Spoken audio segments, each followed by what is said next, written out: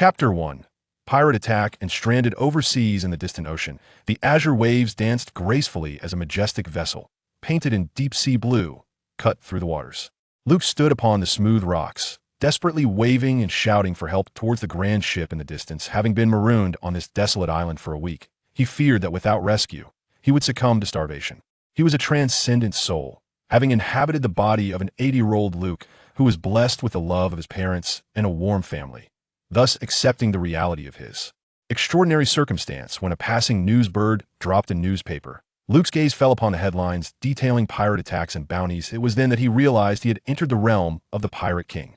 Gold Roger had ignited the great pirate era, inspiring countless youths to set sail, becoming daring pirates in pursuit of the legendary one. Who among those familiar with the tales of the Pirate King does not yearn for the freedom of the sea and the pursuit of their dreams? At the tender age of 8, Luke fantasized about one day embarking on an adventure, gathering like-minded companions akin to Luffy, to traverse the oceans and ascend to the title of Pirate King. He envisioned engaging in fierce battles, vying for supremacy against other pirates. The 7 warlords of the sea held great renown, each a formidable hero of the ocean, and he longed for the thrill of combat with them. The 4 emperors ruled the latter half of the Grand Line, wielding unparalleled power, causing even the Navy to steer clear. He yearned to witness the might of figures like Whitebeard and Shanks. He dreamed of visiting Skypiea to see if there truly existed beings with white feathered wings, akin to angels. He aspired to reach the ultimate destination of the Grand Line, Raftel, to unveil the enigmatic One Piece. Of course, he also envisioned the enchanting company of women like Nami, Robin, and Hancock. With these delightful aspirations in his heart, Luke commenced his daily training, eagerly awaiting the day he would discover his hidden potential, soaring to heights akin to Luffy and Zoro, embarking on a life of remarkable adventures in the year 1512 of the sea calendar. After 5 years of training, Luke did not find himself soaring, but rather encountered pirates. On this fateful day, Luke comprehended a harsh truth. The world of pirates was far from the idyllic fantasies he had imagined. The ruthless pirates were the very nightmares of the common folk. What pursuit of freedom and dreams? Such notions were folly. In the name of freedom, they engaged in criminal activities, committing heinous acts. This was the true essence of piracy. The pirates razed villages, murdered his parents, and captured him, intending to sell him as a slave on distant islands. Luke endured the most despairing month of his life, adrift at sea, crammed with other slaves in the hold of the ship, enduring insults, beatings, and hunger. Fortunately, fate intervened. This band of pirates encountered another crew, and a fierce battle ensued. Seizing the opportunity, Luke escaped from the pirate ship, drifting away on a small wooden boat, eventually finding himself on this very deserted island. The island was small, barren, and devoid of sustenance, save for a type of crab that crawled from the sea to bask on the rocks. Driven by hunger, Luke recklessly consumed a raw crab, only to suffer a misfortune. The creature was toxic. He was gripped by excruciating pain, succumbing to the poison. On a desolate island devoid of sustenance and human presence, Luke found himself on the brink of death, poisoned and desperate. Am I truly destined to perish here? He lamented, despair washing over him. I refuse to accept this fate. Pirates, those vile marauders. I will survive, and I shall eradicate every last one of them. Luke harbored a profound hatred for pirates, particularly for Roger, the instigator of the great pirate era. How dare he, with a mere declaration, entice the youth of the seas into a life of piracy? Preaching freedom while perpetrating slaughter and plunder, how could that be justified? Yet, despite the venomous rage festering within him, Luke found himself powerless. The poison ravaging his body threatened to claim his life, leaving him no opportunity for vengeance. I cannot accept this. I have yet to avenge myself. As the host's murderous intent surged, the Berserker system activated. Name: Luke. Age: 13. Height: 151 centimeters. Physical ability: Novice. Swordsmanship: Novice. With the activation of the system, the host was granted an opportunity to draw a power. System: a golden opportunity. I too possess a golden finger. Ha ha ha. After a brief moment of astonishment, Luke was overwhelmed with emotion, nearly brought to tears. He had once thought himself an ordinary person devoid of extraordinary abilities, destined to be prey in the ruthless world of piracy. Now, everything had changed. In the face of despair, Luke saw a glimmer of hope for survival. Draw with a mighty roar. It seemed as though a myriad of radiant cards danced through his mind, ultimately settling upon a card adorned with the 12 zodiac symbols. Congratulations, host. You have obtained the zodiac charm. Simultaneously, 12 octagonal crystals materialized in Luke's mind, albeit dim and lacking luster. Host abilities. Zodiac Charm. Currently, 1 can be activated. Note: the number of charms that can be activated and fused increases with physical ability enhancement. Only through complete fusion with a host can the full potential of the charm be realized. Hockey. None. Skills. Novice Swordsmanship. Reputation. Obscure, you are still an unknown rookie. Dao Power Value. 5. Berserker's combative nature. If the host challenges an opponent of equal or higher rank and emerges victorious, the fusion degree of the charm with the host will increase. In the event of defeat, the host will acquire some of the opponent's insights into training, enhancing physical prowess for those skilled in martial arts and deepening swordsmanship. Comprehension for sword masters. The prerequisite is that the host must not be killed. Upon reading this, Luke trembled with exhilaration. The Zodiac Charm. It's just like the charm from the Jackie Chan adventures I watched as a child. Luke was elated. The potency of the charm was vivid in his memory, the Mouse Charm, which bestows life upon inanimate objects, granting vitality to lifeless entities like stones and furniture. The Ox Charm, embodying strength, endows the bearer with boundless power, akin to the might of a devil fruit in the world of One Piece. The Tiger Charm, which ensures balance of yin and yang, allows the holder's various powers to coexist without conflict. Luke even speculated, could this imply the potential for limitless devil fruit abilities? The Rabbit Talisman endows its bearer with extraordinary speed, which also affects objects. The renowned Admiral Kazuru once proclaimed that speed is power. The kinetic energy derived from such velocity can unleash formidable destructive force. As for the other talismans, each symbolizes a distinct power. The 12 talismans are akin to 12 varieties of devil fruits.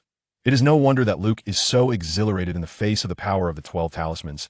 The ability of solitary devil fruit seems utterly inadequate. Now, which talisman should he activate?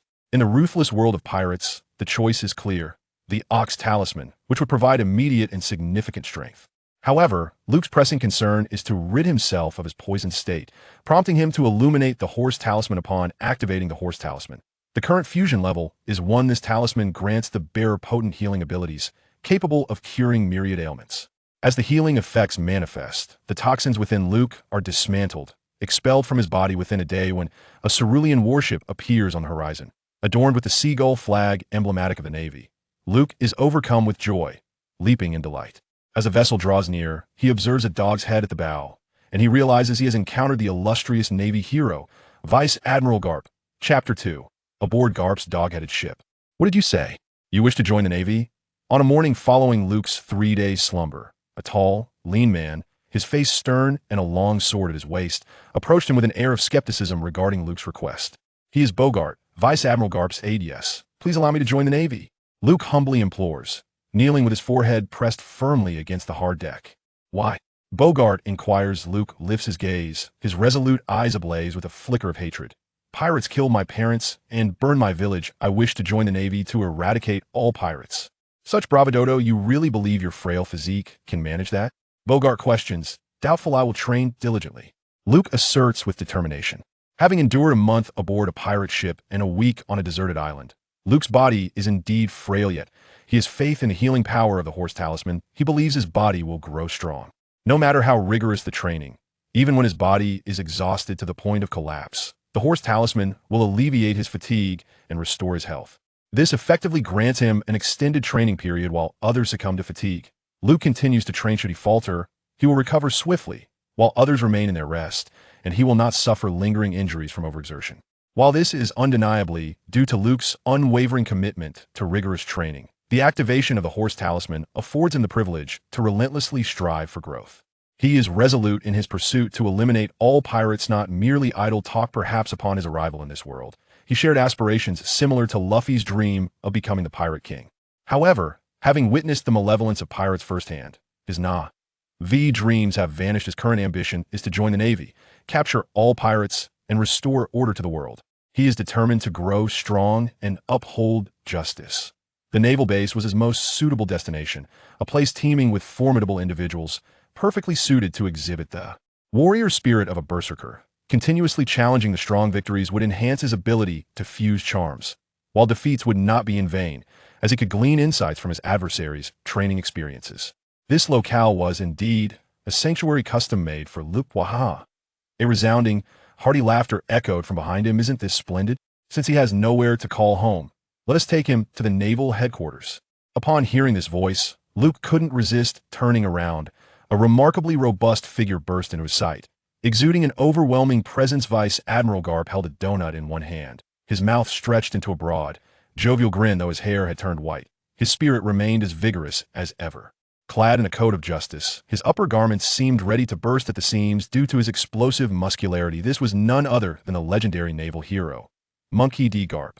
At the sight of him, Luke was momentarily taken aback, struck by the imposing aura of the man Vice Admiral Garp.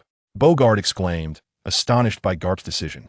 Regaining his composure, Luke's voice was a mixture of surprise and joy. Vice Admiral Garp, do you agree to my joining the Navy? Pwah!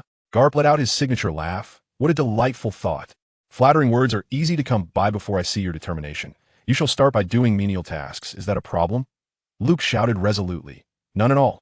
Thus, from this day forth, Luke became an aide aboard Garp's ship, his diligent figure bustling about the deck, cleaning and scrubbing while tending to the sailors' uniforms. With ample provisions aboard the warship, after strenuous labor, Luke feasted on copious amounts of fish and meat, his health steadily restoring within a week. His once frail body regained vitality, his limbs filled out, his complexion brightened, and he appeared transformed from the emaciated refugee who had first arrived.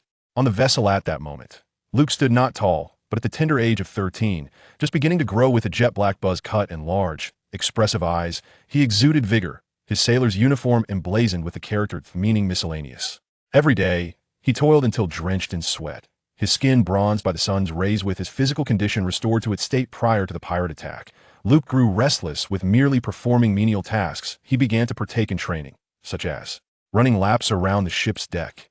As he made lap after lap, Luke relentlessly pushed his physical limits, his throat gasping for breath, his legs aching as if they might shatter, and the muscles in his calves throbbing as if on the verge of cramping. Witnessing this scene, the sailors couldn't help but shake their heads. Such unrestrained training would surely leave him unable to rise the next day.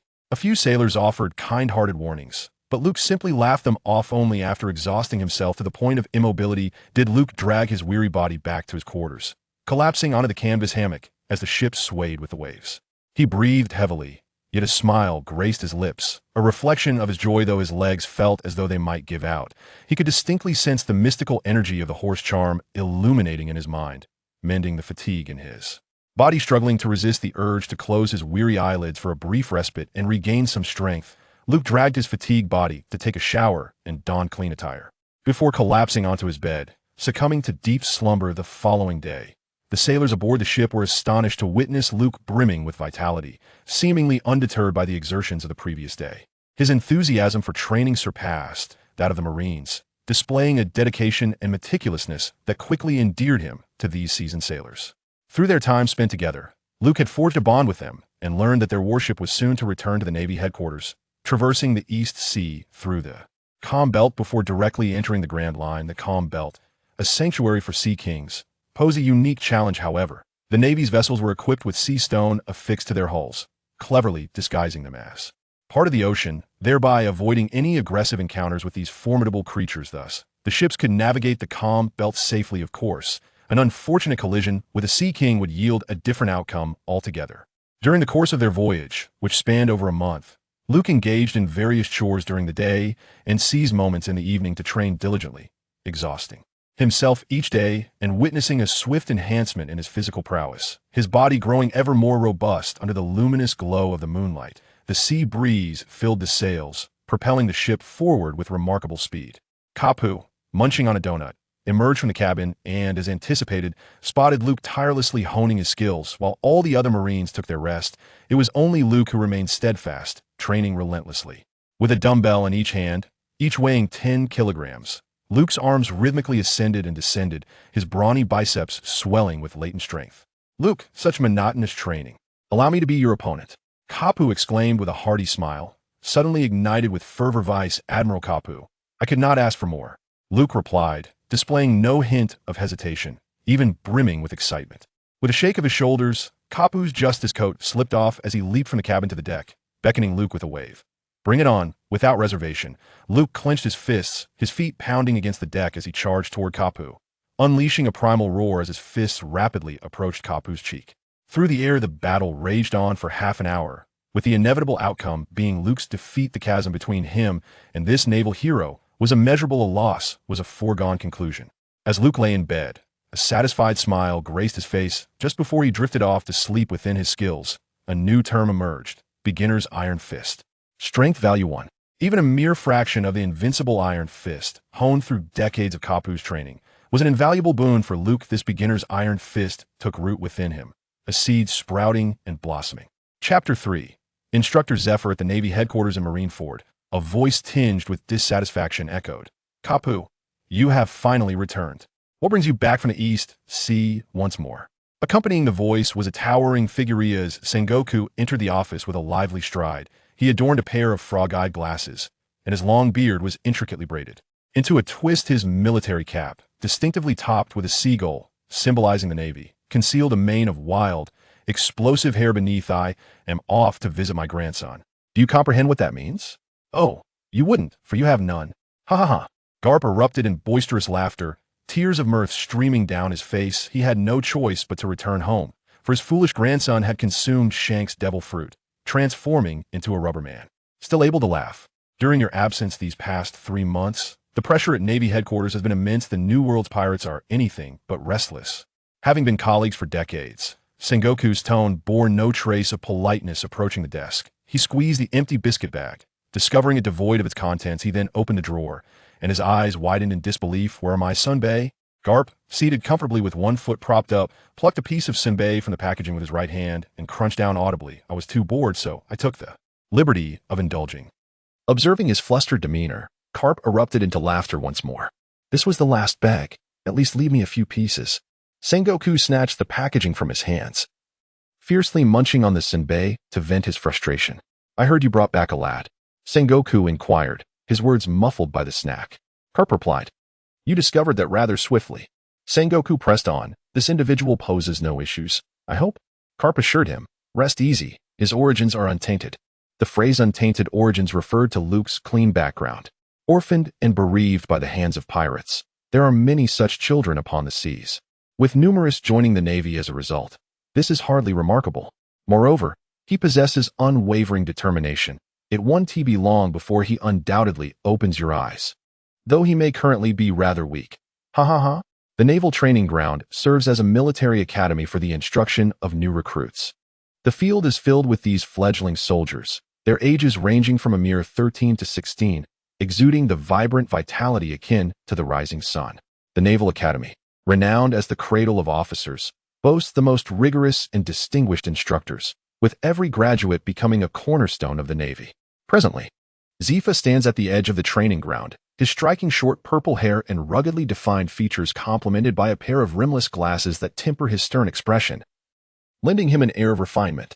A former admiral of the Navy, he has fought countless pirates throughout his life, yet has never taken the life of an enemy, earning him the title of the Merciful Admiral. However, this very admiral, known for his compassion, suffered the most brutal retribution from pirates when his wife and child were slain. Following the tragedy, Zifa was consumed by hatred for pirates and soon relinquished his position as admiral to become an instructor at the military academy. Unlike those who fight on the front lines, he began to cultivate a multitude of elite naval personnel and corps officers. The so-called monsters, Akainu, Kizaru, Akiji, emerged from his tutelage, later rising to the ranks of admirals. Additionally, the illustrious generation of Firefist, Gecko Moria, Weasel, Doberman, Guion, and others ascended to the rank of vice-admirals. Becoming the backbone of the Navy, he is the most revered instructor, known far and wide throughout the naval hierarchy, enjoying immense popularity. Yet, his teachings are equally stringent. Standing at the edge of the training ground, he gazes at the spirited assembly of students, reflecting on the fact that it has been a long time since a candidate has been deemed a monster.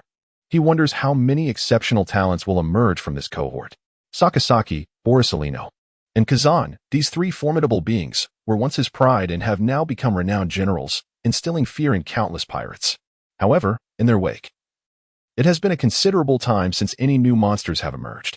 The previous iterations featuring Virgo, Smoker, and Tina also showcased exceptional naval officers, who are currently active around the globe in combating piracy, yet they still fall short compared to true monsters.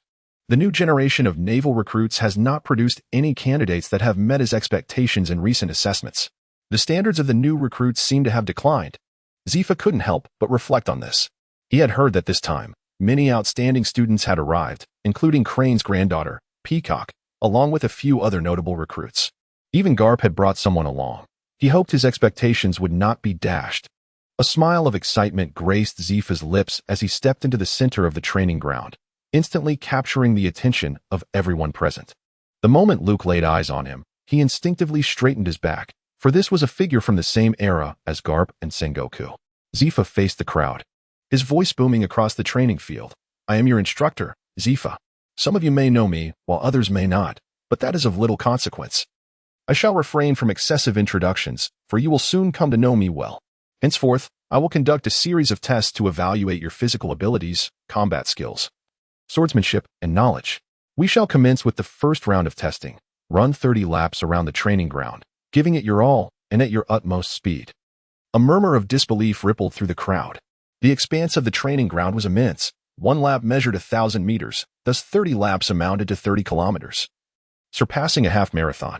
Was it truly to be this grueling from the outset? And at full speed, no less. A flicker of hesitation crossed the faces of the 100 or so recruits, yet soon, several began to stride forward, initiating their run. Luke joined in, and those around him began to sprint around the training ground, elevating their speed to its utmost. Luke found himself continually surpassed by others. After all, his foundation was weak. In comparison to these elite youths selected from navies around the globe, he appeared rather feeble. Those who practice running understand that starting at full speed leads to immense fatigue, which manifests swiftly. After 4 or 5 laps, the speed of these recruits had dwindled to less than half of what it had been at the outset. Luke found himself positioned towards the rear of the pack, his breath coming in heavy gasps, his speed diminished from the outset. Yet, he continued to run at his swiftest pace. The first echelon of recruits, 2 men and 2 women, had lapped him, emerging as the most radiant stars of the event. While Luke felt a pang of envy towards them, he remained unperturbed, maintaining his own steady rhythm. Thanks to the rigorous training aboard Admiral Karp's dog-headed warship, he persevered. Otherwise, after running 4 or 5 kilometers at full throttle, he would have long since succumbed. As he approached the 10th lap, the field began to witness participants collapsing. Luke was drenched in sweat, the air he exhaled from his throat searingly hot, his throat parched and aching, and his chest heaving in a frantic rhythm. His heart pounded vigorously, forcing blood throughout his body, while his legs felt as heavy as lead, making each step a Herculean effort. He struggled to drag his weary form forward. His stamina was woefully insufficient, and this relentless exertion had rendered him utterly fatigued. The power of the horse talisman pulsed within him, alleviating the soreness and discomfort in his legs and mitigating the distress caused by his labored breaths. However, the healing ability of the talisman also consumed his energy, and Luke's reserves were dwindling rapidly. Fortunately, the talisman significantly eased his overall discomfort and fatigue when physical strength waned. Willpower surged. Driven by an indomitable spirit, Luke began to overtake those who had once been ahead of him, not because he was running faster, but rather because they were faltering more severely. Their exhaustive sprinting had taken its toll, depleting their stamina at an alarming rate. With a thud, during the 15th lap, Luke collapsed for the first time, his legs trembling uncontrollably. His cheeks brushed against the cold ground as he gasped for breath. With each labored inhalation, the talisman transformed the meager recovery of his stamina into healing energy, reinvigorating his legs.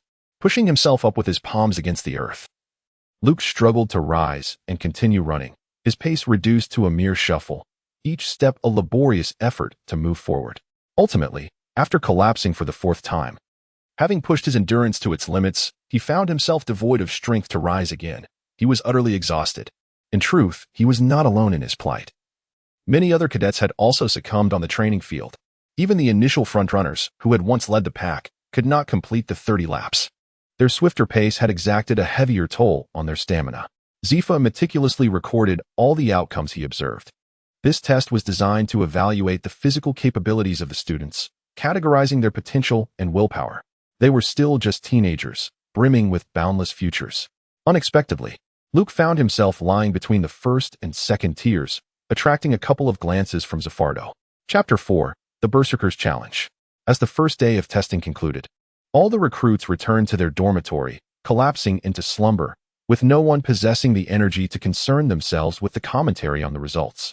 In Luke's profile, It is noted that he possesses only average qualifications. He fell and rose 3 times, garnering a mere glance from Zephyr and nothing more. During the subsequent combat and swordsmanship assessments, he failed to exhibit any further noteworthy attributes. His weaknesses are glaringly apparent. His physical stamina and combat abilities significantly lag behind those of his peers. In fact, among this cohort of students, only Gruss, Peacock, Ein, and Binz garnered Zephyr's attention, being recognized as exceptional candidates. The students of the Naval Academy hail from various corners of the sea, and merely gaining admission to this prestigious institution for naval officers signifies that they are already superior to their contemporaries.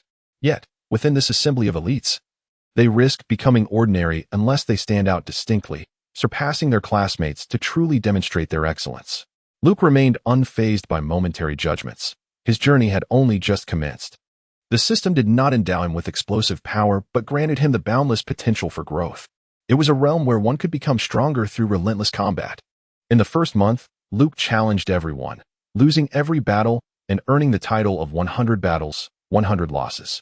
This title was far from glorious. Yet Luke found joy in it. As a berserker, his combative nature allowed him to challenge opponents of equal rank or higher, even in defeat. He could glean insights from their training. Each of these classmates surpassed him in strength, akin to a natural field ripe for harvesting. They eagerly accepted Luke's challenges, never holding back yet departing with grace after their victories. Luke was utterly enamored with them, whether it was the insights of swordsmanship or the understanding of physical prowess. Luke welcomed them all. His comprehension of martial arts had been seamlessly integrated into his Iron Fist technique, which had now blossomed to a remarkable 2-star level. Let us fight. Fair Eyes. Luke called out to one of the trainees. Luke, have you not yet tasted the bitterness of defeat? Allow me to add another loss to your record. The tall youth named Fair Eyes grinned broadly as he stood before Luke. The onlookers in the training grounds were all abuzz with excitement, particularly regarding Luke, who had gained notoriety among the trainees, albeit not for the best reasons. Watch my fist. Luke charged forward, landing a powerful punch squarely on Fair Eyes' cheek. The force was fierce and unrelenting, a stark contrast to the grappling test he had endured a month prior. The impact was at least 3-fold in strength. Ouch! Fair Eyes, towering over Luke and built like a tank, staggered back from the blow. He had previously bested Luke during their earlier sparring sessions. Now, he was experiencing firsthand the fruits of Luke's growth. Regaining his balance, Fair Eyes immediately retaliated, exclaiming, "Your strength may have increased, but it cannot fell me. I am the son of a blacksmith, born with immense power." Thud. Luke was unable to evade this punch, and as it landed, his abdomen caved inward, causing his back to arch painfully. The searing pain jolted his mind, and beads of cold sweat sprang forth from his forehead. "That hurts," was Luke's immediate reaction. Yet, having endured much this past month, he gritted his teeth and readied himself to counterattack. Watch my fist. His right hand swung fiercely, striking Fair Eyes once again. The impact sent Fair Eyes' head snapping backward, forcing him to take 3 heavy steps back. Ouch! Fair Eyes clutched his face, blood streaming from his nostrils. The pain from the 2 blows left him gasping for breath. What on earth is happening? How can his punches be so excruciating? Is this really always defeated Luke? Fair Eyes pondered, perplexed by the newfound ferocity of Luke's strikes, which felt as hard as stone. By the time Luke delivered his 3rd punch, Fair Eyes was already dizzy and infuriated. "A month ago, you fell to my 2 punches. I am the son of a blacksmith, strong beyond measure. I cannot lose to you." Fair Eyes retaliated with his mightiest strike, a straight punch that shattered Luke's defense, forcing him back 2 steps before he could steady himself. "Not necessarily. My stamina and my fists have vastly improved." Luke rubbed his chest and continued to engage in a flurry of punches with him. Having undergone a rigorous evaluation of his abilities by Admiral Karp, Luke paid the price of numerous bruises to gain his initial Iron Fist technique, each punch now as solid as a rock. When Luke's 4th punch landed on Fair Eyes, the latter cried out in agony. After a barrage of blows, he finally collapsed to the ground, utterly spent. Oh yes. Upon witnessing his adversary's fall, Luke leaped with exuberance, celebrating his inaugural victory. Though his visage bore several bruises, they did not hinder him from greeting the dawn with the poise of a conqueror. Simultaneously, an obscure yet potent force emanated from Faraz, merging seamlessly into Luke's being, akin to a refreshing spring, cleansing his very essence. This was the boon of the warlike berserker system. Having triumphed over an opponent of equal standing, the fusion degree of the horse talisman increased by 1. Name: Luke. Age: 13 height, 151 centimeters physical ability, beginner swordsmanship, beginner zodiac talisman, horse talisman, fusion degree 2. Note: enhancing physical ability corresponds to an increase in the number of talismans that can be fused. Only through complete integration of the talisman and host can the talisman unleash its utmost power. Dominance. None skills. Beginner swordsmanship, beginner iron fist reputation. Unknown. You remain an obscure novice. Should you consider 100 defeats as a path to fame? That is another matter entirely. Dao power value. 7 berserkers combative nature. Should the host challenge an opponent of equal or higher rank and emerge victorious, the fusion degree of the talisman with the host will increase. Conversely, in defeat, the host may gain insights from the opponent's training. Those skilled in physical prowess will enhance their physical abilities, while swordsmanship experts will deepen their understanding of the art. The caveat being, one must not be slain. The slight enhancement of the horse talisman's fusion degree, though seemingly trivial at one point, marked a significant advancement for Luke. This subtle transformation heralded a more robust healing capability, allowing him to endure greater training loads during his regimen. The pain from the aftermath of battle was gradually alleviated by this newfound strength. Discomfort faded, bruises dissipated, and with a modicum of rest, Luke would soon be full of vigor. Amidst the congratulations from his classmates, Luke reveled in the joy of his victory. The unexpected defeat of Faraz at his hands was a shock, especially for one who proudly claimed to be the son of a blacksmith. Such claims now seemed rather hollow. Victors bask in accolades while the vanquished are met with derision, a timeless truth. Faraz longed to counter the jeers directed at him, urging them to experience the pain firsthand. Indeed, it was no trivial matter. Luke was not lost in a blissful euphoria. He noticed Faraz's gloomy demeanor and approached him, extending his hand. "How long will you lie there? Hurry to the infirmary for some medicine. The morning training is about to commence." Faraz shouted defiantly, "I will not concede." He grasped Luke's outstretched hand. Chapter 5. Daily training rounds. Cap had indeed brought in a promising talent. Zephyr arrived early, only making his way to the training grounds after witnessing the clash between Luke and Faraz. He offered Luke a standard assessment. Yet it was undeniable that Luke's growth during this period was almost palpable, leaving Zephyr astonished. "I hear this is your first victory over an opponent at the military academy. You must be pleased, Luke?" The stern Zephyr rarely revealed a smile. "Yes, Instructor Zephyr." Luke stood tall, chest out and head held high, a smile gracing his lips. "Then, for today's running training, you should be able to complete it, correct?" Zephyr clasped his hands behind his back, his smile suddenly taking on a more severe edge. The freshman's training continued the running regimen established on the first day of testing, a full-speed completion of 30 laps, designed to push their physical limits to the extreme. This grueling training had only been accomplished by 4 individuals deemed outstanding thus far. Upon hearing that the instructor had placed this daunting task upon Luke, the other cadets held their breath, anxious that the command might fall upon them. "I will ensure the mission is accomplished, Instructor." What can Luke say? He can only respond with a firm commitment. His growth is almost visibly apparent. Each day brings change, and his physical abilities have significantly increased. Just yesterday, he completed 28 laps. Only 2 laps remain, and I am determined to achieve this today. Not just Luke, but all of you. Rally your spirits and finish these 30 laps. Do you hear me? With Zephyr's command, all the trainees commenced their morning training. The unchanging training field resonated with the enthusiastic slogans of the trainees, who sprinted across the grounds with remarkable speed. After 5 laps, their pace began to wane, and their stamina was severely taxed. By the 10th lap, their speed had diminished to less than half, with only the 4 most outstanding newcomers maintaining a competitive edge in the lead group.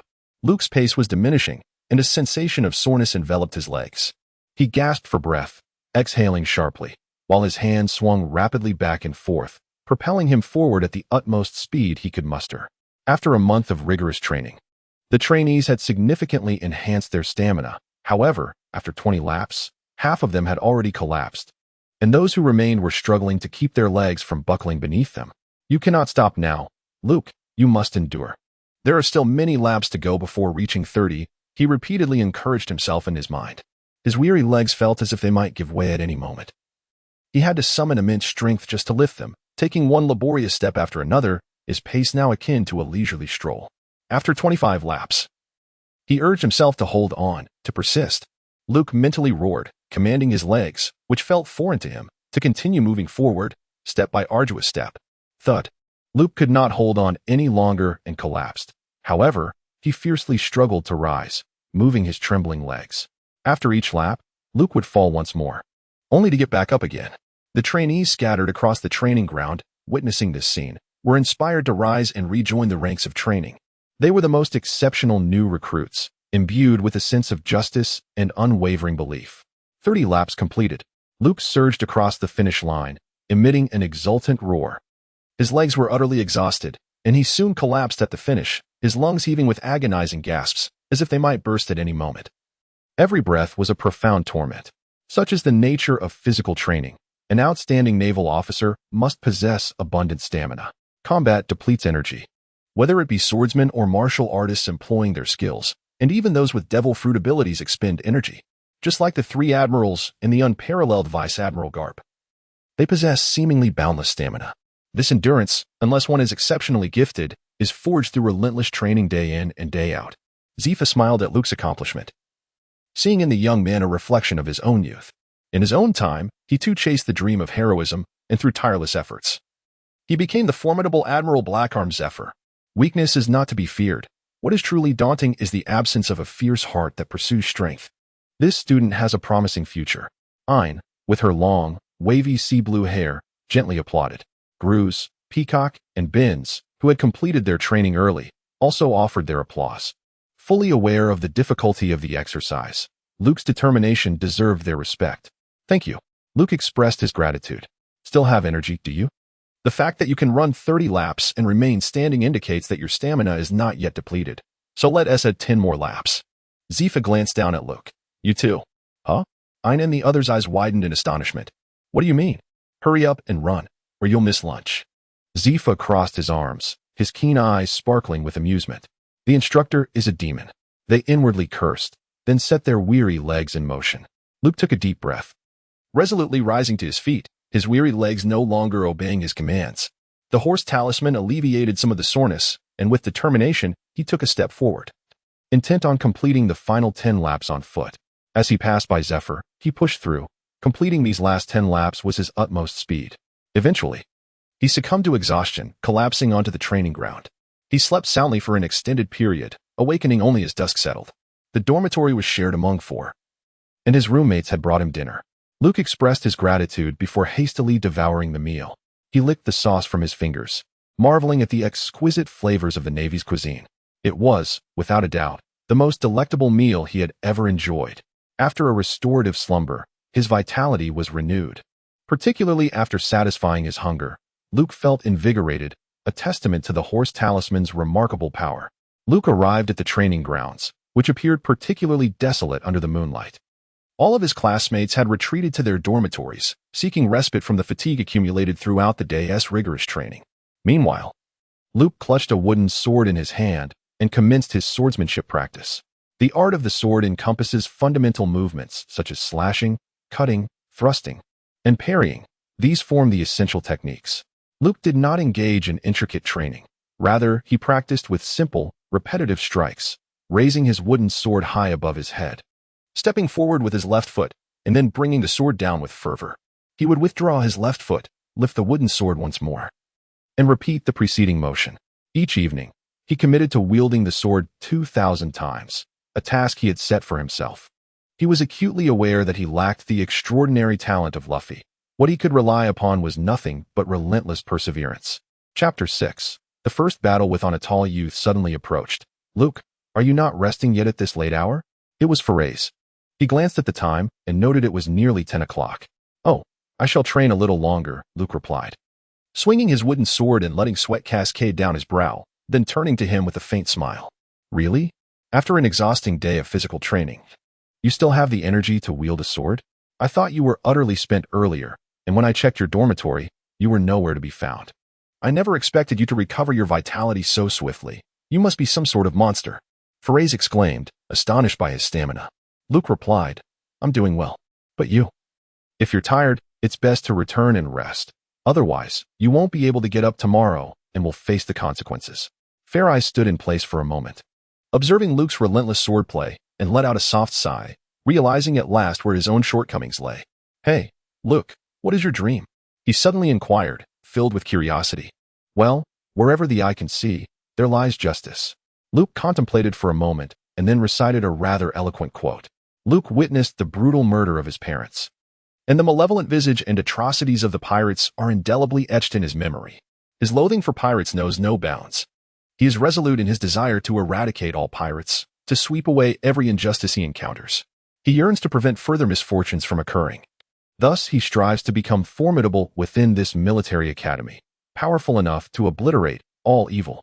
Ferez gazed upon Luke's countenance, which seemed to emanate a sacred radiance, and exclaimed in admiration, "How cool! Luke, do you know? I have always taken pride in my father.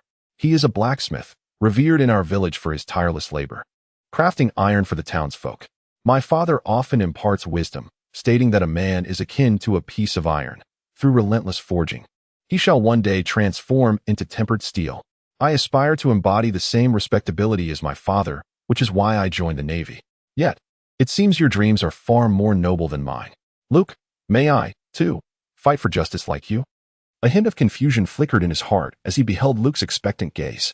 Luke halted, his wooden sword pointed assertively towards him, proclaiming, "We are the Navy.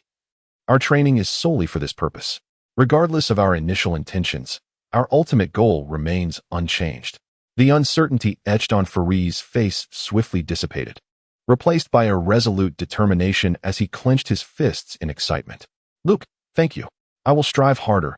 I will not be outdone by you. I swear it in my father's name." Every individual harbors a dream. Some aspire to become the pirate king, while others yearn to rise as an admiral in the Navy. Faree's former dream was to embody the man his father was, but now he has set his sights on Luke as his new aspiration. "Stop joking. I will not lose to you. Do not forget the outcome of our morning battle." Luke raised a finger, shaking it playfully, his chin held high with pride and satisfaction. "How infuriating. That was my oversight," Farees exclaimed, resembling a cat whose tail had been stepped on, hopping in indignation. "Let us compete once more." "Ah, how delightful. I shall oblige you." Luke's lips curled into a smirk as he set down his wooden sword and cracked his knuckles, the sound echoing sharply through the air. "This fool believes my victory was merely a stroke of luck. To dare to challenge the ever-stronger Lord Luke, I shall demonstrate that my fists are harder than steel." Thuds resonated as they engaged in an intense bout for half an hour, with Luke ultimately sending Farees away, his head adorned with bruises. Naturally, Luke bore his own share of marks. He picked up the wooden sword once more, resuming his practice, the whoosh of the blades slicing through the air. Still half of the 2,000 swings yet to complete. As the night settled in, a gentle sea breeze carried a fragrant aroma, distinct from the salty scent of the harbor. From atop the training grounds walls, a slender silhouette gracefully descended, landing lightly before Luke. "What an amusing scene. I did not realize you were so eloquent." The lithe figure chimed melodiously. "Ein." Upon seeing her, Luke momentarily lost his train of thought. She was indeed a stunning beauty. With flowing sea blue waves cascading down her back, clad in a purple tank top and black ultra-short shorts, her refreshing attire perfectly showcasing her youthful vibrance. Luke was taken aback. "What brings you here?" Her sudden appearance caught him off guard. "I was merely out for a breath of fresh air when I happened upon you lecturing fairy, though neither of you seemed to notice." A gentle smile flickered in Ein's eyes, embodying the essence of righteousness. "Your aspirations are truly magnificent." "Thank you," Luke replied nonchalantly, averting his gaze from her as he continued to wield his wooden sword. "You are practicing swordsmanship incorrectly," Ein observed, showing no intention of departing. "Oh, you appear quite knowledgeable about swordplay," Luke remarked, intrigued. "Just passable," Ein replied, slightly lifting her delicate chin, revealing a glimpse of her porcelain neck, reminiscent of a graceful swan. "Passable?" Luke nearly lost his composure. Who was this Ein? In the future, she would become the Vice Admiral of the One Navy, the right hand of Zephyr, and a worthy opponent to Zaro, with remarkable swordsmanship. Yet, in her final battle, she succumbed to confusion and was defeated by Zaro's three-sword style. At this moment, Ein certainly lacked the prowess of a commissioned officer. She, like Luke, was merely a cadet, yet to gain the powers of a devil fruit. Nevertheless, she was undoubtedly a prodigy, and a strikingly beautiful one at that. Alongside another outstanding student, Peacock, they were recognized as the two blossoms of the military academy's new intake. "You wield your sword in a rather clumsy manner. It's barely on par with that of an ordinary soldier. Such technique will not elevate you to the ranks of a top-tier swordsman. What insights do you have to offer? Do you wish to spar?" Luke's interest in her piqued. "Giggle. I witnessed your battle with Fairy. Do you boys revel in violence so? It lacks elegance, I'm teased. Very well, I too am feeling a bit restless. So I shall indulge you. That would be splendid. Luke exclaimed, brimming with excitement. The berserker's combative nature stirred within him, as if he could see the steps to growth unfolding before him. I'm coming, I declared, eagerly retrieving a wooden sword from the rack. With swift strides, she dashed toward Luke, her speed astonishing, her long, fair legs propelling her forward with a despairing velocity. Luke watched as she flung the wooden sword behind her, gripping the hilt with both hands. With a sharp command, she executed an upward slash that traced a crescent arc through the air. Crack! The strike landed squarely against Luke's waist. How swift! How painful! Luke grimaced in agony, and with a fierce sweep, he aimed to cover a meter in front of him. Yet, An had already planted a foot on the ground, nimbly retreating with grace, effortlessly evading the blow. Just now, had this been a real combat scenario, you would have perished, she remarked with a playful grin. Infuriating. Once more, I was utterly defeated. Luke swiftly swung his sword upwards, entirely disregarding the fact that his opponent was a young lady. A single strike landed upon her, leaving one to ponder whether a scar would mar her flawless form. Yet, in the next moment, it was Luke who was repelled, a new gash adorning his visage. Ain's blade traversed every inch of his skin, targeting his lungs, liver, spleen, stomach, and kidneys, each area screaming in agony as Luke gasped in pain. The disparity was insurmountable. It was akin to being effortlessly dispatched by a single stroke. In terms of stamina, strength, and swordsmanship, Luke felt profoundly overwhelmed as this graceful beauty toyed with him as if he were but a child in her hands. Luke spent an entire night in defeat. The silver lining was that he gradually absorbed the essence of Ain's swordsmanship. Though it was merely a trickle, the benefits to Luke were profound. Chapter 7. The Frantic Luke. A year has swiftly passed. Luke's height has surged like spring bamboo after the rain. He now stands at an impressive 172 meters, with a resolute countenance and a head of short, steel-like hair. After a year of rigorous training, his physique is as robust as that of an ox, clad in the standard naval uniform that exudes an air of gallantry. Name: Luke. Age: 14. Height: 172 centimeters. Physical fitness: beginner swordsmanship, beginner zodiac talismans, horse talisman, fusion degree 90. Note: enhancing physical fitness will correspondingly increase the number of talismans that can be fused. Only through complete integration with the host can the talismans unleash their maximum potential. Aura: none. Skills: beginner swordsmanship, beginner iron fist. Reputation: obscure, though you have earned the nickname Mad Luke at the military academy. You remain unknown in the vast ocean. Tao power: 50. Berserker's combat trait: if the host challenges opponents of the same or higher rank and emerges victorious, the fusion degree of the talisman with the host will be enhanced. In the event of defeat, the host will gain partial insights from the opponent's training. Those skilled in physical combat will enhance their physical abilities, while those adept in swordsmanship will deepen their swordsmanship comprehension, provided they avoid being mortally wounded. Throughout the past year, he has relentlessly challenged his classmates. If he cannot win a single match, he will engage in 10 battles.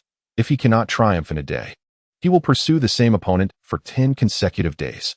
This frenzied behavior has earned him the moniker of Mad Luke, and just last week, he toppled the last student in the ordinary class. With a series of victories, Luke has completely shed the title of perpetual loser. His mastery of the equine charm has reached an astonishing 90, bestowing upon him formidable healing abilities that render him fearless in the face of pain. Luke, are you still challenging the elite class design today? Fairizer inquired as they made their way to the training grounds. Having fully recognized Luke's prowess, he now followed him like an eager acolyte. Absolutely, Luke responded affirmatively. Each time I witness your relentless pursuit, driving your opponents to desperation before ultimately triumphing over them, it ignites a fervor within me. How many days do you plan to take down on this time? Among the military academy students, no one remains foolish enough to mock Luke's past defeats, for they all know he will eventually claim victory over his adversaries. Luke gently touched his cheek, recalling the night a year ago when Ain had left a deep scar upon it. Victory is within my grasp today. Luke struck a triumphant pose. I have devised my strategy, though it may seem somewhat unfair to her. Fairize's interest was piqued, and he bombarded Luke with questions, but Luke remained tight-lipped. Upon arriving at the training grounds, he immediately spotted a girl with cascading sea blue waves of hair. Ain, do not leave after training, Luke called out as he passed by her. Is this a date? Ain blinked at him with her charming eyes. Foolish girl, what are you thinking? This is a duel. A challenge. Luke's face flushed crimson, and in a fit of frustration, he turned and walked away.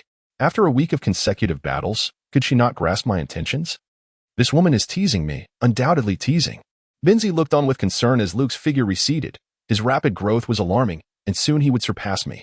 The thought of Ain facing him in battle made me anxious. Peacock clenched his fists in anger, contemplating whether he should confront Luke directly.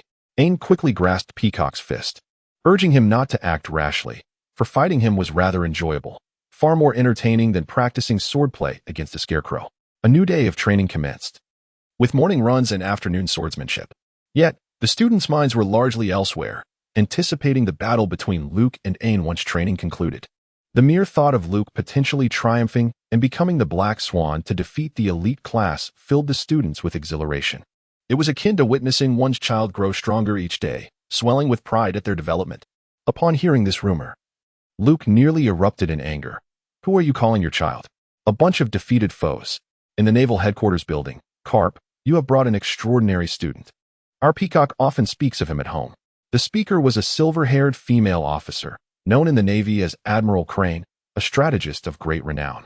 Seated at a long table, Admiral Crane, despite her advanced age, wore her silver hair in a simple ponytail, adorned with a pair of emerald earrings. Draped in her justice coat, with shoulder insignia symbolizing her esteemed rank, she observed Carp, who was leisurely munching on rice crackers, a smile tugging at the corners of her mouth. Luke, indeed, leaves a lasting impression.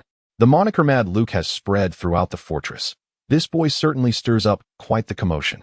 Carp rolled his eyes, envisioning Luke's diligent training, feeling a swell of pride for the boy. Indeed, when discussing these children, the typically stern Admiral Crane appeared considerably more relaxed. Luke's rapid progress compelled Peacock to intensify his training regimen beyond the usual, necessitating even more rigorous exercises. The Peacock remarked that the sense of oppression Luke instilled in her felt akin to being pursued by a ferocious beast, although it had not yet caught up to her. She feared that one day it would pounce and take a bite. Ha ha ha. Cap laughed heartily.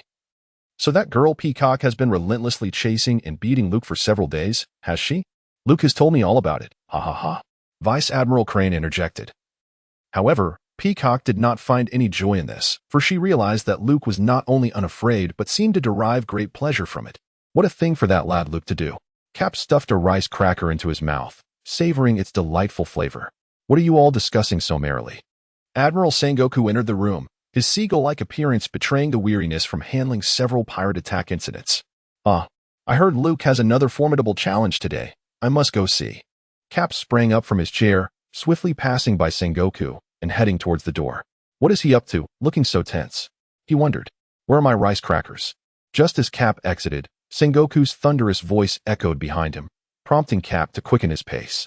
Vice Admiral Crane, observing Sengoku's furious glare, calmly stated, I will not cover for Cap in this matter. It was all his doing. Indeed, it was him. In truth, she had also indulged in a bag of the snacks. Cap. Sengoku's roar reverberated through the Navy headquarters. The bewildered naval officers trembled in fear, casting anxious glances toward the headquarters building, wondering what mischief Cap had committed to provoke such wrath from the Admiral. Chapter 8. Full of energy, prevailing through endurance as the afternoon training concluded. The stage was set for the battle between Luke and Ain. The students had deliberately cleared a space in the training ground for their duel. Luke, are you ready to face your 100th defeat? Ain positioned her wooden sword before her and flashed Luke a determined smile. Their rivalry had commenced a year prior, though it was only recently that Luke had begun to pursue her with fervor after completing the challenges of the ordinary class. Is it not premature to declare my defeat? Luke stood opposite her, 10 steps apart. Ha, is it not evident? Based on yesterday's battle, you are a century away from surpassing me. Ain elegantly sipped her smile, her words devoid of mercy. To suggest that Luke would never outshine her in this lifetime was particularly cutting. Well said. Peacock shouted from the sidelines, applauding her. As the granddaughter of Vice Admiral Crane, she contrasted sharply with Ain's refined demeanor, resembling a well-mannered heiress. Peacock, true to her name, was as proud and resplendent as a peacock, meant to be admired from afar. However, it was not only Ain who had a circle of supporters. Luke has garnered a greater number of supporters. Fair Eyes and others are raising their fists in encouragement. Luke, do not falter against her. Represent us, the ordinary class, with pride. Although classmate Ain is exceptionally beautiful and charming, a true goddess in my eyes, I shall offer you my unwavering spiritual support, Luke. Luke extended his thumb and brushed it across his nose, a cool smile gracing his lips. Ein, I shall surely defeat you. Ein shook her wooden sword and replied with a laugh. I will demonstrate to you with undeniable facts that it is impossible. Go fetch your sword. No need for that. I shall challenge you with my bare fists. After all, fighting unarmed puts me at a disadvantage as you wield a sword. Nevertheless, being a gentleman, I ought to be magnanimous and allow you some advantage. It's no trouble at all. Haha. Who would have thought you possessed not only a thick skin but also a shameless demeanor? The two faced off. Yet their demeanor resembled that of close friends rather than adversaries. This was indeed the case. After nearly 100 battles, Ein had imparted a wealth of knowledge to Luke, elevating his swordsmanship to 2.5 stars, a skill nurtured by her guidance. For this, Luke held a deep sense of gratitude. Ein's posture was graceful, her every action exuding an air of noble refinement, akin to a goddess untouched by the dust of the earth. Yet, her personality was warm and approachable, making it no surprise that many young men found themselves enchanted by her. Then I shall not hold back. Prepare to face my blade. As her words echoed, Ein's sword descended upon Luke with remarkable speed, the wooden blade already looming above his head. Luke's expression became solemn. Despite having engaged in numerous encounters with Ein, and being well acquainted with her attacks, the ferocity of Ein's sword still left him feeling a tightness in his scalp. Luke raised his left hand to parry the sword. With a sharp crack, the wooden blade bore down on his arm, a force so tremendous that one might wonder if Luke's arm would fracture under the intensity of the blow. In the instant Luke drew his wooden sword apart, he unleashed a powerful fist towards Ein's exquisite visage. His action served as a testament that his arm was far from fractured. His fist generated a ferocious wind, exuding an unmistakable ferocity. Ein swiftly withdrew with her sword, for she had no desire to endure the brunt of Luke's strike. It was rumored that his blows were excruciatingly painful. The formidable iron fist, honed through battles alongside Vice Admiral Karp, granted Luke the prowess to challenge formidable foes. With each punch, a resounding sonic boom echoed through the air, as his 5-star iron fist possessed the might to shatter stone. As Luke's punch missed its mark, he watched as Ein deftly evaded his blow, gliding into an intricate trajectory that placed him beside Luke, where a sword struck his shoulder. The wooden blade made contact with his body, and the remarkable swordsmanship unleashed a wave of cutting force that rippled from his shoulder throughout his torso. Luke's muscles and bones trembled as he absorbed the impact. At the same time, his fist approached Ein, grazing her hair and slicing through her ocean-blue waves. As for the sword mark and pain left on his shoulder, the healing power of the runes surged through him, restoring him instantaneously. The two engaged in a fierce clash, and within moments, Ein gained the upper hand through her superior technique. It was evident to all onlookers that Luke was left with only the option of defense. The battle raged intensely. The sound of wooden swords striking against arms echoed continuously, causing the hearts of the attending students to race. Faireyes, filled with trepidation, thought to himself, these two are exceptionally powerful. The peacock shouted loudly, Ein, give it your all and defeat him. Gruz watched with keen interest. In terms of swordsmanship, Ein undoubtedly dominated Luke. It would be exceedingly difficult for Luke to claim victory. Luke gritted his teeth, enduring the fierce onslaught from Ein. Each time the wooden sword struck his body, a sharp pain erupted upon his skin. It was not that he relished the blows, rather. Ein's movements were so fluid and her speed so remarkable that all of Luke's attacks were deftly evaded. The principle of an inch longer, an inch stronger applied. His fists could only reach Ein if he could first overcome her formidable swordsmanship. Luke found himself under tremendous pressure, unable to unleash his attacks, and was forced to adopt a defensive stance, transforming the battle into a grueling stalemate. The afternoon sun swiftly drifted westward, casting a warm glow across the sky at dusk. As the sun sank beneath the horizon, nightfall enveloped the scene. Remarkably, this confrontation had persisted from afternoon until evening, leaving the observing students in astonishment. Suddenly, Gruz experienced a moment of clarity, realizing Luke's strategy. Ah, I see now. The outcome is about to be revealed. Both combatants were visibly fatigued. Luke gasped for breath. Drenched in sweat, his gaze fixed on the equally exhausted Ein. Her shirt clung to her form, the purple tank top accentuating her silhouette in a striking manner. Indeed. Quite an impressive physique, he thought, momentarily distracted. What am I doing? This is hardly the time for such thoughts. Shaking his head vigorously, he redirected his focus away from Ein's alluring figure. Seizing the opportunity, Ayn lunged forward with her sword, exclaiming, "Luke, all I want right now is to hasten back for dinner and a hot bath, so you might as well concede. Have you not noticed your stamina waning?" Luke's lips curled into a triumphant grin. "I have awaited this moment for far too long." After a year of relentless training, elevating his physical prowess to 5 stars, Luke was brimming with energy. Sensing Ayn's strength diminishing to its limits, he launched a powerful straight punch. With an explosive impact, his iron fist collided with the wooden sword aimed at him. The force was overwhelming, shattering the wooden blade into splinters. Luke stepped forward, delivering another powerful punch. Ayn gasped, attempting to evade the blow, but her strength, as Luke had remarked, was nearly depleted. The fist struck her shoulder, sending her reeling backward into the crowd. Luke maintained his stance, breathing heavily as he endured countless strikes from Ayn's wooden sword. Yet, he needed only a single blow to determine the outcome. The sudden turn of events left the observing students astounded, their jaws dropping in disbelief. Luke's punch was overwhelmingly powerful. Ayn, who had been relentlessly attacking him, was unexpectedly sent flying. Had he truly won? Luke had triumphed. Gruz, covering his face with one hand, anticipated this outcome. Chapter 9.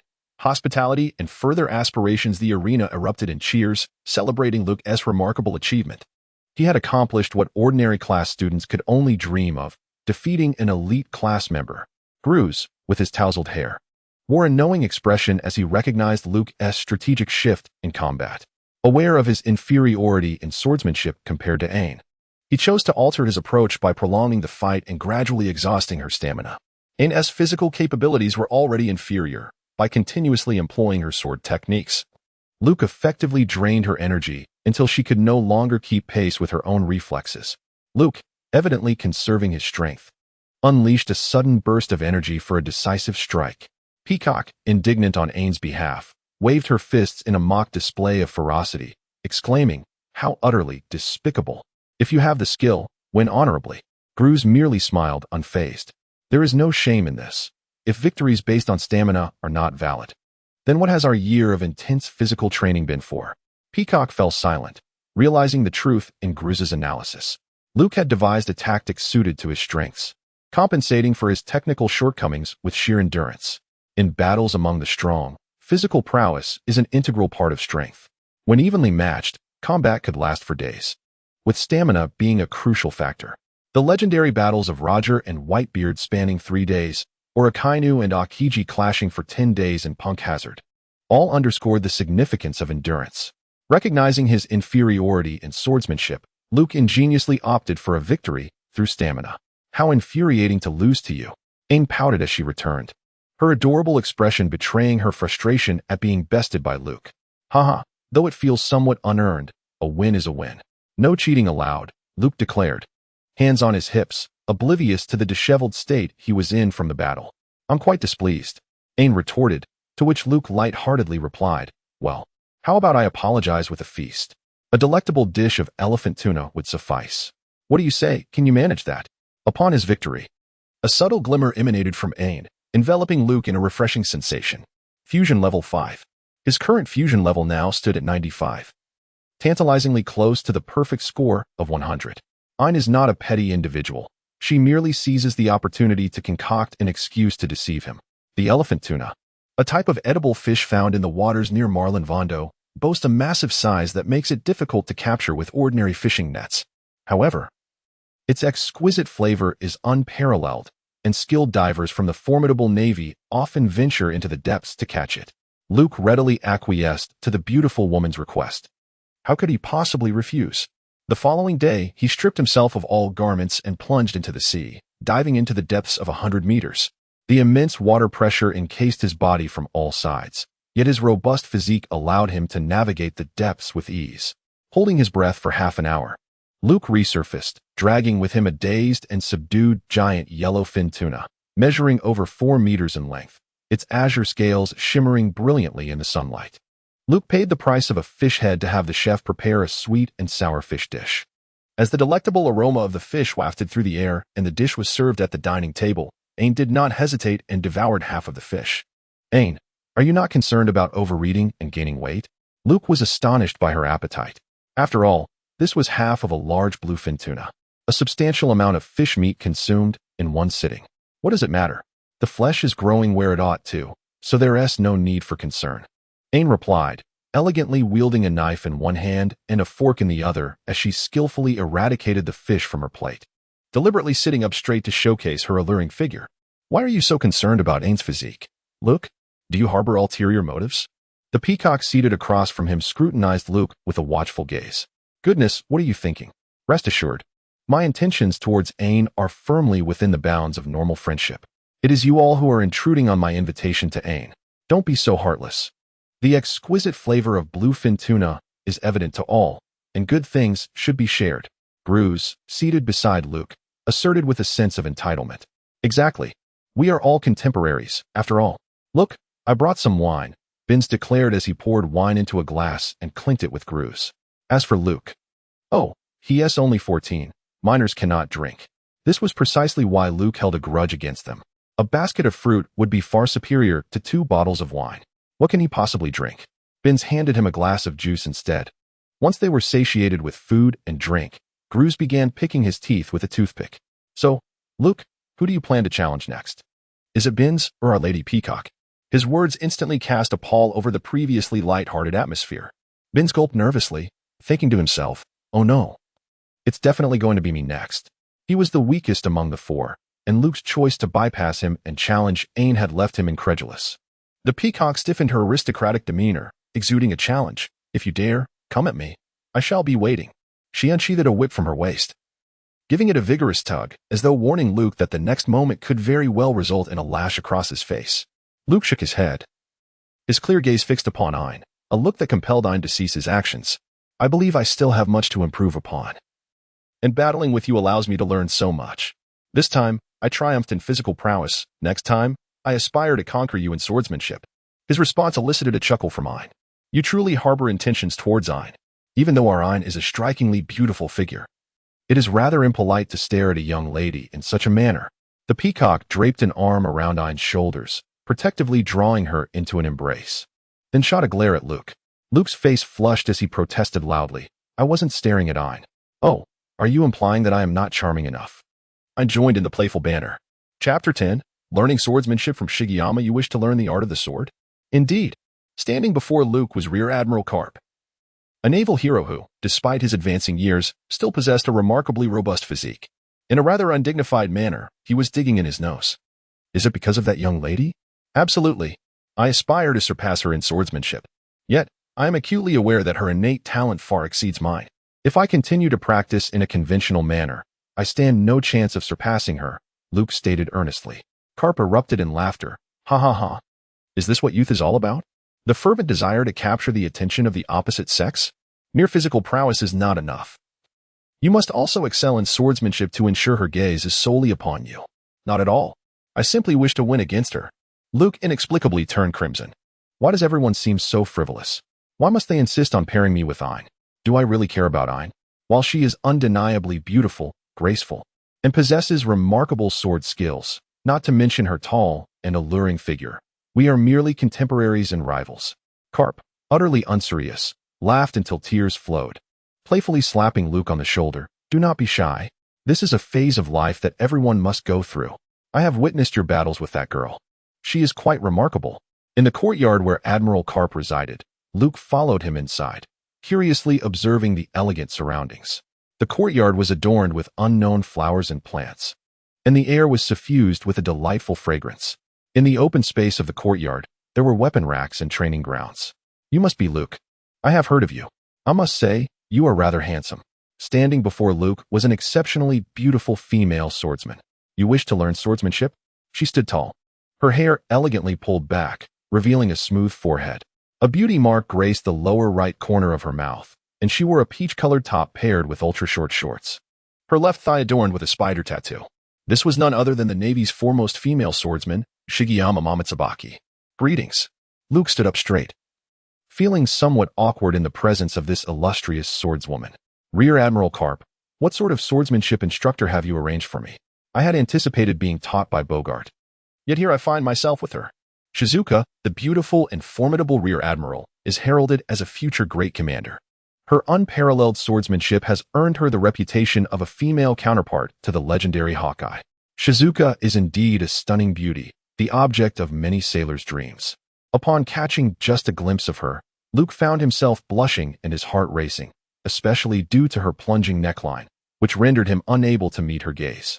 Standing at a height that barely reached her chest, he feared that looking up would reveal an expanse of stunningly fair skin and an unfathomable cleavage.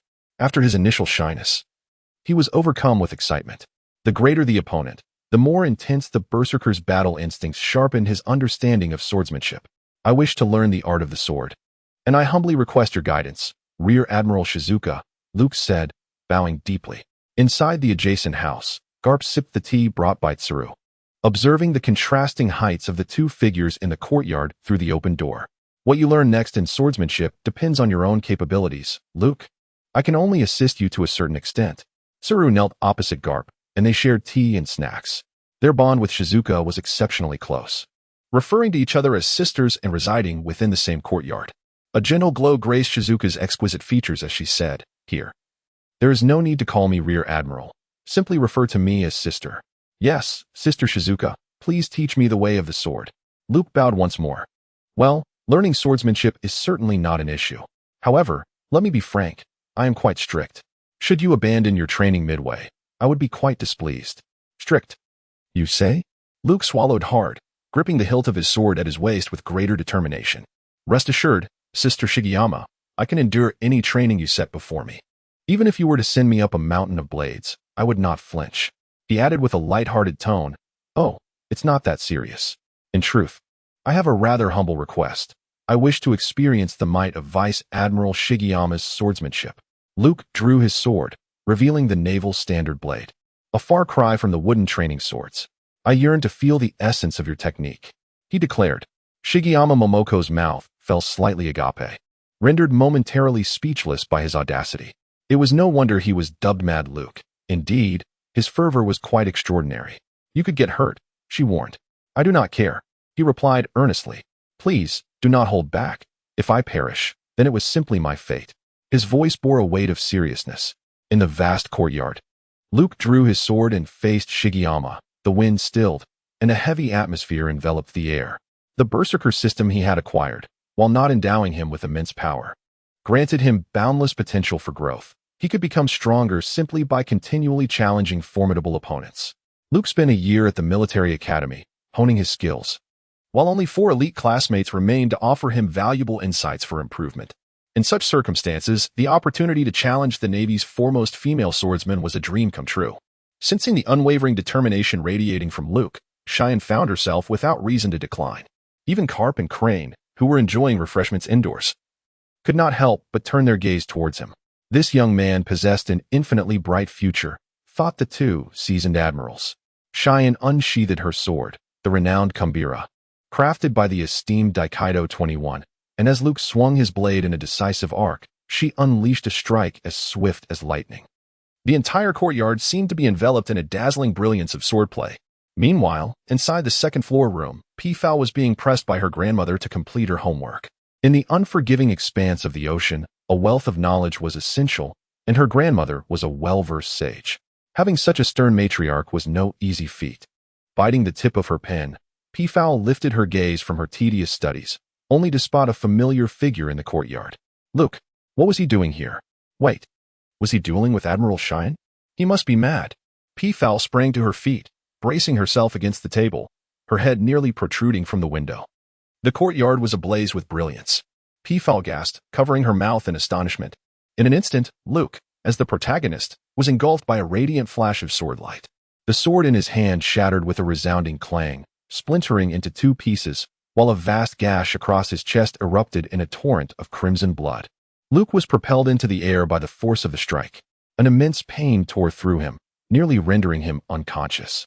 Is this the might of the Navy's foremost female swordsman? It is overwhelmingly powerful. He could scarcely discern her technique. The blade had already struck him, and it was utterly terrifying. Ji-Yuan set aside her sword and swiftly approached his side, cradling his body with one hand. Luke, are you all right? Chapter 11. The Sword Technique. Eagle Strike severely wounded, Luke was taken back to his dormitory. Once the doctor had departed, he placed his hand on his bandaged chest, feeling a faint white light emanate from his palm. This was the healing power of the talisman. Luke invoked the powerful healing magic of the horse talisman, its formidable restorative energy coursing through his chest, swiftly mending the vast wound that spanned his torso. With an impressive fusion rate of 95, the talisman restored him to full health in merely half a day. Experiencing the might of Gun, Luke felt a profound sense of relief. Grateful to find himself among the Navy. Had he been elsewhere, in any corner of the ocean, encountering a formidable pirate could have cost him his life. The attributes of a berserker were utterly unattainable. The Navy truly is a sanctuary. Its members are not only powerful, but also refrain from delivering lethal blows. His affection for this place was undeniable. What rewards might arise from challenging Gun? Though defeated, the benefits would remain intact. Gun, the Navy's preeminent female swordsman, had effortlessly vanquished Luke with a single strike, yet her profound understanding of swordsmanship now resonated in Luke's mind. Luke reminisced about the scene of the battle. The confrontation was exceedingly brief, so much so that Luke could scarcely perceive the movements of Shiryan. The profound and formidable understanding of swordsmanship struck him like a revelation, surging into his mind and leaving him momentarily stunned, unable to assimilate such intricate insights into the art of the sword. In an instant, his berserker panel displayed a meteoric rise in swordsmanship, from novice to an astonishing novice. Luke's mind was in a haze, a gut feeling urging him that with just a little more effort, he could elevate his swordsmanship to the intermediate level, merely a step away from success. "Luke, I heard you nearly met your demise." Outside the dormitory, Fair Eyes' anxious shouts echoed. In no time, a throng of classmates surged into the dorm, packing it to the brim. Seeing Luke's upper body tightly bound in bandages, stained with a hint of crimson, their unease escalated. "Are you all right? It's not as if you were killed. It was merely a spar." Luke hesitated to mention that it was his own request to experience the sword techniques of the middle general, Shizuyuan. "Who on earth inflicted such injuries upon you? This cannot go unaddressed. Tell me who it is. We shall avenge you." Fair Eyes regarded Luke as a dear friend, and she could not stand idly by while he was harmed. "Oh, I think it's best to let it go," Luke replied. "If you consider him a friend. Just tell me who did this. I am more than capable of standing by you." "Oh, her name is Shizuyuan. I believe she is a middle general," Luke replied with a hint of mischief. "Ah, what a splendid day. Look, a pig is flying in the sky." Fair Eyes pouted and whistled out the window, pretending not to have heard Luke's response. Beneath the dormitory window lay a bustling street, where a clothesline stretched between the towering buildings, adorned with naval uniforms drying in the sun. The sea breeze swept through the streets, causing the white shirts and blue trousers to flutter like countless flags, rustling as they danced in the wind. To avoid drawing too much attention, Luke decided to rest for a day in bed after his injuries healed before returning to training grounds. Nevertheless, his classmates urged him to take care of his health, advising him not to aggravate his wounds for the sake of training. Luke nodded in agreement, feeling a twinge of embarrassment. The truth was, his injury had indeed healed. Yet, could he dare to voice such a statement? Even the stern instructor Zephyr permitted Luke to practice independently, advising against participation in high-intensity training. With no alternative, Luke took up a wooden sword and positioned himself at the edge of the training ground, engaging in solitary practice against a wooden post. He closed his eyes, savoring the insights gained from the way of the sword, an understanding that was elusive and intangible, yet bestowed upon him an entirely novel sensation. As the reflections on the swordsmanship surged within his mind, Luke swung the sword intermittently, the wooden blade striking the post with a crisp, resonant sound. Something felt amiss. This sensation was not right. The technique should embody greater profundity. The swordsmanship of the Cheyenne style ought to be far more intricate. There were countless elements to grasp concerning the methods of swinging, the force applied, and the timing, all of which demanded contemplation. Luke grasped his sword, holding his breath and focusing intently, feeling the flow of the wind, before delivering another powerful strike upon the wooden post. Having comprehended the swordsmanship of Gun, he elevated his swordsmanship to 5 stars. However, the journey to transform this understanding into practical skill remained ahead of him. Gradually digesting the emerging insights into swordplay, Luke's mastery was steadily advancing, as his basic swordsmanship progressed from 2 stars to 3, and within a few days, leaped to 4 stars. The techniques of Gun began to crystallize in his mind, the once lightning-fast strike now unfolding into a decelerated trajectory that was discernible. The clearer his understanding of Gun's swordplay became, the more he perceived her formidable prowess. That single strike had effortlessly pierced through the avenues of his attacks, The blade that descended upon him, imbued with astonishing power, evoked a cold sweat upon Luke's brow even in recollection. Moreover, her exquisite swordsmanship effortlessly severed his blade, highlighting the stark inferiority of his skills in her eyes, revealing a myriad of flaws. Luke persistently practiced the movements of the Shurzong, replicating that singular sword strike. In the blink of an eye, a month had elapsed, and at last, wow! The wooden sword sliced through the air with a fierce whoosh, cleaving the wooden post with precision. Leaving a smooth, diagonal cut, Luke opened his eyes, astonished by his own masterpiece. In that moment, his rudimentary swordsmanship coalesced into a technique reminiscent of an eagle's strike. His sword, akin to a majestic eagle in pursuit, discerned the vulnerabilities of its foe, delivering a precise and fatal blow. Basic swordsmanship. Luke, you have been quite diligent in your sword training lately, but do you truly believe this will enable you to defeat me? That is an exceedingly fanciful notion. Ain stood opposite Luke, a mere 5 paces away, her lips curling into an elegant smile. The students, having concluded their training, had not departed. Instead, they formed a circle around the clearing, their eager eyes fixed upon the two in the center. After a month's time, the once reckless Luke had finally healed from his sword wounds and had resumed his quest to challenge the strong. How exhilarating that is. Whether it is fanciful or not, one must try to find out. Oh, you are quite confident, are you? Do you intend to outmatch me in stamina this time? I have declared that I shall surpass you in swordsmanship. Luke swung his wooden sword with vigor, the blade parting the dust to either side, leaving a distinct scar in the earth. Ain cast a glance at his wooden sword, her expression unchanged. Well, your swordplay indeed exhibits far greater strength than before. It appears you are not merely boasting. However, there is something you may not know. I am proficient in dual wielding. She leisurely retrieved 2 wooden swords from the weapon rack. Oh, so can you wield 3 swords? Are you a fool when it comes to swordsmanship? A person has only 2 hands. How could one possibly wield 3 swords? Ain rolled her eyes, looking down upon Luke's ignorance. That remains to be seen. Perhaps you may someday lose to a 3-sword style, Luke retorted playfully, brushing his thumb beneath his nose. The two faced each other, assuming their offensive stances. Luke, with his wooden sword poised at his side, reminisced about that day when he had sparred with General Guion. As Ain charged toward him, each hand wielding a wooden sword. She traced 2 semicircular arcs that converged at the center, the explosive force of her swordsmanship sending a thrill through the hearts of the observing students. Tailwind slash. Ain exclaimed with a light command. Luke took a deep breath, observing as Ain's dual blades approached like a pair of scissors, poised to ensnare him. Suddenly, his sword erupted with energy. With an eagle strike, he swung his sword, cleaving through the air with unstoppable force, deflecting the twin blades that sought to corner him. Luke stepped forward, thrusting his wooden sword against Ain's throat. The training ground fell into an eerie silence, only to be swept by a sudden gust of wind. Ain's focused intently on the wooden sword before him, his pupils narrowing to pinpricks as a bead of cold sweat trickled down his smooth cheek. This must be a trick. Luke had deflected Ain's sword. A frenzied roar erupted, engulfing the training ground. Chapter 12, The Fusion of Charms and the Enhancement of Physicality. Wait, did I not see correctly? Ain's has lost to Luke in swordsmanship? My eyes must be deceiving me. It cannot be true. As expected of my dear brother. Luke, you are simply remarkable. I have heard whispers that Luke sought counsel on sword techniques from the renowned female swordsman of the Navy. No wonder his skills have advanced so rapidly. The gazes of the students towards Luke transformed, filled with fervor, astonishment, and admiration. Unlike the previous battle, which was won through sheer physical strength, this victory was a genuine triumph of swordsmanship over Ain's, holding profound significance. While some students may harbor jealousy towards Luke's prowess, they also share in his joy. For his dedication is evident. This strength is the fruit of countless hours of training. Ain's pupils constricted, and after a moment, the tension in his body finally eased. I have been defeated by Luke. Ain's was profoundly shaken.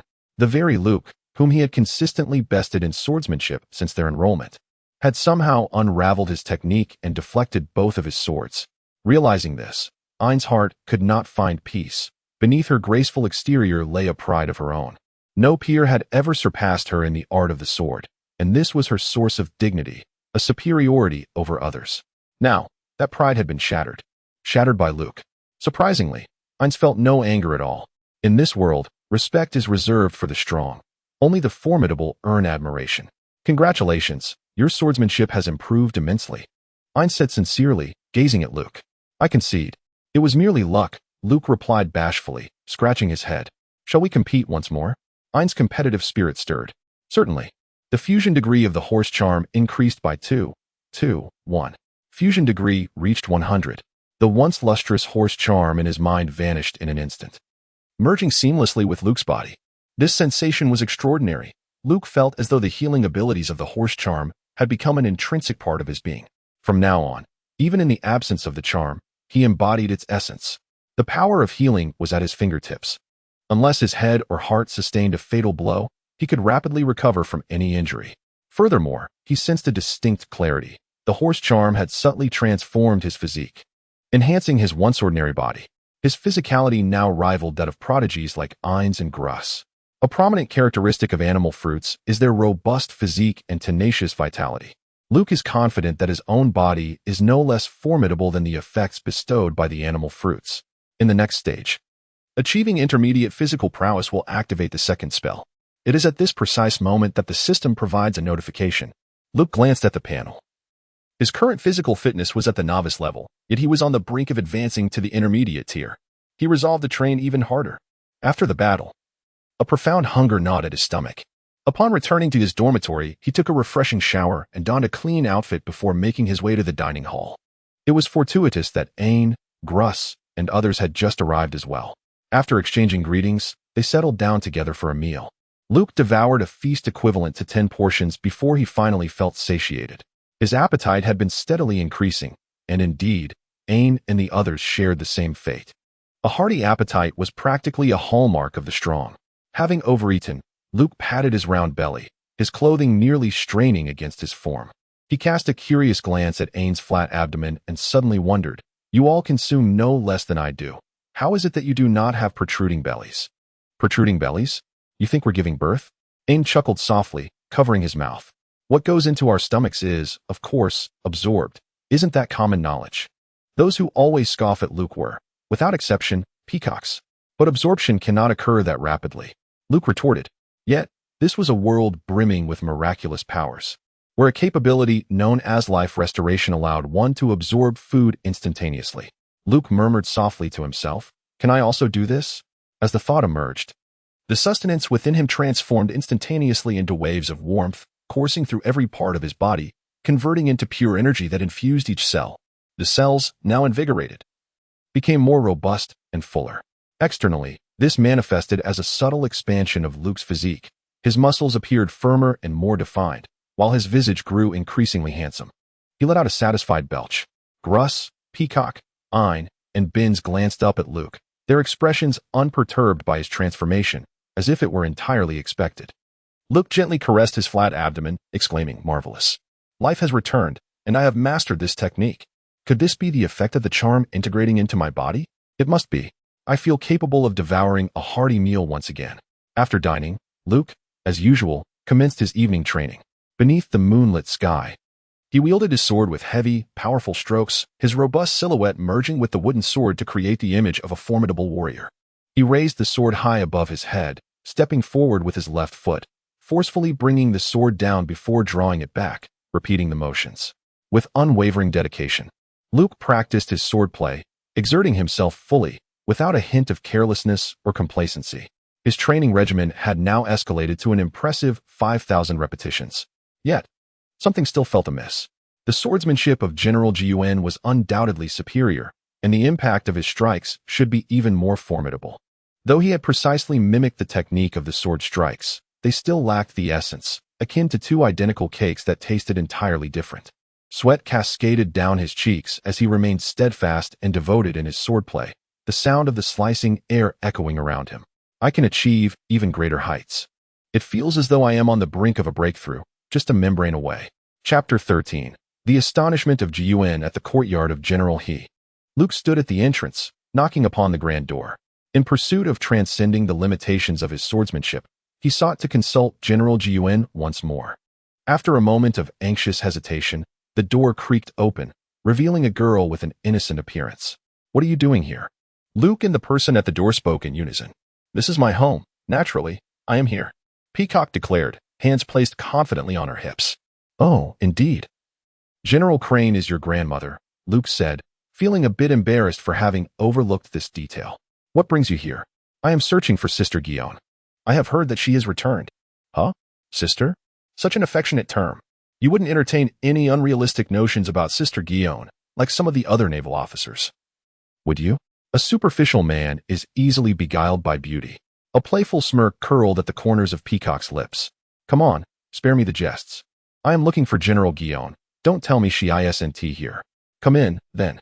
Luke followed closely behind the Peacock as they entered the courtyard. It was a day of leisure, and she donned a floral short skirt, her silky long hair cascading down her back, her cheeks radiant with a healthy, rosy glow. The Peacock, a girl of great pride, was a third-generation military offspring, embodying a legacy of fine traditions and upbringing. Luke was aware that although she enjoyed sparring with him verbally, her nature was fundamentally kind, and she did not genuinely harbor any animosity towards him. It was merely that during that period, his relentless pursuit of excellence had inadvertently placed significant pressure on the other cadets at the military academy. In truth, witnessing the peacock-like beauty of her face contorted in a grimace of frustration was, in its own way, a peculiar delight. As a host, the Peacock demonstrated impeccable hospitality, graciously inviting Luke into her residence and leading him to the courtyard where she resided. This courtyard, predominantly constructed of wood, exuded a classical ambience, calming the spirit with its serene atmosphere. Ji Yuan, Luke exclaimed warmly upon entering the courtyard, spotting the female swordsman standing elegantly on the corridor. It's you. Ji Yuan replied, a flicker of surprise lighting up her features before she continued. I truly apologize for what happened last time. I had intended to apologize the very next day, but I received an unexpected mission notification and had to depart immediately. In truth, she had no obligation to apologize. After all, it was Luke who had initiated the request that led to her unyielding response. From her position as a major general, she had no need to bow to a mere cadet. The principles of naval justice and authority demanded a certain decorum. Yet, she chose to extend her apologies nonetheless. Luke was profoundly touched. She is a gentlewoman indeed. Sister Guillaume is excessively polite. It is I who should apologize for my earlier rudeness, for I should not have placed such a burden of guilt upon you. I have come to express my gratitude for your guidance. The two exchanged a smile, and the matter was thus laid to rest. Hee, though you are young, I am pleasantly surprised by your eloquence. If my modest swordsmanship can assist you, it would bring me joy. It is not merely assistance. I have gained immeasurable benefits. Luke chuckled, expressing not only his gratitude but also his desire to inquire about swordsmanship. Oh, to what level have you trained? The mention of swordplay piqued Shuan's interest even further. She regarded Luke with keen curiosity, recalling that during their last encounter, she had only revealed a fraction of her skill. Noticing that even a child of modest talent could hardly discern the techniques. What, then, could this child possibly learn?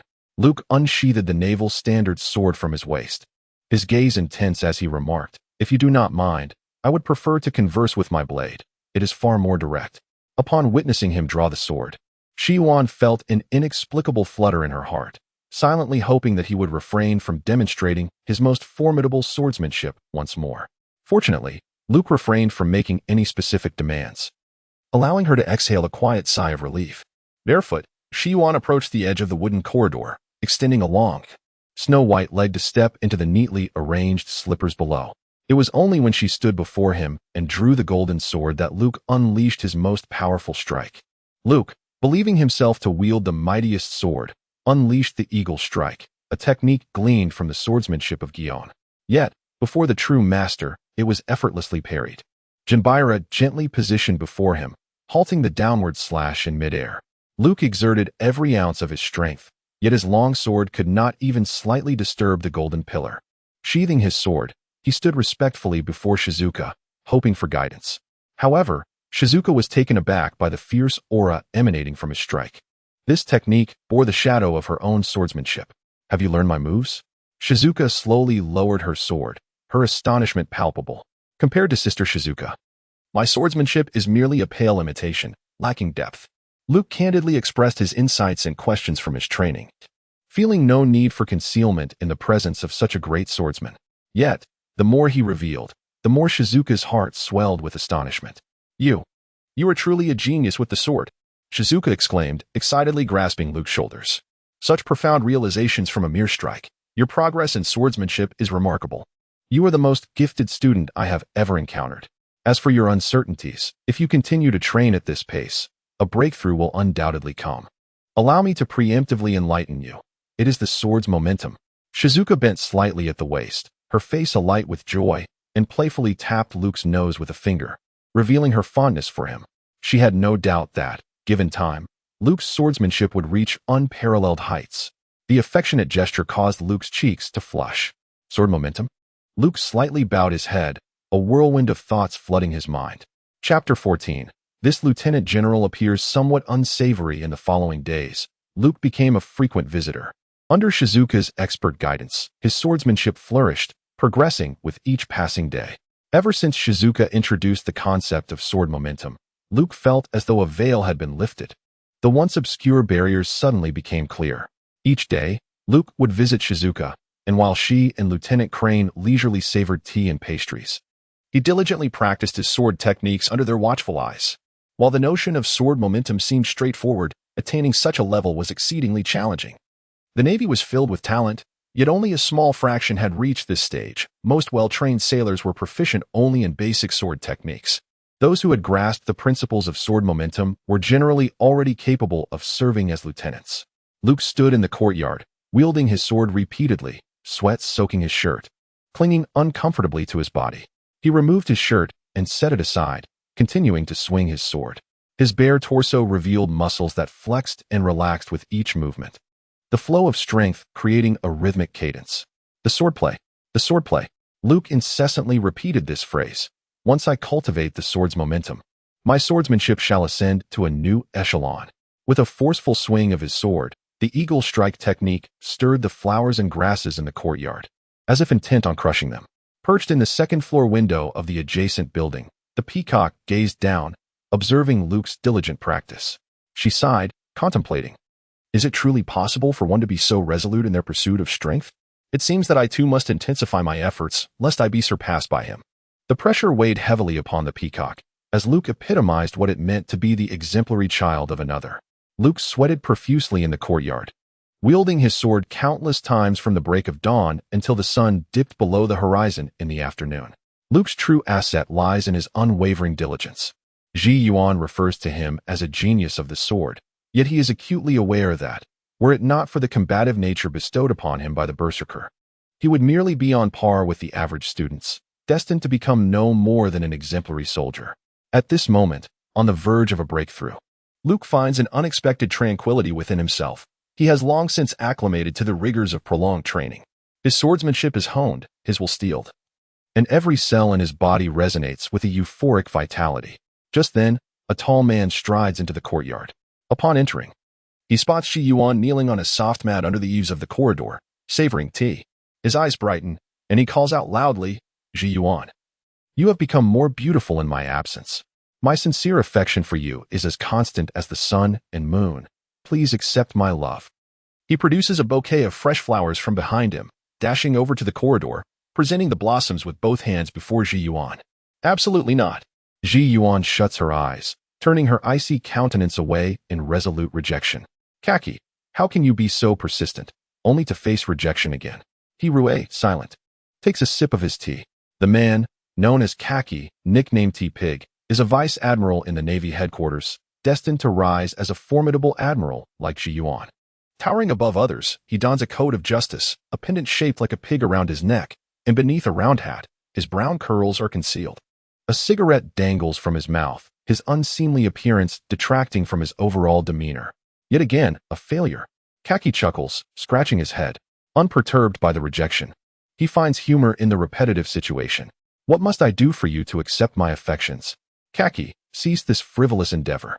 I regard you as a dear friend and have never contemplated a romantic relationship. I advise you to relinquish your hopes. Ji Yuan states seriously, her expression stern. Oh, what splendid weather today.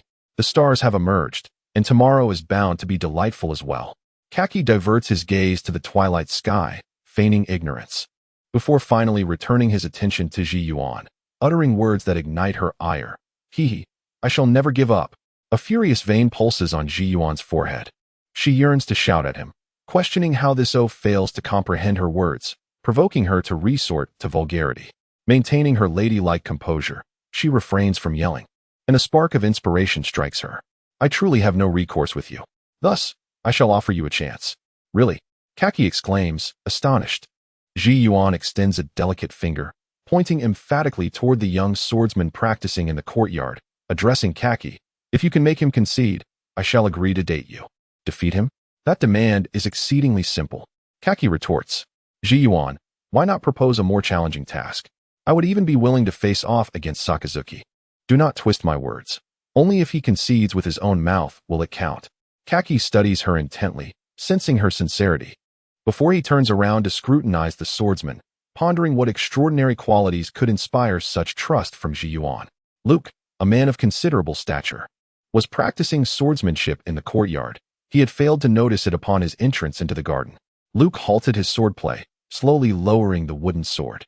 He had been taken aback since the moment Jiaji entered the courtyard, as the latter seemed to traverse from the entrance to the corridor in an instant, moving with a swiftness that left Luke in awe. Such incredible speed.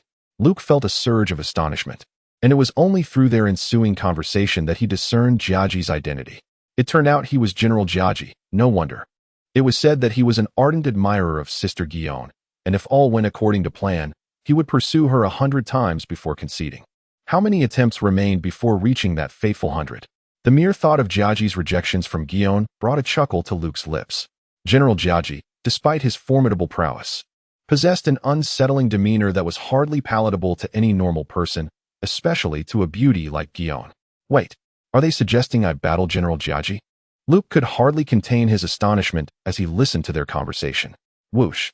A gust of wind whispered in Luke's ear, and the scene before him swiftly receded. Unbeknownst to him, an arm had emerged around his neck, firmly ensnaring him and drawing him into the corner of the courtyard. Hey there, young man. I'm sure you wouldn't want to face any hardship, would you? Once the scuffle begins, you better concede. Understand? Luke was still grappling with the situation when a wave of intoxicating alcohol wafted over him, and a large face loomed before him. The scent was overwhelming. Could you perhaps distance your face a tad? Of course, uttering such words would be exceedingly rude. Luke shook his head resolutely, declaring, No one has ever compelled me to concede. What a jest! With such a wealth of experience, how could he possibly yield? A seasoned mentor, indeed. And a major general at that. Jiaji appeared somewhat taken aback. Oh, such bravado. Here's the deal. I shall allow you to intern on my ship, which effectively makes me your captain. I hereby command you to concede. Luke shook his head fervently. I will grant you the rank of lieutenant, but you must reconsider. Captain Jia lowered his voice, whispering, Lieutenant, Captain, wow, you are quite ambitious. Major is already the utmost limit. Luke, absolutely not. Chapter 15, The Dawn of the Sword's Might. A complete breakthrough. Cheyenne presented Luke with a sweet smile. Luke, I apologize for using you as a shield. Surely, you would not easily concede, would you? This exquisite smile could inspire a man to charge into battle, ready to lay down his life. Rest assured, Sister Cheyenne, even if I were to perish in battle, I would never surrender. This I can guarantee. Even if Major General Kaki were to defeat me, he could never force me to yield. Luke pounded his chest in assurance. The method of mental victory. You may conquer my body, yet you cannot shatter my spirit. Jiyuan remarked. With such words, dear sister, I am at ease. Akiji, it seems that granting you an opportunity is of no avail. As Luke felt the grip around his neck loosen, Jiajian released him and took a few steps forward, leaving behind a towering silhouette. Jiajian polished his lighter, igniting a cigarette, and with it clenched between his lips, he remarked, You are Luke, are you not? Your name has echoed through the headquarters frequently over the past year. Do you truly refuse to concede? Indeed, Luke declared emphatically, eager for the opportunity to engage in combat with General Jiajian. Enough, Jiajian replied dismissively. You are merely a brash teenager. How could I possibly lower myself to spar with someone of your age? It would be utterly meaningless, even in victory. Is that how this concludes? Luke suddenly felt a surge of disappointment.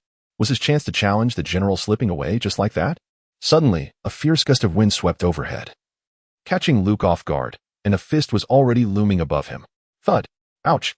That hurts terribly. Luke crouched on the ground, cradling his head, a swollen, crimson bump forming atop, emanating wisps of freshly ignited heat. Yet I remain quite displeased. I still wish to give it a try. Luke, concede now, Jiajian declared, his fist the size of a clay pot, exuding an aura of menace. You scoundrel! resorting to a sneak attack. This is utterly devoid of martial ethics. Luke decisively swung his fist towards the cheek of Kaki. The two engaged in a fierce altercation, and the outcome was devoid of suspense. Luke, battered and bruised, succumbed to the ground. Luke, concede defeat, Kaki said.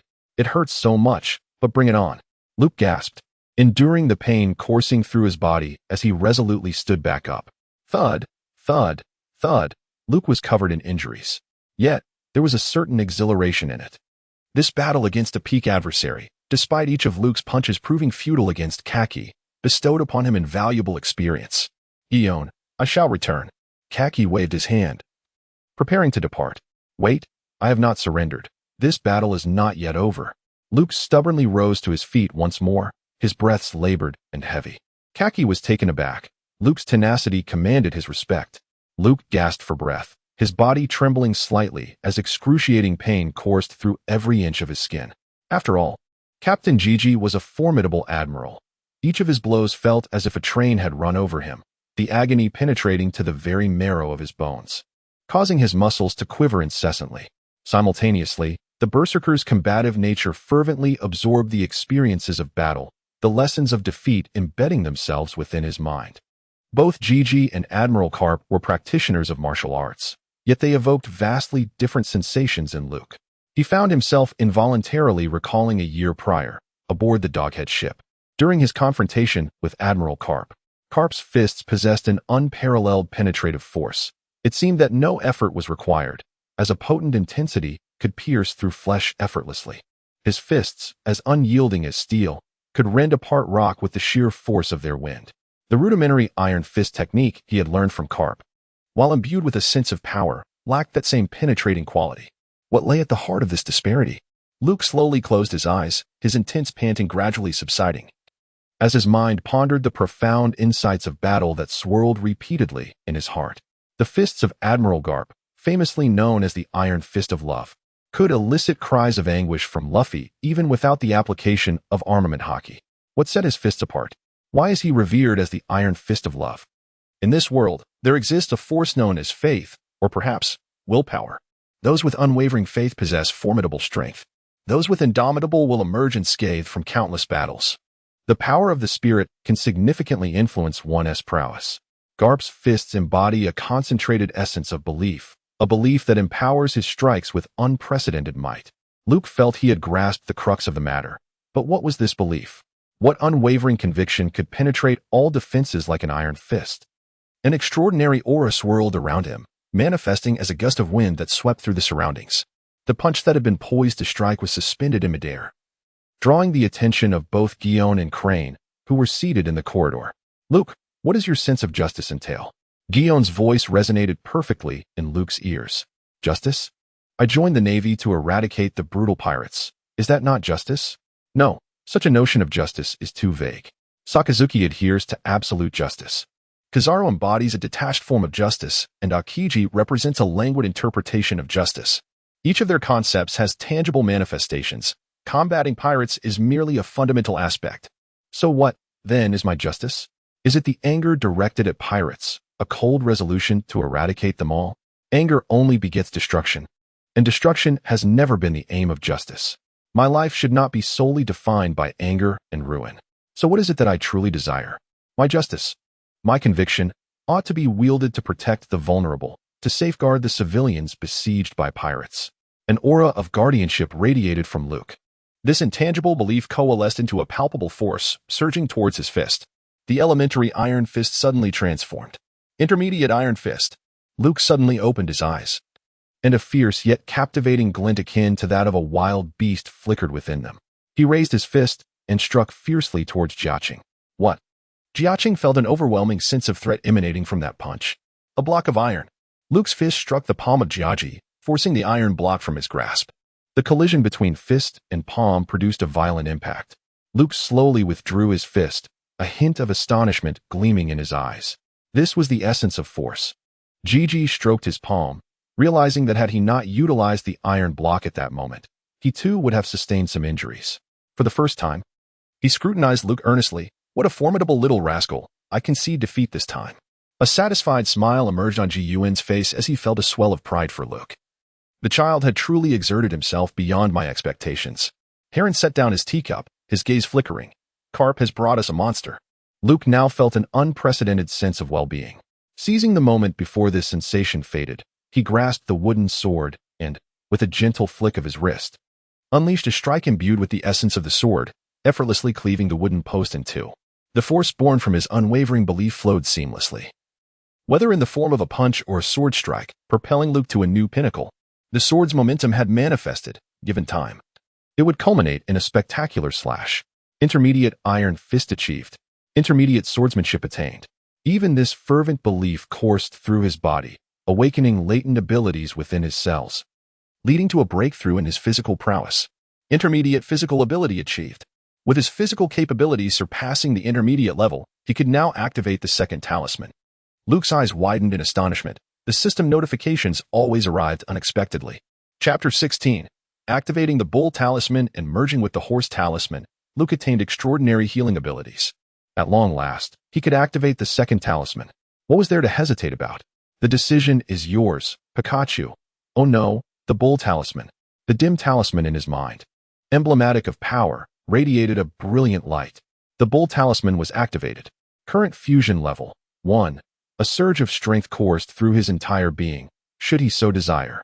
He could unleash twice the power of his normal state. In that instant, his strength multiplied. Subsequently, for every increase of 10 points in the bull talisman's fusion level, his strength would double. Theoretically, there was no upper limit to this augmentation. As long as Luke continued to train and enhance his strength, the greater his normal strength, the more significant the enhancement provided by the bull talisman. If Luke's strength were to reach the level of formidable beings like Whitebeard, under the bull talisman's augmentation, his power could soar to unimaginable heights. Indeed, one could conquer myriad foes with sheer strength, invincible. The path of training stretched long before him. Luke clenched his fist, his eyes blazing with fervor. The motivation driving Luke's training has intensified. After bidding farewell to Guion and General he immersed himself in even more rigorous training the following day. For Luke and the 4 elite class members, there were no limits to the number of laps in fundamental exercises aimed at enhancing physical endurance. They unleashed their full potential, running tirelessly throughout the morning until utterly exhausted. In the afternoon, they engaged in combat, swordsmanship, or the pursuit of knowledge. Every day unfolds splendidly for Luke, whose appetite has notably intensified. Ever since he mastered the art of life restoration, culinary delights have become one of his greatest pleasures. That afternoon, following his training, Luke sought out Ein to practice swordsmanship as per his usual routine. In the realm of swordplay, having grasped the essence of the blade, Luke found himself significantly ahead of Ein. However, Ein was no slouch. She too was on the verge of understanding the sword's essence.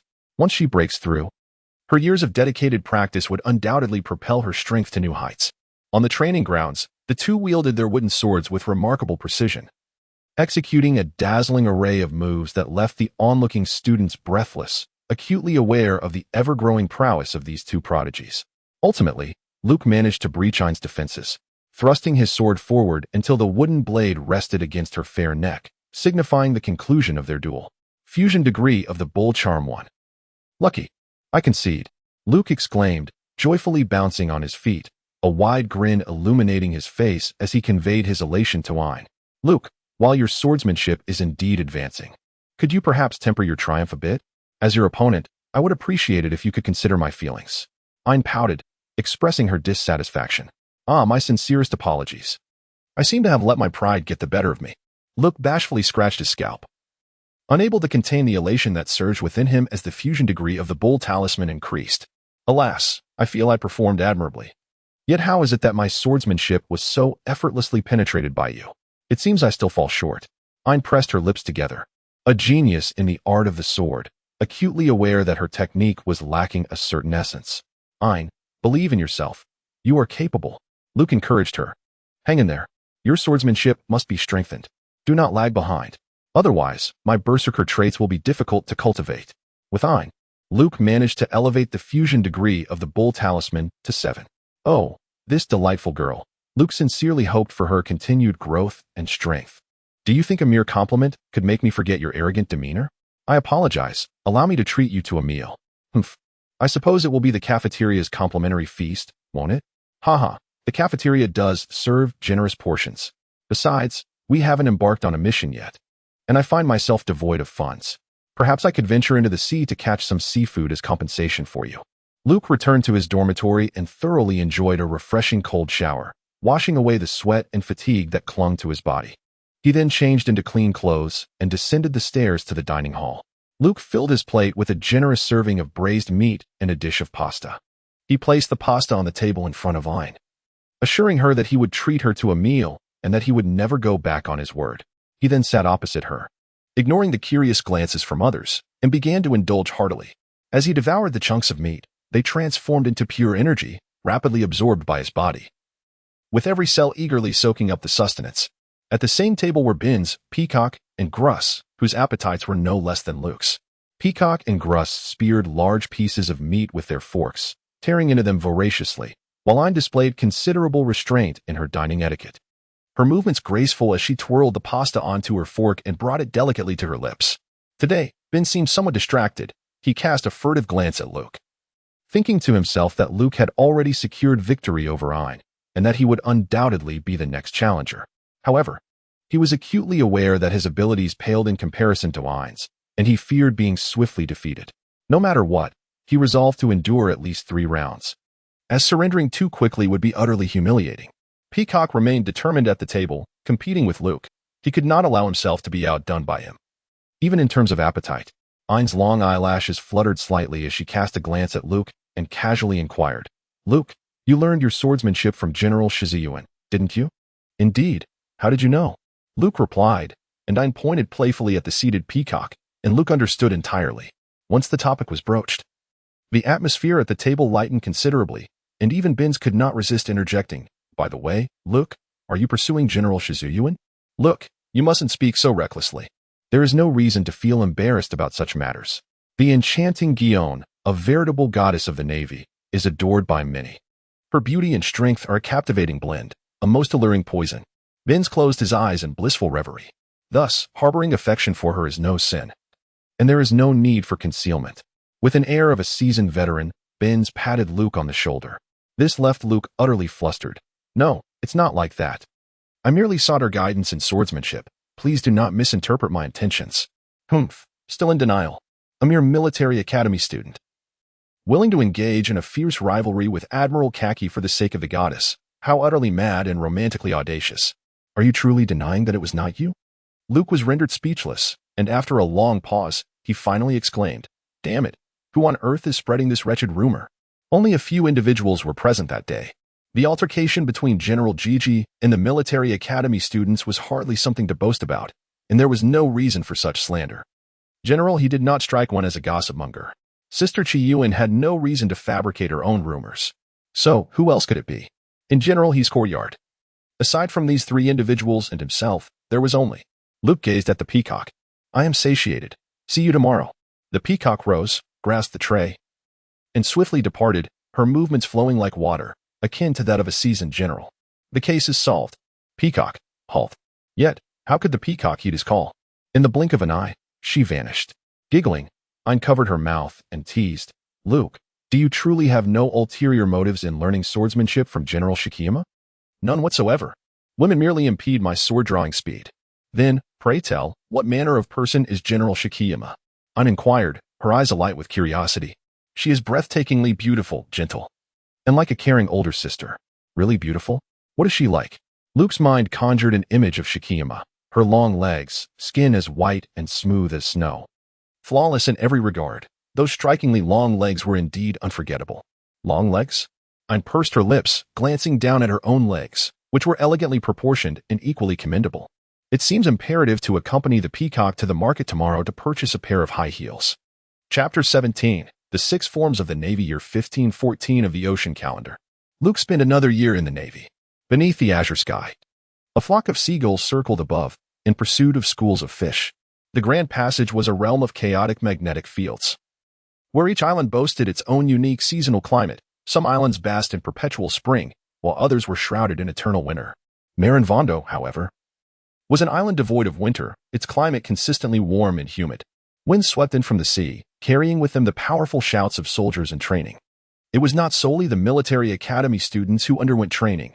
The soldiers stationed at the naval headquarters also endured rigorous daily drills.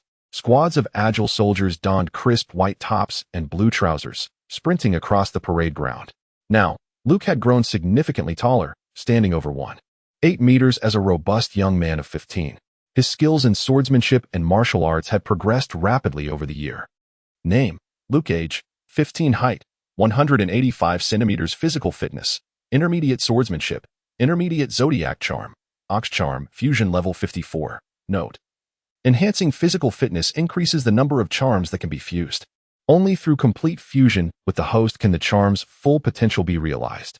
Dominance: none. Skills: intermediate swordsmanship, intermediate iron fist. Reputation: unknown. Due to his audacious challenges against classmates at the military academy, he has garnered the attention of high-ranking naval officials. He has gained a modicum of fame within the Navy, yet remains unknown across the vast ocean. Dao power: 430 Berserker's combat trait. If the host challenges opponents of equal or higher rank and emerges victorious, the fusion level of the charm will increase. In defeat, the host may gain insights from the opponent's training. Those skilled in martial arts will enhance their physical abilities, while swordsmanship experts will deepen their understanding of the art. The only caveat is to avoid being mortally wounded. Throughout the year, Luke dedicated himself fervently to physical training, particularly focusing on strength. As the training progressed, the enhancements became increasingly challenging, for the human body has its limits, and surpassing those limits is no easy feat, fortunately. After persistently challenging formidable peers, the fusion level of the ox charm had risen to 54. Should he choose, he could unleash 5 times his normal strength. Even Gruss, who possessed the power of the clay fruit, would hesitate to confront his blows. Among the elite class, none remained a match for him. Luke has rightfully earned the title of the newcomer king in this session. Under the blazing sun of the training grounds, Luke grips the barbell with both hands, resting it upon his shoulders as he performs squats, his body rising and falling rhythmically. 1000, 1001, 1002, 1003. Sweat trickles down the contours of his muscles, his robust physique radiating an alluring sheen. Ain, adorned in high-heeled shoes, rushes towards him. Now, Ain has grown increasingly tall and beautiful, blossoming into an elegant figure, with countless admirers in her wake. "Luke, Teacher Zephyr wants you to come over," she calls out to him. Luke paused in his exercise, lifted the barbell resting on his shoulders, and hurled it onto the ground before him. A resounding thud echoed as the heavy weight, weighing a formidable 100 kilograms, sank deeply into the earth. It was a testament to Luke's immense strength that he could wield such a heavy barbell as part of his regular training regimen. "What is happening?" he asked, reaching for a neatly folded towel to wipe the sweat from his brow. "I'm not sure," Ain replied, equally perplexed. "But Instructor Zephyr has brought along an unusual individual." "Unusual?" Luke inquired, surprised, as Ain seldom referred to others in such a manner. "A member of the long-armed tribe." Ain explained, judging by his shoulder insignia, he appears to be a colonel. The two walked side by side towards another area of the training ground. All trainees had ceased their exercises, gathering in a vacant space. In front of the orderly ranks stood Gruss, Peacock, and Benz, capturing the attention of all, while Instructor Zephyr awaited them with his arms crossed. As Zephyr noted their arrival, his deep voice resonated. "Now that everyone is present, we shall commence. Today's lesson will be on the 6 styles of the Navy, which I trust you have heard whispers of." The mention of the 6 styles caused Luke to momentarily catch his breath. Those familiar with the tales of pirates knew that the Navy possessed a formidable martial art known as the 6 styles. Mastery of these techniques could transcend human limitations, transforming one into a being of superhuman strength.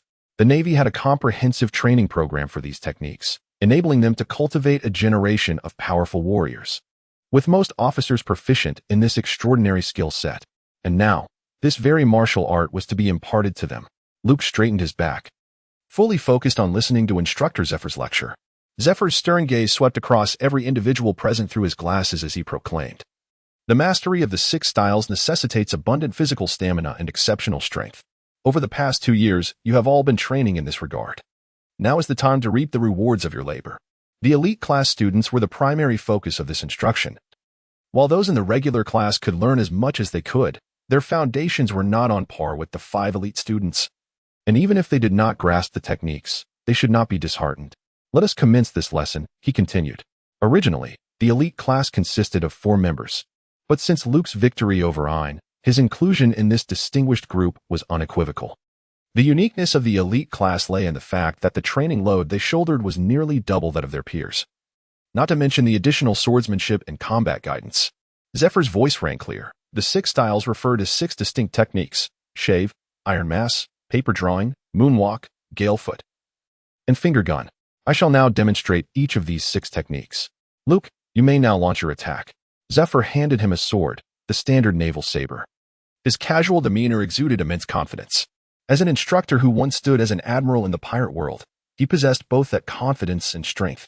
Luke seized the sword without hesitation and charged fiercely towards Zephyr, raising his weapon to deliver a powerful strike.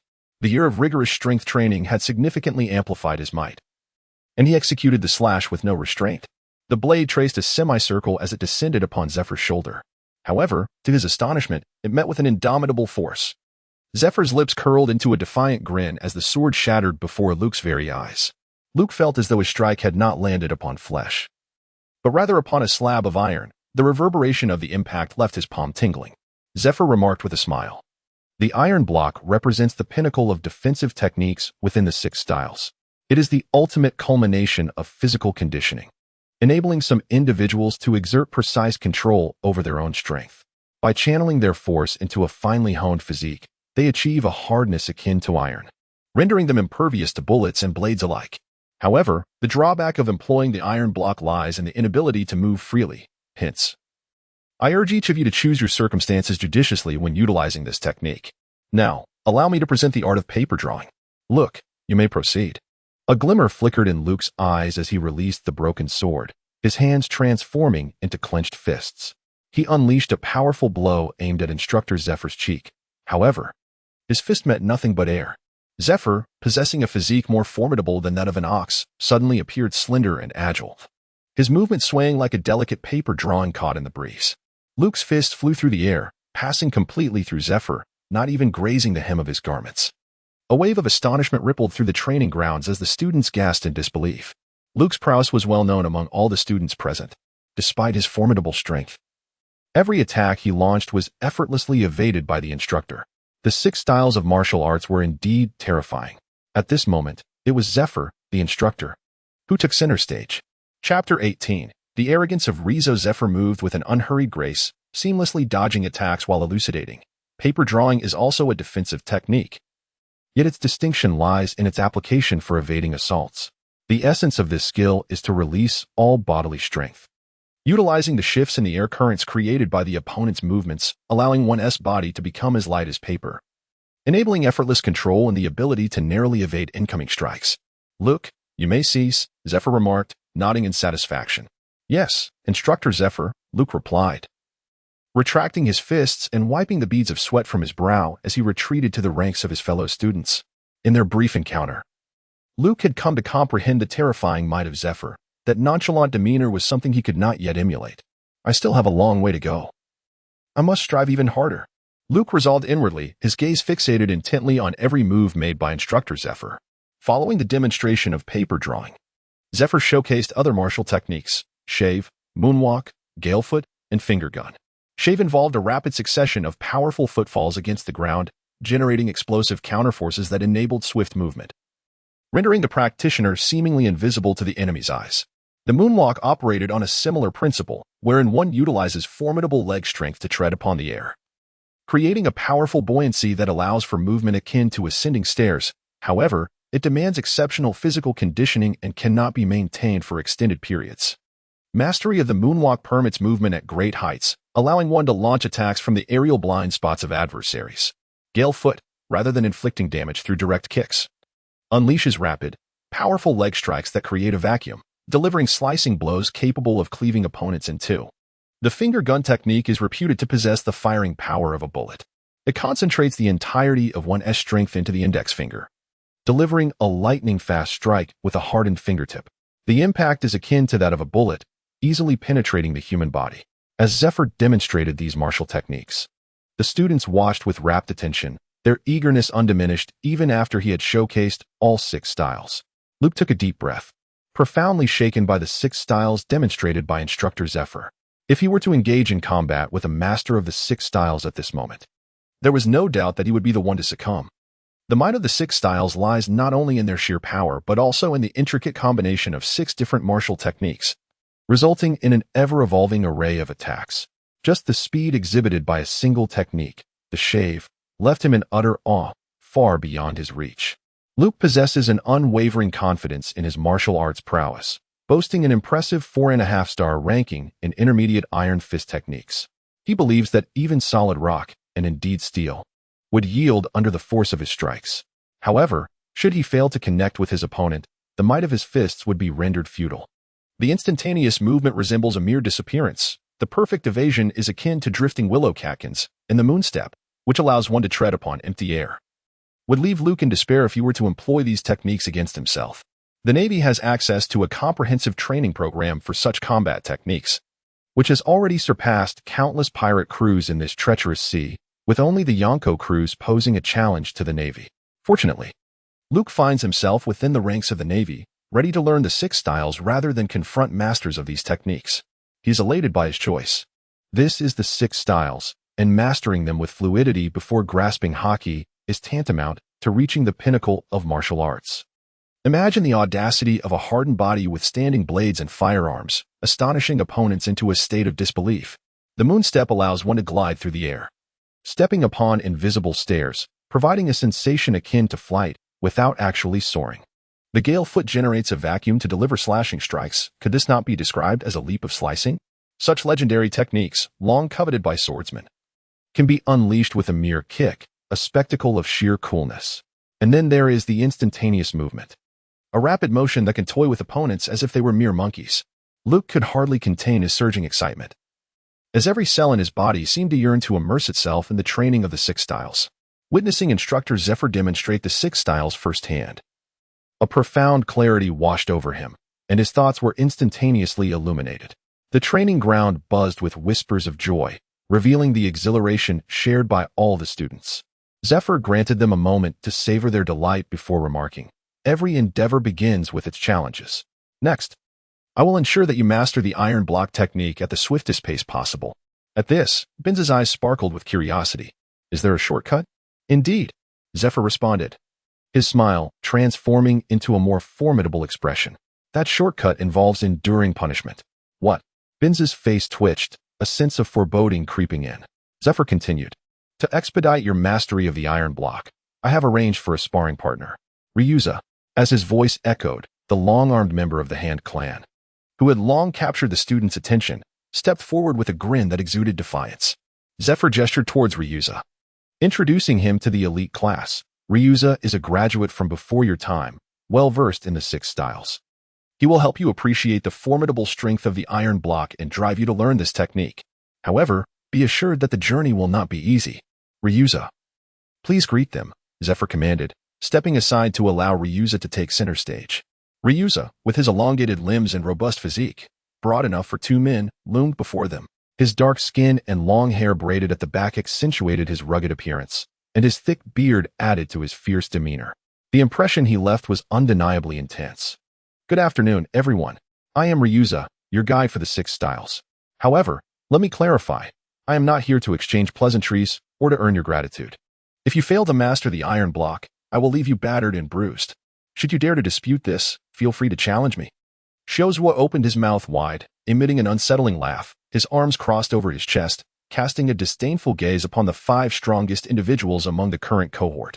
If Zephyr's arrogance is rooted in formidable strength and a storied past, honed by time into a subtle yet profound pride, then Shozua's defiance is unabashed, flamboyant, and resolute, unyielding to any form of discipline.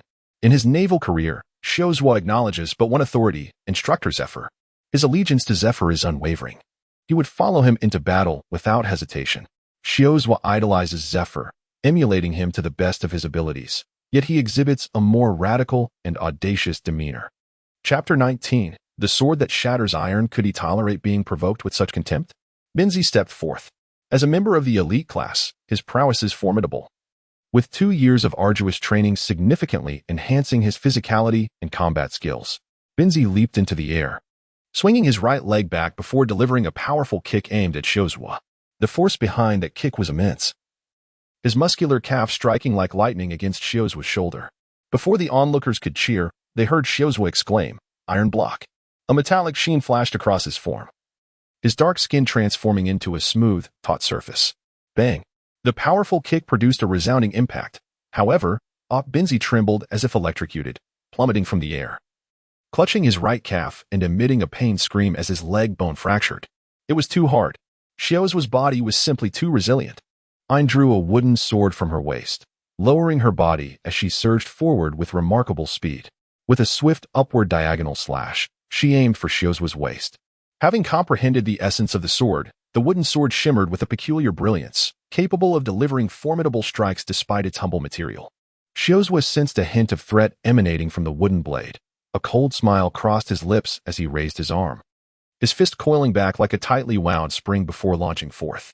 The punch shattered the wooden sword and struck Ayn, sending her flying from the force of the blow. Peacock, witnessing her friend's dire plight, cursed under her breath and also drew a wooden sword. As a devil fruit user, the ordinarily rigid wooden sword in her hands possessed an unexpected flexibility akin to that of a rope. With a powerful flick, she unleashed a sonic boom in the air. The ability of the whip fruit transformed the wooden sword into an elongated whip. Gripping the hilt, Peacock lashed out, the whip rebounding off the ground and attacking Shiozwa from all directions.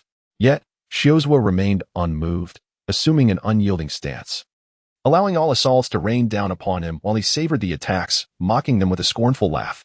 Gurus also made his move before Luke could defeat him. He had firmly held the top position in the elite class.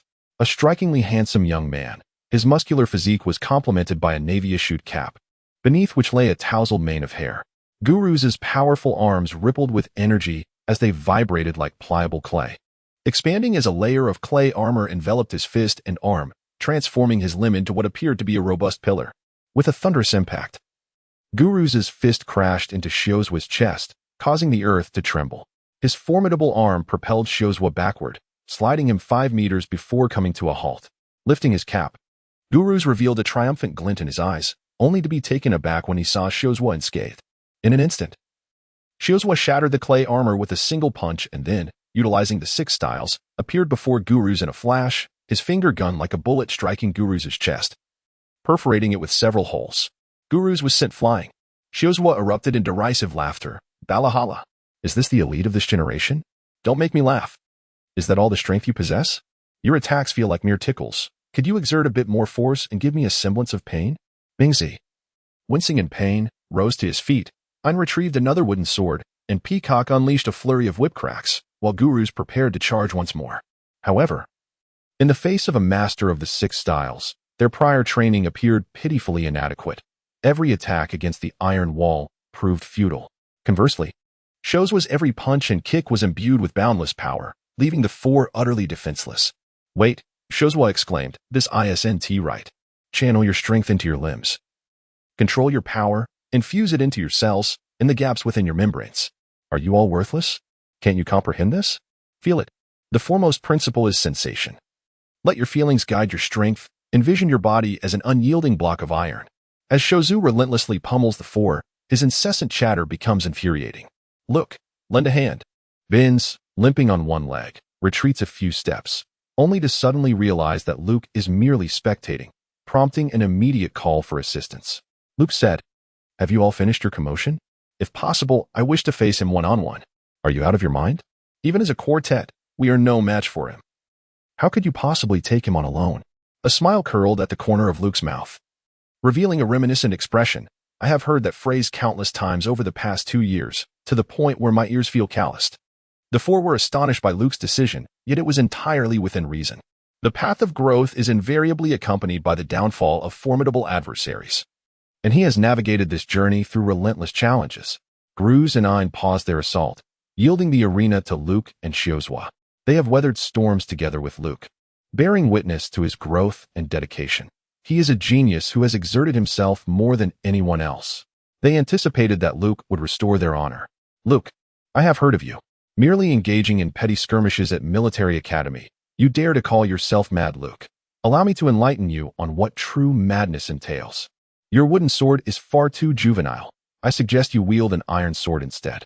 After all, the outcome will be the same. And your expression when your sword shatters should prove to be quite entertaining. Luke drew his wooden sword, its blade pointed at Colonel Shiozwa.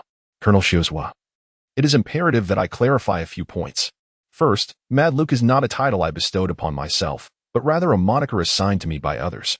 In truth, I would prefer to be referred to as Berserker or something of that ilk. I am not mad in the slightest. Secondly, I assure you that I can still strike you down without the use of a steel sword. Very well then. I shall see if your blade is as sharp as your tongue, Shiozwa replied, assuming a stance ready for the duel. The sheen of iron glinted across his entire form, revealing not a single flaw. The hardness of steel was not something that an average swordsman could hope to penetrate. With such confidence, he wielded the iron, clearly dismissing Luke as a mere triviality. Luke faced Shiozwa, gripping his sword with both hands, an aura of determination brewing around him. The latent power within him began to surge, an intangible sword intent gradually enveloping the wooden blade. Infused with Luke's unwavering conviction and the culmination of his 2 years of swordsmanship training, Luke swung his wooden sword with a speed reminiscent of a shooting star. The technique, akin to the strike of an eagle, seemed to illuminate the air with a brilliant flash of light. Yet, it was merely a wooden sword, not a blade of steel. Whence came this radiance?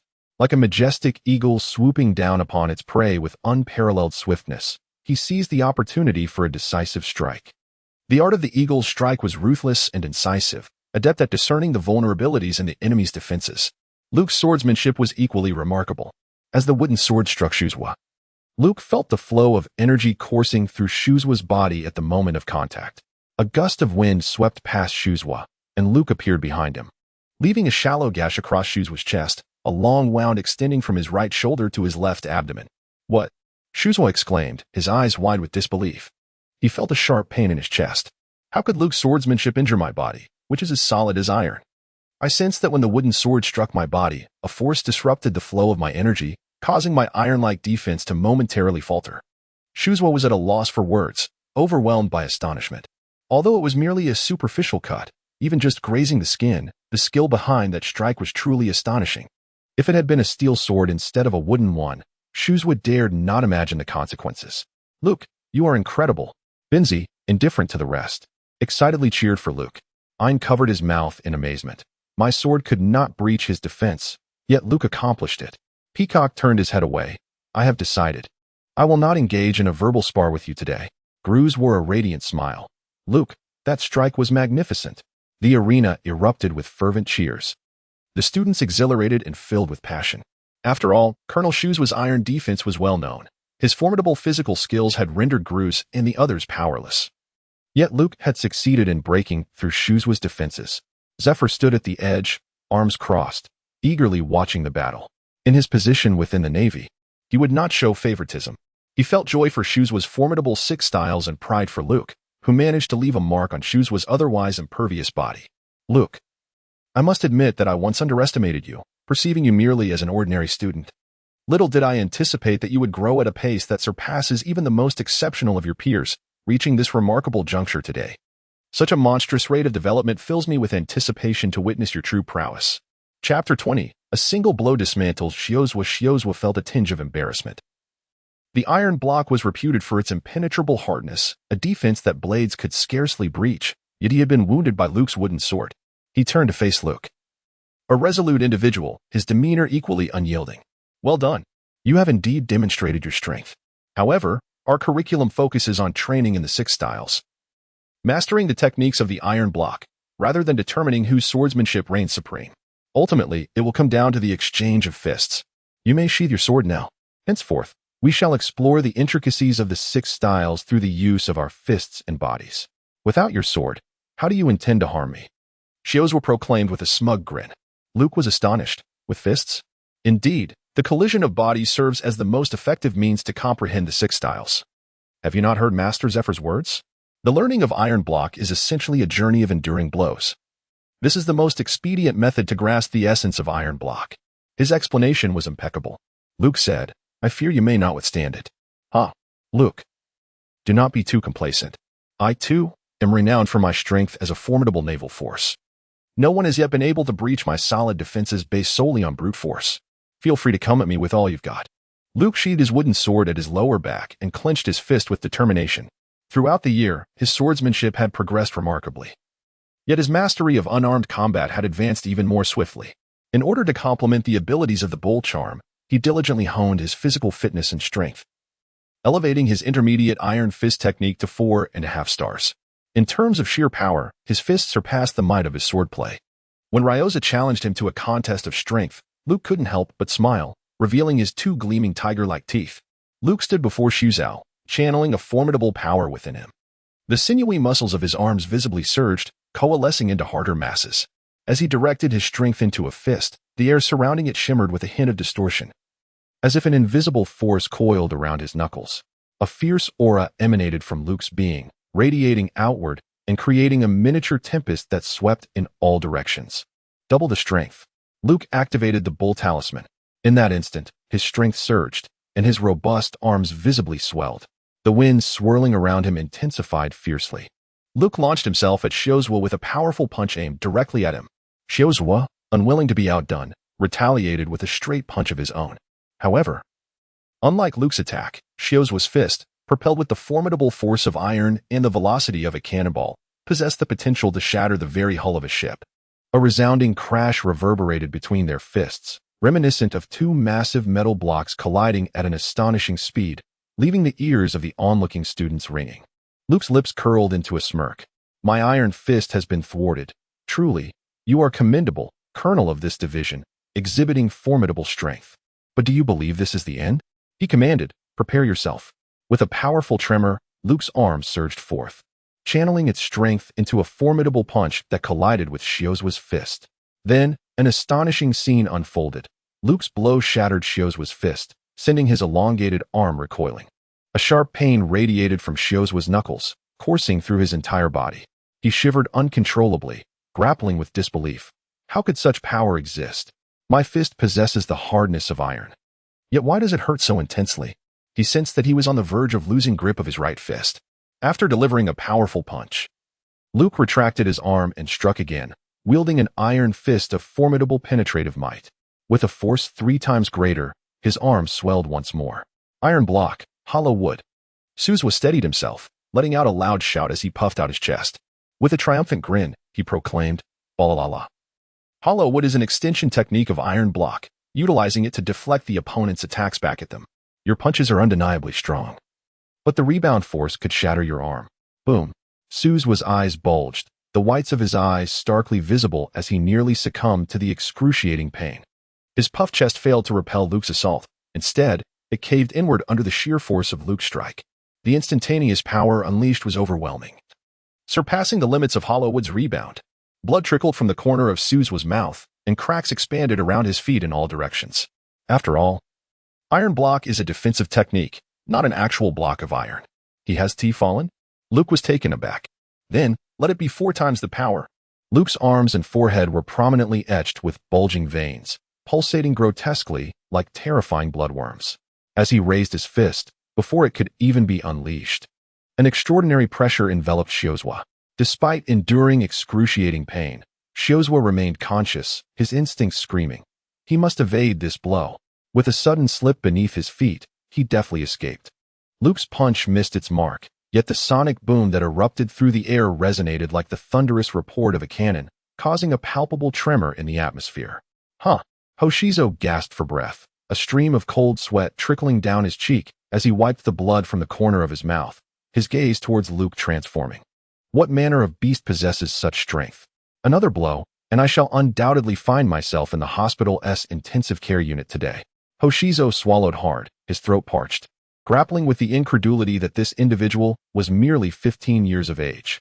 His power was formidable enough to rival the notorious captains of the New World, truly a monster. The spectators at the sidelines were left utterly speechless. Did Luke truly strike Colonel Xiozhua until he bled? Did Colonel Xiozhua dare not confront Luke's third punch? Is this an action one would expect from an ordinary person? Luke stood firm, his piercing gaze fixed upon his clenched fist. In that fleeting moment, the power emanating from his hand was sufficient to crush Xiozhua. The enhancement from the Nyo talisman was astonishingly formidable. In terms of strength, I am not inferior to Xiozhua. However, today's lesson focuses on the training of physical techniques. Overpowering him with brute force would be futile. In the future, when I encounter opponents who are adept at evasion, it would be imprudent for me to lack the requisite martial skills to counter them. As Luke's thought shifted, the power of the Bull Talisman quietly dissipated, and the prominent veins that had bulged began to subside, the astonishing force retreating within him, finding tranquility. What is a little punishment compared to the invaluable opportunity to master the 6 styles? The price paid is entirely worthwhile. Furthermore, through combat, I am able to glean insights into my opponent's martial techniques. Indeed, I am Luke, a lover of challenges. Colonel Shuzwa, let us continue, Luke said with eager enthusiasm. Shuzwa felt belittled, his anger flaring. You little brat, do not underestimate others. In a flash, Shuzwa vanished from his original position, reappearing directly before Luke, executing a knee strike to Luke's abdomen. The impact, as hard as iron, sent Luke flying. I have sent Luke flying. Shuzwa felt an inexplicable joy. But in the next moment, shame overwhelmed him, tears in his eyes. Isn't it a given that I can defeat a military academy student? How can I take pleasure in sending Luke flying? Have I truly begun to view him as an equal opponent? Without the bull talisman, Luke was no match for Shuzwa. Especially when Shuzwa employed the 6 styles such as the flick and moonwalk, Luke was left only to endure punishment. By the end of the afternoon training, the 5 elite class members, including Luke, were battered and bruised, struggling to walk. The next morning, when Luke arose, his injuries had already healed, thanks to the restorative power of the horse talisman. Upon arriving at the training ground, he noticed that Gruss, Bins, and others still bore the marks of yesterday's battle, their faces adorned with bandages. Upon seeing the lively Luke, they couldn't help but feel astonished. Training would not cease due to their injuries. They were held to high expectations. And for the sake of mastering martial arts, Zephyr's training was even more grueling, akin to hellish trials. The afternoon continued with further punishment. Chapter 21. Insights of the 6 styles. This day mirrored the first, with Shuzwa's scathing shouts echoing across the training ground. Are you all worthless? How many times must I say it? Control your power, not for attack, but to enhance your limbs. If you wish to avoid punishment, then master the iron block. Of course, he dared not direct any foul language at Luke, for Luke truly possessed the strength to shatter him with a single punch. Enduring punishment was inevitable, yet it bore substantial benefits. Luke absorbed an increasing number of insights into the 6 styles. On the 3rd day, Luke blocked Shuzwa's finger thrust with his hand, only to be pierced in the left chest by Shuzwa's attack, subsequently kicked away. Luke rolled over and sat up. Yet he could scarcely attend to the wound on his chest. His gaze was fixated on his right hand, lost in contemplation. Just moments ago, he distinctly felt his palm intercept a thrust aimed at him. What was initially a punch had transformed into a defensive maneuver, as his iron fist unexpectedly morphed into a palm to thwart Ryoso's assault. The strength that should have manifested as a powerful blow instead radiated throughout his palm, bestowing it with the resilience of steel. Was this the essence of channeling power into one's limbs? From whence did this extraordinary strength originate? Luke leaped with excitement, sensing that he was on the verge of grasping the elusive secret. Indeed, combat proves to be the most effective form of learning. Luke dashed towards Shuzwa, his spirit unyielding and his fervor boundless, demonstrating through action that the audacious Luke was not merely a figure of empty reputation. In his relentless pursuit of mastering the technique of iron block, he fought valiantly, enduring wounds that marred his body. As the battle wore on, Shuzwa, sensing the gravity of the situation, felt a pang of sympathy. Luke bore numerous gaping wounds, blood seeping from his injuries yet staunched by his robust musculature. As he continued to launch an assault against Shuzwa, the pain did not deter Luke. His eyes burned with a feral intensity. Shuzwa inwardly cursed, questioning how Luke could assert he was not at all insane.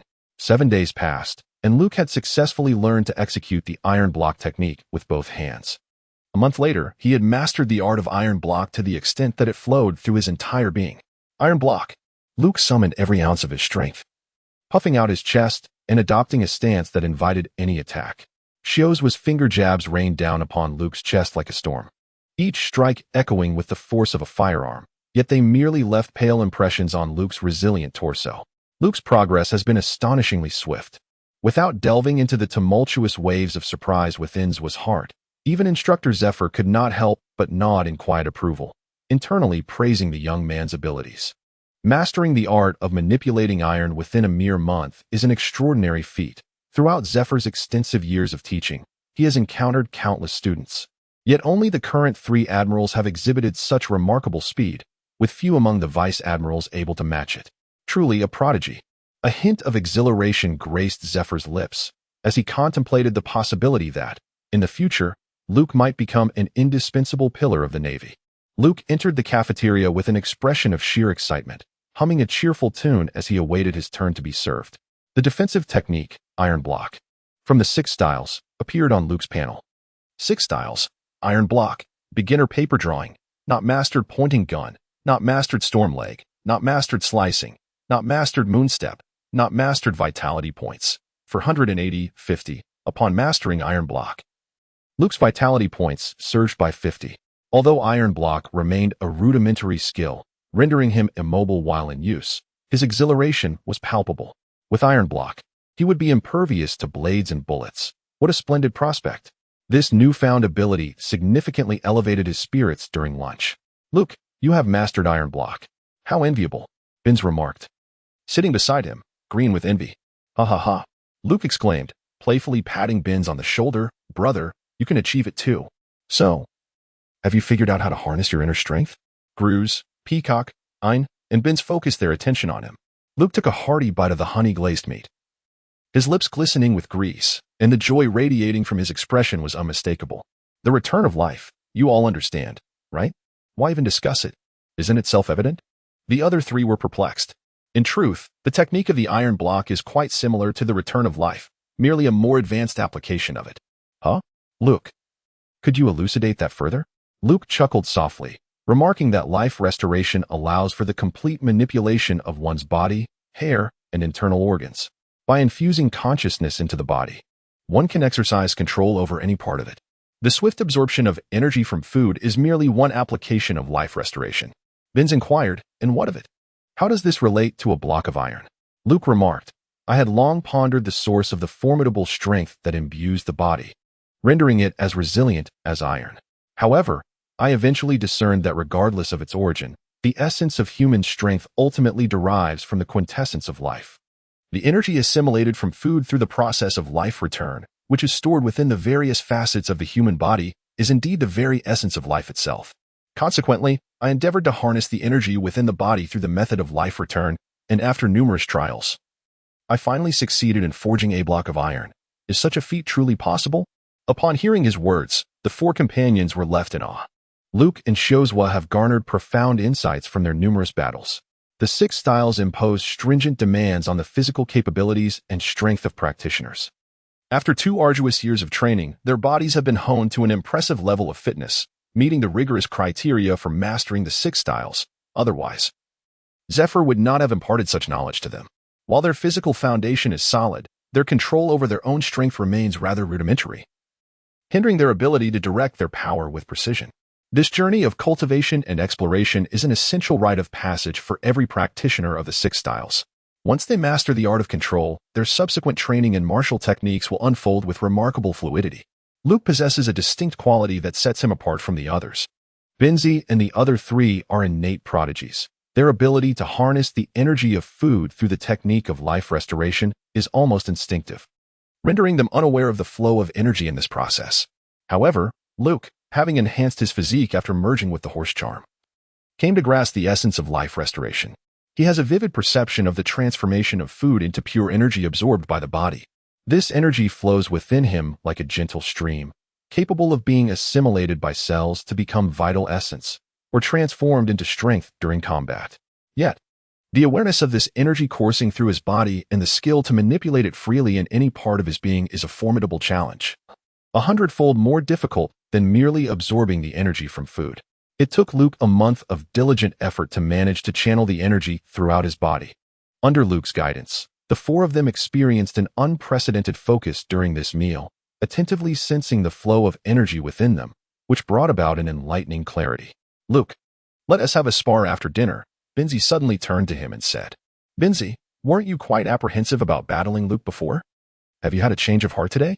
The peacock unrelentingly pointed out his inconsistency. Don't say such nonsense. I wasn't. Binz's face flushed with embarrassment. Really? Is that so? Well, perhaps just a little. But as a Navy officer, how could I let fear hold me back? I too have a heart that yearns to grow stronger. Chapter 22. The leisurely afternoon tea of the naval bigwigs. Binz felt a revelation stirring within him. Through sparring with Luke, he sought to validate his newfound understanding. The elite class consists of exceptionally perceptive geniuses, and for them, mastering the 6 styles is merely a matter of time. They have been diligently training, and within less than 2 months, They have all successfully cultivated iron blocks. Luke's progress, however, has been even more remarkable. In just 6 months, he has mastered 4 of the 6 styles. Following iron block comes the finger gun, which condenses all bodily strength into the fingertips, unleashing a strike with hardened fingers that produces the force of a bullet in the blink of an eye. Next is shave, allowing rapid movement in an instant, making him appear to vanish. Finally, there is moonwalk, which offers the exhilarating sensation of strolling through the air, fulfilling Luke's long-held desire. 6 styles: iron block, beginner paper drawing, not mastered finger gun, beginner storm step, not mastered shave, beginner moonwalk, beginner Dao power value. 820 having mastered 4 techniques. Luke's strength has significantly increased, with a Dao power value of 820, surpassing even some colonels at the Navy headquarters. This is a reflection of his standard Dao power value, excluding the augmentation from the bull charm. Today, once again, the weather is splendid. On a clear space of the training ground, 2 figures are engaged in a fierce battle. With a single footstep upon the ground, Luke executed a flurry of rapid strides in the blink of an eye, his explosive momentum propelling him to vanish from his original position. Luke appeared behind Xiuzhua, raising a finger to swiftly jab at his back. This was no friendly tickle. The speed of his finger was such that it was nearly imperceptible, indicating the use of a finger gun technique. The sound of bullets striking metal reverberated as Xiuzhua's broad back became as unyielding as iron. He raised his arms, each limb longer than that of an ordinary person, and with a powerful pivot of his feet, he spun like a whirlwind. His arms formed a black vortex, raining down blows upon Luke with relentless intensity. The hardness of iron combined with the rapid speed, generating explosive damage. Iron against iron. Luke crossed his arms over his chest, bracing himself against the tempest of attacks. Clearly, Xiuzhua wielded the 6 styles with greater proficiency than Luke. Moonwalk. Luke suddenly leaped backward, his feet seemingly treading upon invisible stairs, ascending into the air. Reaching a height of several dozen meters, he executed a reverse moonwalk kick midair, plummeting downwards with tremendous force, a strike that descended from the heavens. A steel fist, embodying the might of a falling sky, aimed to smash down upon Xiuzhua. Not daring to meet Luke's fist head-on, Xiuzhua halted his spinning arms, vanishing from sight in an instant, before delivering 2 swift kicks. Boom! Just erupted into the air. With a single punch, Luke struck the ground, creating a deep crater. Yet he was immediately sent flying by a kick from Lon. The more battles he engaged in, the more profound his realizations became. His proficiency in switching techniques and the fluidity of the 6 styles lagged far behind that of Xiuzhua, remaining at a mere rudimentary stage. As his training deepens, more advanced techniques and extensions of the 6 styles await him. The path of cultivation remains long and arduous. The battle raged fiercely, nearly impossible to distinguish a victor. After observing for a considerable time, Zifa turned and entered the fortress building.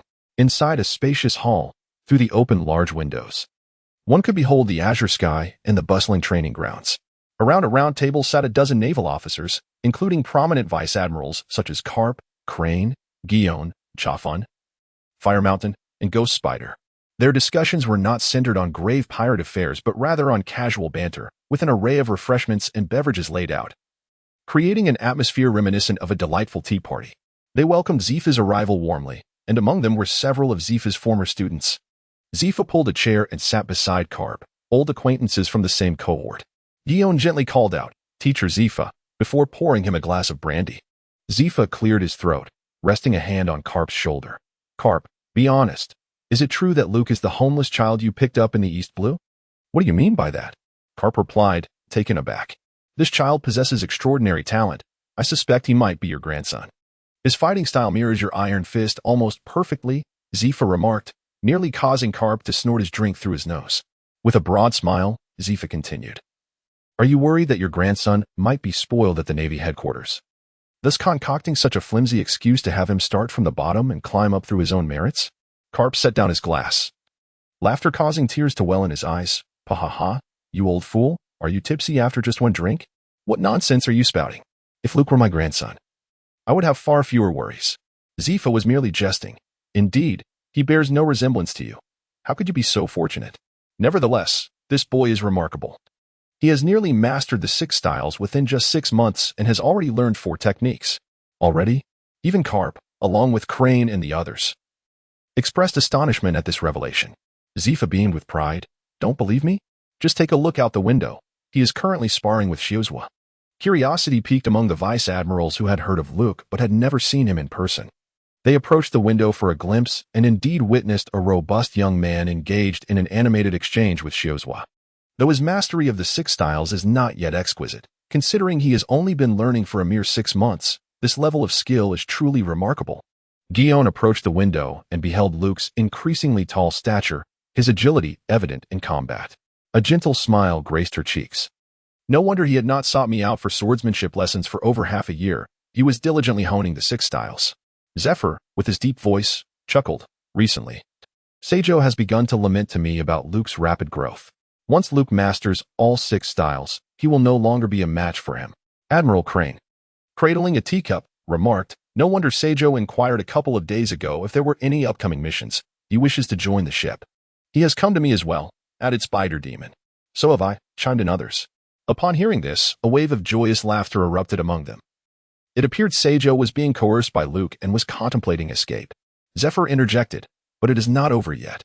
Although Luke has learned the finger gun, this lad is overly ambitious. He claims that the finger gun, with its bullet-launching power, is too trivial. He aspires to unleash cannonball-like force with his fists, intending not just to obliterate foes but to sink pirate ships as well. The hall was once again enveloped in laughter. Crane elegantly sipped her tea, a rare smile breaking her serious demeanor. Zephyr, when will the next cohort of students be arranged for internships? Internships, indeed. I initially believed the elite students would require 1 to 2 years to fully grasp the 6 styles, but given their swift progress, we can schedule internships as early as next year. As for the regular students, a year should suffice for them to master a move or two. Perfectly timed for some maritime experience. How about we each lead a team then? Zephyr proposed. Crane nodded in agreement. Chapter 23, Dates and Excursions as the sun tilted westward. The day's training came to a close. Before the military academy students dispersed, they undertook their final tasks, returning training equipment to its rightful place, smoothing the training grounds, and filling in the pits left in the wake of battle. Luke was pushing a flat rake across the earth, leveling the soil, when Ian approached amidst the busyness. Luke, do you have any plans for the day off tomorrow? Ian asked, tucking a strand of his wavy hair behind his ear, his flawless visage glowing with a faint rosy hue. Training, Luke replied, but tomorrow is a day off. Ian's eyes reflected a hint of incredulity. Could this battle enthusiast truly find no respite even on a day of rest? Luke paused in his tasks. What else could we possibly do? Let us peruse the shops. I shall treat you to a meal. Oh dear, you are well aware of my financial constraints. To treat me to a meal, how delightful. Shall we explore the commercial street on the island, or perhaps venture to the Chambered Islands? Ian tilted his head in contemplation. Let us visit the City of Water. It is a graceful aquatic metropolis, renowned for its abundant specialties, including a unique delicacy known as water meat, whose exquisite taste is unparalleled across the globe. Luke displayed a look of reluctance, however. This place is too far from Water City. I believe it would be simpler and more convenient to stay on the island. I wish to visit Water City, Ian asserted, adopting the demeanor of a young lady. I've already inquired. Tomorrow there will be a vessel from the headquarters heading to Justice Island. We can board the sea train there, and in just an hour, we shall arrive at Water City. The sea train, a marvel that travels across the ocean, I believe it's quite the experience. Ian's eyes sparkled with excitement. The youthful anticipation was vividly etched upon her face. Wait, what do you mean by treating me to a meal? It turns out it's merely an excursion, Luke remarked, the corner of his mouth twitching slightly. Do you require a shopping bag then? He added. Nevertheless, the sea train, in the year 1514 of the Oceanic calendar, the complete establishment of its routes marks an unprecedented achievement. It is truly worthwhile to experience it. Consider it an outing to entertain the young lady. At that moment, Binns approached, and upon hearing of the journey to Water City, he became animated. Water City is splendid. Though renowned as the world's most advanced shipyard, it is also a marvelous tourist destination. With its extensive waterways, one could spend an entire day exploring. Peacock interjected, shopping is none of your concern. Oh, tomorrow is a holiday. Aren't we all going together? Binns inquired, puzzled. Gruz, extending a hand from behind, forcefully pulled him closer and fixed him with a stern gaze. Binns, have you forgotten? Your mother is coming to visit you tomorrow. No, before Binns could finish, Gruz dragged him away. A rendezvous between a man and a woman. What do they call it? A date. And you, my boy, are merely a third wheel, utterly oblivious. The following day, basking in the radiant sunlight, Luke met Ein at the designated port. Ein carried a small bag and donned a purple tank top paired with black ultra-short shorts, her legs exuding an elegant proportion. The sea breeze tousled her flowing hair, and she radiated an enchanting aura. Soldiers entering and exiting the port couldn't help but steal glances at the stunning young woman, captivated by her breathtaking beauty. Upon spotting Luke, she greeted him with a sweet smile, though her eyes reflected a hint of surprise. "Luke, are you really going out in your naval uniform?" Luke glanced down at his attire, which consisted of the standard naval uniform. He shrugged and said, "This is all I have, the Navy's clothing. Would you prefer I buy you an outfit?" "Ha ha, I would graciously accept that." Ain, hailing from a wealthy family, was well aware that a single outfit held little value. Luke accepted her offer with a cheerful grin, knowing that he could always repay her once he earned some money. The two companions boarded a warship, which was on a mission to Judicial Island, allowing them to hitch a ride on the favorable winds. Remarkably, despite having been at naval headquarters for 2.5 years, this was Luke's first excursion. He hoped today would be a delightful experience. The Navy, Judicial Island, and the underwater prison, Impelled Down, are three major institutions under the world government. These institutions are interconnected by three grand gates of justice, monumental structures that alter ocean currents, creating an enormous whirlpool. The naval vessels traverse the currents generated by the whirlpool, enabling a swift journey from naval headquarters to Judicial Island in a mere half hour. As the gate of justice loomed before Luke, he was taken aback. Not only did the gate tower into the clouds with a width reminiscent of a mountain, but the whirlpool behind it was truly astonishing. Was this really a whirlpool? It appeared to be nothing less than the navel of the ocean. Ah! Luke heard Ain's piercing scream. In that moment, he found himself unable to suppress his own cry. In the vastness of the ocean, this whirlpool was immense, dwarfing even an island. Naval warships plunged into its depths without causing so much as a ripple. Even the mightiest sea creatures drawn into its grasp faced certain doom. The warships danced perilously on the brink of oblivion. As they were caught in the swirling currents, their speed escalated at an alarming rate, propelling them forward with astonishing velocity. Bang! Luke and Ian found themselves unable to control their bodies, sliding backward and colliding against the ship's hull. As the gate of justice on the side of Judicial Island swung open, the warship was swept away by the currents, just managing to pass through the gateway. Meanwhile, Luke's legs had grown weak, and he could only cling desperately to the deck to maintain his balance. Before the age of 13, Luke led an ordinary life. However, after turning 13, he spent over 2 years training at the naval headquarters, never having experienced a voyage as thrilling as today's. It was utterly exhilarating. "Are you all right?" Luke inquired of his companion, Ian. "I can still hold on," Ian replied, his face pale, clearly also embarking on this route for the first time. The two exchanged glances for a moment before bursting into hearty laughter. What a rush! The warship left them at the rear of the Justice Tower and sailed away. From this point, they would traverse the Justice Tower, cross a suspension bridge to reach the main island, and then proceed through the island to the main gate to catch the maritime train bound for the City of Water. In truth, even without the journey to the City of Water, Luke considered this trip worthwhile. The swirling vortex at sea was enough to nearly steal his breath away. The scenery of Justice Island was indeed a marvel upon the ocean. The island itself hung precariously above a colossal waterfall's abyss, connected to the main gate by a narrow passage, making it easy to defend against pirates while simultaneously instilling a sense that the island danced on the precipice of death. It was a thrilling experience. Luke and Ein entered the Judicial Tower, traversing the majestic edifice. The narrow corridors, intricate as a labyrinth, branched out into countless empty rooms on either side. Indeed, it resembled a maze. How could such a complex structure exist? Ein felt a twinge of regret for choosing to explore. "Do you think we might encounter a ghost?" Luke jested, making a face at her. However, Ein was unperturbed. Her lips curled in a sardonic expression as she regarded Luke, as if to chastise him for his childishness. Did she truly seem the type to believe in such fanciful tales? "It seems we may have lost our way." "That can't be," Luke replied, raising an eyebrow. "We have been moving in a single direction. Surely, it could not be that he had become directionally challenged? Let us inquire for directions." In this vast judicial tower, it was peculiar that not a single government official was in sight. "I believe I hear something," Ein said, pointing towards an open room before hastening towards it. She pushed the door ajar and beheld a youth clad in a black suit, engaged in training with several mannequins. Finding someone here proved to be quite the challenge. "Excuse me," Ein began. "We seem to be lost. Could you assist us?" Rob Lucci halted his training, a stern expression etched upon his face. He scrutinized Ein, muttering to himself, an unfamiliar visage.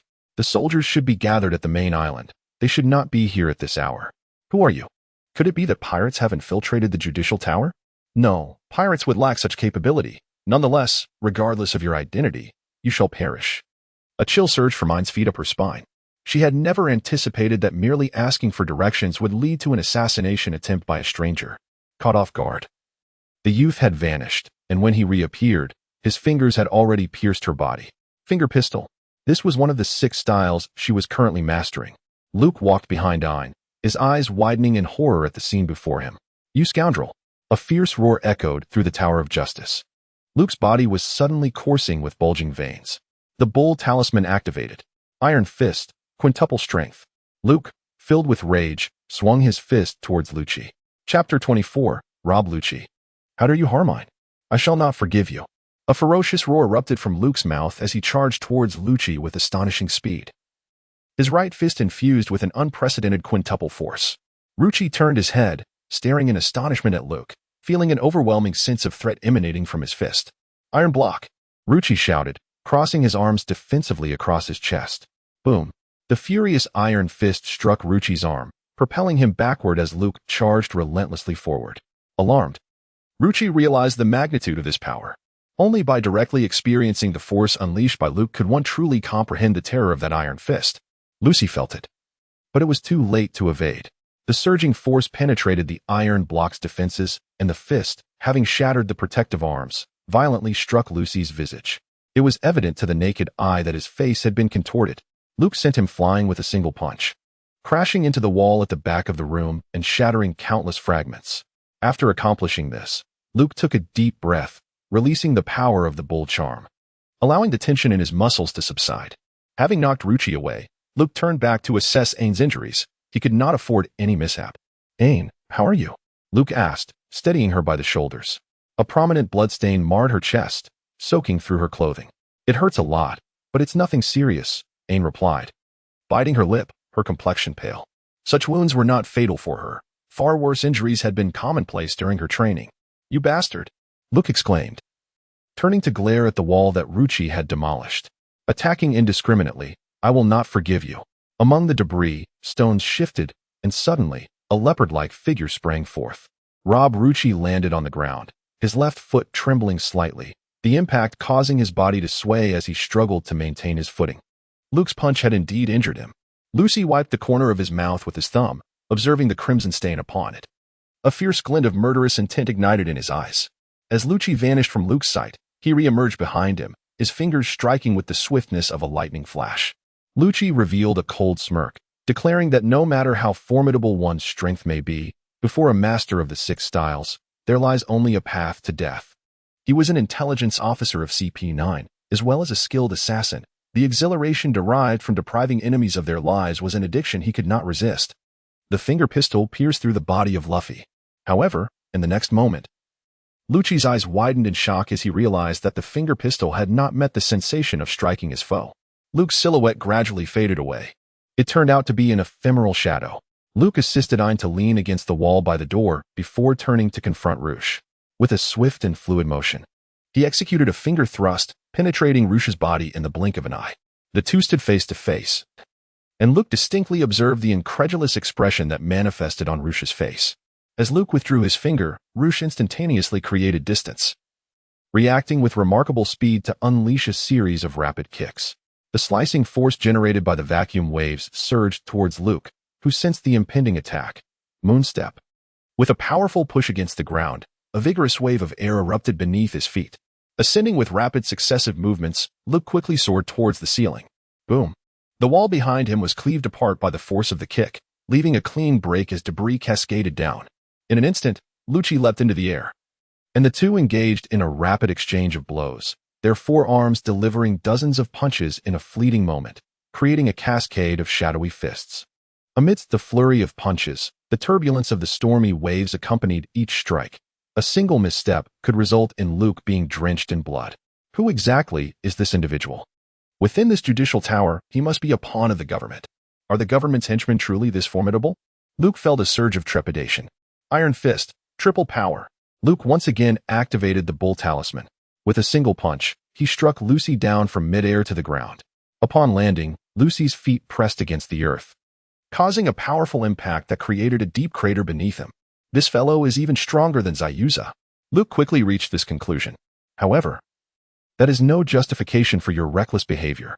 Luke's foot hovered in midair as he pursued Roosh with remarkable speed, channeling all his energy into the tip of his finger, unleashing a lightning-fast finger gun.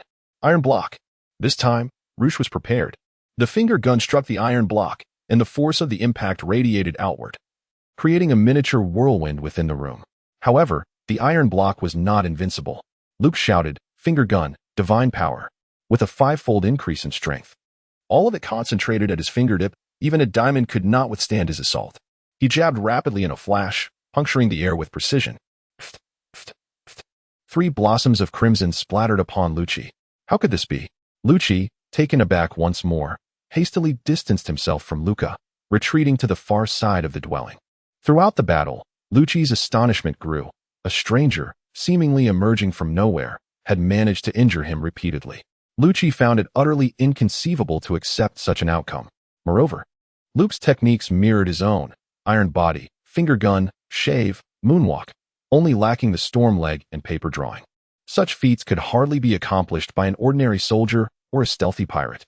Possessing immense strength and mastery of the 6 powers, Luke appeared significantly younger, his tall, robust figure failing to conceal the youthful exuberance of his countenance. Alas, a dull ache coursed through his body, a lingering reminder of that initial punch. The formidable blow, which even iron body could not withstand, had inflicted considerable injury upon him. Lucci inquired, "Who exactly are you? How is it that you possess the 6 styles? Is this a treasured technique passed down through your family, forbidden for others to learn?" Luke retorted angrily, as he was still in the initial stages of confrontation, particularly incensed by the sight of Ein's blood-stained garments. "Are you a member of the Navy?" Lucci finally took a moment to scrutinize his attire. "If not, then what? Here, there are only Navy officers or government officials. You act without discernment and attack us without considering the consequences." "Consequences?" Lucci scoffed. "Even if I were to slay a Navy officer, no one would dare to reprimand me. After all, CP9 operates as an intelligence agency under the government, granting me the legal right to kill. Even as a newcomer to CP9, should a mission fail, I would not hesitate to eliminate." He was a remorseless assassin, exuding an aura of icy detachment. Suddenly, a white dove descended, alighting upon Lucci's shoulder, clad in a sharply tailored black suit, with cascading long curls and a cold expression. He presented a striking figure alongside the dove. Luke was suddenly taken aback. He recalled that this individual was Rob Lucci, an operative of CP9. He had infiltrated the City of Water, positioning himself beside the mayor, Iceberg, and was the mastermind behind the plot to assassinate him. It appears he has yet to commence his covert mission. No wonder his strength remains so formidable. He has withstood the force of 5 times that of a normal punch and still lives. Chapter 25. The Gale Foot and the Advancement of Swordsmanship. Lucci relinquished his devil fruit powers and discarded his hybrid leopard form. "Since you are the Navy, leave swiftly before I eliminate you. Do not disturb me during my training in the future." "What did you say?" Luke exclaimed, his anger palpable. As Lucci slipped his hands into his pockets and prepared to depart, Luke shouted, "You injured my friend, and you think you can simply walk away? And what of it? She is not dead. You scoundrel." Luke's eyes burned with fierce indignation. "Luke, don't," Ian interjected, stepping forward to grasp Luke's arm, shaking his head in admonition, urging him not to get into trouble on his account. Luke gritted his teeth, unwilling to let Lucy go so easily. However, Ian held him back, forcing him to watch as Lucy departed. It was not until Lucy's figure vanished from the doorway that Luke finally relaxed his tightly clenched fists. He gently patted Ian's hand that gripped his arm, feeling a warmth emanating from her touch. "Ian, you are truly a kind-hearted girl. If it weren't for you intervening, I would not have let him escape so effortlessly." "Indeed, I believe that," Ian replied, releasing her grasp and sinking despondently to the ground. The injury on her chest, inflicted by the gun's muzzle, was quite severe. "I apologize for inviting you to explore the Water City, only to encounter such unfortunate events. My good mood has been thoroughly spoiled, and it seems today will not unfold as I had hoped." I managed a faint smile despite her pale complexion. "Are you suggesting that you might abandon the journey to the Water City?" "Alas, I only wish I had not sustained this injury. Just wait and see." Luke's gaze fell upon Ain's chest as he raised his hand to cover the wound. The healing energy seeped through his palm and entered her body, mending the gaping hole created by the piercing spear at a visibly remarkable pace. Ain's beautiful eyes were filled with astonishment.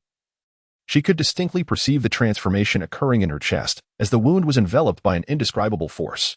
The shock in Ain's eyes gradually morphed into a gentle warmth, a profoundly soothing energy. Luke let out a sound of determination, fully activating the healing power within him, aware that this would deplete his stamina. Yet, compared to the urgency of mending Ain's wound, this exertion was trivial.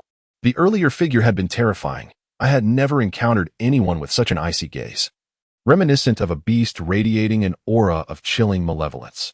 However, Luke, you are different. You exude a comforting warmth. Ain's lips curled into a sweet smile, his complexion regaining its rosy hue. Haha, no one has ever praised me like this. I shall graciously accept your compliment. Luke's somber mood was suddenly lifted as he withdrew his palm. In just a few breaths, Ain's wound had miraculously healed. The healing power of the talisman was indeed formidable.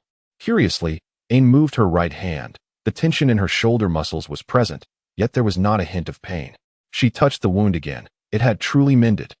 At last, she understood why Luke could emerge from battles battered and bruised, yet appear lively the next day. He possessed such an extraordinary ability. How deeply he had concealed it. I had initially planned to gift you a piece of clothing as a token of goodwill, but it seems I must now consider this as my expression of gratitude. How frustrating. Ain pouted her lips. This adorable expression elicited a joyful laugh from Luke. Ain had always been an elegant and intelligent lady, yet she revealed such a charming side. Are we still going to the Water City? Ain inquired. Luke, come on. Now that we're here, wouldn't it be rather disheartening to turn back?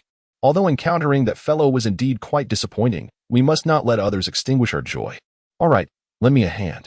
Ain reached out toward Luke.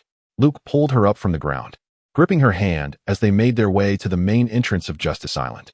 Although they experienced a slight delay, they ultimately did not waste any time and successfully boarded the sea train. The sea train let out a steam whistle, chugging to life with a rhythmic puffing sound. The vast expanse of the sea shimmered under the sun, and this unprecedented sea train glided gracefully upon the waters. Its wheels rested on the tracks beneath the surface, propelling forward at remarkable speed, parting the ocean and sending plumes of water several meters high into the air. Ah, what a delightful sea breeze. Ain leaned her head out of the window, allowing the refreshing wind to caress her lovely face, eliciting a contented sigh. Anyone embarking on the sea train for the first time would be utterly captivated by its enchantment, showering it with praise. Luke sat beside Ain, watching as the young girl joyfully shouted towards the window. He smiled faintly. Such a carefree existence is truly delightful. If only this world were not plagued by the rampant piracy, he would genuinely yearn to embrace such a tranquil life. Luke leaned back against the chair, his hands resting behind his head, eyes closed, allowing the refreshing sea breeze to caress his face as vivid memories of his battle with Lucci surged in his mind. Though the confrontation was brief, the emotions it evoked within Luke were profoundly intense.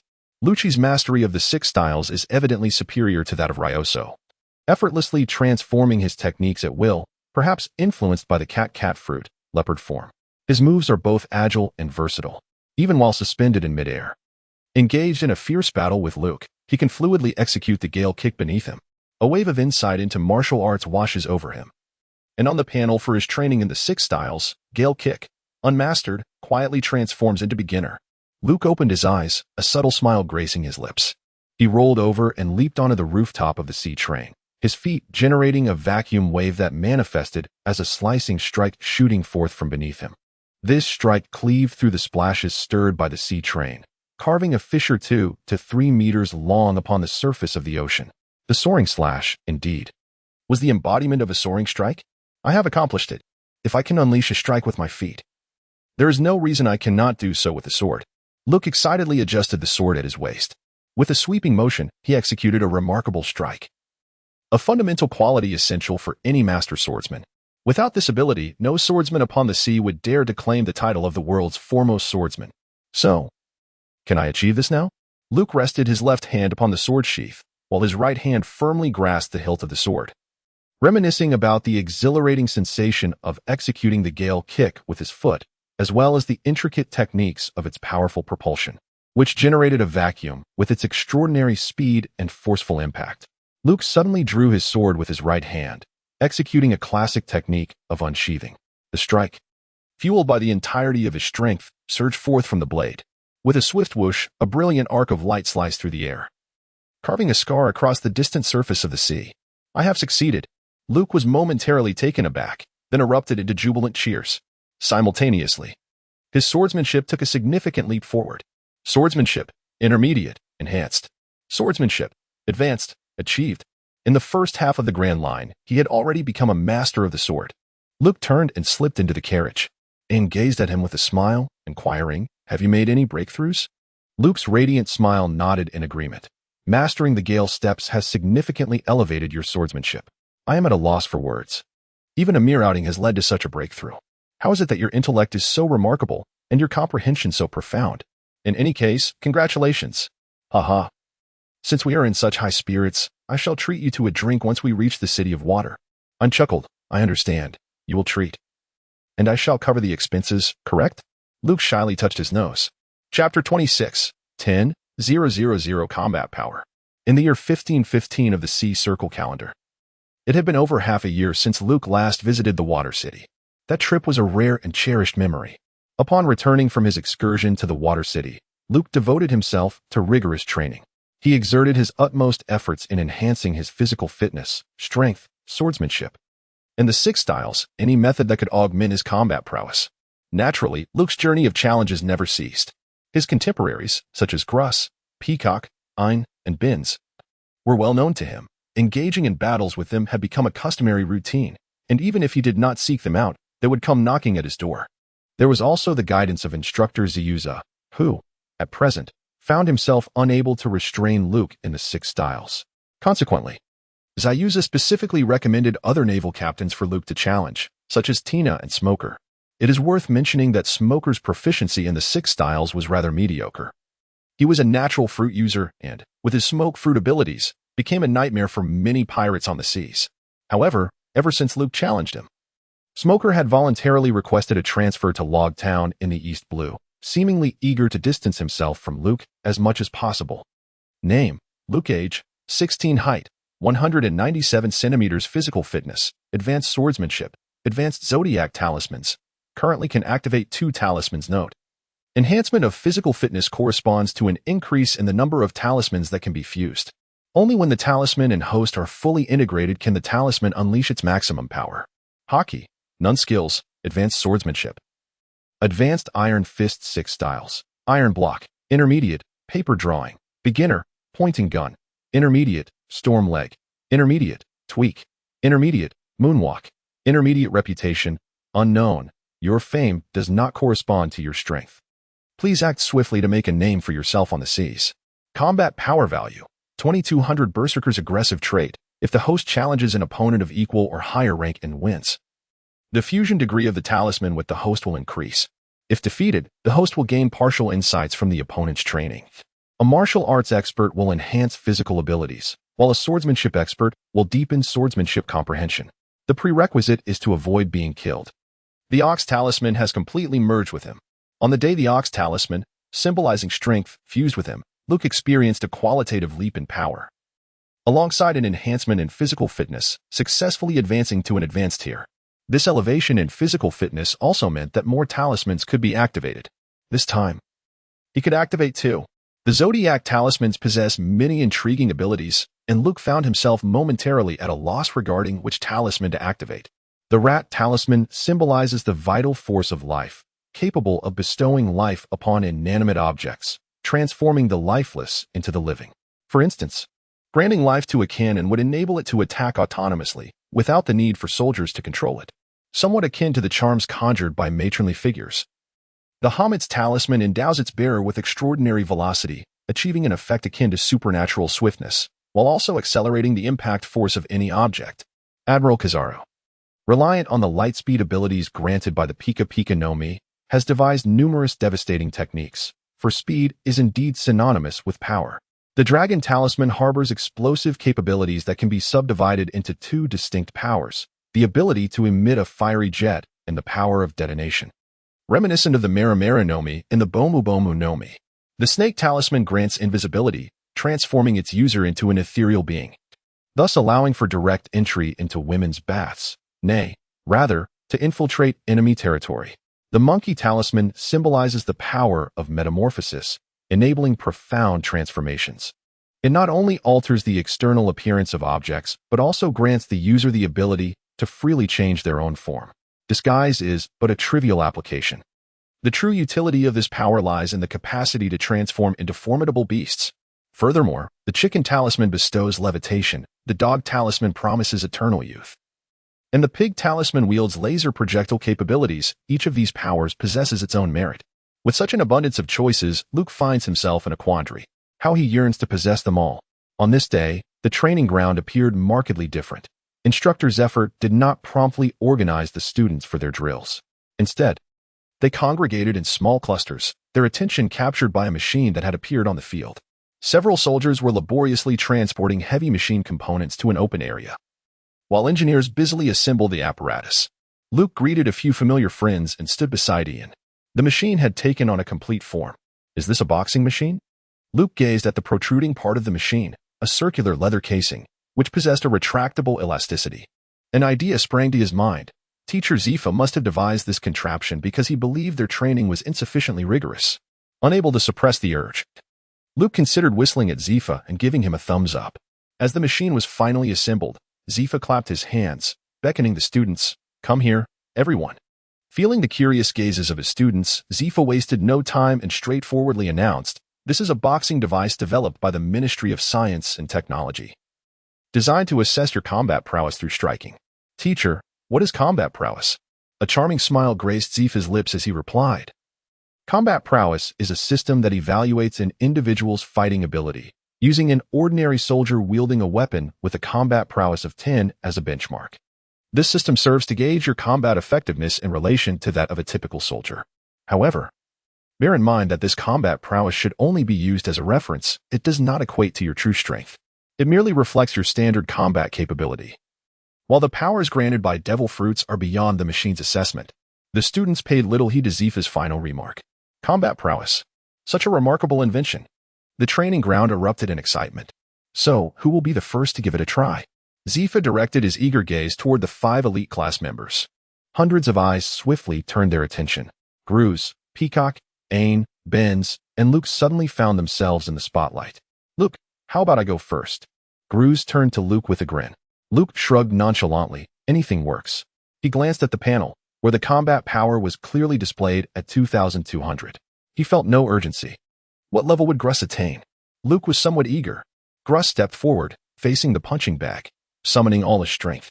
After a year of rigorous training, he had grown increasingly adept at harnessing his power, transforming it into a formidable punch that surged forth with great speed. Thud! His fist struck the padded surface, unleashing a torrent of force, while the machine's digital display fluctuated before settling on a value of 1150. A combat power of 1150. Quite impressive indeed. Zifa nodded in affirmation. "Teacher, where does this value place me within the Navy?" Gruz inquired.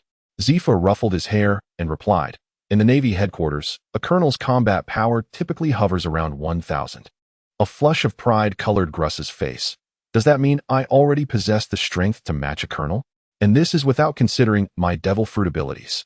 Zifa added, "Let me inform you, Shuzua's combat power stands at 1,600. Shuzua raised his arms, showcasing his well-defined muscles, a smug grin spreading across his face, as if to say, "You still have a long way to go." Gruz wore a satisfied expression as he returned to the ranks. Luke felt a gentle tap on his shoulder from someone nearby. The Peacock, Ein, and Benz were all gazing at him, their eyes brimming with anticipation. "Luke, it's your turn." He was now recognized as the foremost individual in the elite class. Gruz had achieved a formidable power level of 1150, so what could Luke accomplish? It was impossible not to be curious. Luke awkwardly rubbed his nose and took a couple of steps forward. "I am well aware of my spiritual power. Is there still a need for testing? However, since my classmates are so eager, I cannot decline. The spiritual power reflects one's usual combat capability. But what might the activation of the Bull Talisman's ability entail?" As Luke's gaze brightened, a unique idea began to take shape, despite his initial lack of interest. The Bull Talisman had become an intrinsic part of him. Theoretically, he could amplify his strength tenfold. However, during the actual process, Luke discovered that this was not the case. The ability to bear such power comes at a cost. The greater the strength, the more formidable the physique required to withstand it. Otherwise, Excessive force would only recoil upon the body. With his advanced physical capabilities, increasing his strength sixfold was already at the limit. Any further enhancement would result in a severe backlash, inflicting harm upon himself, indeed, a case of wounding 1,000 enemies while injuring 800 of one's own. As for a tenfold increase in strength, it would surely cost him his life. His physical abilities must be further enhanced. Luke speculated that perhaps if his physical prowess reached the advanced 5-star level, he would be able to endure tenfold the power of the bull charm. So, what kind of Taoist energy could he withstand with the current sixfold strength? Iron Fist, sixfold divine power. Luke aimed at the punching bag and delivered a powerful blow. Boom. A resounding explosion echoed through the air, sending tremors through the training grounds.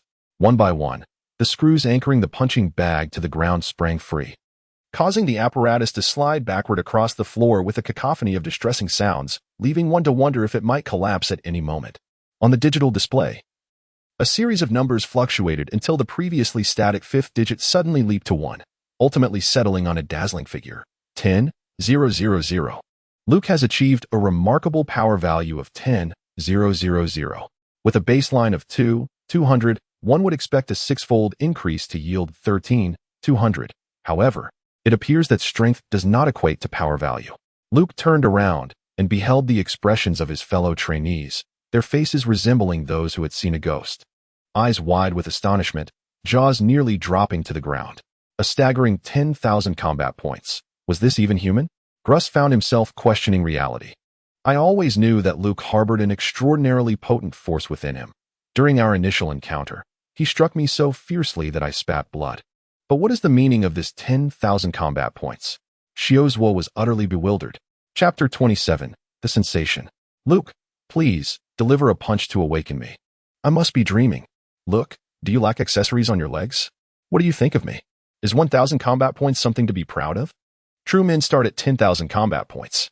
Luke declared that merely surviving 3 years in military academy marked the pinnacle of achievement. 3 individuals were driven to madness. And I too felt the onset of insanity. This world is utterly insane. Look, when did you become the unrivaled champion of the realm? The training grounds were on the verge of being overturned by the cacophony of fervent excitement. All gazes directed at Luke burned with fervent admiration. Luke felt a twinge of embarrassment. His cheeks flushed as he realized he might have gone too far. Initially, it would have sufficed to exert a modest 2,200 points of strength, which would not have drawn such attention. However, his curiosity regarding the magnitude of 6 times that strength compelled him to push the limits, leading to a staggering display of 10,000 points that certainly caught many by surprise. Would this punching machine withstand such force? Naturally, there were differing opinions. After all, Luke's strike nearly dismantled the apparatus. With a wave of his hand, Zephyr commanded, "Engineers, inspect the machine." A few engineers dispatched by the Department of Technology, initially taken aback, quickly seized wrenches and instruments to conduct an urgent examination. After a thorough inspection, they resecured the punching device to the ground, drenched in sweat, and instructed the students to continue their testing. Their perspiration was due to the fact that they could not identify any significant issues, merely tightening a few loose screws. Upon receiving the engineer's report, Zephyr cast a glance at Luke. Out of caution, he decided to have others take a turn first. "Ein," he called, and I nodded in understanding. Summoning a wave of azure energy beneath her feet, she leapt forward, striking the machine with precision. Now adept in all 6 styles, her powerful slash dissipated, revealing a clear figure on the digital display, 900. While not as astonishing as Luke's 10,000 points, it was weaker than Gru's 1150 points. Nonetheless, this figure was normal. Ein beamed with satisfaction. She was not one to be overly competitive. Acknowledging that she was not on par with Grus in regular sparring brought her peace of mind. The crowd's eager attention shifted back to Luke. Now that the machine appeared operational, would he manage to achieve 10,000 points again? "Look, give it another try," commanded Instructor Zephyr. When Luke initially struck with 10,000 points, the uproar from the others had been palpable, while Zephyr maintained an outward calm, though internally he was profoundly shaken. His arm, hidden within the crook of his elbow, trembled. Over 3 years, Luke had transformed from an ordinary soldier into a behemoth of 10,000 points. Such monsters were rare in Zephyr's decades-long naval career. With the machine's malfunction ruled out, what was Luke's true strength? Zephyr's gaze brimmed with anticipation. "Yes, teacher," Luke replied earnestly. Approaching the punching machine once more, he refrained from using any enhancement spells and delivered a straightforward punch. This strike was unremarkable, employing only his standard strength. The shockwave radiated from his fist, the force unleashed, and the digital display flickered rapidly before settling on 2,200. 2,200 points. It seems the previous reading was indeed a machine malfunction, murmured Rio. Yet, why did I still feel a sense of suffocation at the sight of 2,200 points? Luke had truly eclipsed me in terms of combat prowess. Shiozwa found himself deeply wounded. Over the past 6 months, he had come to profoundly appreciate Luke's astonishing rate of growth through their encounters, rendering their battles increasingly formidable. However, his stubborn demeanor and pride prevented him from admitting that he was no match for Luke. Even in defeat, he attributed it solely to Luke's extraordinary strength. At this moment, the disparity in their abilities was glaringly evident. He had indeed been surpassed by Luke. The other 4 members of the elite class were enveloped in a myriad of emotions. Aine wore an elegant smile, her hands clasped together in a modest applause. Binzi wiped away non-existent sweat from his brow, feeling the weight of immense pressure. The peacock's eyes sparkled with a fierce competitive spirit. Gruz lifted his handsome visage, letting out a hearty laugh, and with genuine admiration, he remarked, "Indeed, Luke, your years of hard work have not been in vain." Luke reacted nonchalantly. "Teacher Zephyr, what is the level of a vice admiral's moral strength?" Taken aback by Luke's unexpected inquiry, Zephyr grinned broadly. "Haha, I am quite intrigued." He adjusted his glasses, his gaze intensifying as he fixed it upon Luke. "Luke, your moral strength has already surpassed that of most colonels. Is that not sufficient?" "Oh, I was merely asking casually." "Haha, no worries. This is not a closely guarded secret. A vice admiral's moral strength typically exceeds 5,000. 5,000 moral strength. Is that the norm?" "Indeed, it is the norm," Zephyr replied with a beaming smile. Luke's throat rolled. The vice admirals are indeed the backbone of the Navy, positioned beneath the 3 highest powers of this formidable force. Even among vice admirals, the disparity in strength is considerable. Take Garb, for instance. He possesses the might of an admiral yet chooses not to ascend to that rank. His combat prowess undoubtedly soaring well beyond the threshold of 5,000. It is conceivable that his foundational strength lies between 20,000 and 30,000. Additionally, there are the strategic genius Sengoku, along with the prospective admirals Fujitora and Akainu, whose capabilities surely exceed the mere 5,000. This level of power may very well serve as a watershed. Harnessing the power of the Ox Talisman, I managed to unleash a strength value of 10,000, which stirred a flicker of excitement within me. Yet, the standard strength value among vice admirals rests above 5,000, while I stand at a mere 2,200. There remains a vast chasm between us. Pride must be set aside, Luke. Luke silently admonished himself, gently patting his cheeks to awaken his senses. He resolved to train even harder. Subsequently, the other trainees approached in succession to undergo their assessments, each receiving their respective results. Luke's combat power, 2,200. Gruz's combat power, 1,150. Peacock's combat power, 980. Ain's combat power, 900. Binzi's combat power, 750. The combat power of ordinary class students ranges from 200 to 300. Zephyr nodded silently, feeling assured that he could take them out for their practical training. Chapter 28. It is not my fault for being handsome above the vast ocean. The azure waves rippled gracefully. The azure warship sailed upon the sea, braving the winds and the waves. Seagulls in the sky spread their pristine wings, circling above the warship, curiously observing it, occasionally alighting on the mast to rest. This marked the 7th day that Luke and his companions had spent at sea. After testing their combat powers that day, Zephyr promptly organized the practical training plans, dividing the military academy students into 2 teams, each led by himself and General Crane.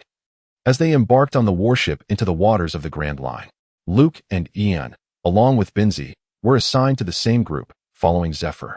Gruz and Peacock formed another team, accompanying Peacock's grandmother. Naturally, as it was their inaugural internship, Zephyr led them to the enchanting first half of the Great Navigation. Drink. Drink.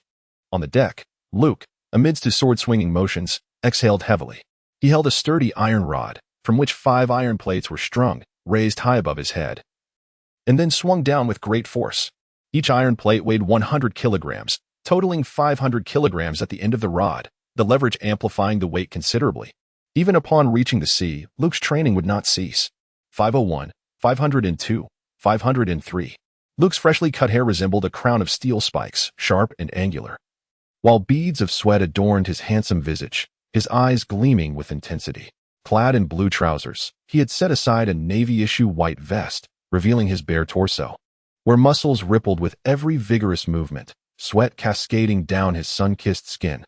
His robust arms hoisted a metal rod overhead, and with a powerful swing, he generated a fierce gust that stirred the ocean's surface into rippling waves. The rigorous training persisted, muscles beginning to exhibit signs of fatigue and soreness. Yet this only fueled his resolve. It was through transcending limits that one could forge greater strength. Meanwhile, Luke had finally solidified two abilities awaiting activation of his spells. His own power was already sufficient. With 2,200 points of strength amassed during the first leg of the Grand Line, he was well prepared to confront the vast majority of pirates. Armed with the six forms, exceptional swordsmanship, and an invincible iron fist, he could comfortably face all but the most formidable foes. Should he encounter a formidable adversary, he could unleash the Bull Charm spell, overpowering tenfold. Would the enemy not tremble in fear? The immediate priority was to diversify his abilities. In these waters, the presence of devil fruit powers could yield astonishing results through surprise. What a delightful notion it is to catch one off guard. Luke has activated the Mouse Charm and the Monkey Charm, each symbolizing the forces of life and transformation, respectively. The Mouse Charm bestows life upon inanimate objects, transforming them into living beings. The Monkey Charm grants Luke the ability to freely alter his appearance, akin to the 72 transformations of Sun Wukong, and also allows other objects to undergo effortless metamorphosis. It is hoped that these two charms will bring unexpected surprises to his adversaries. Luke concluded his training, drenched in perspiration, his breath coming in heavy gasps. His arms were so fatigued that he could barely lift them, the intensity of the training causing his hands to tremble ever so slightly, his muscles quivering. A female naval officer handed him a dry towel, saying, "Luke, wipe off your sweat." "Oh, thank you," Luke replied, offering her a grateful smile. He took the towel from her hand without hesitation and wiped his face with it. This female officer was a fellow trainee, seemingly named Christina. They had crossed paths before during the general class when they challenged all the participants. Since then, their paths had diverged. Luke was engrossed in his training and failed to notice the presence of someone nearby. "Luke, this is for you," Christina exclaimed, her cheeks flushed and her hands cradling a letter. Her gaze was fixed intently on Luke, her eyes sparkling with an unusual brilliance. "Ah, what is this?" Luke was taken aback. This was a love letter, sealed with a red heart sticker. "Luke, I have always admired you. I harbor no ulterior motives. I merely wish to encourage you with this heartfelt note. I want you to know that there are those who silently support you from behind." Christina forcibly thrust the letter into Luke's hands and, blushing like a ripe apple, turned and fled. Luke appeared utterly bewildered. As he watched Christina dash away into the cabin, he clutched the love letter in his hand. "To think I have received a love letter." From within the cabin, exuberant shrieks from several female soldiers echoed, accompanied by whispers of conversation. Yet, the wooden wall did little to muffle their animated exchanges, which reached Luke's ears without hindrance. "Christina, you truly did it." "Oh, my heart races so quickly. I envy her. I too wish to send a love letter to Luke, but I lack the courage. He is so handsome. Surely, he will become a naval admiral in the future. I wonder what connection exists between good looks and becoming a naval admiral. Every time I see Luke exercising, displaying his robust physique, his chest muscles larger than mine, I can't help but feel a surge of youthful affection, longing to touch them." My words trailing off with the sound of swallowed breath. What scandalous words are these? Truly, a group of infatuated, adolescent cadets. Luke's face flushed, burning with embarrassment. However, I too have become a man who has received a love letter. Luke possesses admirable attributes. He is robust in stature and strikingly handsome, making him particularly captivating to the attention of young ladies during this vibrant phase of adolescence, especially after the day of the power testing. Luke noticed the expressions of the female students towards him, their cheeks tinged with a rosy hue. What is a mere love letter to me? How could I, Luke, possibly take pride in such triviality? I am not pleased. Indeed, I am not pleased at all. Ha ha ha. Luke stood tall, exuding a formidable presence. All attention was drawn to him as Zephyr's silhouette emerged on the deck, his brow etched with seriousness.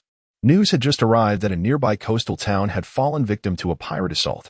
The assailants were none other than the burning pirate crew, led by the notorious arsonist Fred, whose bounty reached a staggering 80 million berries, commanding a ruthless band of 500 pirates. We shall soon engage with these marauders in half an hour. I urge everyone to prepare for battle. The warship unfurled its sails, ready to advance. Luke's expression hardened. He was finally to engage in combat with the pirates. Chapter 29. The Burning Pirate Crew. The town was engulfed in flames. Thick smoke billowing as anguished screams and cries echoed through the air. The reckless pirates wielded their swords, mercilessly cutting down any man who dared to resist, then storming into the homes of the residents to plunder at will. At the forefront of these nefarious marauders stood their captain, Fred, known infamously as the arsonist. Fred, a towering figure at 3 meters tall, strode slowly down the street, his polished shoes clattering heavily against the cobblestones. Adorned with a pointed pirate hat and draped in a brown trench coat, his mustachioed lips curled upward in a sinister grin, his eyes reflecting madness in the flickering light of the flames. Most striking was the modified cannon he cradled in his arms. A 200-kilogram weapon effortlessly secured in the crook of his left arm, bound with a leather strap across his shoulder, allowing him to maneuver with ease. Seize all the riches. Take every beautiful woman and child. Burn the town to ashes. My young ones, revel in the chaos. Fred bellowed, his voice a primal growl that stirred his crew into a frenzy of manic shouts and bloodthirsty cries. Raising the cannon, he pulled the trigger. With a piercing blast, the cannonball soared, followed by a thunderous explosion. A building shattered under the impact, flames consuming it in moments, plunging the town into a sea of fire. Burn, burn. This inferno is the most exquisite sight in the world. It transforms all wickedness into ashes, resetting everything to zero. Fred cackled madly, his excitement reaching a fever pitch amidst the apocalyptic scene. Captain, naval ships have been spotted at the port. A pirate rushed to report. What? How many ships do the Navy possess? Fred's laughter died down, his face darkening with concern. Only one ship, the pirate replied, chuckling. Just one vessel. Foolish Navy. With such a meager force, they stand no chance against me. Prepare for battle. He brandished the cannon, aiming it toward the harbor and roaring orders. His audacity was backed by his notorious reputation. He was a pirate with a bounty of 80 million berries, and his crew included 2 other notorious outlaws, summing their bounties to a staggering 160 million berries. The naval ship, flying the seagull flag, sailed into the harbor, soldiers leaping from the deck like dumplings, engaging the pirates stationed there in close combat. Excluding 3 individuals, Luke, Ian, and Benzie executed a graceful moonwalk, dividing their forces to charge toward the town from 3 distinct directions. They entrusted the pirates at the port to their comrades, for within the town lay an even greater horde of marauders, and the beleaguered residents, ravaged by the pirates, yearned for their protection. Luke surged onto the streets, his adept moonwalk technique allowing him to glide effortlessly through the air as he sprinted forward. The pirates below merely sensed a shadow passing overhead. Upon looking up, they found nothing but the fleeting impression of a bird soaring above. Flames erupted, a dazzling spectacle of fire engulfing the surroundings. Luke gazed intently from above, witnessing half the town engulfed in flames. How detestable, these beasts! Luke was filled with uncontrollable rage. For the sake of indulging their wicked desires, they have reduced an entire town to a sea of fire. You all deserve to perish. Luke's eyes blazed with the fire of anger as memories long buried resurfaced in his mind, depicting the scene of his hometown besieged by pirates. How reminiscent it was of this small town. Luke descended from the air, landing swiftly upon the ground, before dashing towards the pirates with remarkable speed. His right index finger, charged with power, pierced through the heart of one pirate like a bullet from a chamber. Luke withdrew his finger, the speed of his movement seamless and fluid. In an instant, he appeared before another pirate. His swiftness was astonishing. With a mere flick of his finger, he darted towards the next target. The pirates on the street could scarcely perceive his form, only to witness their companions erupting in a spray of blood, collapsing to the ground with agonized cries. What transpired? A ghost, a specter. The pirates, shrieking in terror, fell into a pool of crimson, unaware until their final breath of the visage of their assailant. Luke swiftly dispatched a group of pirates in the street when he suddenly noticed a pirate in the distance raising his sword to strike down a woman. With a flick of his finger, he unleashed a powerful vacuum bullet, concentrating all his strength at his fingertips and releasing it with remarkable speed. A crimson blossom erupted from the pirate's body, followed by a finishing kick that sealed the pirate's fate. Are you all right? Luke appeared before the woman. Oh, thank goodness, the Navy has come to our rescue, she sobbed, clinging to Luke's leg in a fit of anguish, having narrowly escaped death. Luke had concealed the woman, allowing her to hide away while he ventured back onto the street. What transpired? How did so many of my men perish? Who was responsible? Fred's face was a mask of fury. He had just summoned the pirates at his side, preparing to return to the port, when he arrived on this street only to find the bodies of 30 or more subordinates strewn across the ground. Everyone could sense his wrath. Even the cannon in his arm thundered twice, obliterating 2 buildings in its wake. "Are you the captain of the burning pirate crew, Fred?" Luke produced a wanted poster, locking eyes with the opposing pirate. "Did you slay my men? How dare a mere naval officer stand before me? You shall perish." Fred raised his hand and fired a cannon shot. However, Luke merely swayed, effortlessly evading the attack. Boom. The cannonball soared behind him, creating a deep crater in the street. With one strike thwarted, Fred shouted, "This is intriguing. It appears he is no ordinary foe. Men, give him a thorough welcome."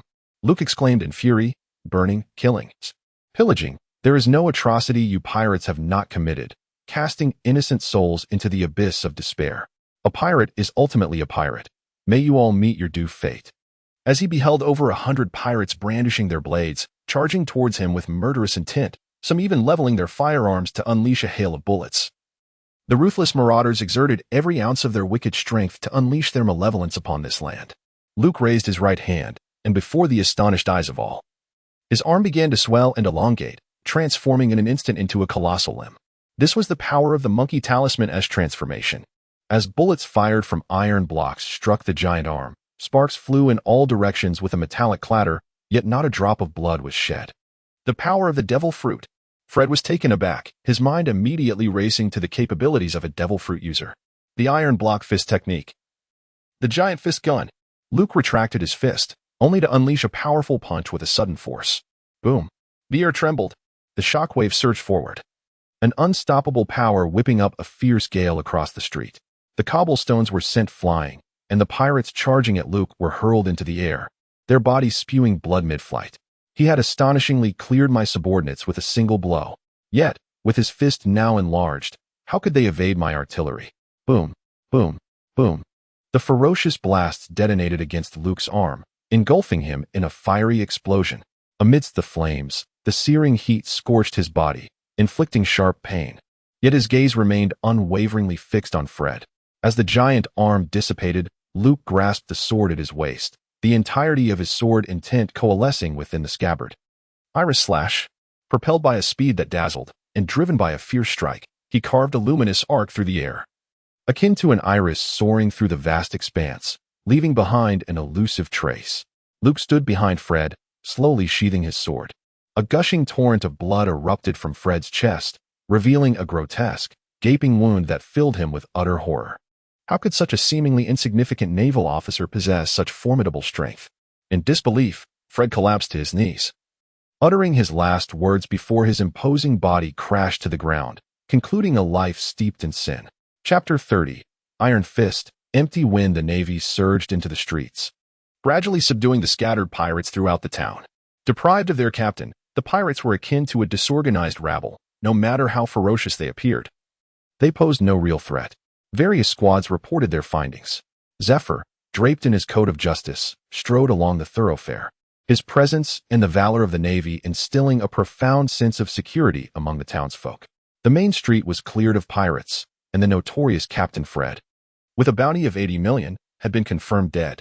The back streets were purged of pirates, with the vice-captain, a bounty of 65 million, also eliminated. All pirates at the port had been eradicated, including the navigator with a bounty of 37 million. The entirety of the burning pirate crew had been subdued, either dead or captured. The toll on the town's residents exceeded 200 lives lost.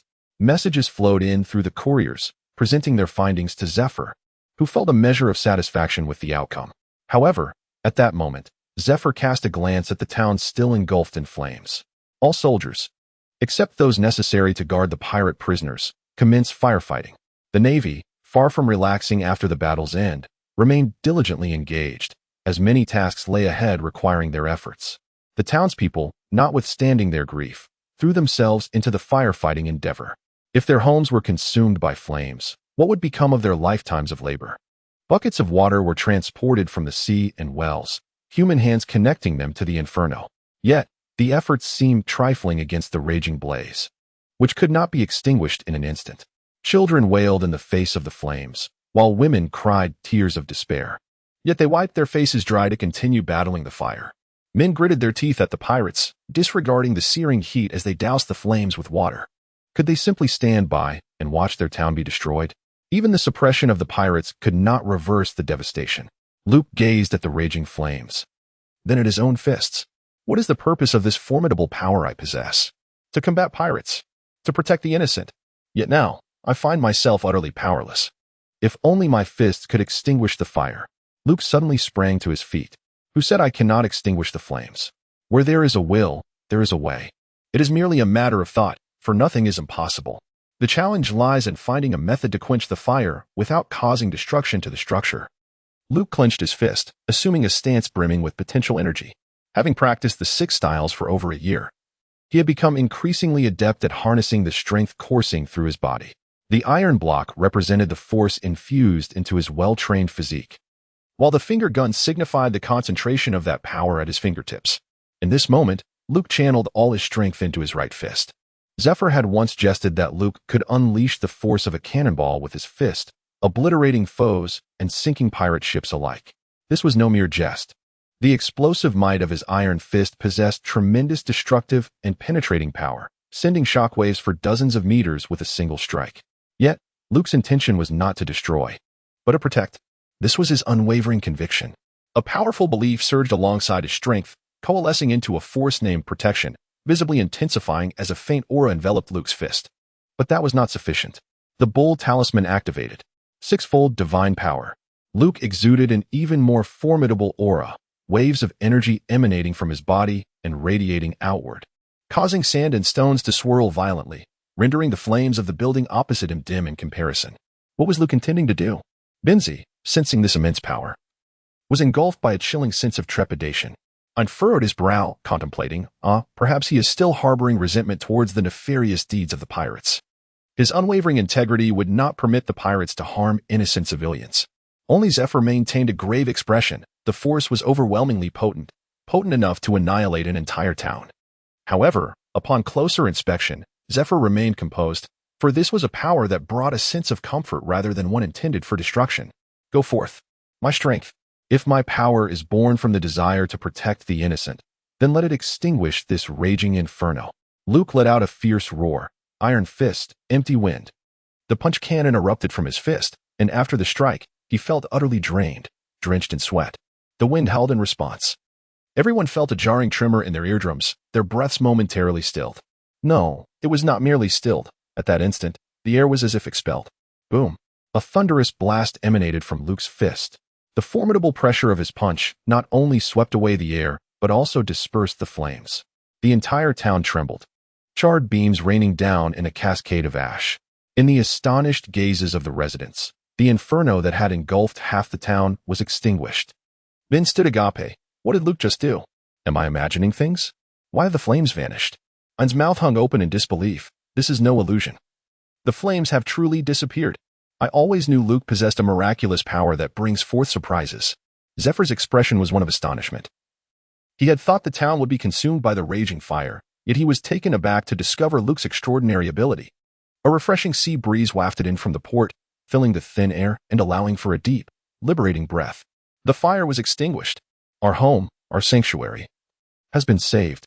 Sobs of joy echoed as the residents were moved and elated for their beloved home. Big brother, I want to be a sailor too. Luke glanced down to find a child, no more than 6 or 7 years old, clutching at his garment, tears and snot streaming down the little one's face.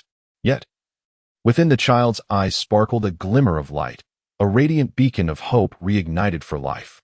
Luke gently touched his head and remarked, I believe you will become an exceptional naval officer in the future. The surviving pirates were confined aboard a pirate ship, while the nearby navy would transport them, along with their vessel, to an uncertain fate. Whether they would be imprisoned in an abyssal dungeon, hidden from sunlight, or face capital punishment on Judicial Island was of no concern to Luke. He and his companions lingered in the small town for 2 days, aiding the residents in revitalizing their homeland. Subsequently, the warship unfurled its sails and continued its mission, the pursuit of pirates. The townsfolk gathered at the harbor, waving farewell to them. Luke glanced at the panel. The mouse talisman's fusion level increased by 1. The monkey talisman's fusion level also rose by 1. This was the reward for defeating Fred. Everyone, take heed. A naval warship in the nearby waters has come under attack, resulting in significant casualties. Our forces are preparing to provide support. All personnel, prepare for battle. Shortly after the warship departed the port, a resounding alarm blared through the transponder snail. Chapter 31. The emergence of a formidable foe who dares to assault the Navy? Upon hearing the alarm, Luke was taken aback. Ain stood gracefully at the bow of the ship, remarking, "It seems we are dealing with a formidable opponent." Binns nonchalantly replied, "Aside from the notorious pirates of the New World, very few dare to openly provoke the Navy in paradise. However, with Captain Zephyr at the helm, any pirates we encounter will surely find themselves unfortunate." His words rang true. Zephyr had once served as an admiral in the Navy, instilling fear in the hearts of pirates throughout the Grand Line. Even in his advanced age and diminished state, Zephyr's prowess remained firmly at the level of a captain, capable of sweeping aside nearly all pirates in paradise. Nevertheless, such is the reality. Luke was still plagued by a sense of foreboding. "Luke, Ain, Binns, come here." Zephyr called out to them before turning and entering the cabin. "Master." The three of them entered to find a large table in the center of the cabin adorned with a nautical chart. They gathered around the map, their expressions grave. Zephyr furrowed his brow, lost in thought. He turned to the trio and inquired, "You heard the alarm just now. What are your thoughts? Please share." Luke and Ain exchanged glances. This was a test from their teacher. Binch optimistically remarked, "Surely, the teacher need not worry. They are merely a group of pirates." Zephyr, with a stern expression, shot him a disapproving look. "Binch, anything can transpire on these seas. Do not take it lightly." Ain, standing respectfully before Zephyr, responded, "Our naval forces have suffered significant injuries and casualties, indicating that the enemy possesses formidable strength. However, given that our Navy still retains the ability to escape, it suggests that the enemy's capabilities should be comparable to those of the burning pirates we vanquished a couple of days ago." While Binch may have been a bit overly optimistic, his assessment was not entirely unfounded. This band of pirates would not pose a challenge to them, and also held immense confidence in their own strength. Seeing her concur with his viewpoint, Binch, with his pink hair, broke into a broad smile, feeling elated. However, upon noticing Zephyr's stern demeanor, he immediately straightened his posture. The teacher was indeed commendable, albeit excessively serious. "And you, Luke?" Zephyr inquired, turning his gaze toward Luke. Luke cradled his chin in contemplation, reflecting on the messages he had heard amidst the alarms. After a moment, he made a startling assertion. "In my personal opinion, this band of pirates may very well be more formidable than the burning pirate crew, and they are exceedingly ruthless."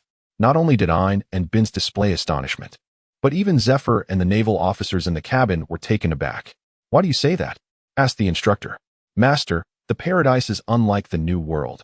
Here, when pirates encounter our Navy, it is akin to a mouse facing a cat. Very few are unafraid of the Navy," Luke explained.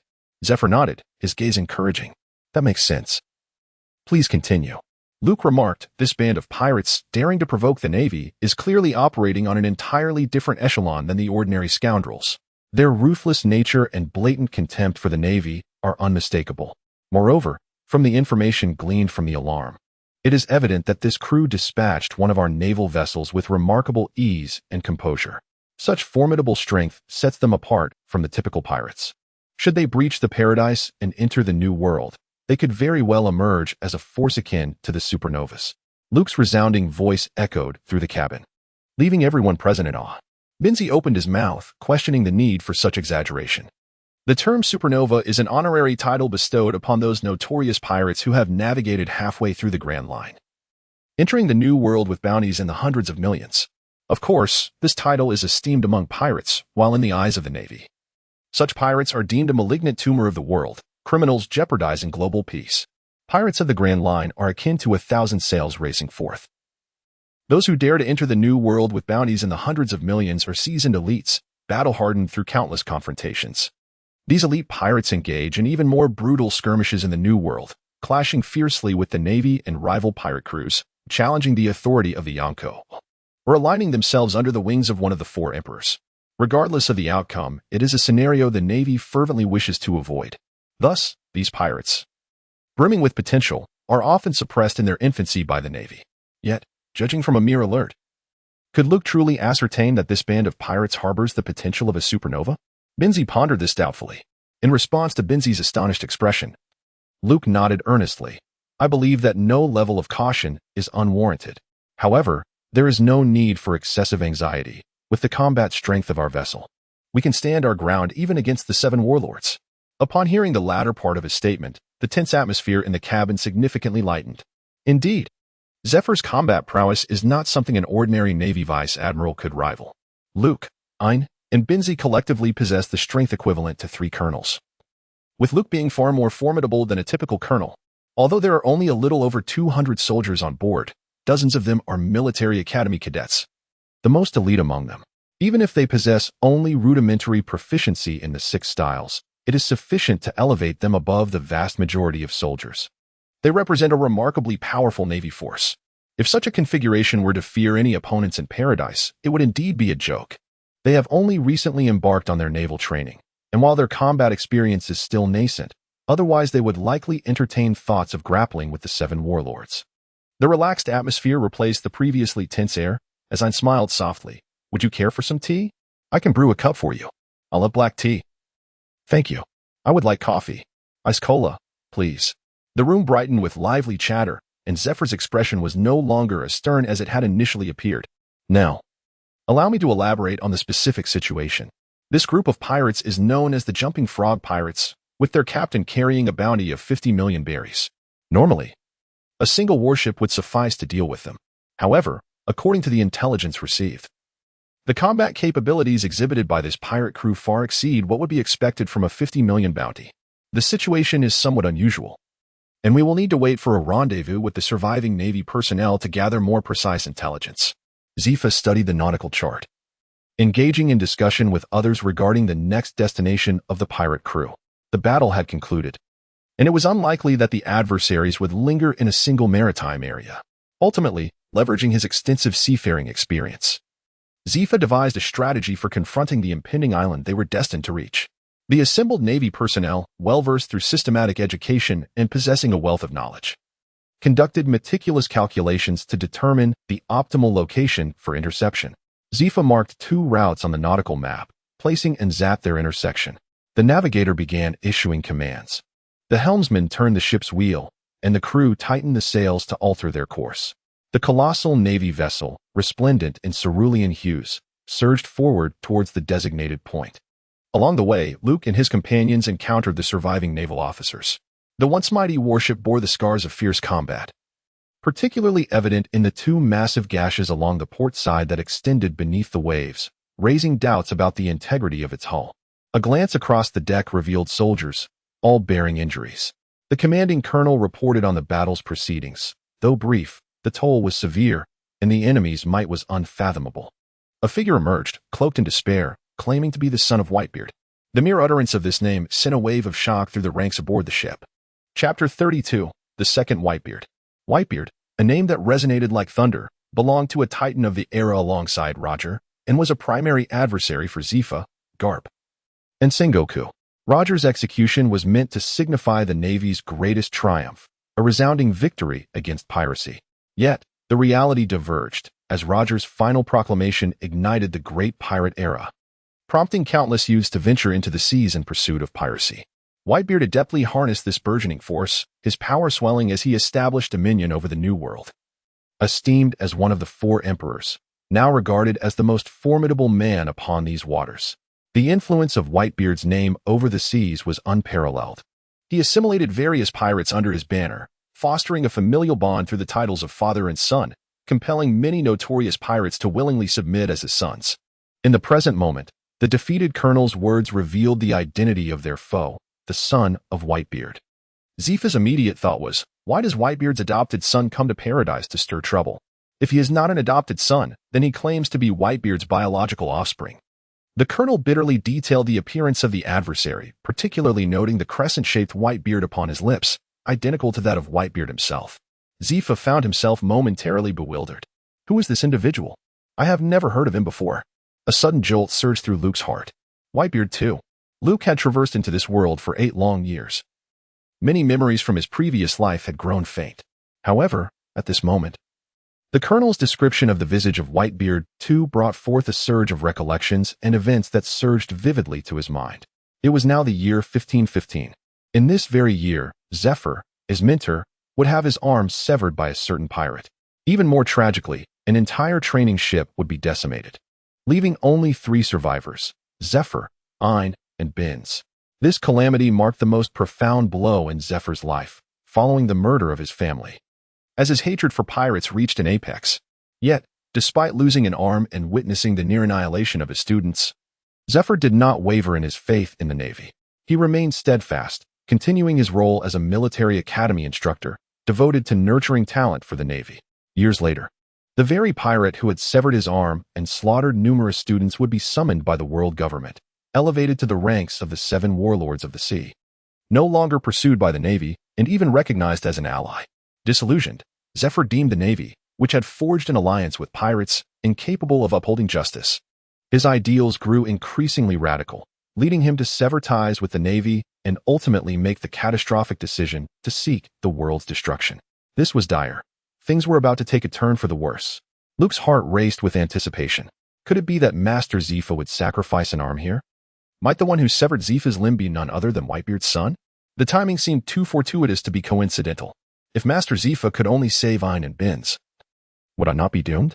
Even if not for my own safety, for the sake of my comrades aboard the ship, I must urge Master Zephyr to reconsider. Luke, you appear unwell. Is your condition troubling you? Zephyr, positioned across from Luke, immediately noticed the weight of concern etched upon his face. Luke was momentarily taken aback, but after a brief pause, he replied, Master, our adversary this time is formidable. Perhaps we should avoid direct confrontation. After all, he is the son of Whitebeard. Regardless of his authenticity, we ought to gather more precise intelligence before we engage. We are the Navy. How can we retreat? Zephyr's expression grew stern, his towering physique radiating an intense aura of authority. This pirate, who had suddenly appeared, was shrouded in mystery, and our knowledge about him was alarmingly scant. Would it not be even more perilous if encountered by other uninformed members of the Navy? Since we have crossed paths, we can use this opportunity to gauge the enemy's strength and weaknesses. Even if he truly is Whitebeard's son, we shall not hesitate to strike. Master Zephyr's demeanor was undeniably imposing. In these vast seas, there were few who would dare to disregard the reputation of Whitebeard. Luke's brow beaded with sweat in his agitation. However, if this matter proves to be true, the opposing force may possess an unassailable strength, and at that point, our army is likely to suffer significant casualties. Luke was about to persuade further when Zephyr raised his hand to interrupt, saying, Luke, if we retreat, where will you lead those civilians who are threatened by this band of pirates? Zephyr's words struck a chord deep within Luke. Luke's body trembled slightly. Indeed, the Navy can retreat from formidable foes within the confines of the sea, yet ordinary civilians, who lead tranquil lives, must confront the barrels of pirates' guns. This simply cannot be tolerated. Upon perceiving that Zephyr had no intention of changing his mind, Luke opted for a compromise. What if we dispatch the Navy from G8 Fortress to launch a pincer attack? Zephyr nodded in agreement. Indeed, that is feasible. Even against the captains of Whitebeard's fleet, we possess the strength to engage. The warships proceeded along their predetermined course, while Zephyr communicated with G8 Fortress, ensuring that all arrangements were executed with meticulous precision. On approach Luke, his bright eyes fixed upon him, a playful smirk dancing on his lips as he teased, Luke, what has come over you? The ever-unyielding Luke is actually considering retreat? Look, Khan, my training is rigorous, and I eagerly embrace challenges from formidable opponents. Yet that is confined to the Navy. My intellect is not so simplistic as to recklessly leap into a deadlock. I aspire to alter this tragic history. No. It is merely a matter of prudence. When confronting these enigmatic pirates, especially those associated with Whitebeard, one can never be too cautious. Look, this adversary is formidable. Do you not feel fear? Ein smiled gently. Not at all. With you, Luke, by my side, I have faith that should I encounter peril, you will surely rescue me. Her voice was soft, imbued with profound trust. That gaze made Luke feel as if he might melt. For the sake of repaying this trust, I will not allow you to fall into danger, nor permit our companions to be slaughtered. However, there remains one thing Luke has yet to comprehend with Zephyr's prowess. Even at the age of 65, he should not have been outmatched by Whitebeard too. Moreover, an entire training vessel has been annihilated. What could have caused Zephyr to lose an arm? If the enemy possesses such power, Why did they not slay Zephyr outright? Why spare Ein and Binz? Surely, this sequence of events must have unfolded with unimaginable twists. Chapter 33. Zephyr's severed arm on the distant horizon. A pirate ship with sails unfurled swiftly navigated the currents. The fluttering pirate flag depicted a skull with large, frog-like eyes. They hailed from the North Sea and were known as the Jumping Frog pirate crew. However, not long ago, the captain had been brutally slain by a suddenly appearing giant, leading to the inexplicable change of leadership within the crew.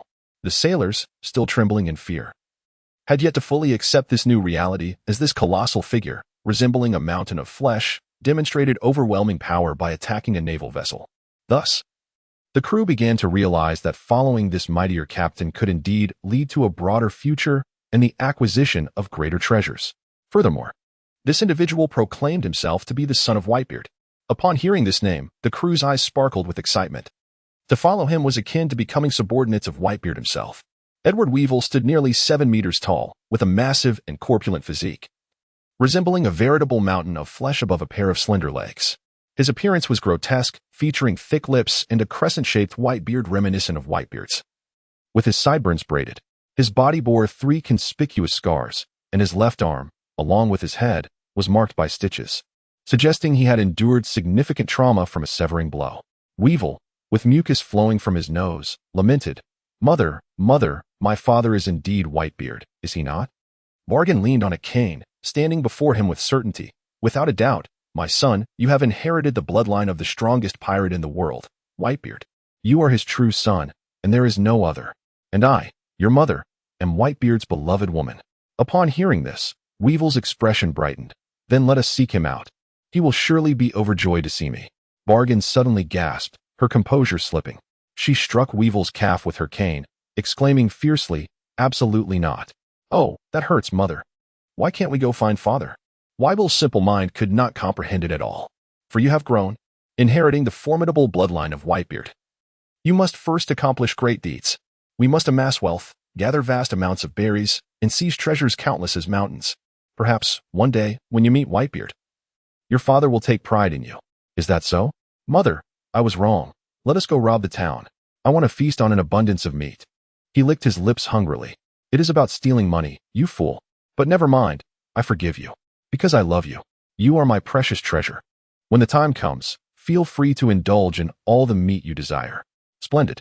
Weevil joyfully bounced about. "By the way, mother, why didn't we eliminate the navy we encountered before? Those despicable navy men are our enemies." "Foolish child, what treasures do those navy ships hold? How much money can we earn by killing them? The crux of the matter is berries." Bakine glared with a face drawn tight, letting out a low growl of disappointment. Her fists adorned with various gemstones. "Moreover, the navy is like flies. Once they catch a whiff of something foul, they will relentlessly pursue us. Eliminating them will only attract more navy to our trail." "Foul smell?" Weevil bent down to sniff his armpit. Having not bathed for several days, it indeed had an odor. "I shall take a bath, and then the navy will never find us." He felt quite pleased with his cleverness. "That's not the foul smell I meant." Bakine, somewhat irked, leaped up and struck her son on the head with her cane. A pirate rushed over in a fluster, trembling as he stood before Weevil, respectfully announcing, "Captain, we have spotted a navy ship in pursuit." Bakine jumped to the left side of the ship, peering into the distance. "Damn it, the navy has caught up so quickly. It seems our earlier warning was ineffective." 10 nautical miles away from the pirate ship, Luke's warship advanced through the waves with determination. Luke set down the telescope and handed it to Ein. His expression was grave, revealing a sense of foreboding. It was indeed Whitebeard, too. The crescent-shaped white beard and the foolishly endearing appearance left no room for doubt. Zephyr, Binz, and others also peered through the telescope, catching sight of their adversary. "Zephyr-sensei, did you know Whitebeard had a biological son?" Luke inquired. "Who knows? I'm not interested in their family matters. If we only consider the beard, he certainly resembles him. But I cannot believe Whitebeard would have such an oddly shaped biological son," Zephyr replied, also lowering the telescope, his demeanor serious. "Be cautious when the battle begins, teacher. That man is built like a tank. He clearly possesses the immense strength reminiscent of Whitebeard in his youth. This may well lead to a fierce confrontation," Luke cautioned. "Rest assured, I will handle him myself. My concern now is whether you can manage the other one," Zephyr remarked as he scanned the horizon again, spotting Bakine. Her full name was Bakine Gomstussy, once a member of the Whitebeard Pirates, known for her ruthlessness, and in her youth, she was a breathtaking beauty. The Navy approached the pirate ship with astonishing speed. The gunners had already readied their ammunition, the cannon ports opened, and the cannons aimed at the pirate vessel. Once within range, a barrage of cannon fire erupted. Boom, boom, boom. The thunderous cannonade marked the commencement of battle. Columns of water shot skyward from the ocean as the deck of the pirate ship erupted in a shower of splintered wood. Simultaneously, the pirates began their counterattack. Amidst the cannon blasts, Weevil raised his weapon, a long-handled halberd, and with a ferocious roar, he swung it with all his might. The ferocious slash cleaved through the sea like a colossal blade, rapidly advancing toward the Navy, reaching the warship in the blink of an eye. Vince countered the incoming strike with a swift kick, and drew his sword and unleashed two beams of light. However, the moment their attacks met Weevil's slash, they shattered upon impact. The two men exchanged glances, their expressions turning pale. Zephas stepped forward, raising his fist to deliver a powerful blow against the slash, creating a tremendous shockwave that reverberated through the air on the right side of the warship. The strike was obliterated. Everyone felt the overwhelming pressure of that attack. Their enemy was formidable. The two ships soon collided violently, yet the Navy's movements remained unaffected. Hundreds of figures clad in white wielded swords and leaped onto the pirate ship from all directions, and the moment combat commenced, it transformed into a fierce melee. Zephas' stern gaze fixed on Weevil. This man is mine. Luke, Ein, Binz, you three focus all your efforts on Bakine. Once we deal with these two, the rest of the pirates will pose no challenge. Understood. The three responded in unison, their voices resolute. As long as we can take down that old hag, right? Luke remarked as he approached Bakine. This old crone was short and stout, her face lined with wrinkles, and her garish attire spoke of ambition. Whitebeard too possessed the strength of a warlord of the sea, but she did not. Luke pondered to himself, capturing this old woman would pose no challenge. With a sudden lunge, he charged at Bakine, delivering a powerful punch. You scoundrel! What do you intend to do to my mother? What? Luke was suddenly startled, turning to see Weevil had appeared at his side without him noticing. The enormous figure completely overshadowed Luke's vision, the intense pressure akin to a mountain descending upon him, leaving Luke frozen in place, a chill surging from his feet to his forehead. It was too swift. Despite Luke's mastery of the six styles and his confidence in his speed, he could not comprehend how Weevil had reached him so quickly. Weevil possessed a strength far beyond that of an ordinary person. He relied not on finesse but sheer power, achieving a speed that resembled instantaneous teleportation. He raised his cleaver, and with a sudden, powerful thrust of his arms, he swung down fiercely at Luke. The force of the blow was as overwhelming as a tsunami, should it connect. Luke would not survive unscathed. The shadow of death loomed over him. An iron block. Luke certainly did not believe that an iron block could withstand such ferocity. Crack. A commanding voice resonated in his ear. Who was it?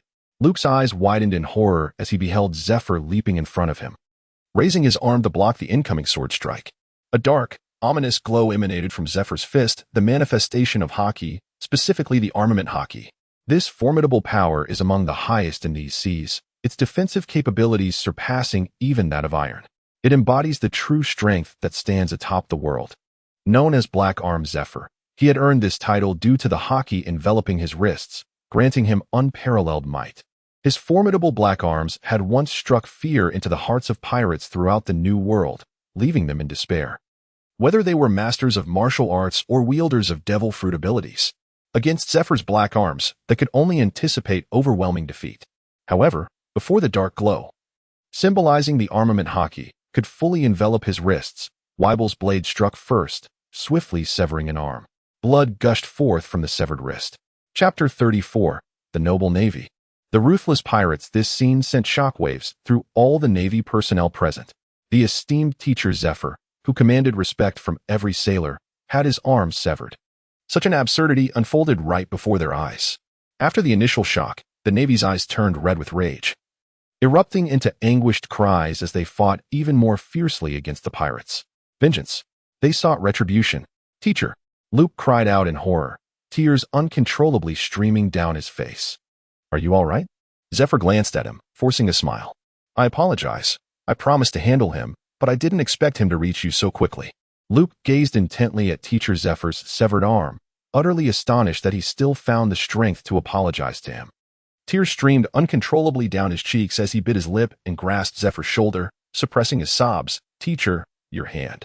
The excruciating pain caused Zephyr's cheek to twitch slightly, a vein bulging on his forehead as he clutched his severed arm with his left hand, staunching the flow of blood. This man, who had always been resolute throughout his life, did not utter a single sound of pain at that moment. Oh, it's nothing. As long as you are safe, that is all that matters. It's merely an arm. Your safety is entirely worth it. Besides, against him, one hand is sufficient for you. Teacher. Zephyr's lips twitched, revealing a forced smile. Luke could never have imagined that Zephyr's arm was severed for his sake. Ayn and Binz rushed over, encircling Zephyr with desperation. Weeping. Teacher. Teacher, I am so sorry. It is my fault. I was too careless. Luke was rendered speechless by his grief. What nonsense are you uttering? In such circumstances, regardless of who is threatened, the teacher would always step forward. The fault does not lie with you. The formidable enemy remains. This is not the time for sorrow. Do not forget the mission I entrusted to you. Zephyr issued a stern reprimand. Why are you still here? Hurry. Yes. The three chorused in unison. Weevil's towering figure cast a shadow over them. I thought you were formidable, yet you are merely this, he declared with an expression devoid of emotion, as if uttering contempt with the utmost sincerity, then raised his blade and charged toward Luke and the others once more. I shall not allow you to succeed, Luke roared, leaping forward, activating the bull talisman, his iron fist aimed at the blade. Iron fist technique, divine arm. The impact was tremendous. A deafening collision echoed, akin to the clash of metal. Yet, the fierce strike still cleaved through Luke's ironclad defense, a line of blood trailing from his fist to his arm. Was this the monstrous strength of the second Whitebeard? Was he truly endowed with the power reminiscent of Whitebeard in his youth, as referred to by Kizaru? Luke experienced the overwhelming and unyielding force for the first time, devoid of finesse, triumphing solely through brute strength. Fortunately, his bull talisman was not without merit. Weibel's blade was raised high, only to be deflected by his might, causing his body to involuntarily stagger back a step. Luke, enough. You are no match for him. Leave him to me. Do not forget the task I just entrusted to you. Zephyr stepped forward, standing beside Luke, his intact left fist clenched, enveloped in a formidable layer of haki that encased his entire arm. Zephyr exhibited the fierce aura reminiscent of his days as an admiral. Yes, master. Luke cast one last glance at Zephyr's severed arm before turning and charging towards Bakine.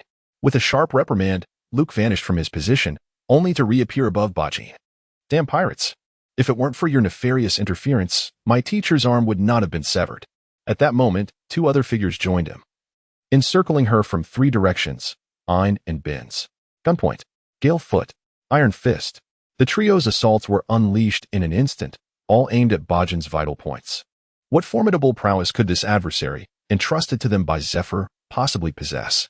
The attacks descended. Boom. Dust billowed and splintered wood scattered, while Luke, Ayn, and Binz widened their eyes in astonishment. Bajin had vanished right before their eyes, their strikes all having missed their mark. Ha ha. 3 oblivious navy fools daring to strike at me. Do you think I am to be trifled with? The voice echoed from above. Luke looked up, and a shadow of a stick descended. Binz was struck in the face by the cane, crashing into the ground. With a sudden twist of the cane, its end pierced Ayn, sending her flying, leaving a trail of crimson in her wake. Bajin, with both hands gripping the cane, spun around like a top despite her short stature, her feet delivering a powerful kick to Luke, a force that belied her diminutive size. Luke braced himself against the onslaught with a block of iron, his legs firmly planted on the ground, yet he could not help but slide back several meters. Looking down, he noticed 2 indented footprints on his chest. Is this the strength of a notorious pirate who has traversed the New World? Luke was taken aback. Indeed. There was a reason why teacher Zephyr urged us to unite against her. With Bakine's prowess, annihilating all Navy personnel aside from Zephyr would be a trivial task. A thought flickered through Luke's mind. Could it be that Zephyr did not fall to Weibel, resulting in the near annihilation of the entire crew of interns? Rather, he was preoccupied with Weibel, unable to extend a helping hand, leading to the interns being slain by another formidable individual. And that individual could only be Bakine. As this notion crystallized, Luke turned his head and swiftly glanced at the battlefield on the other side, where Zephyr was engaged in a fierce duel with Weibel, single-handedly warding off any who dared approach him, exhibiting the strength to contend with a warlord of the sea with just one hand. In that case, if I can vanquish Bakine, my fellow interns shall be spared. Luke suddenly felt a surge of elation, a profound sense of exhilaration. Whether it was to repay teacher Zephyr's kindness or to save his comrades, and immense motivation surged within him, shielding his comrades from harm. This bond of loyalty and righteousness is beyond the comprehension of ruthless pirates, yet within the Navy, it is precisely the noble sentiment embodied by Teacher Zephyr that raises the banner of justice. Thus, it is not hard to understand why Zephyr commands unparalleled prestige within the Navy, inspiring his students to pledge their lives in allegiance.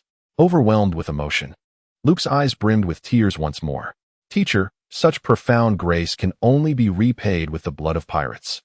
The strength born from his resolute conviction emanated an astonishing aura, which Bakine sensed, her expression shifting to one of alarm. This kid is no ordinary foe. He must be eliminated first. A glimmer of malice flickered in Bakine's eyes. Rapid fire with the pistol. As Bakine's command rang out, she raised her hands. Mimicking the gesture of a firearm, her fingers transforming into the barrels of guns, unleashing a barrage of bullets that rained down upon Luke.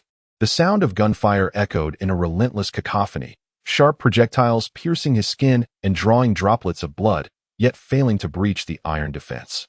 Not enough firepower. Then taste this, rocket launchers.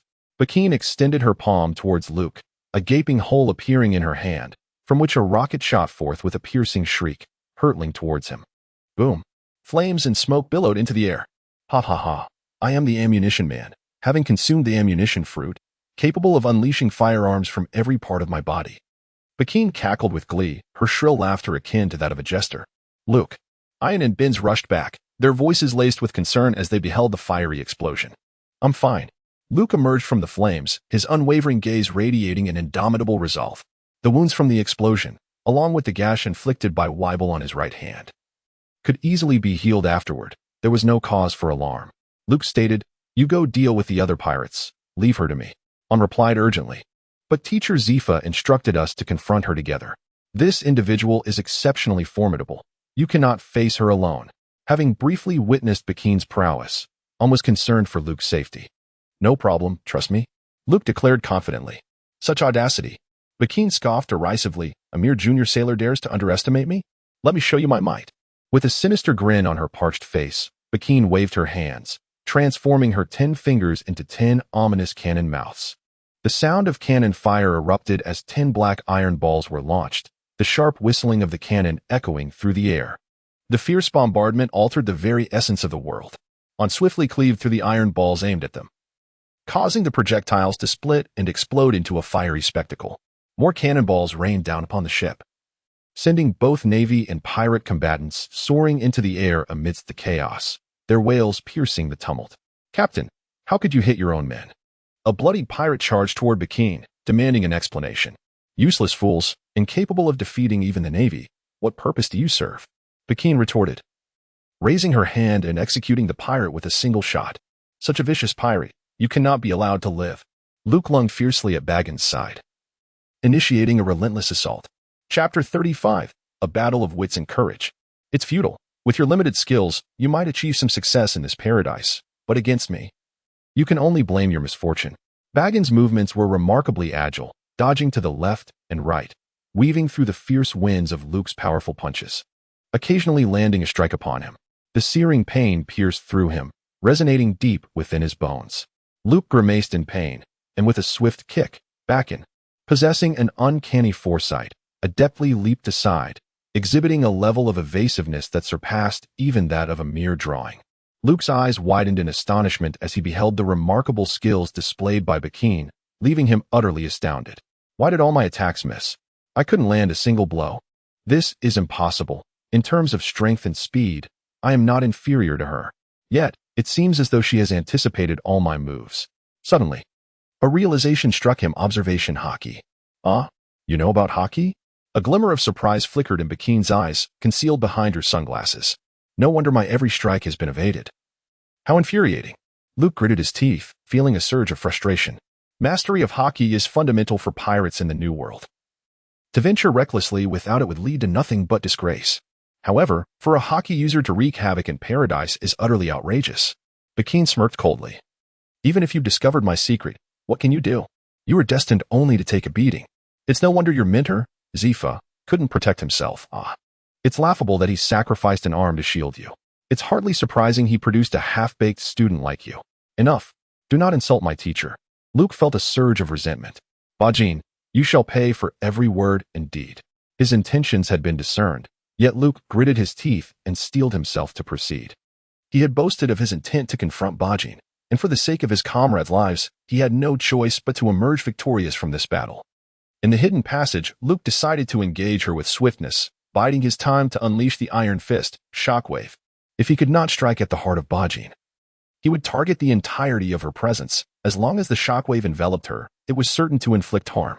Resolute in his determination, Luke swiftly maneuvered to Bajin's side, his clenched fist gathering the full force of his being, an overwhelming aura emanating from him. Bajin's cunning gaze suddenly turned towards him. Ha ha ha, what wicked scheme are you concocting? I am fully aware of your intentions. Do you think to catch me off guard with your next strike? As she spoke, she closed the distance between them with blinding speed. In Luke's perception, Bajin traced a swift arc before colliding into his embrace.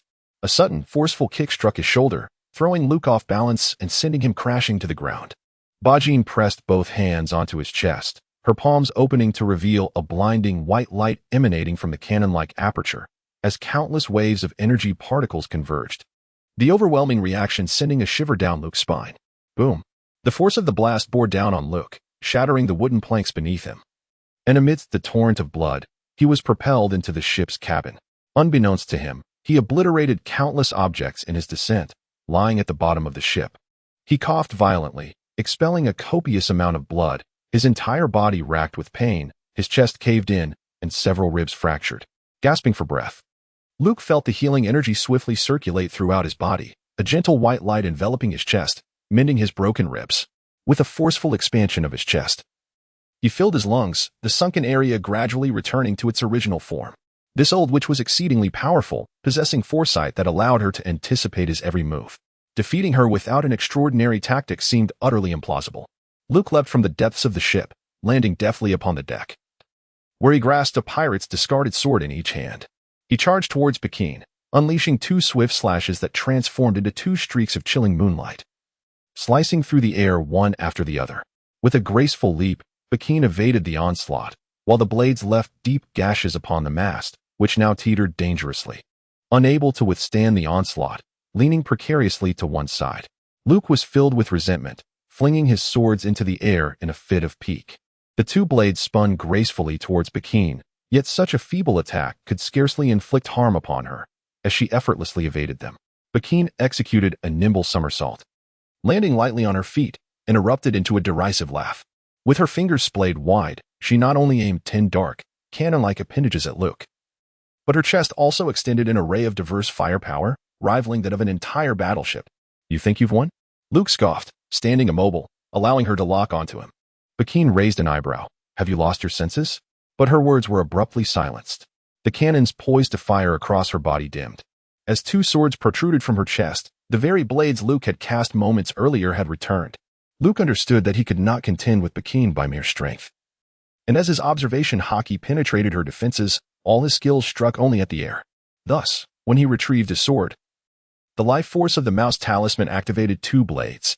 Although Pekin could foresee Luke's strike, she could not anticipate the two swords that soared behind her, momentarily suspended in the air before turning back to strike her from the rear. It was akin to the tusks of an elephant, delivering a fierce thrust that pierced through her chest.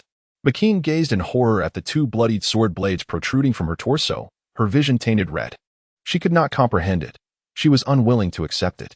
Her mouth agape, she yearned to scream. I have painstakingly nurtured Weibel, and my dreams of wealth through him were just beginning, only to be cut short by this unknown hand.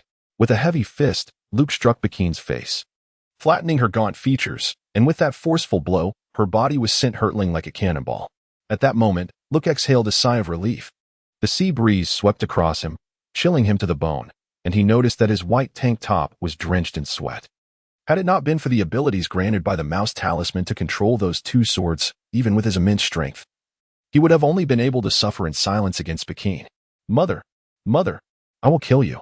Weibel, witnessing Pekin's defeat, was consumed by rage, his eyes ablaze. He gripped his knife tightly, his heavy footsteps pounding the floor as he charged at Luke like a rampaging bull, the deck creaking under the strain. Ignoring the blow that Zifa had dealt to his midsection, Weibel swung his knife down upon Luke in a fit of fury. Luke dared not confront it head-on and swiftly dodged aside. The blade cleaved through the deck of the pirate ship, its force undiminished as it extended towards the sea. The power of the strike dissipating only hundreds of meters away. Luke swallowed hard. His swordsmanship had not yet reached such terrifying heights. He had no doubt that had this strike been aimed at a naval warship, it would have split in two. The sheer force of Weibel's blow was indeed terrifying. In this world, where cultivation, struggle, friendship, and faith were said to conquer all, the supremacy of bloodlines felt utterly unfair. Luke resolved not to allow Weibel to wield his blade with impunity. His combat prowess was too formidable. He quickly moved to grapple with the knife, gripping its back tightly. The power of the monkey talisman surged forth, its transformative ability affecting the knife.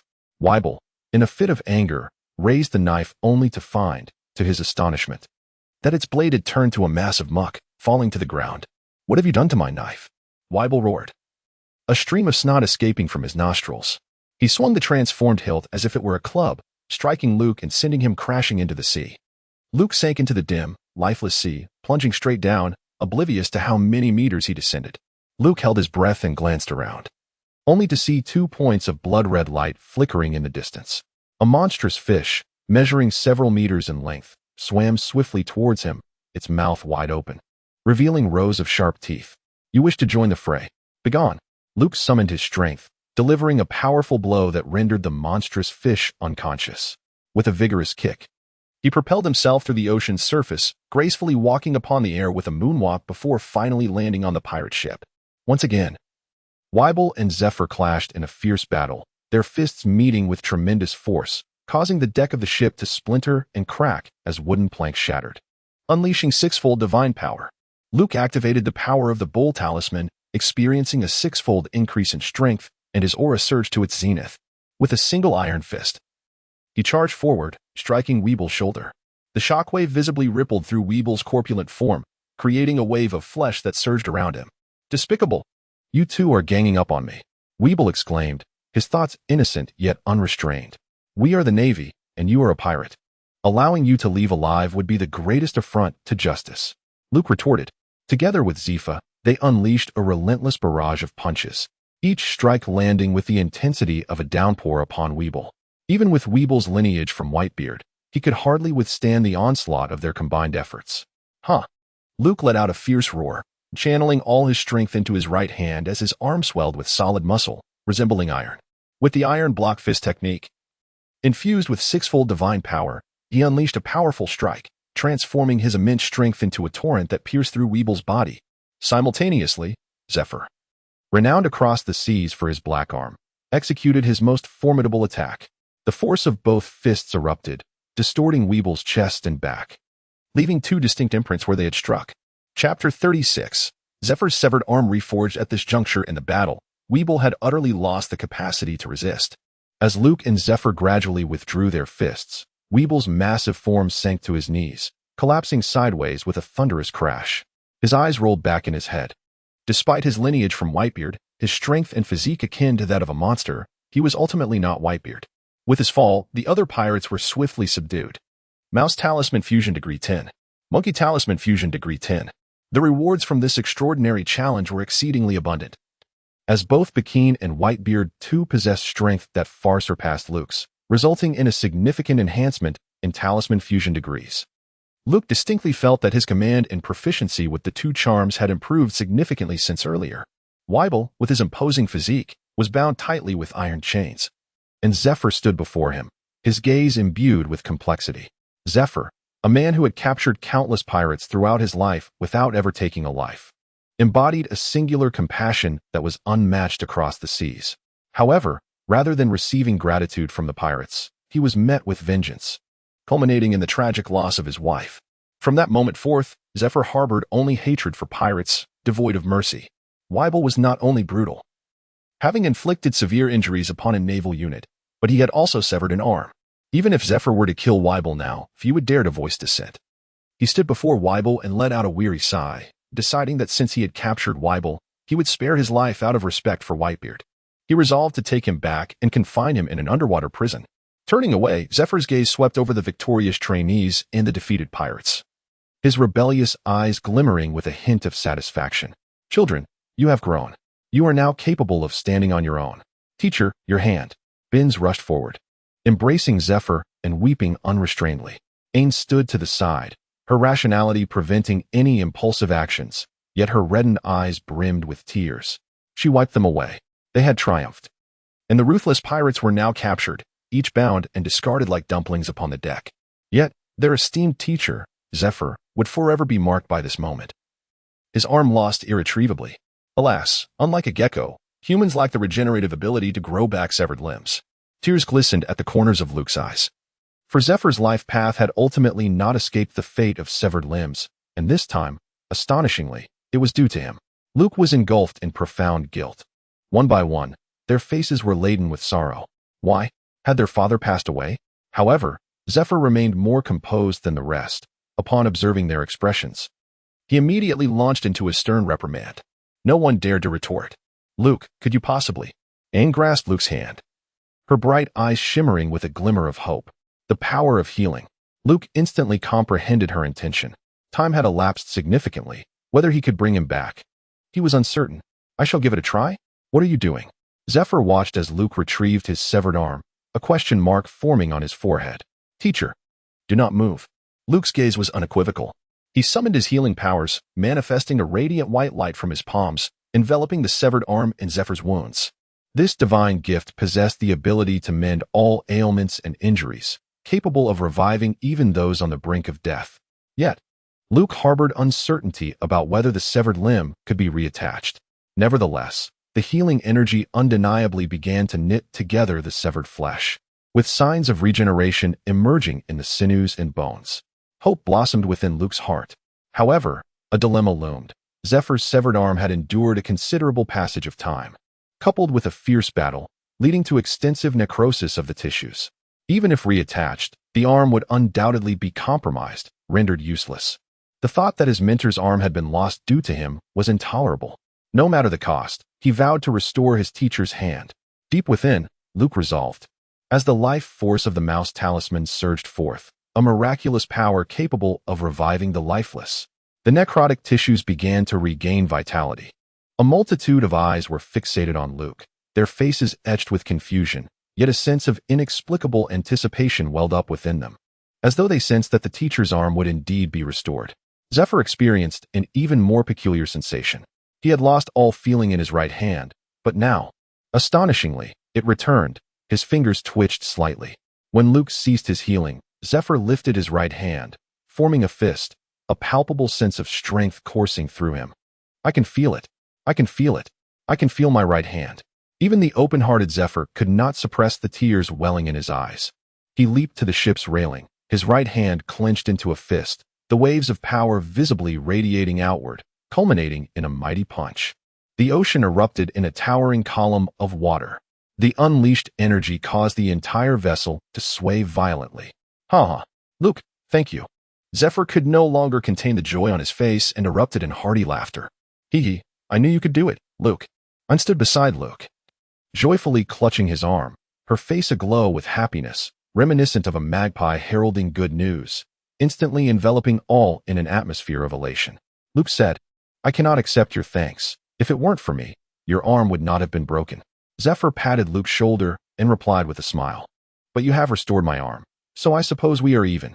Luke nodded vigorously, his face radiating with joyous delight. Zephyr raised his palm, and Luke mirrored the gesture, the two of them striking a hearty clap before clasping hands tightly together. That being said, this ability to heal all wounds, if I am not mistaken, should belong to the power of the healing fruit. When did you consume a devil fruit, Luke? Zephyr inquired, puzzled.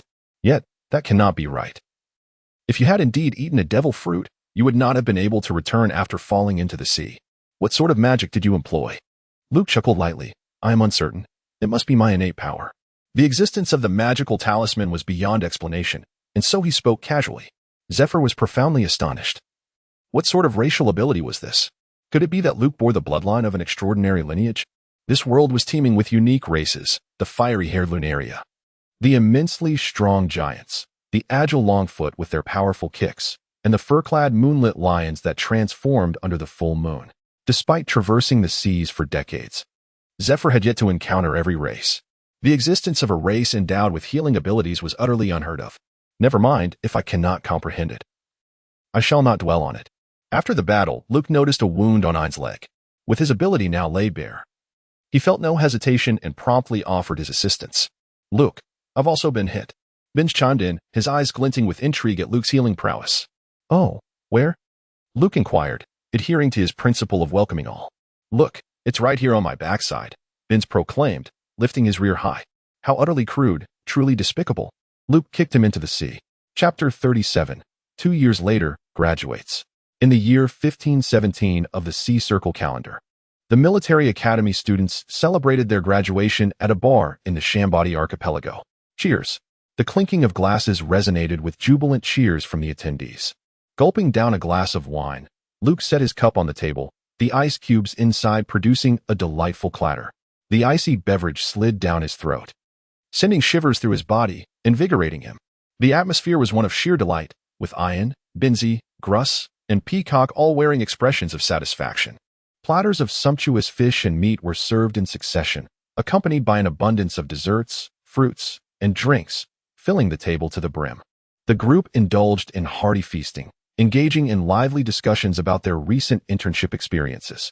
Tales of valor were shared, including battles against 5000 pirates, mistaking a sea turtle for an island during an underwater adventure, and pirate ships plummeting from the sky.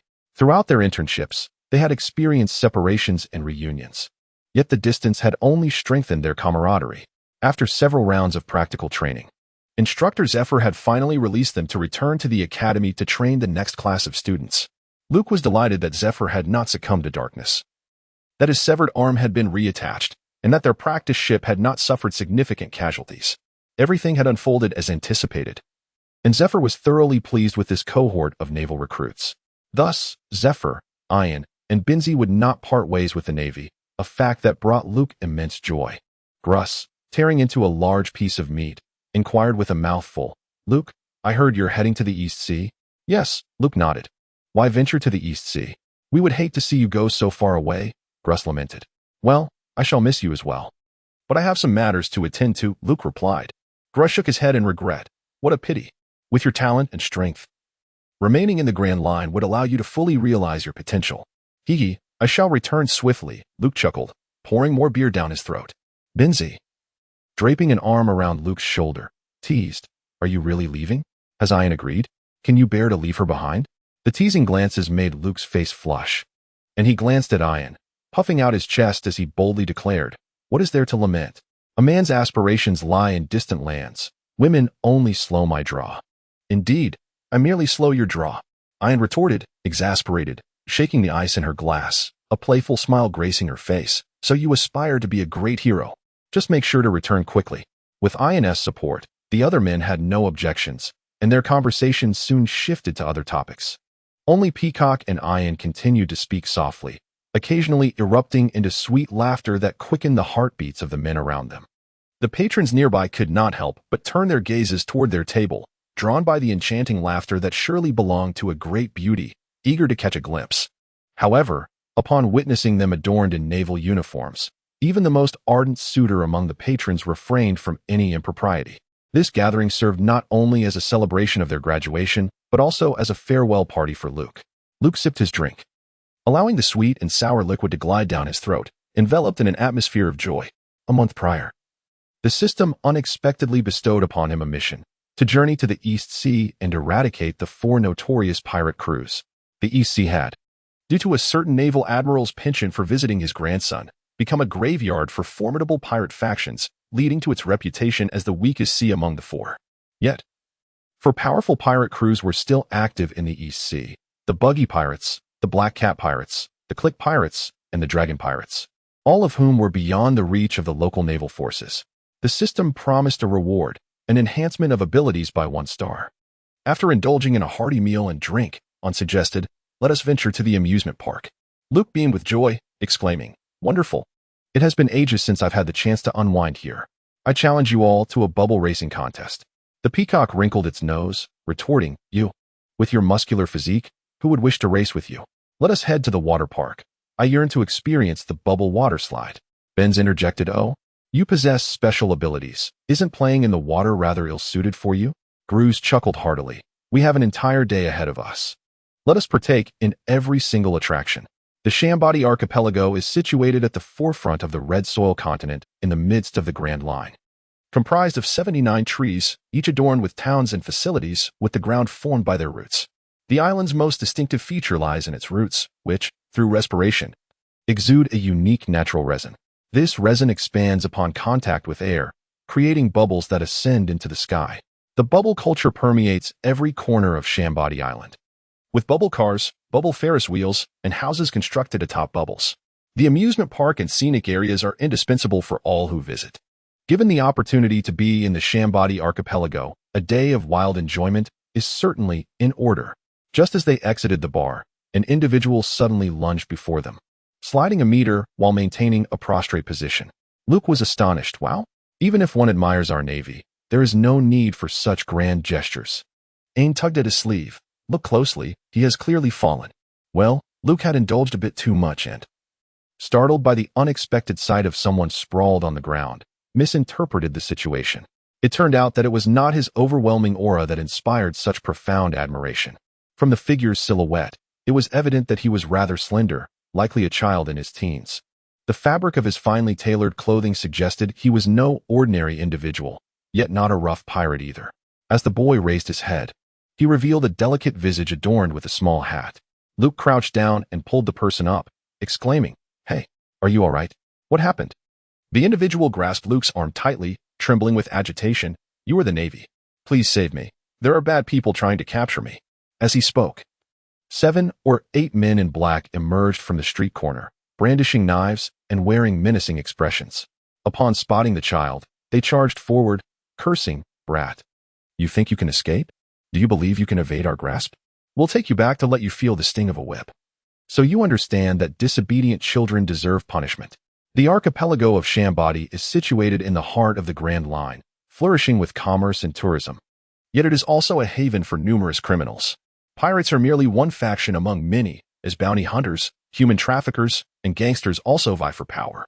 Chapter 38, A Plea for Help from a Little Girl. Luke inquired, "Who are you, and why have they captured you?" "They are slave traders. They have also taken my friends." The little girl's voice was imbued with a potent mix of anger and fear. The term slave traders drew a frown not only from Luke, but also darkened the expressions of those around him. Given this revelation, Luke felt no hesitation. With a swift motion, his sword cleaved through the air with the force of an avalanche. In an instant, the once arrogant brute lay lifeless in a pool of his own blood. The girl hailed from the kingdom of Liene and introduced herself as Lexia. She was clad in white trousers and a red coat that enveloped her form snugly, with the collar standing tall. Her delicate features were framed by a cascade of silky red hair that tumbled down after she removed her hat. At 14 years old, standing at 1.60 meters, she was already a little beauty, yet, before the towering Luke, she appeared merely a child.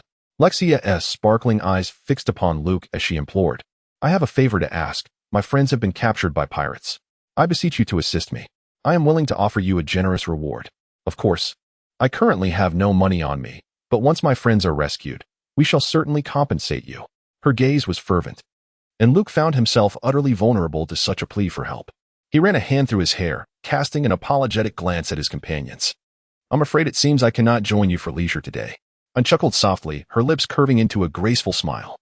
"Business takes precedence. Will you help me?" "I would be eternally grateful." Lexia lifted her chin, gratitude shimmering in her eyes. "But there are so many of them. Will you not seek more naval support?" Luke and Ian exchanged glances, bursting into laughter simultaneously. "We are sufficient as we are. Should there be adversaries we cannot conquer, additional naval forces would be of no consequence." Lexia blinked, observing their unwavering confidence and remarkable demeanor. She swiftly relayed the docking location for the pirates, which was designated as Zone 43. The Sabaody Archipelago consists of 79 trees, each assigned a number, with Zone 43 belonging to the sightseeing area. Not far from the vicinity of Luke and his companions in Zone 31. Luke slightly bent down, his robust arms encircling Lexia's slender waist, lifting her effortlessly as he charged towards Zone 43. A sharp cry escaped Lexia's lips as the tempestuous wind tousled her hair. As Luke raced forward with astonishing speed, Lexia half opened her eyes, watching in awe as the surrounding scenery rapidly receded behind them. A sense of trepidation washed over her. The velocity was exhilarating, almost rendering her eyelids too heavy to keep open. Her heart raced wildly. The tension that had once gripped her body began to dissipate as she firmly clutched Luke's clothing and arm. This older brother figure undoubtedly possessed strength surpassing that of the kingdom's guard, and with his handsome appearance, she felt assured he would be able to rescue Viola and the others. Lexia's spirits soared with joy. Luke embraced her, his focus unwavering. With a single stride, he covered 10 meters, his figure resembling a finely released arrow from a bowstring. Those around him merely sensed a rush of dark wind sweeping past. Unable to discern his movements, Luke traversed through the shimmering bubbles, his feet gracing the soft earth beneath him, and in a mere half hour, he sprinted from District 31 to District 43. In the deep waters at the island's edge, vessels frequented this location, treating it as a temporary harbor. There exist only two paths to the New World. One must petition the world government, crossing the Red Line and passing through the holy land of Mariehua. The alternative is to plunge into the depths of the ocean, navigating through the colossal caverns beneath the Red Line, en route to Fishman Island. Pirate ships, shunned by the light, have no choice but to opt for the latter. They seek out coding craftsmen here to envelop their vessels in a layer of bubbles before submerging into the sea. Luke halted his steps at the precipice of the island, gently placing Lexia down. Before him lay 4 or 5 colossal vessels, all with their sails furled, for this island was guarded by the Navy. And the pirates dared not be ostentatious here. They stowed away their sails and pirate flags to avoid confrontation with the naval forces. "That ship, Luke," Lexia exclaimed indignantly, pointing towards one of the vessels. It was a serpent-headed ship, measuring over 50 meters in length, with a robust mast upon which a solitary figure stood, vigilantly keeping watch. Luke, Ian, Gruss, Peacock, and Binzi leaped forth, their steps firmly landing on the deck. A glance around revealed a multitude of individuals gathered upon the deck, reveling in a grand feast. The atmosphere was vibrant, filled with clinking glasses and bountiful platters of fish and meat. While male and female pirates sang and danced in carefree merriment, were this merely a merchant vessel or a cruise ship, it would be a most splendid scene. Yet, they are a band of pirates, a wretched crew that pillages and enslaves in the name of freedom. Suddenly, Luke and his companions burst in, plunging them into an immediate silence. It was the Navy. A shrill scream pierced the air. The 100 or so individuals stood up in disarray, their hands reaching for weapons. "Have we been discovered?" There were only 6 of them. One man declared, "Kill the men." As for the women, ha ha ha, the pirates, far from feeling fear, seemed to be imbued with a sense of exhilaration. Ain flipped through a stack of bounty notices and locked eyes with one of the speaking pirates, Baru, the first mate of the Dylon pirate crew, carrying a bounty of 30 million berries. Their captain, Dylon, had a bounty of 70 million berries. However, it appeared that he was not among this group. Ain scanned the surroundings, but could not locate the pirate captain. Luke spoke in a chilling tone, "Very well. Eliminate them all. Gruss and Peacock, search the cabins and rescue the civilians." Within half an hour, the Dylon pirate ship was engulfed in thick black smoke. One by one, the pirates fell, their chests marred by deep sword wounds, collapsing into pools of blood. Gruss and Peacock emerged from the cabin, shaking their heads at Luke. They had found no one. Luke sat atop the rotund belly of a burly pirate, casting a downward gaze upon Baru. His hand gripped the hilt of his sword, the sharp blade piercing the deck beside Baru's eye. "Where is your captain, and what has become of the slaves you have captured?" Baru trembled uncontrollably, his face smeared with blood, a severed hand lying nearby. "Our captain has taken the slaves to the auction house," he stammered. "I only know that the auction house is located in Zone 1, affiliated with the Tetsolo Consortium. Beyond that, I am utterly ignorant. I truly do not know." With a single stroke, Luke extinguished Barrow's life. Before departing, he set ablaze the pirate ship's arsenal, clutching Lexia in one hand as he soared over the coastline, landing deftly upon the shore. Behind him erupted a series of violent explosions, accompanied by towering flames. Splintered wood was propelled dozens of meters away, landing upon a nearby vessel where a group of inconspicuous pirates cowered behind the gunwales, witnesses to this one-sided massacre, their bodies trembling in fear. Were these mere naval soldiers truly this formidable? What a terrifying hell the seas of the New World must be. This is no place for us. We must return home. Tomorrow we shall head back. No, let us set sail for our homeland the moment these fearsome naval forces depart. Mother, I long for you. Chapter 39, The Monkey Talisman, Transformation and Disguise. Luke set Lexia down, and unapproached with the others. "You are all aware of the situation. Lexia's friend has been taken to the slave auction." Lexia expressed her dismay. "Viola, I hope they remain unharmed." Ein stepped closer, retrieving a handkerchief from his pocket to wipe the blood from Luke's face. The stains of blood and gunpowder lent a rugged, formidable air to his handsome visage, while simultaneously imparting a sense of menace. She cast a mildly reproachful glance at Luke, saying, "Look at you, don't frighten the children." Luke cast a glance at Lexia, sheepishly scratching his head, having become so engrossed in combat that he had neglected the presence of a child beside him. Lexia puffed out her cheeks in indignation, exclaiming, "I am no longer a child. The kingdom of Leine reveres strength. This little skirmish does not frighten me. In fact, amidst the chaos, I managed to slay 2 pirates." "Well done, Lexia," Ein praised her, affectionately ruffling her hair. "That pouty expression is utterly adorable." Gruz, with his robust arms crossed, leaned against the trunk of a tree and spoke in a low voice. "We are in deep trouble. The slave auction house in Zone 1 is fraught with peril." Luke nodded solemnly, his expression grave. "Lexia's friend has been taken to a lawless zone. If sold, our chances of rescue will diminish significantly. What do you intend to do?" Gruz gazed at Luke with piercing eyes. Luke's lips curled into a broad smile, reminiscent of a sword unsheathed. "Is there any need for a question? Of course. We shall rescue them. After all, I have already made a promise to little Lexia." His response brought forth a wave of gratitude that illuminated Lexia's delicate features. The slave trade in Zone 1, as you should be aware, is a tumultuous realm where various factions intertwine. Many seemingly legitimate establishments are, in truth, backed by both governmental and nefarious forces. With just a few of us, we would find it exceedingly difficult to make any progress in such a place. And so what? Luke's smile faded, replaced by an expression of utmost seriousness. "If I were oblivious to this matter, it might be one thing. But since it has unfolded right before my eyes, I cannot remain indifferent. Protecting the weak is our duty as the Navy. If I fail to uphold justice, my own sense of righteousness shall be sullied." At that moment, Luke's chiseled visage basked in the radiant sunlight, emanating an almost sacred brilliance. His resolute gaze, sharp as a blade, conveyed an unwavering conviction. Zone 1 is a territory difficult for the Navy to control, teeming with lawless elements. It is, indeed, a shadow that inevitably exists beneath the sun, where the illicit trade of slavery flourishes. Yet, Luke harbored no intentions of retreating. Gruz adjusted the brim of his hat, a smile playing at the corners of his mouth. "I knew you would say that. It seems we have no choice, for we are good friends, this time. I shall accompany you to the brink." Ein, Binz, and Peacock also wore warm smiles. How long had it been since the elite class of 5 had acted together? Unexpectedly, their first mission post-graduation was to be of such grand scale.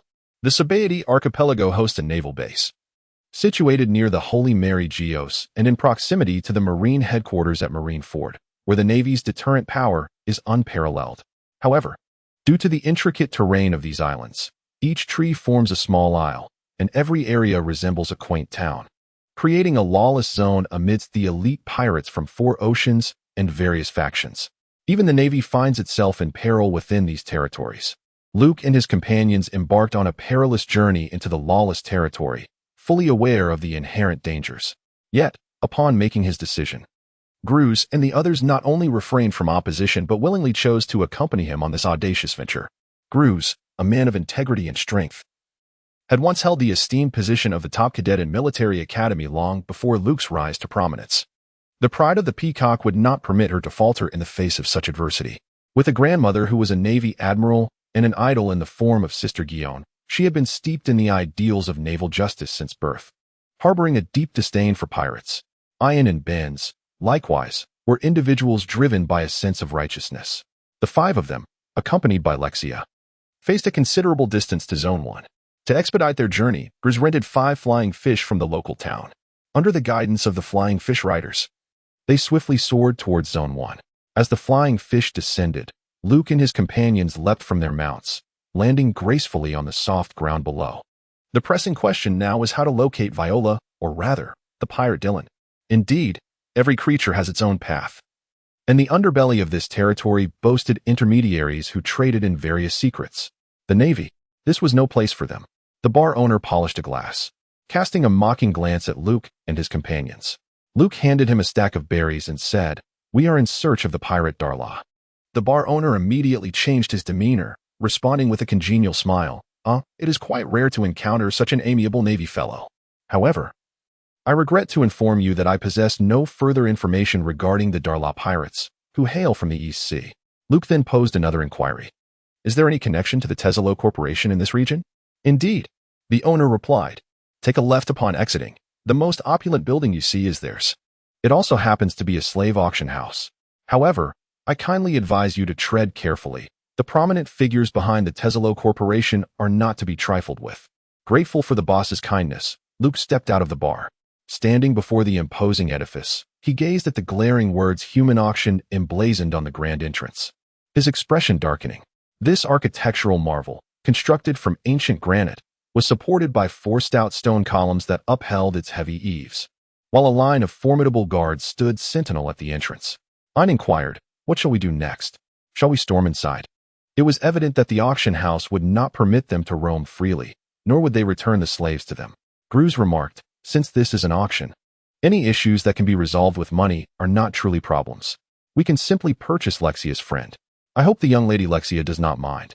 Gruz inadvertently revealed his lavish nature. Lexia could only express her profound gratitude, overwhelmed with appreciation. Luke suggested, "Let us proceed this way. You shall enter through the main entrance, while I will infiltrate the auction house from the rear. We will act separately in hopes of discovering an opportunity to rescue the individuals in peril." The others nodded in agreement, solidifying their plan to part ways. Both Ian and Lexia expressed a desire to accompany Luke, yet he dismissed their wishes, citing the inherent dangers involved. He observed Gruss and the others as they made their entrance through the front, then ventured into the dimly lit alley behind the imposing structure, where he commenced altering his appearance. Possessing the transformative abilities bestowed by the monkey talisman, Luke initially could only broadly modify his form, with the ability to enlarge his arms being one of his many powers. However, as he enhanced the integration of the monkey talisman to 90, he found himself capable of intricately refining his visage. Luke rubbed his face, kneading his greasy countenance, as his physique ballooned like an inflated object. A faint current coursed from root to root, causing his short hair to lengthen and transform into a cascade of long curls. In a mere moment, Luke had metamorphosed into a robust figure, his visage adorned with excess flesh, and his form stout and formidable. Luke drew his sword, gazing at his reflection upon the blade. The moment he beheld the visage that stared back at him, fury surged within him, prompting him to crush the sword in his grasp. The guise he had assumed was none other than that of Barrow, the first mate of the Joran pirate crew. Luke pressed forward, bearing Baru's visage as he approached the rear passage of the auction house. Chapter 40. The Slave Auction. Luke certainly could not foolishly infiltrate the auction house, unaware of the potential presence of formidable opponents possessing observation hockey within. This remarkable transformation ability, akin to the powers of a mimic fruit, was at his disposal.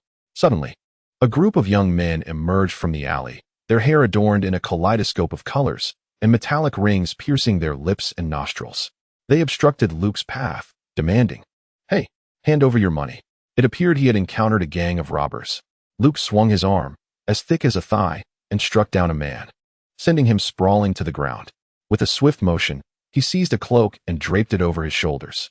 As Luke emerged from the alley, basking in the sunlight, he grinned, his visage, adorned with a plethora of flesh, exuding a menacing aura. Indeed, such a countenance was perfectly suited for a villain. Luke approached the rear entrance of the auction house, where several robust guards stood watch. Upon noticing him, they immediately raised their weapons to obstruct his passage. "Who are you? This is not a place meant for your kind," they warned sternly. Luke said ingratiatingly, "Esteemed gentlemen, I am the vice captain of the Diloan pirates. Our captain should be inside. I have urgent matters to discuss with him." Simultaneously, he slipped a stack of berries into their hands, with wealth wielding its persuasive power. The guard's demeanor transformed instantly. "Ah, of course. You seek Diloan, do you? Your captain is indeed within, and the goods he has brought are exceptional. They are sure to fetch a splendid price. Thank you for your kind words." The guard opened the door for him, and Luke strode confidently into the slave-holding area behind the auction hall. The proceedings unfolded far more smoothly than anticipated. "Now, Diloan, where are you? I have come to find you." Gurus and his companions entered through the main entrance as customers. The auction venue resembled a theatrical stage, with tiered seating rising in a semicircle around the auction platform. Those present to partake in the auction were either affluent or noble, comprising aristocrats and tycoons from across the globe, as well as pirates preparing to venture into the New World in search of formidable combatants. The naval uniforms worn by Gurus and his companions attracted wary glances from several pirates, but they merely cast a cursory glance before reverting to their indifferent observations. This was the domain of pirates and dark forces. A handful of naval officers could stir naught but ripples in this turbulent sea. On stage, the auctioneer, Alapa, energetically introduced the slave commodities, igniting an enthusiastic auction atmosphere. Next up, we present item number 6, a pirate musician hailing from the West Sea. A proud buccaneer capable of playing every instrument. While you relax, he can serenade you into slumber with delightful melodies. Hand him a mop, and he will leave your room spotless. He also boasts exceptional culinary skills, crafting delectable desserts unique to the West Sea. A robust 26-year-old man, standing at 206 centimeters and weighing 110 kilograms. His name is Ruby. Such a cultured pirate is a rare treasure upon these waters. The starting bid is 550,000 berries. 560,000 berries. 580,000 berries. 200,000 berries. Is there anyone willing to bid higher? Sold. Alapa's fervent shout echoed as he struck the gavel forcefully, marking the conclusion of the auction. Next came item number 7, a breathtaking woman. Behold her miraculous proportions and enchanting beauty. She is the 18-year-old princess of the Diego Kingdom. The fortunate bidder of this exquisite slave will indulge in her tender services while simultaneously degrading her noble spirit. Can you feel the rush of blood coursing through your veins at the thought? The girl brought onto the stage wore a jeweled crown, clad in a white veil and a light blue gown, tears shimmering in her eyes. A collar of slavery encircled her neck, chained by the guards of the auction house. Internally shattered, she prayed for salvation, while the affluent patrons below erupted in fervent howls of excitement. The auction price soared higher and higher. The peacock wore an expression of indignation. These scoundrels. Ane's face was tense. What do these people truly regard women as? Gruss clenched his fingers, his chest heaving with anger. A pack of wretched insects. How dare they consider themselves nobles? They are nothing but refuse in this world. Lexia's complexion turned pale. Had it not been for Luke's timely intervention, her fate would have mirrored that of another, reduced to mere merchandise, fought over by a throng of corpulent tycoons and aristocrats. The mere thought of such a fate sent shivers down her spine as she wrapped her arms tightly around herself. Viola, she whispered in prayer, I hope you remain unharmed. Behind the auction venue, in the slave confinement quarters, Luke strode in with ease, surveying the scene before him. Slaves adorned with collars around their necks. Their expressions were vacant. Most averted their gazes, fear and despair etched upon their faces. Witnessing this, Luke's skin tightened, a surge of fury igniting within him as he clenched his hands into fists. Slave trading.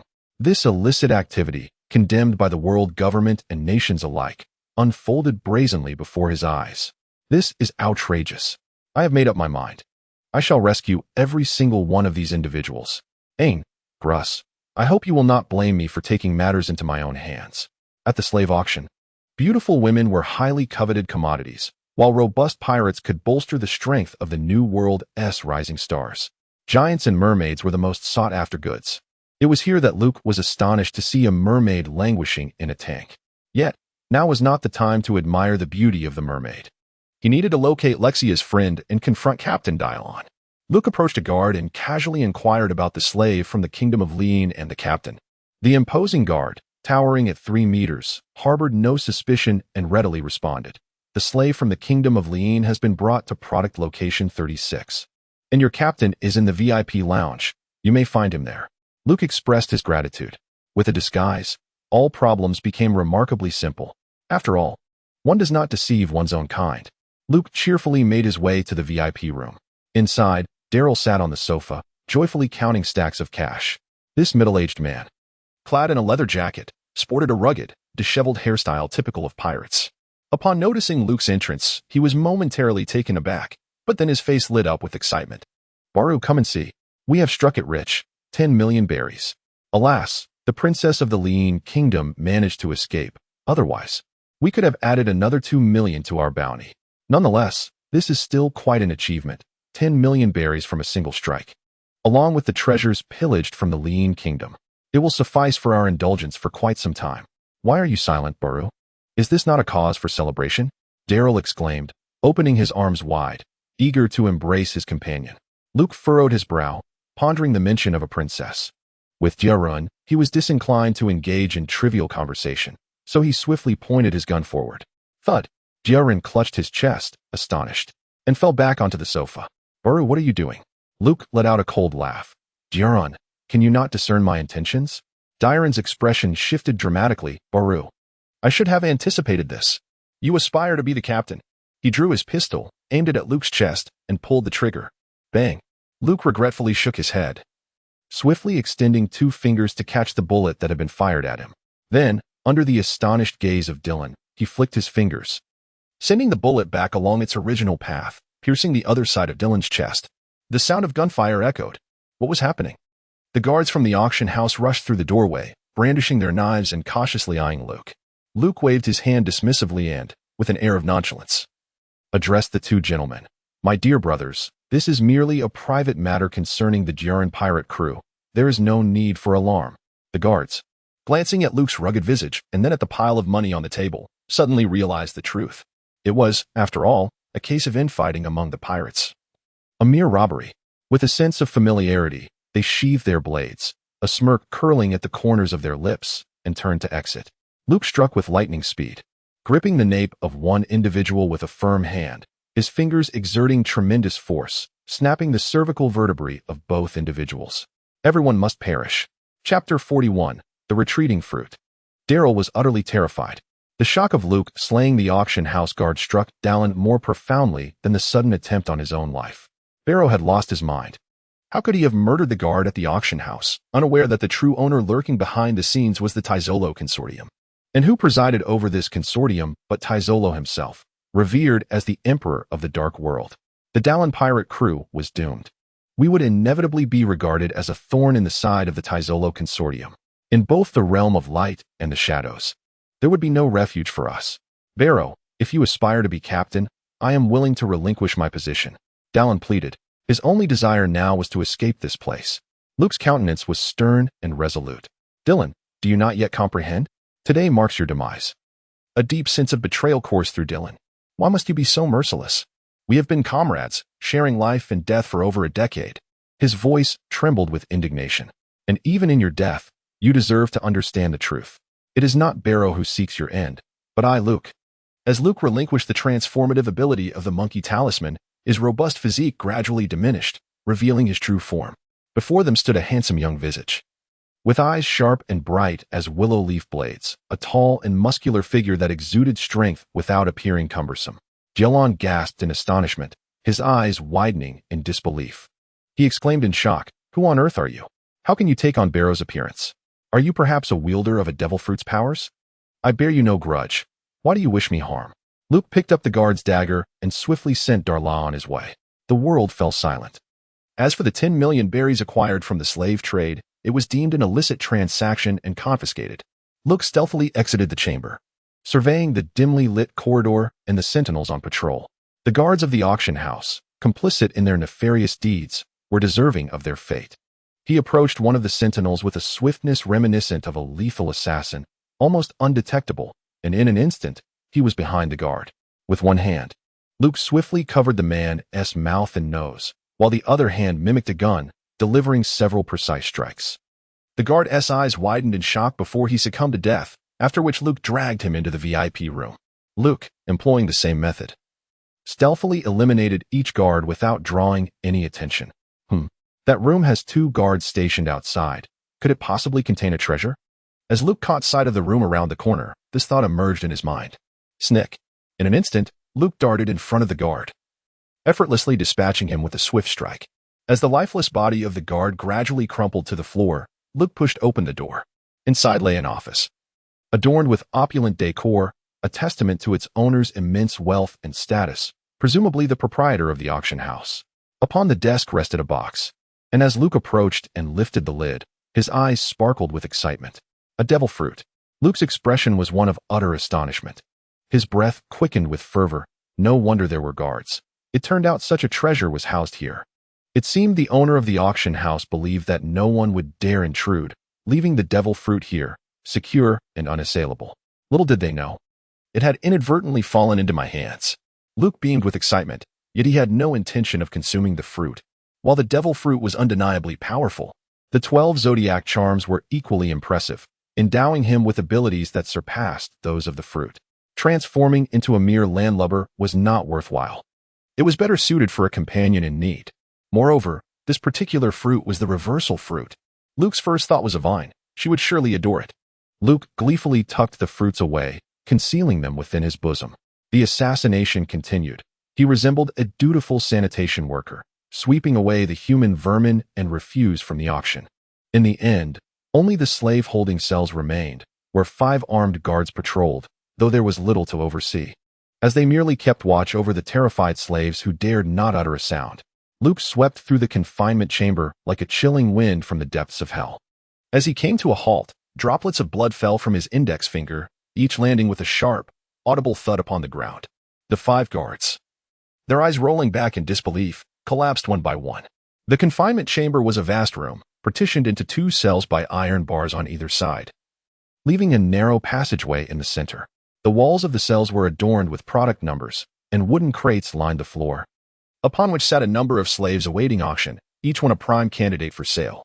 As Luke dispatched the 5 guards with a single breath, the slaves, engulfed in despair and fear, lifted their heads in astonishment, gazing at him with a mixture of confusion and hope. Their vacant eyes sparkled with a flicker of bewilderment, unable to comprehend Luke's sudden onslaught against their captors. Yet soon, some of the slaves erupted with fervor, seizing even the slightest chance for escape. They would hurl themselves towards the dawn of freedom, akin to moths drawn to a flame. "Help me, kind sir, I implore you to rescue me," one cried out. "You must be a naval officer. I am Minsk, a pirate with a bounty of 20 million berries. Please take me away. I refuse to remain here as a slave. Please, naval officer, let me go. I possess wealth. If you save me, I can offer you 10 million berries. No, I'll give you 50 million. I refuse to be enslaved. I can marry you. Behold my alluring figure. I am a dancer, and I shall serve you devotedly for life." The slaves pressed against the iron bars, extending their hands toward Luke, their pleading eyes brimming with tears of excitement. Witnessing such a scene, Luke felt a pang of discomfort. However, this was not the time for their desperate pleas to echo through the chamber. "Shoo! Everyone, be quiet. If you wish to avoid summoning more guards, silence your voices." Luke was sweating with anxiety. This group of frantic slaves had lost their sanity in their desperate bid to escape this place. Let us not forget that the auction was still ongoing in the hall before the auction grounds. The slaves in their cells immediately covered their mouths. None of those who were to be sold at auction were fools. "You will save us, won't you, Navy brother?" the lovely mermaid asked softly, leaning over the edge of the water tank. "Rest assured." Luke winked at her, gesturing an encouraging okay with his hand, without mentioning anything else. Luke's handsome appearance and warm smile instantly captured the heart of the young mermaid. The eyes of the slaves remained fixed on Luke, filled with hopeful anticipation. "There is hope. It's the Navy. We are saved." Tears flowed uncontrollably from their eyes. Luke counted the numbers on the wall and arrived at the merchandise area 36. Upon closer inspection, he beheld a group of female warriors, their attire reminiscent of the Lexia style. They donned white trousers and sported leather breastplates, with their ultra-short undergarments barely reaching below their chests, revealing their smooth midriffs and serpentine waists, all draped in sheer cloaks. Their long black hair was neatly coiled at the back of their heads, and their clean faces radiated a fierce spirit of a warrior. They were among the rare few who did not frantically seek aid upon Luke's arrival. Additionally, an elderly man caught Luke's attention. With long, curling hair and a beard as white as snow, he wore spectacles and bore a straight scar across his right eye. Unlike the other slaves, whose expressions reflected despair and despondency, the old man appeared relaxed, sipping his drink leisurely. This demeanor prompted Luke to steal another glance, and the old man's gaze inadvertently met his. Luke couldn't help but ponder. How could such an elderly person be sold? Even as a gardener, he seemed too aged. Yet, this old man exuded an undeniable strength. Through the lens of his observation, the elder imparted an aura of unfathomable depth, akin to a slumbering beast of prey. It was truly remarkable that such a formidable individual would willingly submit to being captured and auctioned here. Luke did not glance back at the old man. Instead, he stepped forward to stand before the female warriors of the kingdom of Lean and softly inquired, "Which of you is Viola?" "I am a friend of Rexia, and I have come to rescue you." Upon hearing his words, the group of female warriors brightened with hope and rose to their feet in excitement. One among them responded. Viola was just taken away. She gestured towards the auction house ahead, the true stage of the auction, where anyone, regardless of origin or status, was merely a commodity for selection. Chapter 42. The Fierce Battle at the Auction House Guardian. How infuriating it is to arrive a moment too late. Luke felt a twinge of frustration as he struck the iron bars with his fist. Step back for a moment, and allow me to rescue you first. Luke swung his blade, cleaving the iron bars asunder, and with another strike, the barrier shattered into several pieces that clattered to the ground, leaving the cell that confined the slaves wide open. Although Viola was not yet in sight, Gruz and the others were present at the auction house, and there was every confidence that they would rescue her. Suddenly, a cacophony of applause erupted within the chamber, each clap reverberating against the heart, inciting a sense of unease.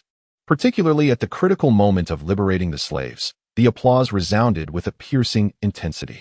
Luke's heart raced as he lifted his gaze, spotting a robust man clad in a green vest slowly making his way down the aisle. Following closely behind him were a cadre of formidable guards, brandishing knives and firearms, their weapons aimed squarely at Luke and the slaves poised to escape. The atmosphere shifted dramatically as panic seized the crowd. One of the slaves, recognizing the figure, exclaimed in horror, "It's the guardian of the auction house, Gule. This man is known as the Crusher. His fists have shattered countless rebellious pirates. And it is said he is a cyborg, with his hands embedded with sea prism stone. Even those with abilities find themselves at a disadvantage against him. We cannot escape." The slave, trembling and clutching his head in despair, succumbed to overwhelming fear, abandoning any hope of resistance. The once jubilant air turned heavy with tension. Gule then spoke, his voice measured and deliberate. "I was just pondering the sound of a rat scurrying about, and lo and behold, someone dares to intrude upon the auction house. You possess quite a talent, having dispatched several of my subordinates. However, this is where it ends." As he spoke, Gule advanced towards Luke, his towering frame exceeding 4 meters, exuding an intense aura of oppression. Each step he took sent subtle tremors through the ground, revealing the sheer weight of his presence. Luke's gaze sharpened. "Once I bring you down, no one will be able to hinder us." Gulai fixed his eyes on Luke, a sinister grin spreading across his face. "Navy, these slaves are merchandise of the Tesalo Consortium. To attempt to free them is akin to courting death." Luke snorted, brandishing his long blade, proclaiming, "While death may not be their fate, I shall undoubtedly set them free." Gulai sneered a few times, lifting a set of keys and shaking them before Luke. "Even if you manage to liberate them, what of it? Without the keys, they cannot escape this auction house. Otherwise, the collars around their necks will claim their lives." He revealed a harsh truth. The collars encircling the slaves' necks were no mere iron bands. Within each collar lay a concealed bomb equipped with a sensor. Should they stray too far from their master, the bomb would extinguish the slaves' lives. Luke's fury reached its zenith. The audacity with which these individuals toyed with lives was nothing short of diabolical. "Bring me the keys," Luke bellowed. Gulai, his eyes filled with disdain, retorted, "Do you wish for them? I shall withhold them." With a powerful grip of his substantial hand, he crushed an entire set of keys into a heap of useless metal. The slaves who bore witness to this scene felt their hearts turn to ash. Without the keys, their right to freedom was irrevocably severed. They would endure a lifetime shackled by the slave collar. "You scoundrel!" Luke seethed in rage. Gulai laughed shamelessly. "Originally, they had a chance to escape their bondage. But because of you, they are doomed to servitude for eternity. As for you," Gulai raised a fist and charged at Luke, delivering a blow that shattered the ground beneath them. "You intruded upon my auction and slaughtered my subordinates. I hereby sentence you to death. Be obliterated." Luke swiftly evaded, as the shattered stones from the powerful punch whizzed past his cheek, stirring a wave of scorching air. The force of that blow was extraordinarily formidable. "Such a cruel brute. A person like you does not deserve to exist in this world." Luke raised his blade, the edge extending behind him, his arms swelling with strength, and his back arching like a fierce beast poised to pounce. "Feel my wrath. Tiger hunt." Whoosh. Luke transformed into a ferocious tiger, baring his fangs as he lunged at Gulai. His long blade struck with ferocity, carving a deep wound across Gulai's chest. Yet, there was no trace of triumph on Luke's face. He turned to gaze at the sword tightly gripped in his hand. The blade shattered with a resounding crash, splintering into numerous fragments. "Ha ha!" Gulai exclaimed, turning to face Luke, his mouth agape in laughter. I am a cyborg. My entire body is constructed from a super alloy devised by the Vegapunk. The financial power of our Taizolo consortium surpasses your wildest imagination. We can procure anything in this world. Now you comprehend the magnitude of the force you are opposing, do you not? Poor Navy, meet your demise. Gulai lunged at Luke, his smile twisted with malice, his fist poised to strike with the force of a collapsing mountain. As the guardian of the auction house, he possessed formidable strength. The auction house thrived in Zone 1, not only coveted by various dark forces, but also facing the impending threat of pirates entering the New World, particularly the supernovas.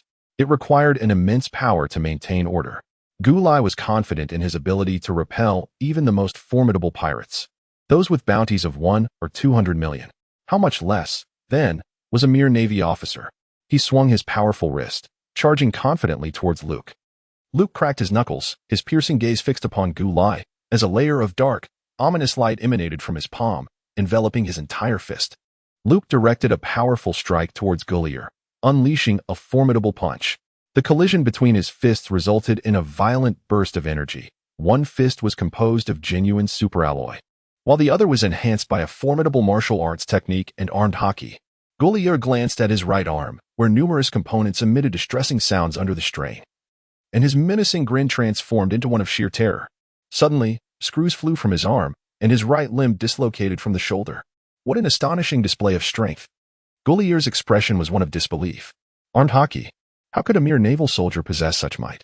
Are you a hidden ace of the Navy or an intelligence agent of the world government? Luke smirked slightly. It's nothing. As you said, I am merely an unranked naval soldier. I harbor a keen interest in the cyborgs. Let me test the might of my wrath. Iron Fist. Tenfold strength. Luke completely unleashed the ultimate power of the bull charm. He was no longer the same as he had been 2 years prior. His physique, honed through rigorous training, was now capable of withstanding the full extent of the bull charm's might. With tenfold strength concentrated in his wrist, a mere flick could summon the power to devastate a town. The elderly observer, who had been leisurely watching the battle, set down his wine jug, his expression subtly shifting as he felt a wave of trepidation at the display of Luke's formidable strength. As a fist was thrust forward, the air trembled. Klee, several meters away, found himself crushed by the overwhelming force, utterly powerless to retaliate. What? My body. I am completely immobilized. Klee was pushed backward, and the superalloy material of his chest caved in, leaving a distinct imprint of a fist. Within him, components were compressed, and electric currents surged chaotically. At the auction house's front desk, Alipa was energetically promoting the merchandise, her passionate voice echoing throughout the confined space, reaching every corner of the venue. I am honored to introduce this exotic female warrior from the Kingdom of Liene, the captain of the Royal Guard. Behold her stunningly beautiful visage, a perfect blend of beauty and strength. Her capture was purely accidental. Such a gem would not ordinarily grace the auction floor. She possesses a loyal heart, ready to protect her master in any perilous situation. The starting bid was set at 2 million berry, and the auction commenced. Suddenly, a thunderous explosion erupted from the wall behind Alipa, sending debris flying. Amidst the chaos, a powerful and towering figure emerged, Gilead. However, it was only his upper body that appeared, while his lower half soared through the air, shattered components scattering everywhere. Oh no! Alipa gasped in shock. What had transpired? Why had Gilead crashed through the wall into the auction house? The force generated by the powerful punch did not dissipate with Gilead's entrance. Instead, it propelled him into the audience, sending patrons flying and shattering seats. The venue descended into chaos. A massive rock plummeted down, landing on Alipa and pinning him down. Chapter 43. Rayleigh, the guardian of the auction house, Gilead, felt the wrath of Luke and was rendered incapacitated. The scene was one of utter disorder. Nobles and affluent patrons, gripped by panic, began to flee. Pirates, sensing an opportunity, seized the moment to plunder, brandishing knives at the necks of the wealthy and demanding ransom. Cruz, Peacock, Eind, and Ben sprang into action, showcasing their formidable prowess in the 6 forms, causing pirates to fall one by one. Even the most elite among them could not withstand their combined might. After a brief moment, the tumult settled. Lexia rushed onto the stage, leaping into Viola's embrace, her arms tightly wrapping around her. Viola, I'm so relieved you're safe. The woman with flowing red hair paused momentarily before erupting in joyous surprise. Princess, what are you doing here? To see you unharmed is a blessing beyond measure. Viola was dragged onto the stage for public auction, feeling utterly despondent. However, in an unexpected turn of events, the auction venue was destroyed, and the princess emerged unscathed. Could it be divine protection? Viola, let me enlighten you. I have gathered a few friends who brought me here to rescue you. Lexia lifted her head, her face aglow with joy. Ah, it is not divine intervention, but the protection of Luke. Viola felt a surge of gratitude, tears welling in the corners of her eyes. As a mere guard, I am astonished that the princess herself would risk danger to save me, and I must express my heartfelt thanks to her friends in person. Luke emerged from the gaping hole in the shattered wall and beheld the tender scene of his sister Lexia embracing Viola. A smile of satisfaction crept across his lips, for at last he had succeeded in rescuing Lexia's friend. However, Luke's gaze fell upon Viola's neck, where the slave collar appeared particularly glaring. Thus, the question arose, how in the world could this cursed collar be removed? The key had been destroyed by Gulai, rendering the collar a death sentence. Should they leave the auction house, the bomb within the collar would detonate. Luke felt the situation turning precarious. Meanwhile, as the smoke cleared behind him, a multitude of gun barrels emerged. The formidable Lord Gulai had been defeated, and the hundreds of guards he had brought bore witness to this battle, all engulfed in disbelief that such a powerful figure could fall. Damn the Navy for reducing the auction house to this state. The invaders must perish. They raised their weapons, aiming at Luke, Lexia, and the others. Luke's piercing gaze swept across the room. He feared not the threat of gunfire, yet Lexia and Viola were not so assured. A sudden, intangible wave surged forth, causing the air to ripple like water, and Luke's body was ensnared by the force of this unseen disturbance. Luke was astonished to discover a fleeting chaos within the power coursing through his body. What was happening? Everyone present in the auction house felt the unusual wave, their expressions shifting in various shades of concern. The guards, who had raised their weapons, began to froth at the mouth, their eyes rolling back, collapsing to the ground in a faint. They had lost consciousness. It was the Conqueror's hockey. Luke was taken aback. Who among those present could wield such might? I have not awakened the Conqueror's hockey, nor have Gruss or Ein. Then who could it be? Gruss and the others shared the same grave expression, for the Conqueror's hockey symbolized the presence of a true sovereign. Luke suppressed his astonishment as he cast his gaze towards the slave's cell, where an elderly man with white hair sat, sipping from a flask. Come now. Stop pretending. It was you, wasn't it? Luke exclaimed, directing his voice at the old man. The elder set down his jug, rising slowly, his sharp eyes locking onto Luke. He donned a brownish-yellow shirt paired with maroon trousers, draped in a tattered grayish-white cloak, presenting an unremarkable appearance akin to that of any ordinary old man. Yet, the pronounced scar that marred his right eye rendered it strikingly keen. He was Rayleigh, the Dark King, the right-hand man of the Pirate King, Joel D. Roger. It has been quite some time since I've encountered such a spirited young Navy officer. I couldn't resist lending a hand. However, there's no need for gratitude, as I, too, have benefited from escaping the shackles of slavery. Rayleigh chuckled. At the moment the old man rose, Luke froze, his eyes wide with disbelief. The Conqueror's hockey, this attire, that gaze, and the scar, everything resonated with an undeniable familiarity. Luke exclaimed in astonishment, "You are Rayleigh." Rayleigh revealed a benevolent smile, sheepishly scratching the back of his head. Oh dear. Is it a cause for joy or concern that someone recognizes this old man? Gruz, Ein, Peacock, and Binns erupted in a chorus of astonished gasps. Wait, wait, wait. The Dark King Rayleigh. Their jaws dropped in disbelief. What could possibly bring the legendary figure of Rayleigh here? To be frank, even when combined, they might not stand a chance against him alone. Luke recalled the rumors surrounding Rayleigh. Surely it was due to his losses in gambling that he had sold himself to the casino, thus becoming a slave. Nonetheless, this may prove beneficial. You must possess a means to remove the shackles of servitude, correct?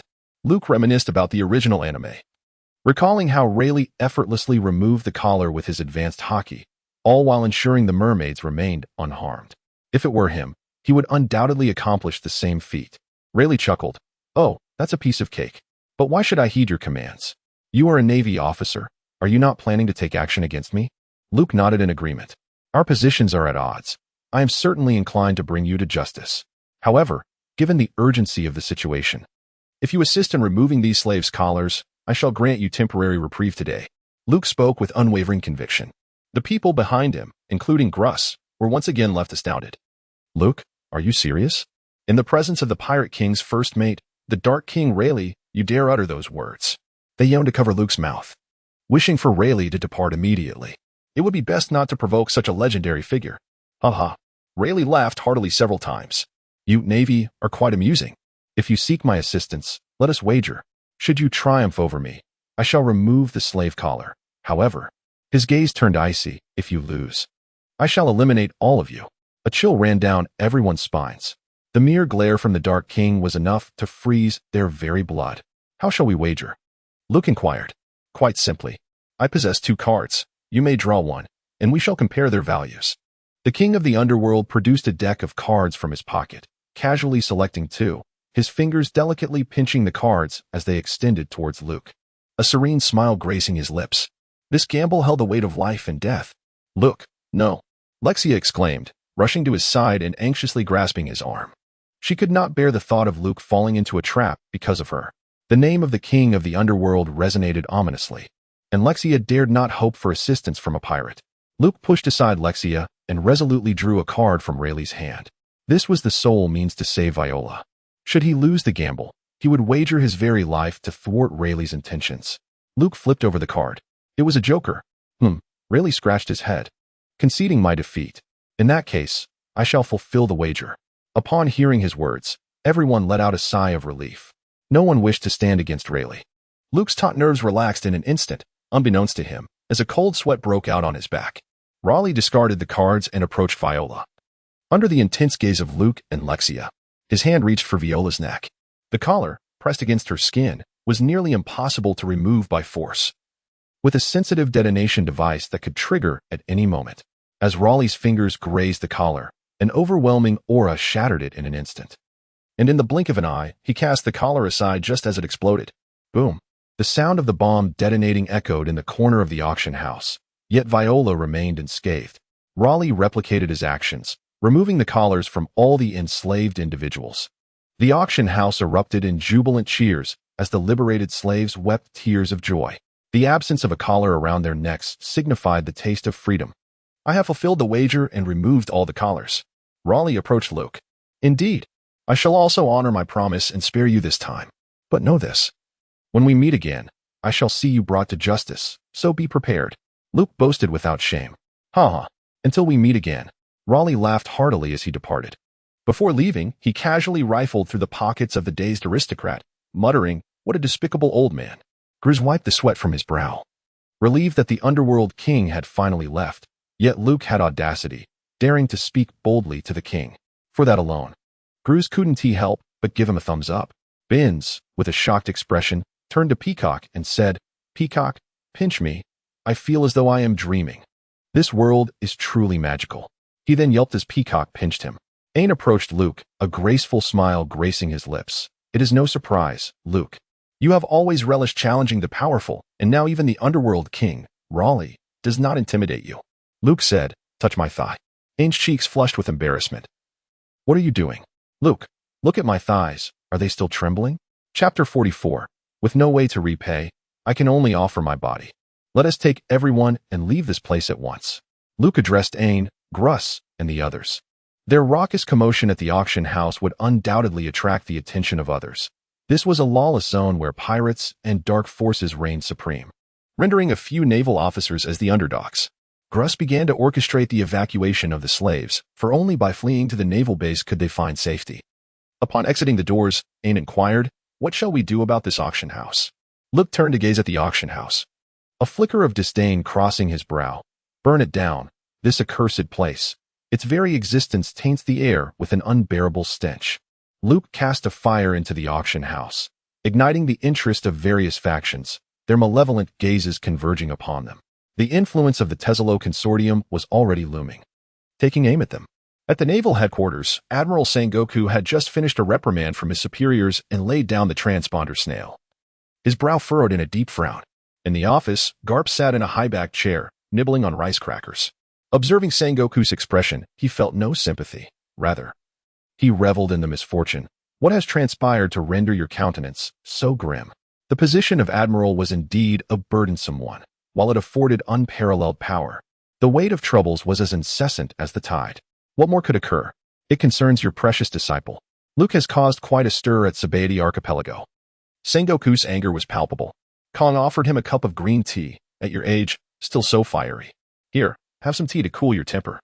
Sengoku raised the cup and downed it in one gulp. The tea was consumed, yet his fury remained unabated. He bellowed at Garp with a voice that carried force. Do you know what they have done?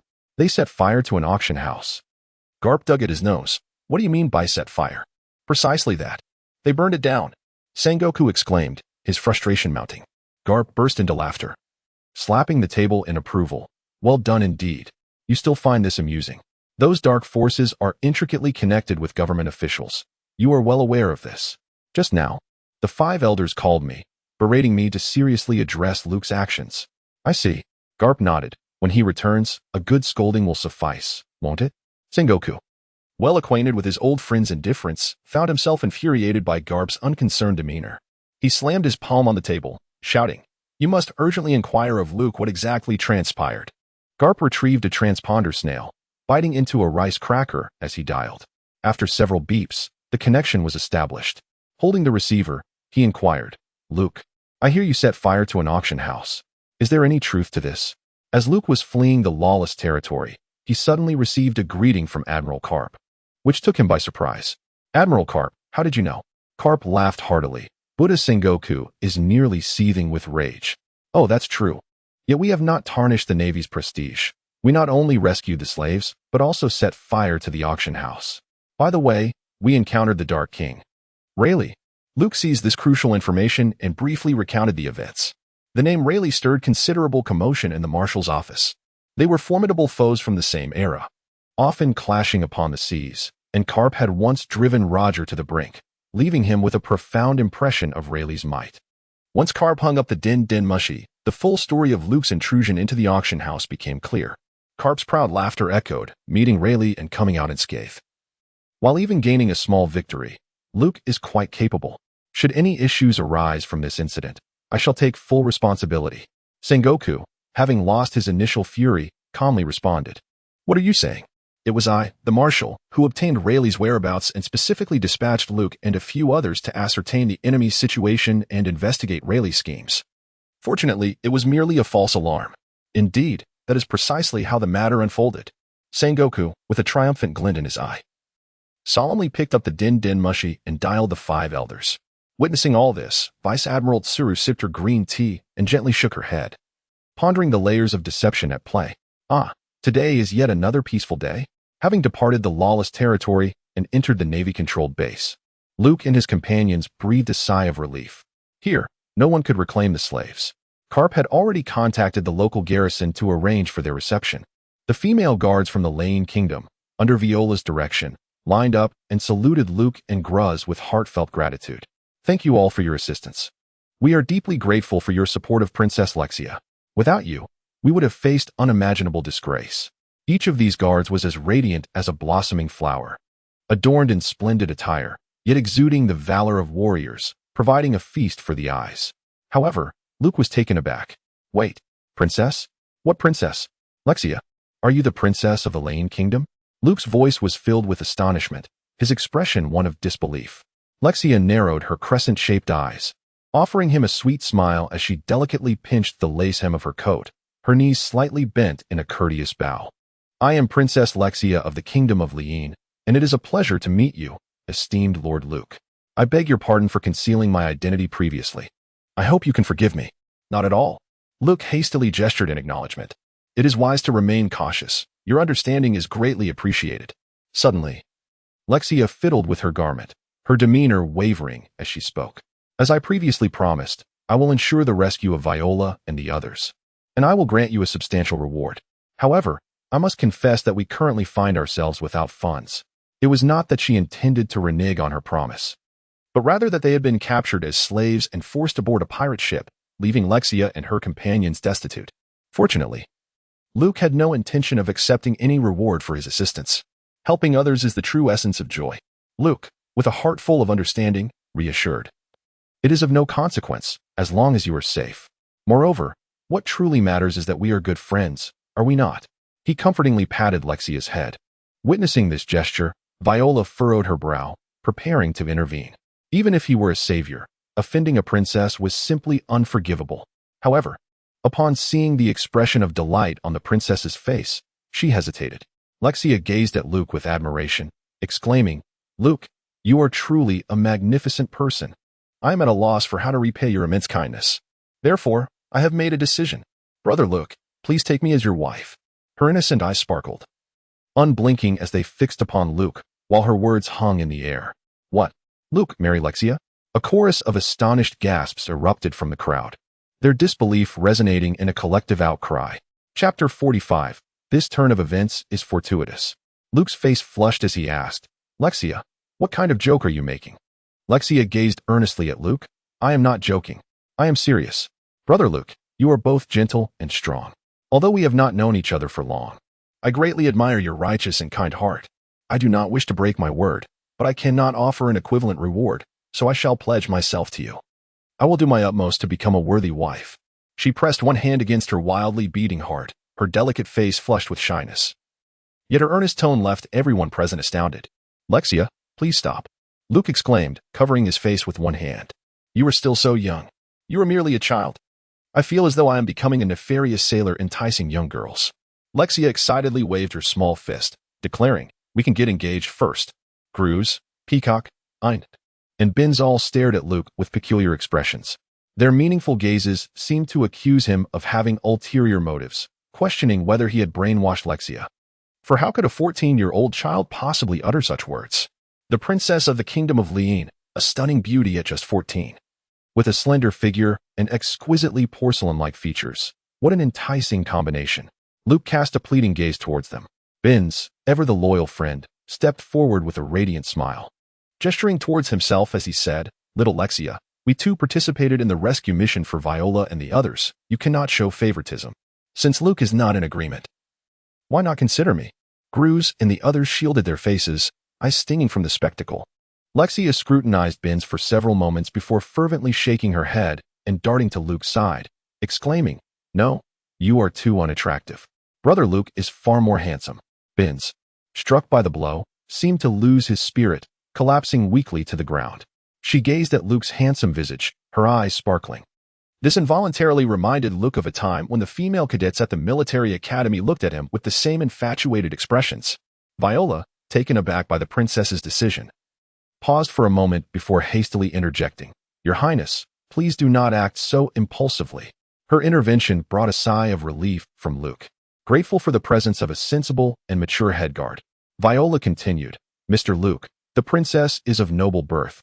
She cannot marry you so frivolously. If there must be someone to wed you, then please consider me. I am willing to marry you in gratitude for your assistance to the princess and our sisters." With her flowing red hair elegantly arranged atop her head and a strikingly clean and attractive face, her resolute demeanor was undeniably charming. However, Luke's heart cried out, "I should never have placed my hopes in you." Viola even went so far as to undo her armor, revealing the explosive device on her chest, showcasing a figure that was both voluptuous and alluring, truly a feast for the eyes. The female warriors of her escort stepped forward, united in their declaration, "We too are willing to marry Mr. Luke in gratitude for your life-saving grace." Their willingness to sacrifice themselves for the princess radiated a sanctified brilliance upon their faces. Luke's face was nearly bursting with intensity, radiating an alarming heat. This group of female warriors, counting from left to right, numbered 1, 2, 324. I traversed into this realm with the noble intent of combating pirates, punishing evildoers, and upholding justice, not to establish a harem. Mr. Luke, if it pleases you, we would be more than willing to become your brides. Even more daunting was the sight of numerous beautiful slave girls at the auction, all of whom, having been rescued by Luke, regarded him with utmost admiration and began to express their sentiments. To marry a naval officer with boundless prospects would render one's life devoid of regrets, infinitely better than returning to one's hometown. As Luke passed by once more, he noted the group of spirited young women, fierce as tigers, capable of taking one's breath away. Even the little mermaid, in her excitement, flitted her tail fin, eager to join the fray. "Dear little mermaid, might you join me for dinner this evening?" He jested. No, those are not my true intentions. You must hasten back to your ocean and avoid being ensnared." "Viola, how cunning you are, using your charms to entice dear brother Luke." Lexia's jealousy simmered beneath the surface. Viola proudly patted her chest, waves of confidence surging forth. "Princess, I shall not yield in this regard. Humph. In just 2 years, I shall surely surpass you. Enough. All of you." Luke inhaled deeply, striving to calm his tumultuous heart. "To be candid, I am already taken." With a sense of resignation, Luke approached Aine, placing his hand delicately upon her waist. He lifted his chin and puffed out his chest, simultaneously winking at her. Aine paused for a moment, then naturally leaned against Luke, her eyes sparkling with a charming smile, maintaining an elegant demeanor befitting a lady. Luke gazed intently at Lexia, his tone grave as he declared, "You are well aware that I already have a girlfriend. It is utterly impossible for me to marry you. None of you can." He glared at the group of alluring women, each one restless and unruly. Lexia possessed a visage of exquisite beauty and skin that was smooth and delicate.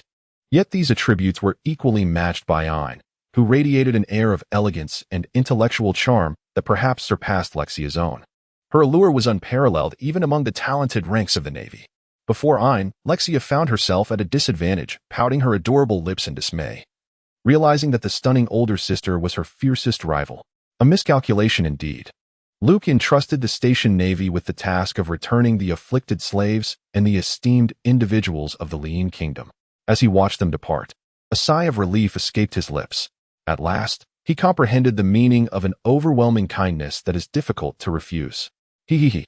Are you not delighted to be admired by so many beautiful women?" Aine chuckled, covering her mouth. "If only you had stepped in to assist me sooner, none of this would have transpired." Luke shot her a glare in response to Aine's mischievous delight. After chanting the sutras, one chastises the monk. "TSK, TSK, TSK. By the way, I have a delightful surprise for you." Luke recalled that he had concealed a devil fruit in his possession. As he unveiled the fruit, adorned with swirling patterns and resembling a purple cantaloupe, before Aine, a palpable shift occurred. The devil fruit.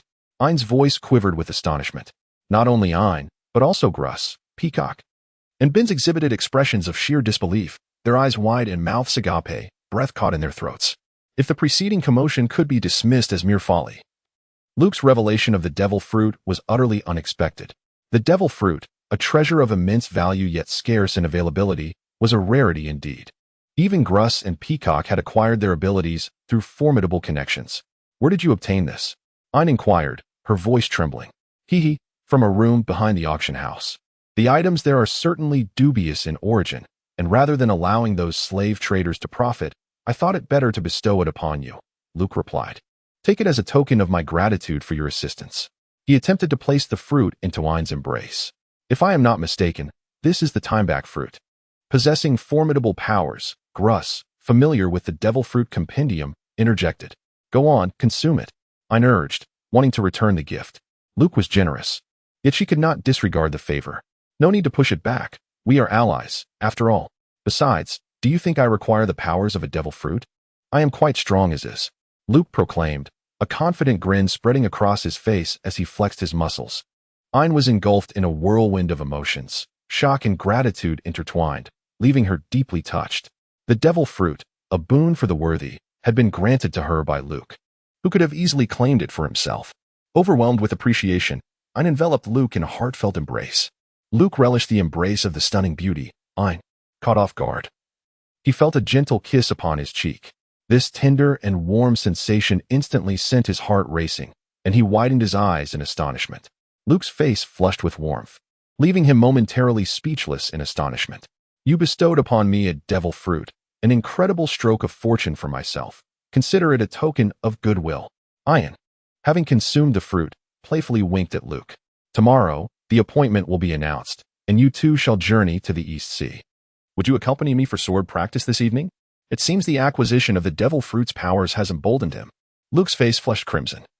That girl Aine had just cast a flirtatious glance in my direction. What else could I say? I readily acquiesced. In the auction house, the raging flames were extinguished, and Alipa was rescued by the agents of the Tesalo Consortium. A strikingly beautiful woman clad in black, adorned with high heels and black stockings, stood before Alipa, her gun discharging and ending his life with a single shot. "Worthless scum, what purpose does your existence serve?" She was Sherry, the representative of the Tesalo Consortium in the Sabaody archipelago. Sherry turned to her subordinates, her expression as frigid as frost. "Who exactly is this Luke? Investigate his background and position thoroughly." Regardless of his identity, he will pay the price. With the slave freed and the devil fruit lost, the consortium had suffered a grievous blow. Their mismanagement had even placed her life in jeopardy. The urgent task at hand was to compensate for the consortium's losses and prevent that esteemed individual from becoming enraged. Following that, the mastermind behind this debacle must be eliminated. If one dares to challenge the rules of the underworld, one must be prepared to endure the consequences. Chapter 46. Major Luke knocked on the door of the marshal's office. Upon hearing a resounding tenor voice beckoning him in, Luke pushed the door open. Private First Class Luke reporting, I have met the marshal and the generals. Luke stood at the entrance, executing a military salute with utmost reverence before stepping forward. Having recently graduated, he remained within the ranks of soldiers. Marshal Sengoku sat behind a long table, his robust upper body draped in a cloak of righteousness, adorned with frog-eyed spectacles and a seagull hat. Beside him, a goat diligently munched on a newspaper. Additionally, Luke recognized familiar faces, Vice Admiral Garp and Admiral Tsuru. Luke, I have reviewed your application, Sengoku remarked, picking up a document. Your performance at the military academy has been exemplary, and your achievements during the past 2 years of internship are commendable, even at the level of a warrant officer. Luke exclaimed, Thank you for your commendation, Marshal. Your capabilities are indeed remarkable, capable of standing alone against formidable foes. Many pirates who have fallen before you are adversaries that even the colonels within our headquarters might struggle to defeat. Were it not for the naval regulations capping the rank of graduating cadets at major, I would be inclined to bestow upon you the rank of colonel. Might I inquire what compels such an extraordinary individual as yourself to seek a position in the East Sea? Sengoku, resembling the sternest of examiners, sat upright, his piercing gaze fixed intently upon Luke.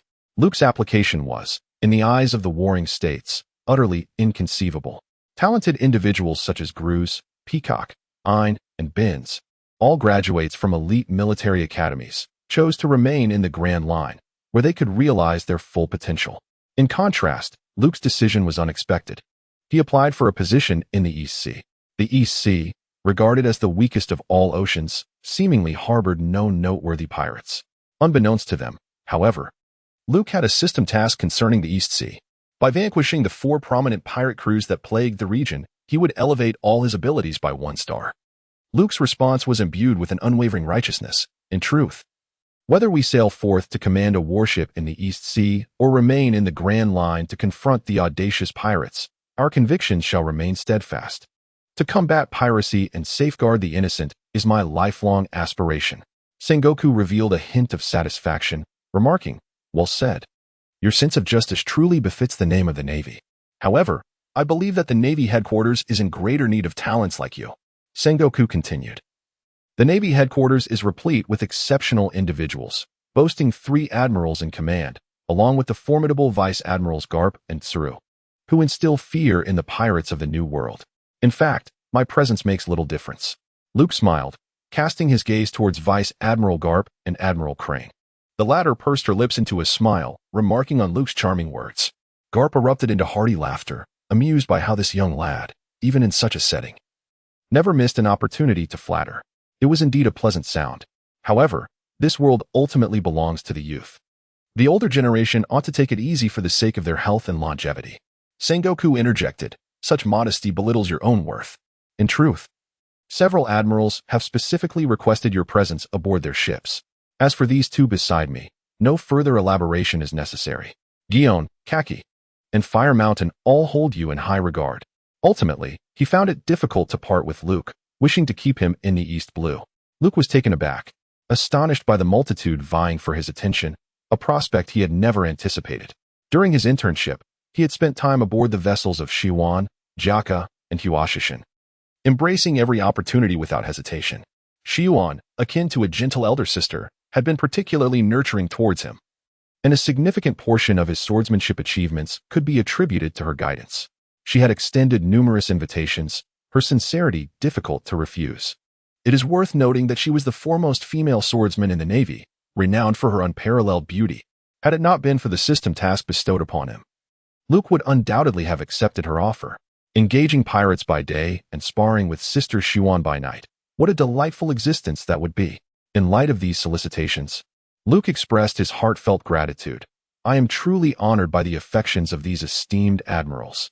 However, my aspiration lies in commanding a warship independently, rather than flourishing under the protective wings of others. I firmly believe that the most exquisite flowers bloom in the harshest of environments. In pursuit of the justice I hold dear, I shall lead a fleet that embodies my will. The sea is merely a starting point. I shall soon return to the Grand Line. Luke's words resonated with thunderous intensity. Particularly, the fleet that embodied his will made it abundantly clear that he refused to be relegated to a position of inferiority. He possessed formidable conviction and ambition. The esteemed figures present, Sengoku, Garp, and Tsuru, each endowed with keen discernment, were profoundly moved by Luke's proclamation. It was as if they beheld a singular star rising majestically in the heavens. Truly remarkable. Among the three admirals, Akiji was known for his laid-back demeanor.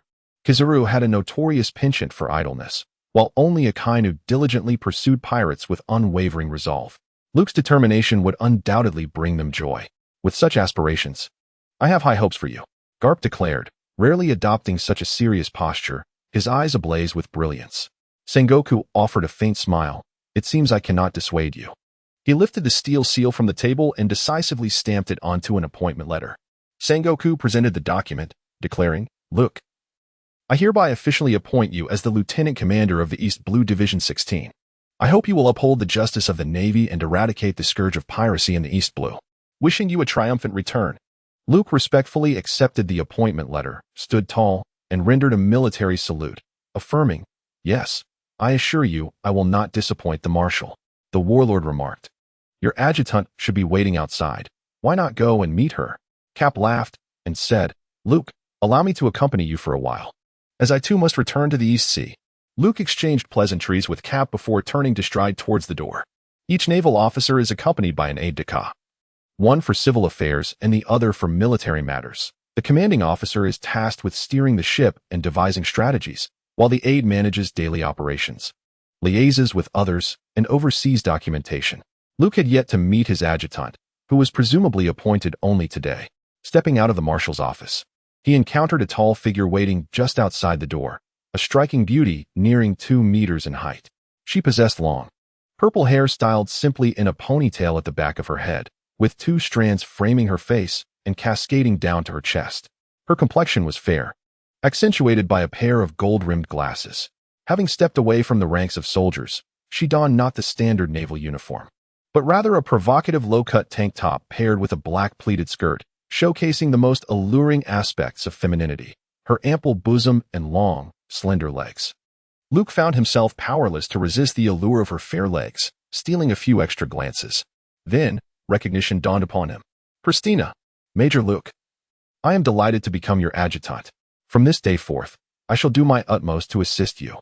Luke felt a twitch at the corner of his mouth. "You needn't be so formal. After all, we were classmates at the military academy. Assisting isn't akin to becoming the Pirate King. What kind of assistance is necessary? We shall be partners, tackling pirates together." Luke extended his hand towards her. As Christina gazed upon Luke's sincere expression and his outstretched palm, a faint blush crept across her cheeks, prompting her to reciprocate the gesture. Her heart raced, recalling how, 2 years prior, she had boldly confessed her feelings for Luke under the encouragement of her friends. Little did she expect to find herself in the position of serving as his aide. It was utterly mortifying. Even now, the memory ignited a warmth in her face. Fortunately, Luke refrained from teasing her, recognizing that during that time, there were indeed numerous girls who had sent him love letters. "What is your current rank?" he inquired. "It surely cannot match the high starting point you possess. But I am a lieutenant." "Quite impressive. Then we shall meet at the port shortly." The two walked side by side through the corridor, departing from the headquarters building to return to their dormitory and pack their belongings. Bidding farewell to the military academy dormitory and naval headquarters they had called home for the past 5 years, they convened at the port before boarding Captain Karp's vessel. The colossal warship set sail from the harbor, with seagulls soaring in the azure sky, joyfully trailing the ship. Chapter 47. Serving in the East China Sea. Unit 16 Luke disembarked at the port where the 16th Division was stationed, bidding farewell to Cap with a wave. Several medium-sized warships were docked at the harbor, their hulls gently rocked by the waves against the flagstone coast. A sturdy stone pathway connected the port to the quaint town, allowing a clear view of the naval branch not far in the distance. A line of sailors stood at the port, assisting Luke and Christina with their luggage before escorting them to the headquarters. The main building of the 16th Division resembled a four-story castle. Its walls adorned with blue paint and its overhanging eaves covered with red tiles. Adjacent to it were 4 tall structures and 2 watchtowers, all encircled by a formidable wall. For a considerable time, this would be Luke's residence. Colonel Mouse, the commanding officer of the base, welcomed Luke warmly upon his arrival, accompanied by the naval soldiers. Observing the colonel's almost rodent-like appearance, complete with a few long whiskers at the corners of his mouth, Luke couldn't suppress a smirk of disdain. This naval scoundrel, driven by greed, accepted bribes from pirates and turned a blind eye to their transgressions, while concealing the misdeeds of the dragon pirates from his superiors and oppressing the common folk. A significant portion of the Navy's reputation had been tarnished by such disgraceful individuals. Luke held a strong aversion to him, though he chose to conceal it for the time being, understanding the necessity of cooperation with Mouse. After all, the allocation of warships, soldiers, ammunition, and other resources depended on the base commander. Nevertheless, Luke had resolved to eliminate this Mouse droppings as soon as he found a handle to grasp. Then there would be no mercy. Colonel Mouse remained oblivious to Luke's contempt, continuously expressing his hospitality. "Major Luke, I have received orders from headquarters and have arranged a feast to welcome you." "You are too kind, Colonel Mouse," Luke replied, accepting the invitation with enthusiasm. In terms of rank, Colonel Mouse was the base commander and Luke's superior. However, as a major dispatched from headquarters, Luke held a status that surpassed the Colonel's. The banquet was lavish, attended primarily by the Navy personnel of the division, creating a relaxed, internal atmosphere. As the revelry unfolded, Colonel Mouse presented a long box to Luke. "Major Luke, a small token of my esteem, please accept it." Luke was slightly taken aback. "Colonel, what do you mean by that?" The Mouse smiled obsequiously. "I have heard that the Major is a swordsman, and this 7-star sword is a gift for you." The mention of the 7-star sword caused Luke to tremble in surprise. If memory served him correctly, there was a cursed blade known as the 7-star sword, a weapon capable of controlling its host and inciting slaughter. How could the Mouse Colonel possess such a formidable cursed blade? The Mouse, bewildered by Luke's intense reaction, found himself pondering whether the sword he had commissioned overnight harbored some undiscovered secret. "Luke, is there something wrong with the 7-star sword?" The Mouse opened the sword box, revealing the true visage of the treasured blade. Before Luke, a dazzling golden light suddenly flashed. A mere glance revealed to Luke that he had overthought. Before him lay a resplendent sword, its golden sheath adorned with 7 gemstones of various hues, red, blue, and green, radiating opulence and grandeur. The Mouse pointed at the sword and obsequiously declared, "This is the result of my careful selection of 7 exquisite gemstones, set within a sheath forged from gold. Naturally, the sword itself is crafted by a master artisan. I sincerely hope that Major Luke will graciously accept this gift." His intent was clearly to ingratiate himself. Luke gazed deeply at him, not declining the offer. "Ha, the Colonel is indeed a magnanimous person, having just arrived in this precious land. I feel truly guilty for causing you such trouble and expense. Since it is your goodwill, I shall graciously accept it." Luke laughed heartily as he accepted the 7-star sword with both hands. It must be said, this truly is a remarkable weapon. Not merely due to its masterful craftsmanship that places it among the renowned blades, but rather because this sword holds immense value. It seems that Colonel Mouse is exceedingly wealthy. Luke graciously accepted the gift from the Mouse, and the weight that had been pressing on the Mouse's heart was quietly lifted, as he thought to himself that this was a secure situation. As long as the personnel sent by the Navy headquarters were not there to investigate him, everything would be manageable. What he feared was an obstinate fool, whose mind was filled with a sense of justice, as that would pose a significant problem and could lead to disaster. Furthermore, Luke's acceptance of the gift indicated that he was a man with a penchant for wealth. There is an adage that states like attracts like, and since the Mouse was also a greedy individual, he naturally felt a sense of affinity towards Luke, lowering his guard. The Mouse's rise to the position of base commander and colonel was not solely due to personal prowess, but rather through cunning maneuvering and substantial monetary exchanges that secured his current illustrious status. One should not underestimate the rank of a base commander. Even formidable pirates, like the notorious dragon, would seek to curry favor by offering him money. Feeling satisfied, the Mouse presented another box to Christina. Upon opening it, she was greeted by a magnificent pearl necklace, with pearls as large as pigeon eggs. Christina, a stunning beauty endowed with alluring curves and long legs, had never received such a luxurious gift in her simple life journey. Even when faced with a life-and-death battle against pirates, she remained unfazed. However, upon seeing this exquisite necklace, she could not help but hesitate. She turned her gaze towards Luke. "Christina, this is a kind gesture from the Colonel. You should accept it." "Yes, Major Luke." With an expressionless demeanor, she accepted the gift and expressed her gratitude to Colonel Mouse. With both gifts successfully delivered, the mouse's heart was entirely at ease, even filled with happiness. He felt a swell of pride within him. In his perception, the young major sent over by the Navy headquarters, at merely 18 years of age, could hardly have ascended through conventional channels. Surely, he must be the son of some high-ranking official, having secured an undeserved position through his father's connections. It appeared that he was a gilded young aristocrat, accompanied by a female companion. Having lived to his age, he could hardly believe in the existence of a purely platonic relationship between men and women. The major must surely have a confidant by his side under the guise of an aide, living a lavish life indeed. Luke squinted his eyes, a smile dancing upon his lips. "Colonel, I shall forego the pleasantries.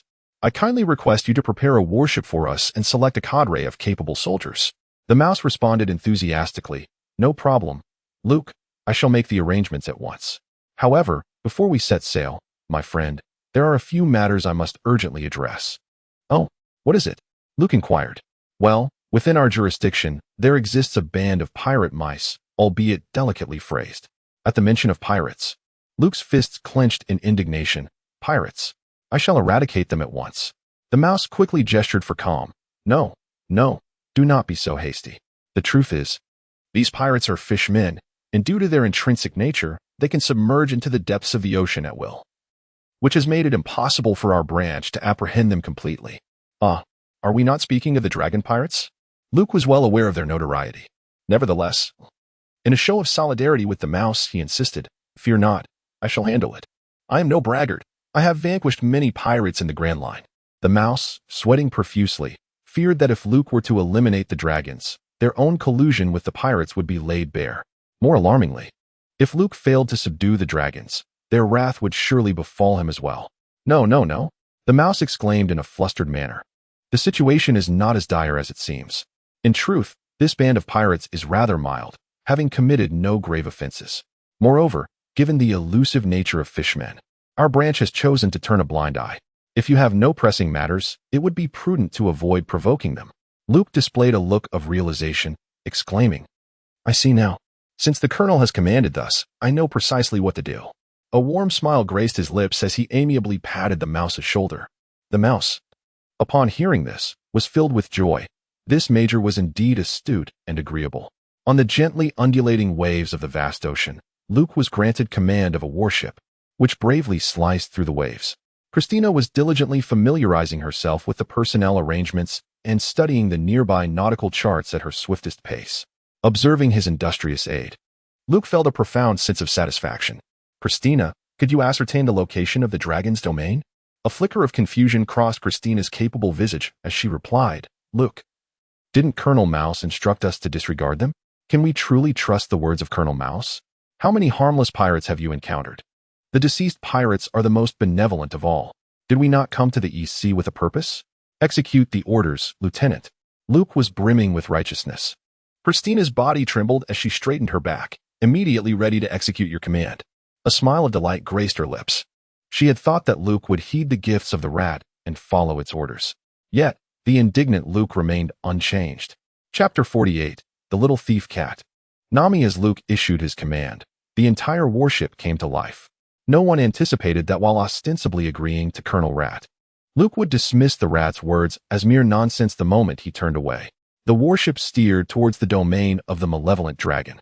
Luke stood at the bow of the ship, his face caressed by the gentle sea breeze, a hint of a cold smirk playing upon his lips. Did the rat truly believe that a gem-encrusted sword could sway my allegiance?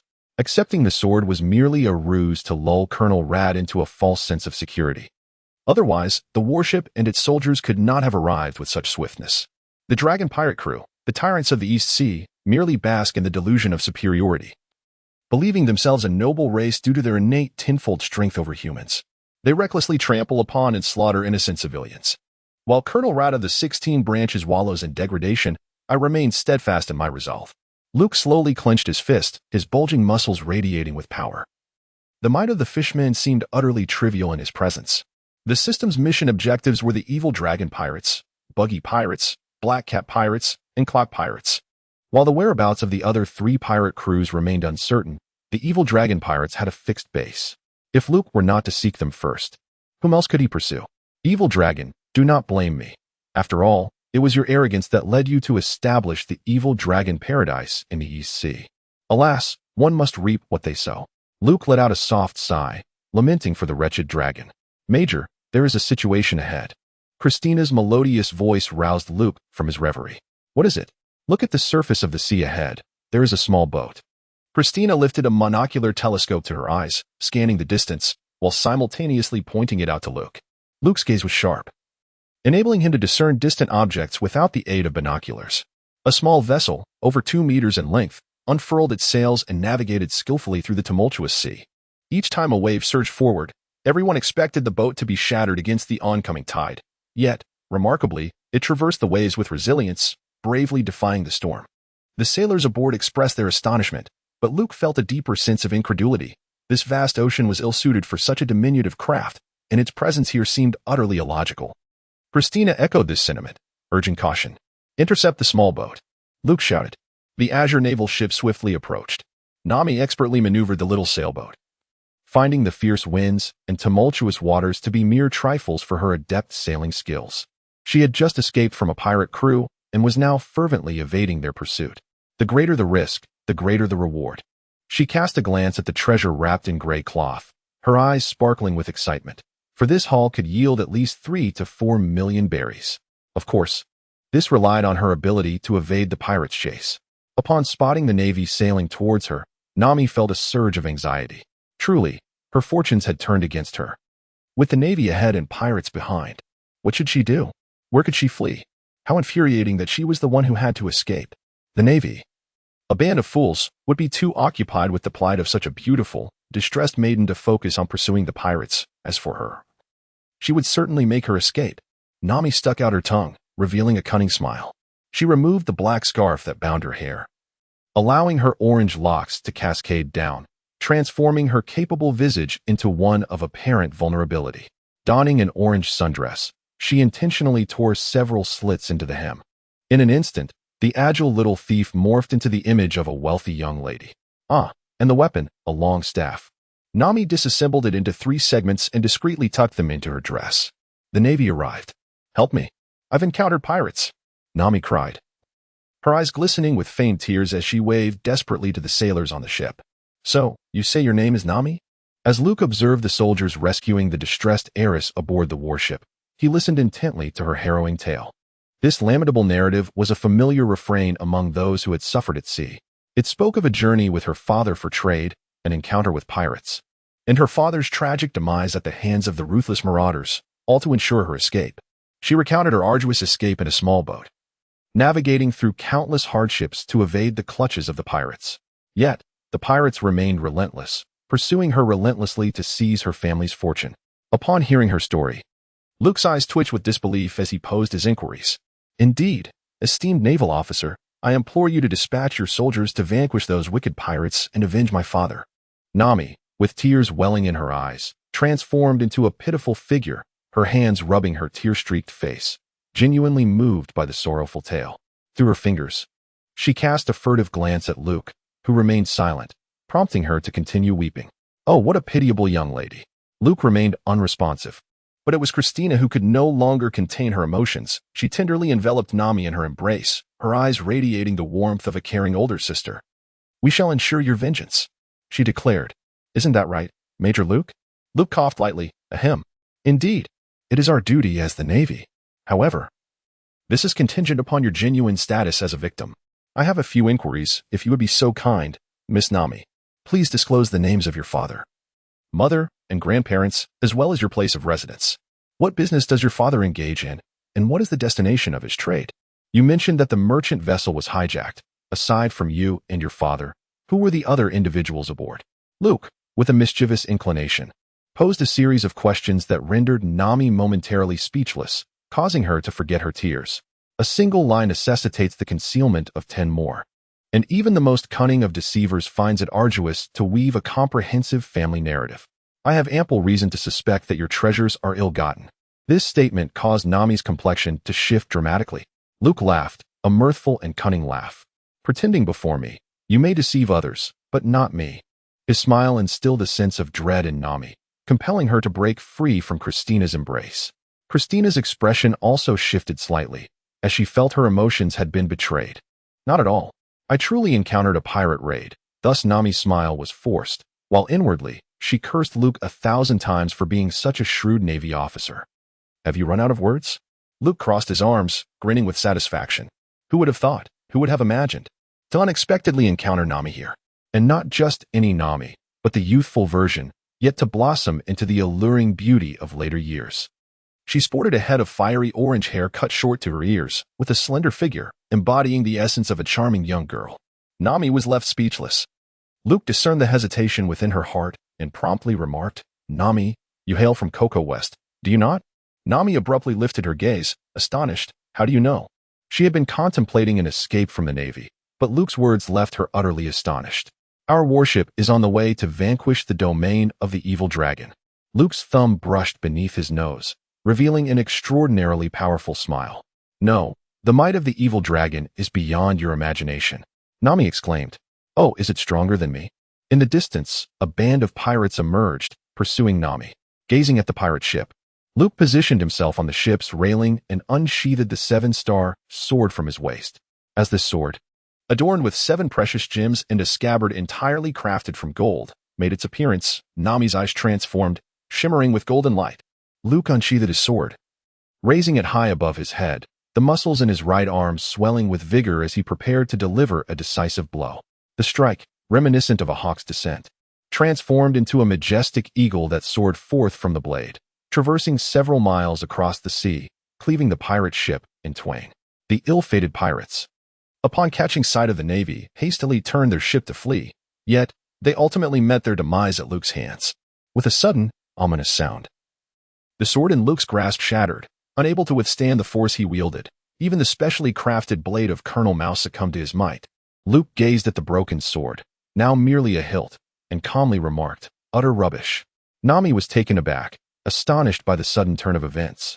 What had just transpired? Why had the pirate ship split apart so abruptly? The Navy on board was equally stunned, questioning the prowess of this major from the Navy headquarters. Christina's cheeks flushed, clearly captivated by the unfolding scene. The swordsmanship of Major Luke is utterly magnificent. Chapter 49. A sea monster descends from the sky. Nami had never imagined that the shadows of her bleak existence would one day be illuminated by hope. Ever since the dragon pirates seized control of Coco Village, everything had changed. Her adoptive mother, Belmere, had perished at the hands of the dragon. In her quest to protect Coco Village and safeguard Belmere's South Orange Grove, she was forced to submit to the dragon pirates, becoming a subordinate of the very pirates who had taken her mother's life. Each day, she was compelled to wear a facade of cheerfulness in front of her enemies, stumbling through life with heavy burdens. For the promise of 100 million, she ventured out to sea at such a tender age, stealing treasures from ruthless pirates. No one could assist her, not the villagers, nor the Navy. She had to rely solely on herself to acquire enough funds to reclaim her village and protect Belmere's cherished orange grove. This grove was Nami's most treasured possession. Yet today, a naval officer named Luke informed her of his mission to eradicate the dragon pirates. He demonstrated astounding prowess. Nami trembled, and after the initial shock faded, a single tear trickled down her cheek. She lunged towards Luke, clutching the fabric of his uniform tightly. Is it true that you intend to vanquish the dragon? Nami's eyes brimmed with tears of hope. Indeed, we are the Navy. Luke chuckled lightly. In contrast to his towering height of over 2 meters, Nami appeared remarkably petite. Do you truly possess the strength to vanquish the evil dragon? She inquired. Heh. As you can see, if my prowess were insufficient to defeat the dragon, I dare say no one in the East Sea would stand a chance against him. Luke declared with a sense of pride, casually rubbing his nose. I am willing to guide you. Nami, overwhelmed with joy, wiped away her warm tears. Please save the villagers of Coco West Village. We have waited for you for far too long. She wept, her sobs reminiscent of a desperate soul who, having clutched onto a lifeline, refuses to let go. Grasping Luke tightly, Luke smiled faintly. This was indeed the demeanor befitting a girl of Nami's age. She had borne too much pressure. It was time to shed the burdens that did not belong to her. She was a heart-wrenching young girl, aside from her penchant for thievery and avarice. She was practically impeccable. Christina, hands on her hips, felt her earlier discontent with Nami's deception dissipate as Nami's genuine emotions surfaced. Unbeknownst to them, Nami concealed the gem-encrusted golden sheath of the seven-star sword beneath her skirt. The warship adjusted its course, heading straight towards the domain of the Dragon of Evil. The leader of this realm, a dragon of shark lineage, lounged on a deck chair, basking in the sunlight. The domain was connected to the open sea by a waterway, where the fishmen joyfully reveled, drinking and feasting. The Dragon of Evil harbored a grand ambition to encompass the entirety of the East Sea under his dominion and establish an empire of malevolence. To this end, he had subjugated 20 villages, collecting their protection fees monthly to amass the formidable funds required for his imperial aspirations. Though this notion was rather foolish. How could impoverished villages possibly muster the resources for nation building? Yet, it mattered not. The fishmen, a superior race above humans, could always extract money through relentless exploitation. The dragon severed the call. On the other end was Colonel Mouse, delivering a message that was neither good nor bad. The Navy headquarters had dispatched a major. However, there was no need for alarm.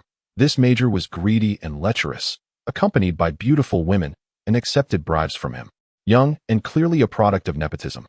His capabilities were unimpressive, but to satiate the major's avaricious desires, Colonel Mouse had to part with a considerable sum, hence the request for money. The dragon's gaze turned icy as he gripped his wine glass, downing a full goblet of red wine. He wiped the corner of his mouth. Truly, the Navy was insatiably greedy. Yet, this was for the best. Without the assistance of these avaricious naval officers, I could not thrive here.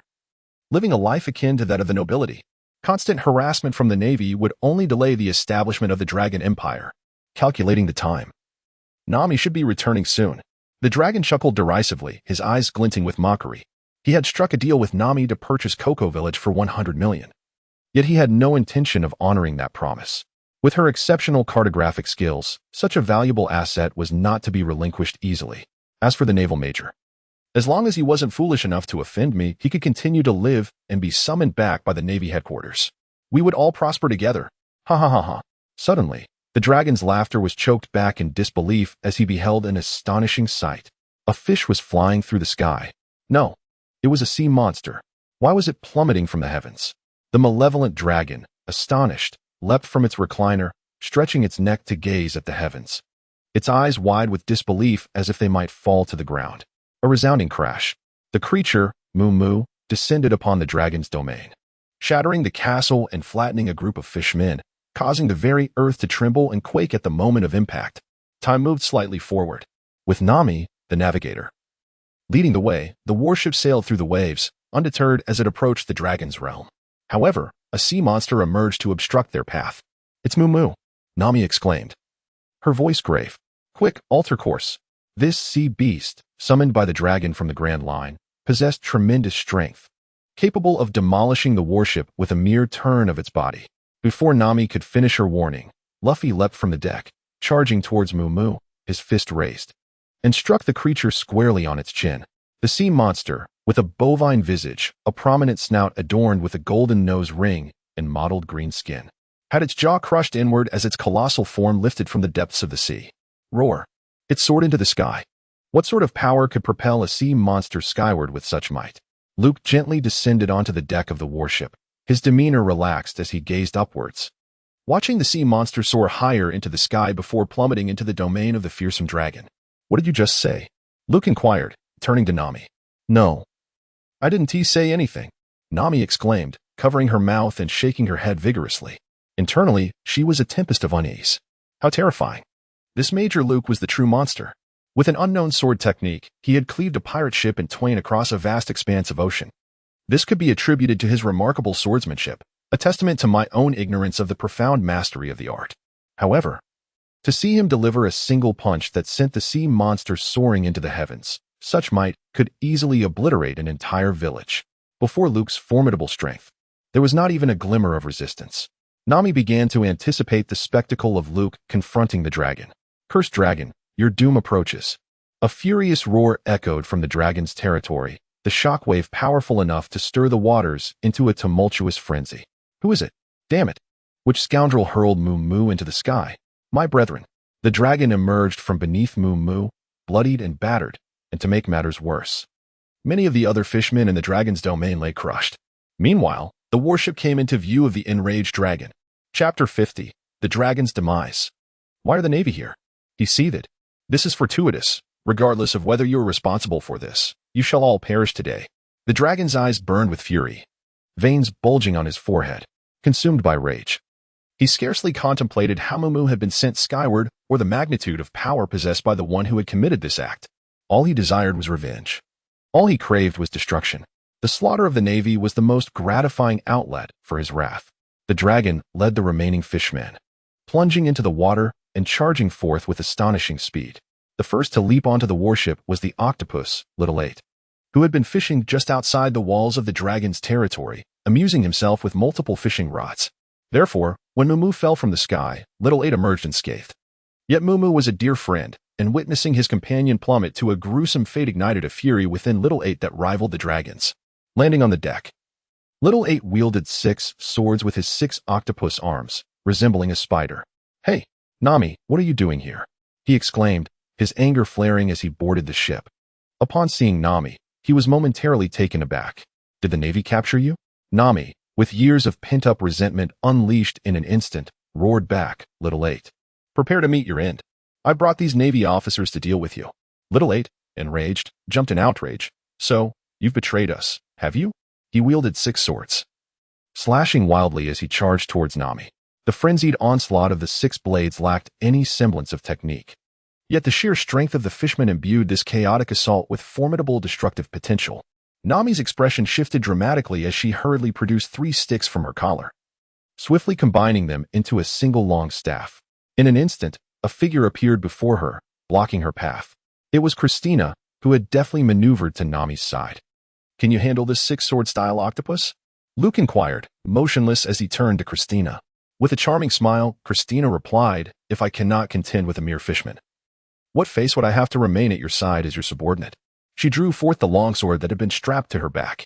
This blade was notably longer than an ordinary sword, measuring 1.6 meters, crafted by the artisans of Marineford, and purchased with the earnings she had gathered during her training period. With a swift motion, this female swordsman cleaved through the chaotic onslaught of the 6 blades wielded by Octopus Xiaoba. The two engaged in fierce combat, Christina delivering powerful strikes that Xiaoba narrowly evaded, her sword slicing through the deck and leaving behind a long, deep gash. She had begun to grasp the fundamentals of swordsmanship. After Xiaoba leapt back, his 6 hands extended forward, the tips of the 6 swords converging. 6-sword style, octopus, jar technique. Xiaoba charged at Christina with an explosive ferocity, a move marked by immense impact and lethality. The air sliced by the 6 blades radiated a lethal edge. Anyone caught within would surely sustain grave injuries. Christina deftly leapt aside, executing a swift maneuver that brought her alongside Xiaoba, her longsword poised for a downward strike. One of his arms was severed, blood spraying as it fell to the ground. Xiaoba had lost an appendage. Witnessing this, Luke felt a wave of relief wash over him. Christina, having completed her military training, was no novice in swordsmanship. Possessing a firm grasp of the 6 forms, she had gained the upper hand against Octopus Xiaoba. Though Xiaoba was simple-minded, Luke showed him no mercy. In the original manga, he was depicted as kind-hearted, aiding the protagonists on Sabaody Archipelago. However, as a pirate, he was complicit in the ruthless dominion of the dragon pirates over 20 surrounding villages, his hands stained with countless transgressions. Delegating the battle to Christina, Luke turned his gaze to the sea, where the surviving fishmen, led by the dragon, had arrived. Xiaoba, the dragon, witnessing his comrade's severed arm, was consumed by rage, his eyes glowing red. You damn Navy, I will not spare you. The dragon plunged headlong into the ocean, fixating on Luke, who stood at the ship's railing, clad in a cloak of justice. With powerful kicks against the water, he surged upward with the ferocity of a shark, breaking the surface with explosive speed. Shark flying arrow.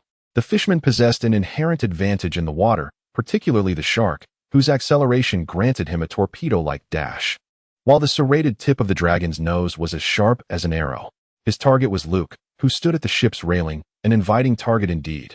Unbeknownst to him, Luke's observation haki had already discerned his every movement with utmost clarity, and the trajectory of the shark arrow was entirely within his grasp.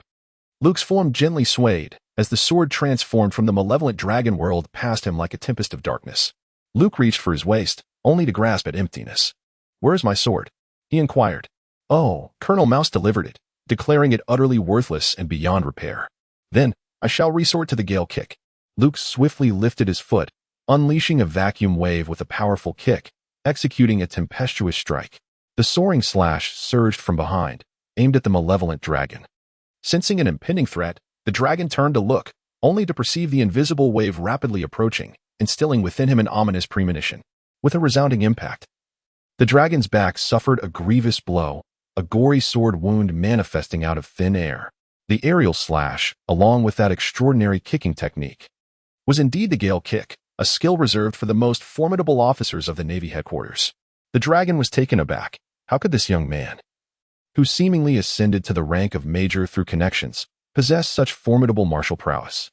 Having traversed the Grand Line himself and once served as an officer in the Sun Pirates, he was no stranger to the Navy's techniques. In a single exchange, Luke jolted him from his fury.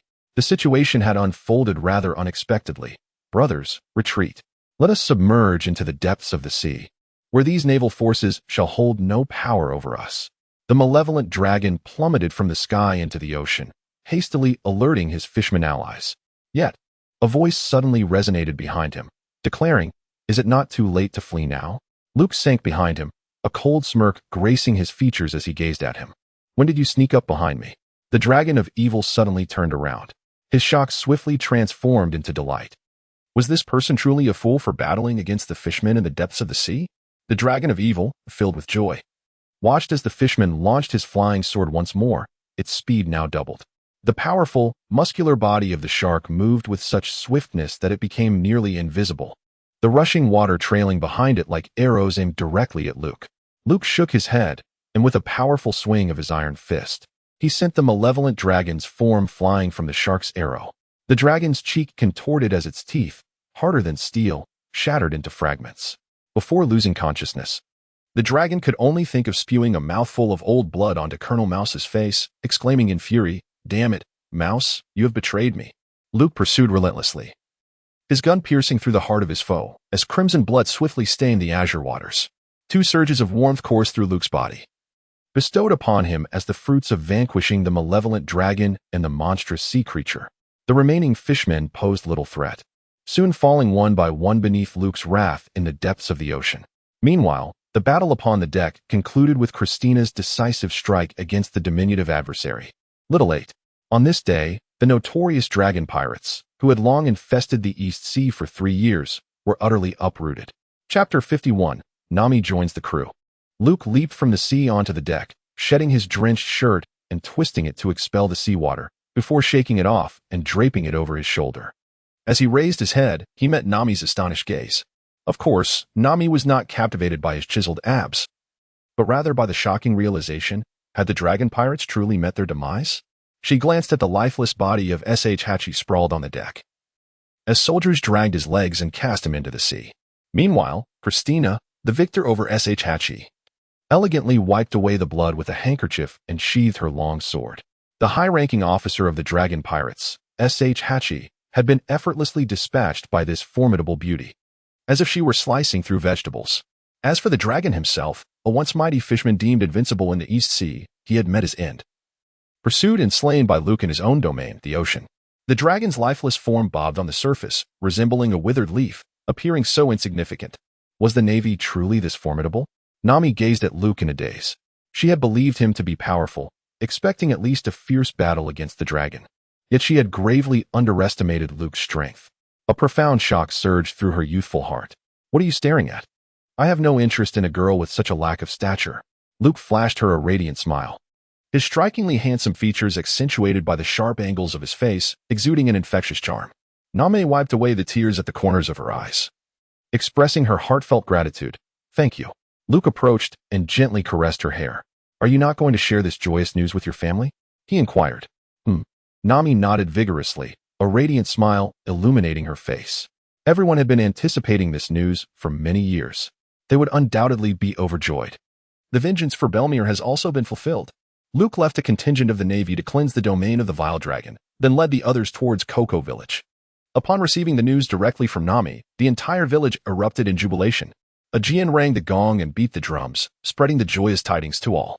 Tears of elation filled their eyes, for the oppressive reign of the dragon had cast the darkest shadow over their lives. Now that the dragon had been vanquished by the Navy, what splendid news it was! A feast must be held. Today, a grand celebration was imperative. The good days had finally arrived. Luke and Christina were warmly welcomed by the entire village. The radiant smiles gracing their faces were the most cherished rewards of their service as members of the Navy. There is no greater source of pride than earning the heartfelt gratitude of the common people. Luke grasped a crystal goblet, downing the rum in one swift motion. The chilled liquid coursed down his throat, igniting a sensation of exhilaration that radiated from every bristled hair on his body. As he surveyed the jubilant scene of the entire village, his heart swelled with contentment at the sight of Nami, who was wholeheartedly immersed in the revelry. Nami approached him, refilling his glass from the bottle before clinking it against his in a toast. At that moment, Christina, her expression troubled, sidled up to him and whispered, "Luke, Colonel Mouse is approaching." Luke set down his wine glass, a cold glimmer flashing in his eyes. I anticipated his arrival. Outside the village, a naval contingent swiftly approached Cocoa West Village under the command of Colonel Mouse. The colonel's expression was dark and foreboding. He had previously instructed Luke to avoid provoking the evil dragon pirate crew, to which Luke had consented, only to turn around and annihilate the very threat. Upon realizing his disappearance, Mouse, filled with fury, smashed a table before hastily gathering his subordinates. While his face bore the mark of disgrace, he was also gripped by fear. Should Luke uncover his collusion with the evil dragon, his naval career would come to a catastrophic end. Thus, he felt compelled to arrive personally to conceal the incriminating evidence. "Major, what are you doing here?" Mouse exclaimed, his voice laced with menace upon first sighting Luke. "Colonel Mouse, do you not see?" Luke replied, seated leisurely and raising his glass toward the colonel. "We are celebrating, for we have eradicated the evil dragon pirate crew that has plagued this vicinity. Care for a drink, Colonel?" "Haha." Mouse seethed with rage. "Luke, you have flouted my orders and unilaterally dispatched troops to eliminate the evil dragon pirate crew, disregarding my authority.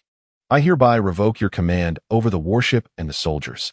I shall impeach you and file a complaint with headquarters." Mouse was on the verge of apoplexy. Unless he removed Luke from his position, he would find no peace. If he allowed Luke's reckless behavior to continue, his entire foundation would be upended. In his heart, he cursed Luke 1,000 times over.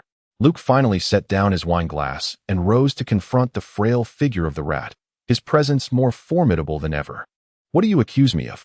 Am I to be condemned for eradicating pirates? Is it not the very purpose of our Navy to uphold justice and combat piracy? It seemed you have forgotten the weight of the justice you bear." The rat, meeting Luke's gaze, trembled at the ferocity it contained, a gaze as overwhelming as the ocean itself. Faced with such intensity, the rat's breath caught, his heartbeat faltering. "Is this how you speak to a superior?" he stammered, instinctively taking a step back. At that moment, Nami stepped forward, her eyes blazing with fury. "Colonel Rat, you wretched creature allied with the wicked dragon. What right do you have to reproach Major Luke? You are a disgrace to the Navy. Indeed, Rat, had it not been for you, we would not have endured 3 years of darkness under the reign of pirates." Aegean stepped forward, and the villagers of Cocoa West also rallied to denounce Colonel Rat. "Silence! You worthless peasants, be quiet!" The rat, seething with indignation, shouted back. Luke's gaze was piercing as he commanded, "Lieutenant, bind the colonel." The mouse, taken aback, incredulously exclaimed, "What are you doing?" "I am the base commander of Division 16, your superior." Overwhelmed by sheer panic, he drew his pistol, aiming it first at Luke and then at the advancing Christina. Undeterred by the mouse's threats, Christina lunged forward, executing a powerful kick with her left leg. The black pleated skirt blossomed like a flower, while her strikingly white leg, sweeping through the air, resembled the most exquisite of petals. The pistol was sent flying, and the colonel was struck hard on the shoulder, crashing to the ground. Christina then descended, seating herself upon the mouse's back, twisting his arms until he cried out in pain. Luke let out a whistle, exclaiming, "Well done, Christina." The rat was securely bound, along with his subordinates who had been disarmed. Luke had no intention of letting this nest of vile creatures escape. Before departing, he turned to Nami and said, "Nami, consider joining the Navy." Nami hesitated, questioning, "Am I even qualified to join the Navy, being so weak?" Christina wrapped her arms around Nami's shoulders and replied, "If you wish to join, then join. Let me share a little secret with you. When Colonel Luke first joined the Navy, he was quite weak too. I even managed to defeat him a few times." As she reminisced about this past event, Christina's tail nearly soared with delight. Luke felt a slight blush creeping onto his cheeks. "Christina, once the work is finished, I shall assess your 6 styles training." His smile bore the sinister semblance of a demon. "Dare to point out my flaws? You shall face the consequences." Christina playfully stuck out her tongue at Luke, unperturbed. "Is that so? Then I have nothing to worry about." Nami lifted her small face, her voice brimming with exuberance, akin to silver bells dancing in the breeze. And she burst into cheerful laughter. "Belmare, I too have become a Navy officer, just like you." Half a month later, Garp returned to the Navy headquarters, taking Colonel Mouse along the way. Meanwhile, Luke received orders from headquarters to serve as the acting base commander of the 16th Division. Chapter 52. Click's trap on an unnamed island in the East Sea. Dozens of ships lay anchored along the coast. Hundreds, if not thousands, of pirates congregated here, reveling in the spoils of their plunder, creating a cacophony that echoed for miles. Pirate Click sat in a grand armchair, his gaze defiant, a cold smile playing at the corners of his mouth as he raised a hefty goblet to his lips, gulping down the contents. He was the sovereign of the East Sea, known as Admiral Click. Surveying his surroundings, he commanded an imposing force of 5,000 subordinates and 50 ships, unrivaled in the East Sea. The nations of the East trembled at the mere mention of the Click pirate crew. Today, Click was to receive a special guest, one who bore a chest of jewels. "Admiral Click, this is a gift from our master," the guest announced. Click cast a glance at the dazzling jewels, his eyes glinting with greed as he erupted in laughter. "Fine jewels indeed. You possess discerning taste. However, you cannot be merely presenting gifts, can you? Speak your mind." "Ha ha." The guest chuckled softly. "Admiral Click, as expected of the sovereign of the East Sea, astute and perceptive. My modest intentions are indeed transparent to you. To be frank, my master wishes for your assistance in eliminating a certain individual. Pray tell, who is this person? In the East Sea, there is no one I cannot dispatch. It is Lieutenant Luke of the 16th Division of the Navy." A cruel smirk curled at the corners of Click's mouth as his gaze fixated on the chest of jewels. "A mere Navy lieutenant? This bounty is insufficient." The guest smiled and replied, "These are merely a token of goodwill. Upon successful completion of our task, we shall present you with a map of the Grand Line as a reward." A map of the Grand Line. Click's eyes sparkled with renewed vigor, his astonishment surpassing that of the jewels by 100-fold. Having long dominated the East Sea, the title of sovereign no longer satiated his ambition. The arrogant Click believed that only by venturing into the Grand Line and seizing the treasures left by the Pirate King would he be worthy of his stature. And a map of the Grand Line was worth its weight in gold. Click readily agreed. The guest reached his destination, boarding the vessel adorned with the skull emblem, a symbol of the Tesalo Consortium. After the guest departed, Akin approached Click with a demeanor tinged with hesitation. "Captain, are we truly going to engage in this venture? The Navy is not to be trifled with." Click, with an audacious glare, retorted, "Akin, have we not vanquished the Navy numerous times over the years? The inept Navy flees at the mere sight of us. Your concerns are somewhat unfounded." He raised his goblet, gulping its contents with a hearty swig. "How can we lure the Navy out? I fear they are aware of our rivalry and cower within their base, too frightened to emerge. Here is the plan. Invite Captain Wayne to our island and subsequently leak this information to the Navy. We shall ensnare them like fish in a barrel." Click revealed his cunning side, using other pirate crews as bait to draw out the Navy. As for the unfortunate Captain Wayne, his fate is of no concern to Admiral Click. And regarding Luke, a Navy major, let it be known, even should a colonel approach, Admiral Click would show no mercy. Lure Major Luke out and crush him. Such is the confidence. The azure sea stretched before them, with warships aimlessly patrolling the waters. Luke brought a lounge chair and placed it on the deck. He reclined comfortably, donned an eye mask, and basked in the radiant sunlight. Luke stifled a yawn, overwhelmed by the monotony. The pirates of the East Sea were indeed incomparable to those of the Grand Line. Following the defeat of the Dragon, Luke swiftly vanquished 3 pirate crews in succession. However, these crews were merely small bands of 20 to 30 individuals, hardly worth mentioning. Christina single-handedly dispatched them with ease. Luke sought the notorious Click pirate crew, the Black Cat Pirates, and the Buggy Pirates, for only they could satiate his adventurous palate. Yet, the vast and boundless ocean offered no tidings of these formidable pirate factions. Consequently, Luke resigned himself to his leisurely pursuits. "Luke, we have news." Christina hastily approached Luke's reclining chair. Observing his relaxed posture, she swallowed hard, finding his laid-back demeanor rather appealing. "What important news do you have?" Luke inquired, propping up his eye patch with his thumb. "We have discovered the movements of the Wayne pirate crew," Christina replied, presenting him with a bounty notice and accompanying details. The target was a middle-aged pirate in his 40s, who had diligently toiled in the pirate realm for half a lifetime before ascending to the captain's throne. With a bounty of 8 million berries and a crew of over 100, your opportunity to make a name for yourself has arrived. Luke returned the documents to her. Christina beamed, her large eyes transforming into charming crescent moons. For someone like her, without exceptional talent, the path to promotion lay solely through military achievements. The more bounty criminals she captured, the greater her chances of advancement. She harbored aspirations of returning to headquarters alongside Luke in the future. Christina departed to relay the orders. As the helmsman adjusted the ship's course, the warship veered off its cruising trajectory, heading towards an uncharted island. Nami stood atop the mast, her cheeks kissed by the sea breeze, her fiery orange hair billowing behind her. The wind was normal, devoid of storms. However, Nami's gaze was fixed on the direction of the warship's advance. From her elevated vantage point, she noticed an unsettling anomaly in the currents beneath the surface. Leaping down from the mast, she landed gracefully on the deck, her legs bending to absorb the impact, and swiftly dashed to the ship's edge, leaning over the rail to peer into the depths. Her unusual behavior caught Luke's attention, prompting him to remove his eye patch and sit up, regarding Nami with curiosity. "Nami, is something amiss?" Nami nodded gently. "The currents in this area are quite irregular. I've detected numerous submerged reefs disrupting the flow. Beneath the tranquil surface of the sea, turbulent undercurrents stirred." Luke could not afford to dismiss the words of a seasoned navigator, especially as they drew nearer to the unnamed island from which they had gathered intelligence. The submerged reefs became increasingly prevalent, some even breaking the surface. "This location is indeed suitable for pirate concealment."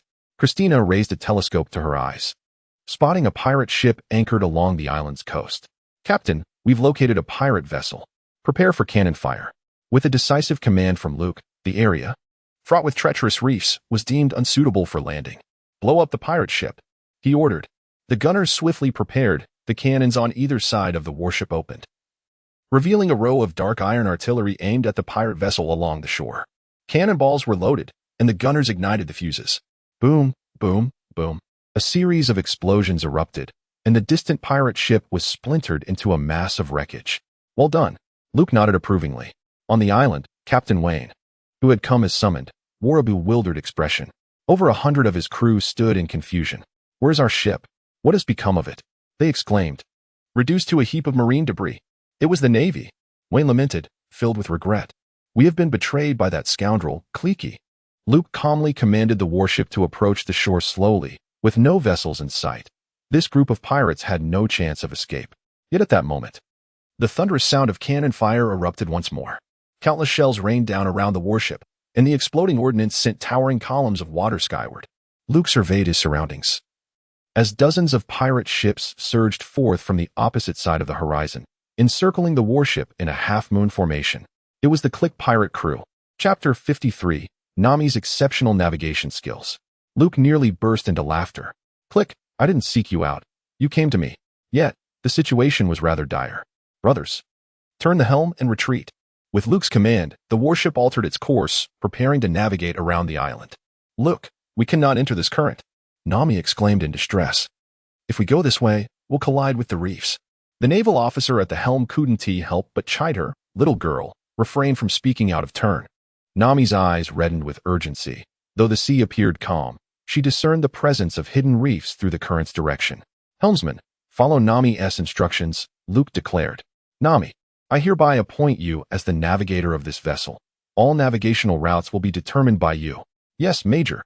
Nami stood tall, legs together, and saluted Luke with respect. The warship's course was adjusted, hurtling towards the visibly protruding reefs. Due to the interplay of currents and rocks, the area was riddled with swirling whirlpools. Nami leaned half her body over the side of the ship, intently observing the currents beneath the surface, issuing commands with remarkable clarity. A miraculous event unfolded. The warship deftly maneuvered around the reefs, narrowly avoiding being drawn into the whirlpools, and remarkably, it did not run aground. Click. Adorned in golden armor and draped in a grand cloak, stood at the bow with arms crossed. And upon witnessing the Navy navigating through the treacherous waters filled with rocks and whirlpools, he erupted with laughter. Incompetent Navy, seeing me, has sent them into a panic, leading them into that chaotic reef area. Men, annihilate the Navy. 50 pirate ships unleashed a thunderous barrage, the cannonballs raining down like hail. At this rate, even if the warship avoided the reefs, it would surely be decimated by the cannon fire. Click's cruel laughter echoed, a villainous grin etched across his face. However, his mirth quickly turned to disbelief as the dense barrage failed to strike the naval vessel. Click's expression darkened as he roared, "Fire! Fire!" The gunners responded in a flurry. "Captain, the Navy is quickly escaping our firing range." "Then pursue them. We have 50 ships. If we cannot sink even one Navy vessel, I shall take your heads." The captain's command brooked no dissent, and the pirate crew followed the warship into the tumultuous reef waters. Nami was on the brink of despair, despite her past experiences under the dark reign of a tyrant. The relentless barrage of cannon fire pouring down like rain today was the most terrifying scene she had ever faced. Countless cannonballs struck around the ship, the splashes drenching her in seawater. Even if she could evade the reefs and whirlpools, such a concentrated hail of cannon fire would surely tear the warship apart. I am at my wit's end. My naval career has only just commenced, and today it seems destined for an abrupt conclusion. Nami, clutching the violently swaying railing, had been tense for most of the day, only to suddenly realize that despite the relentless bombardment, the warship remained unscathed. She turned to gaze at the stern, where two formidable figures were actively engaged. From the onset of the cannon fire, Luke had dashed from the bow to the stern, unleashing a vacuum slash that obliterated the shells mid-air before they could strike the deck. Christina, though she had not mastered the vacuum kick, was no less skilled with her sword. She leaped into action, deftly slicing through 2 or 3 shells with a swift stroke. The cacophony of explosions reverberated in a thunderous rhythm, echoing relentlessly at the ship's rear. At that moment, Nami realized it was not her navigational prowess that had enabled them to evade the onslaught. Rather, it was the presence of these two extraordinary beings aboard the vessel. Monsters. These two were undoubtedly monsters. How could they possibly intercept cannonballs in mid-flight? Entrusting the protection of the ship to such extraordinary individuals was a relief. My sole responsibility was to ensure the warship departed this perilous sea. After enduring the tension, Nami resumed, issuing her navigational commands with unwavering poise. The warship maneuvered through the rocks and whirlpools, and as they neared the edge of the hazardous waters, a smile finally graced Nami's face. "Lieutenant, we are on the verge of escaping this treacherous sea," she shouted towards the stern. Luke leaped a few steps beside her, gazing out at the expanse of the sea. "Indeed, Nami, you are truly remarkable." This compliment caused Nami to smile bashfully. "We can turn back now," Luke declared. "What?" Nami asked, perplexed. "To return and confront them." He replied, "No way. They are the Krieg pirates, boasting 50 ships. Hee, they no longer possess 50 ships." Luke chuckled heartily. Having navigated through this treacherous area rife with reefs and whirlpools, many of their vessels had already met with disaster. Nami quickly turned to look at the ships behind, and her spirits lifted instantly. The Krieg pirates' disordered fleet was either stranded, colliding with one another, or suffering from misfired cannonballs that sank their own ships. As smoke billowed from the massive armada, Luke said, "Nami, this is all thanks to you. Let's turn around and make another pass. I estimate that few pirate ships can navigate properly now. Can we manage that?" Nami's cheeks flushed slightly. "Absolutely." A surge of adrenaline coursed through her veins, igniting her enthusiasm. She rolled up her sleeves, brimming with determination. "Leave it to me." The warship executed a sharp right turn, pivoting 180 degrees towards the fleet of the Krieg pirates. The density of cannon fire suddenly diminished amidst the chaos. Even when aimed at the Navy, they were intercepted by Luke and Christina. The warship charged forward like a valiant lion, fearlessly plunging into the pack of wolves. However, this pack seemed afflicted, disregarding their leader's commands. Turbulent currents and whirlpools diverted the pirate ships from their intended course, rendering the helmsman's desperate maneuvers futile as they stubbornly crashed into the reefs. Amidst the grand formation of dozens of pirate ships, a blue warship glided through like a specter, strikingly conspicuous. The naval soldiers were electrified. The cannon ports on either side of the ship ignited with flames, unleashing a barrage that decimated the surrounding pirate vessels, hastening their demise. They had never engaged in such an exhilarating battle. The thunderous cannon fire erupted, illuminating the pirate ships with brilliant sparks. Chapter 54. Annihilating the Sovereign of the East Sea. Ceasefire. The pirate ships are still vessels. Let us reclaim them and sell them to fishermen and merchants. Seeing that the pirate crew had only a few seaworthy ships left, Luke hastily called out to stop the gunners.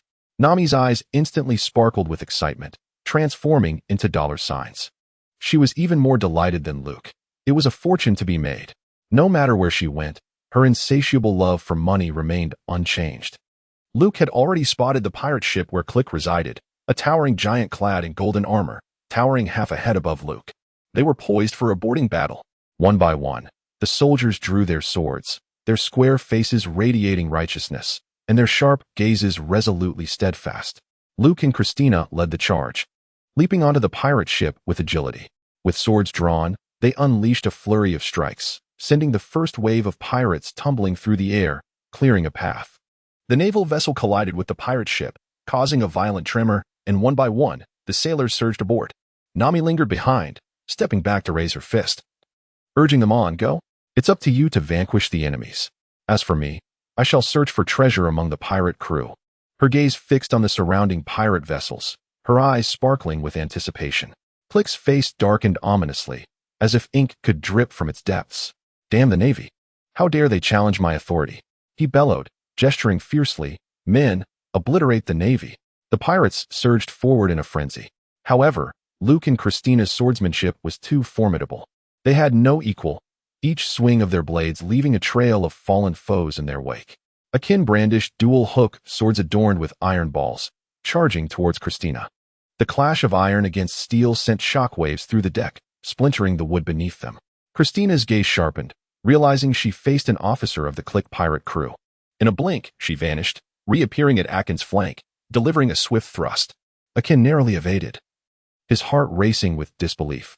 This female swordswoman had vanished in an instant. What speed was this? To her astonishment, Christina found herself equally surprised. A pirate from the East Blue had managed to evade her attack, defying her expectations. She unleashed her exceptional swordplay. Each strike aimed at Akin was deftly dodged. Recognizing the need for a feigned opening, Christina decided to slow her assault. She swung her sword, deliberately leaving a wide gap on her right side, inviting Akin to take the bait. Akin's eyes gleamed with opportunity. The iron hook spun rapidly, and with the combined force of the two iron balls, he unleashed a devastating strike aimed squarely at Christina's face, heedless of the beauty that adorned it. The impact resounded as the hook struck Christina with solid force, yet simultaneously. She retracted her sword, delivering a diagonal thrust that pierced Akin's abdomen. Within Luke's line of sight appeared a man clad entirely in iron walls, even his knuckles adorned with two small iron plates. It was Iron Wall Barrow. With a powerful swing of his fist, Barrow struck, shattering the jaws of the naval soldiers with such ferocity that the ordinary sailors were no match for him, collapsing to the ground, blood spewing from their mouths. Luke was consumed by a surge of fury. Feel my wrath, he proclaimed as the formidable sword energy coalesced within his blade, transforming into a blazing inferno. With a single, sweeping strike, the arc of his attack morphed into a flaming eagle, soaring towards Barrow. Upon witnessing this, Barrow raised his iron wall defiantly, bracing for the impact. The strike collided with the barrier, shattering into two waves of residual force that obliterated all the pirates behind him. Ha ha ha, my iron wall is invincible, he exulted, enthusiastically pounding on the barrier. Is that so? Luke retorted, swiftly darting to Barrow's front. With a mighty swing, he unleashed a fist, the iron knuckles crashing against the iron wall. To the naked eye, the barrier visibly buckled inward, trapping Barrow between two slabs of iron, rendering him akin to a sandwich. As blood erupted from him and soared into the sky, he was sent flying. Luke lowered his left fist and cast a glance at the sword in his right hand, realizing that his current swordsmanship was insufficient to penetrate the iron wall. It appeared that his skills required further refinement. Akin to a storm, Cleek seethed with rage. For two of his most capable subordinates had fallen in succession. As their leader, his anger was palpable. He brandished the colossal war spear and plunged into battle. It was said that this weapon weighed a ton and possessed immense destructive power, along with explosive capabilities. Any enemy struck by such a formidable spear would inevitably be reduced to mere pulp, without exception. Cleek leaped into the air, bringing the war spear down upon Luke with fury. Boom! An explosion echoed, and thick smoke billowed forth. A cruel smile crept upon Cleek's lips. Die, Navy. After slaying so many of my subordinates, you should be satisfied. As the smoke dissipated, Cleek's smile froze upon his visage. Luke emerged from the haze, unscathed, his raised left arm firmly gripping the formidable weapon. Even the force of the explosion could not compel him to retreat a single step. Luke cast a piercing glance, instantly plunging Cleek into a state of icy dread. Cleek, stricken with terror, resolutely abandoned the notion of combat, raising his hand to unleash a barrage of missiles. How could such a fearsome naval presence exist? He was merely a major, a frail naval officer. His entire being resembled an arsenal adorned with shields, guns, cannons, spears, swords, and gas grenades. These weapons were unleashed by him in a frenzied torrent. For the first time, Cleek felt the grip of fear. Luke allowed the weapons to rain down upon him, his robust physique advancing forward with instinctive agility. He deftly maneuvered through the barrage of attacks and approached Cleek. The golden armor shimmered under the sunlight, a source of immense pride for Cleek, impenetrable enough to withstand any assault. However, Luke was unconvinced. He swiftly closed the distance to Cleek, gently placing his palm against the gilded armor on Cleek's chest. Golden spikes. The armor retaliated, unleashing dozens of sharp spikes that pierced through Cleek's back, creating a dense array of golden protrusions resembling a hedgehog's quills. Cleek's eyes glazed over, and he coughed up blood as Luke withdrew his hand from the armor, causing Cleek to collapse heavily. The Cleek pirate crew, bereft of their leader, completely lost the will to resist. They attempted to flee, only to panic as they discovered their ships were either grounded or caught in a whirlpool, leaving no vessel for escape. The massive pirate fleet of 5,000 found itself facing either a watery grave or surrender. Nami emerged from one of the pirate ships, wiping the sweat from her brow. The timing was perfect. The battle had just concluded. Behind her, she dragged a large sack overflowing with gold, silver, and jewels, so heavy that it towered above her stature. A satisfied smile graced Nami's face as she struggled to move toward the naval vessel. A bountiful harvest. A bountiful harvest. Chapter 55. The realm of iron cutting on the coast of Frostmoon Village. The naval ship gradually docked at the shore. Luke leaped from the warship and set foot on the beach, gazing towards the tranquil village not far away. I wonder, is Zoro still here? Luke murmured softly as he led Christina into the village. A casual inquiry soon revealed the location of the dojo. After the battle with the Cleek pirates, Luke felt acutely aware of his inadequacies in swordsmanship. Having elevated his skills to the advanced 5-star level, he encountered a formidable plateau, no matter how diligently he practiced. His realm remained stagnant. When his strike was thwarted by Barrow's iron wall, Luke realized he had yet to attain the realm of cutting through iron. This realm represents a critical juncture for a swordsman. The mastery of the technique to sever iron distinguishes the potency of one's swordsmanship dramatically. In the realm of cutting iron, even the toughest steel can be sliced through as effortlessly as tofu, no matter how formidable the defense. It becomes as trivial as slicing vegetables when confronted by a swordsman of this caliber. Determined to grasp the art of severing iron, Luke resolved to visit the swordsmanship dojo in Xuanyue Village, renowned for its great master, Gongshiro. The dojo of the Xuanyue family is situated at the rear of the village. Within the immaculate venue, a young boy with vibrant green hair knelt before a middle-aged man. The boy donned a white t-shirt on his upper body and deep green trousers below, his countenance radiating resolute determination. Adorning his left ear were 3 teardrop-shaped earrings, crafted from the bounty he had earned by vanquishing pirates the previous month. Zoro was bidding farewell to his master, intending to venture into the sea for practical combat to hone his skills. Gongshiro clasped his hands within his sleeves, and upon hearing Zoro's resolve, he smiled warmly, saying, "You have grown. It is commendable that you think this way. In these vast seas, countless strong warriors await, and engaging with them will greatly benefit your swordsmanship." Zoro bowed deeply, expressing gratitude. "Thank you, Master, for your guidance over the years. I shall return." Unbeknownst to him, due to his notorious lack of direction, this departure would render him unable to find his way back home. Barring unforeseen circumstances, this would be his final farewell to his master. Zoro grasped the pristine white sword at his side. "Kuina, I will live on for both of us and become the world's greatest swordsman to honor you." At that moment, Gongshiro lifted his gaze towards the entrance of the dojo. "Zoro, esteemed guests have arrived. Please go and welcome them. Luke and Christina traversed the village, their eyes alighting upon the dojo's structure in the near distance. A sense of intuition stirred within Luke, as his keen perception detected a formidable yet restrained aura emanating from within the dojo. He was certain that the owner of this potent presence had also sensed his arrival. As he approached the entrance, poised to knock upon the grand door, it swung open from within, revealing a robust youth of approximately 14 or 15 years. Haha, Zoro. Luke's lips nearly curled into a smile. Fortunately, Zoro was still present. Once he ventured out for training, it would be challenging to locate him again. Before leaving this place, I must ensure to whisk him away. Do you know me? Zoro exclaimed, clearly taken aback. Well, that's not of great significance. Luke entered the venue and, after a brief exchange of pleasantries, got straight to the point. Mr. Gung, I have come here specifically to seek your guidance on swordsmanship. Gung, seated in a dignified manner, replied, your swordsmanship is already quite remarkable.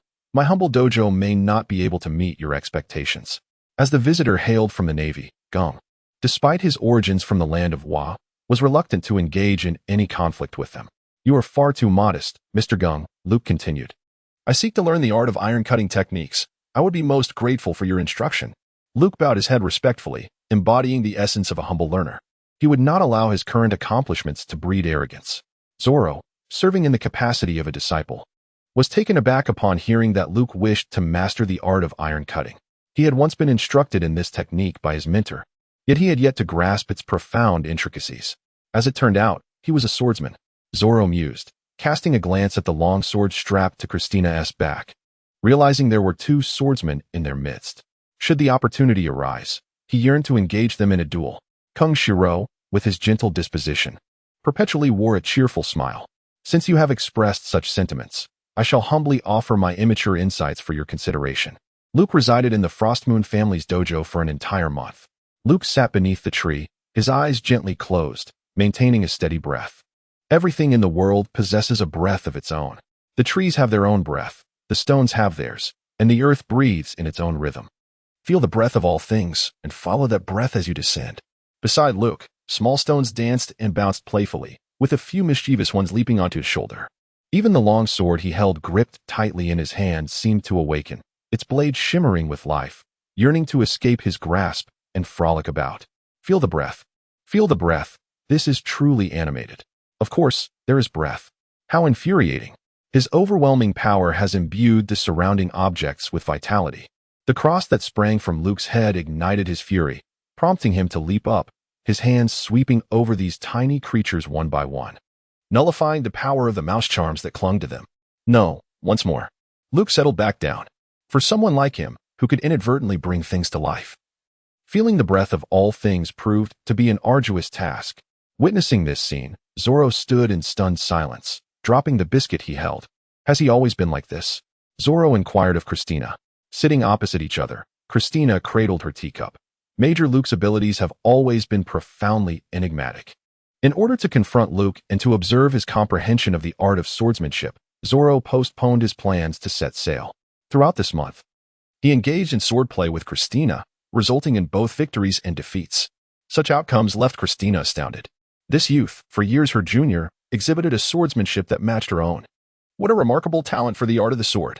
Luke maintained his meditation, grasping the art of swordsmanship imparted by Shimazuki Garo. In this world, there exists a swordsman capable of severing anything. If he so desires, he cannot even cut a single sheet of paper, yet should he wish it, he can effortlessly cleave through steel. A gust of wind swept by, causing a few leaves to descend from the trees. Luke suddenly opened his eyes, his long sword slicing swiftly through the air. A few leaves were swept aside by the blade before gracefully descending to the ground. Astonishingly, the sharp edge of the sword did not tear a single leaf. The realm of cutting iron had been attained. Luke's eyes sparkled with joy as he leapt up in elation. The elevation of his realm bestowed upon him a formidable strength, a power capable of severing steel. Zoro, undeterred by superstition, procured a hefty iron block, a substantial 20-centimeter thick mass he utilized for his strength training. Luke flashed a gentle smile, his sword sweeping through the air, cleaving the iron block in two. Remarkable. Zoro's mouth gaped wide enough to accommodate a duck egg. One day, I shall surpass you, he declared with fervor, charging towards Luke. Zoro, what is your dream? To become the greatest swordsman in the world, of course. That is quite a challenge. For you, at this moment. Only rigorous combat can transform your swordsmanship.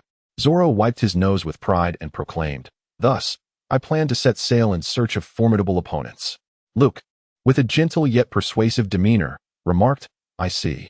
My warship will relentlessly pursue and combat formidable pirates. My adversaries are indeed quite powerful. Would you be interested in joining me? Are you not fearful that my swordsmanship may surpass yours? I eagerly await the day you surpass me." Zoro's gaze flickered, emanating an aura reminiscent of a fierce beast. In the original narrative, Zoro is depicted as a man so fearsome he is likened to a monstrous entity. I yearn for that. However, should there come a day when you hinder my quest to become the world's greatest swordsman, I shall show you no mercy. Luke grinned broadly and exclaimed, "Ha! This is exactly right. My companion, one must possess such spirit." Chapter 56, Captain Kuro's Desire for Retirement. A pirate ship. Its prow, fashioned in the likeness of a black cat, traversed the vast oceans. They were the Black Cat pirates. The crew, adorned with black cat ears, congregated on the deck, their coarse banter revolving around treasures and women, punctuated by raucous laughter that resonated as the anthem of the pirate vessel. Within the aft cabin, through the ajar door, one could glimpse Captain Kuro seated inside.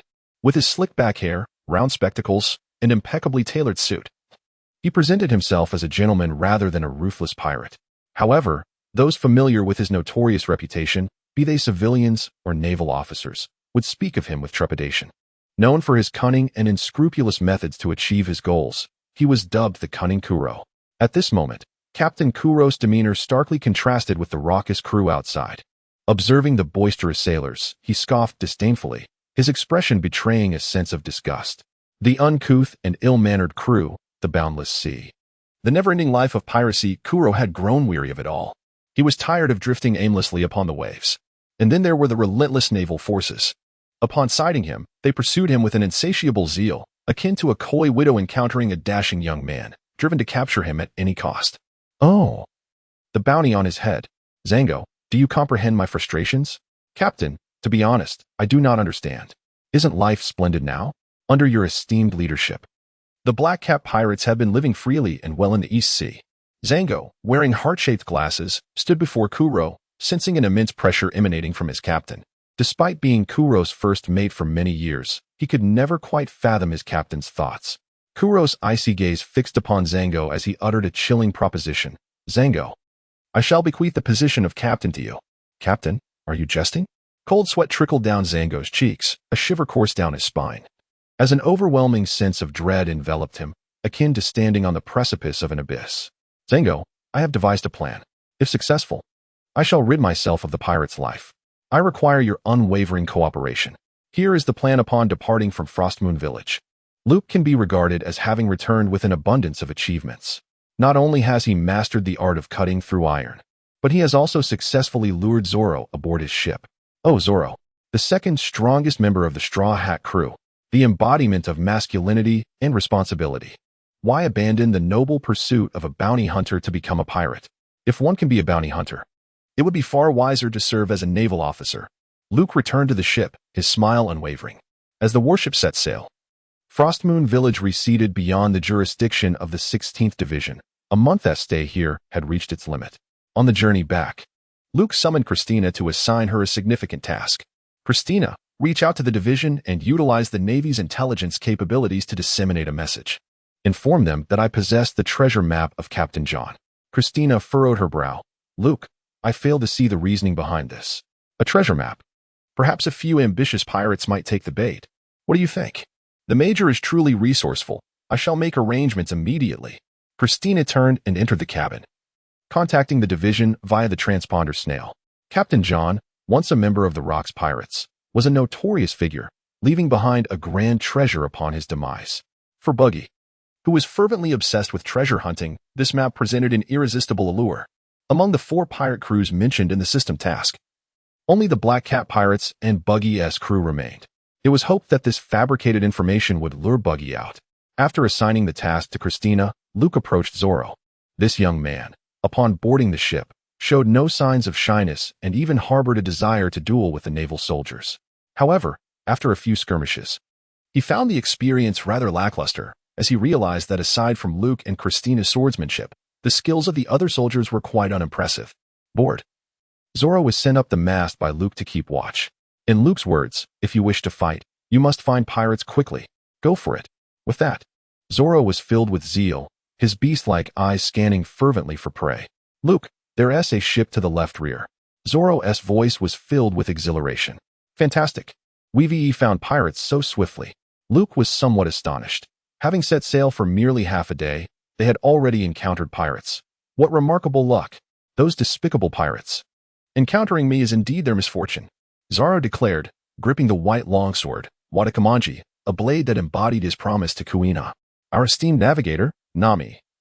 Steer the ship to confront them. Luke shouted. Understood. Nami replied with a playful wink at Luke. This lady, blessed with both beauty and intellect, guarantees that the pirates shall not escape. With that, she began to deftly command their course. Luke stood at the bow of the ship, gazing at the approaching pirate crew in the distance, suddenly gripped by an odd sensation. This band of pirates did not flinch or evade upon seeing the Navy. Instead, they charged straight ahead. Remarkable audacity.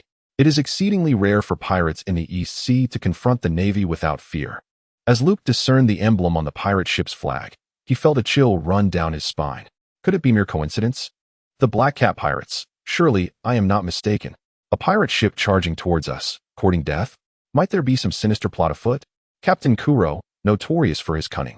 Could he have concealed a cargo of explosives aboard, intent on obliterating me?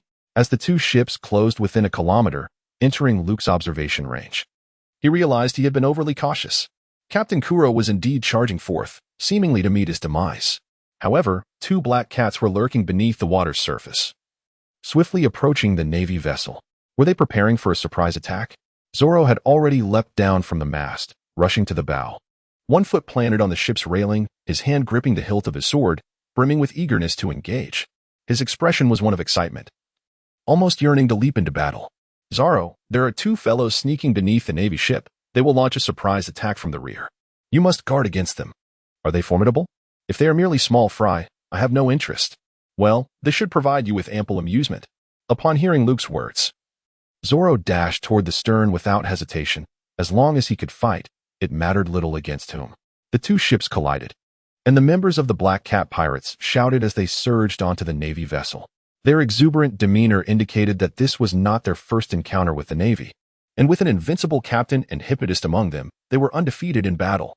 Captain Kuro stepped onto the railing, leaping onto the Navy ship, his stern visage surveying his subordinates engaged in combat with the Navy. From his coat pocket, he retrieved a pocket watch, flicking open the cover. Zango, I give you 5 minutes to eradicate the Navy. Remember to leave one alive. At that moment, two figures, a stout and a lean one, leapt from the stern. They were the cruel and cunning Cat brothers. While their comrades at the bow drew fire, they would launch a surprise attack from the rear. A tactic that had proven effective time and again. Yet today, they faced a worthy opponent, a three-sword-style swordsman. Chapter 57. Charging into the gates of hell immediately upon engaging, Zoro discerned that these two adversaries were no trifles. The stout one possessed immense strength, while the lean one was incredibly agile. They were Buchi and Sam, collectively known as the Cat brothers, wielding clawed gloves as their weapons. Zoro swung his three swords with fervor, the clash of his blades against the sharp claws igniting sparks, indicating the intensity of their battle through the flurry of sparks and the resonant sounds of metal meeting metal. The hunched Sam darted behind Zoro, his claws extending to leave 5 crimson gashes across Zoro's back. The corpulent Buchi leaped high, bringing his foot crashing down towards Zoro. The deck splintered. Zoro swiftly rolled to the side, narrowly evading the fierce kick, yet the sheer force of Buchi left him astounded. Such strength. Had that kick connected, it would have been nothing short of miraculous for his bones to remain unscathed. Luke's voice echoed, Zoro, do you need assistance? He observed the battle at the stern of the ship. I don't need your help. I boarded this ship precisely for such a fight, Zoro replied, clenching his sword, an expression of excitement dancing upon his lips. He charged forward, engaging fiercely with the feline brothers. At the bow, Zhang Ao retrieved a circular ring and began to shake it. Brothers, pay close attention to this circle. 1, 2. After Zhang Ao, you will become immensely powerful, stronger and stronger, with unparalleled strength. 1, 2. Zhang Ao. Lowering the brim of his hat, Zhang Ao shouted. The Black Cat pirates, who had turned their gaze towards him, transformed in demeanor. Their eyes turned fierce. Their already formidable physique swelling with newfound muscle. They had grown stronger. An inexhaustible surge of power emanated from them.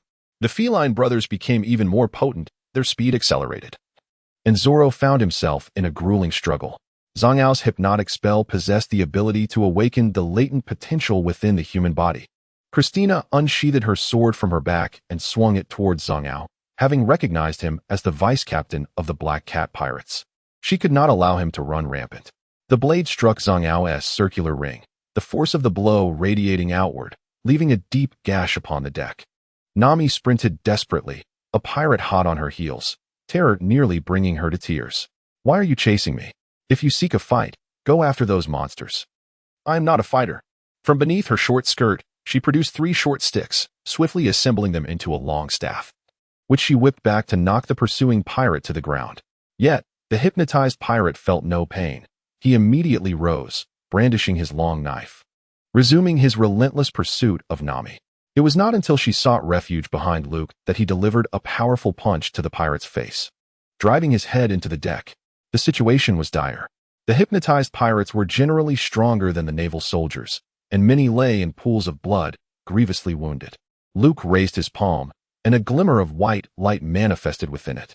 This luminescence coalesced into the shape of a dandelion, which Luke gently blew upon.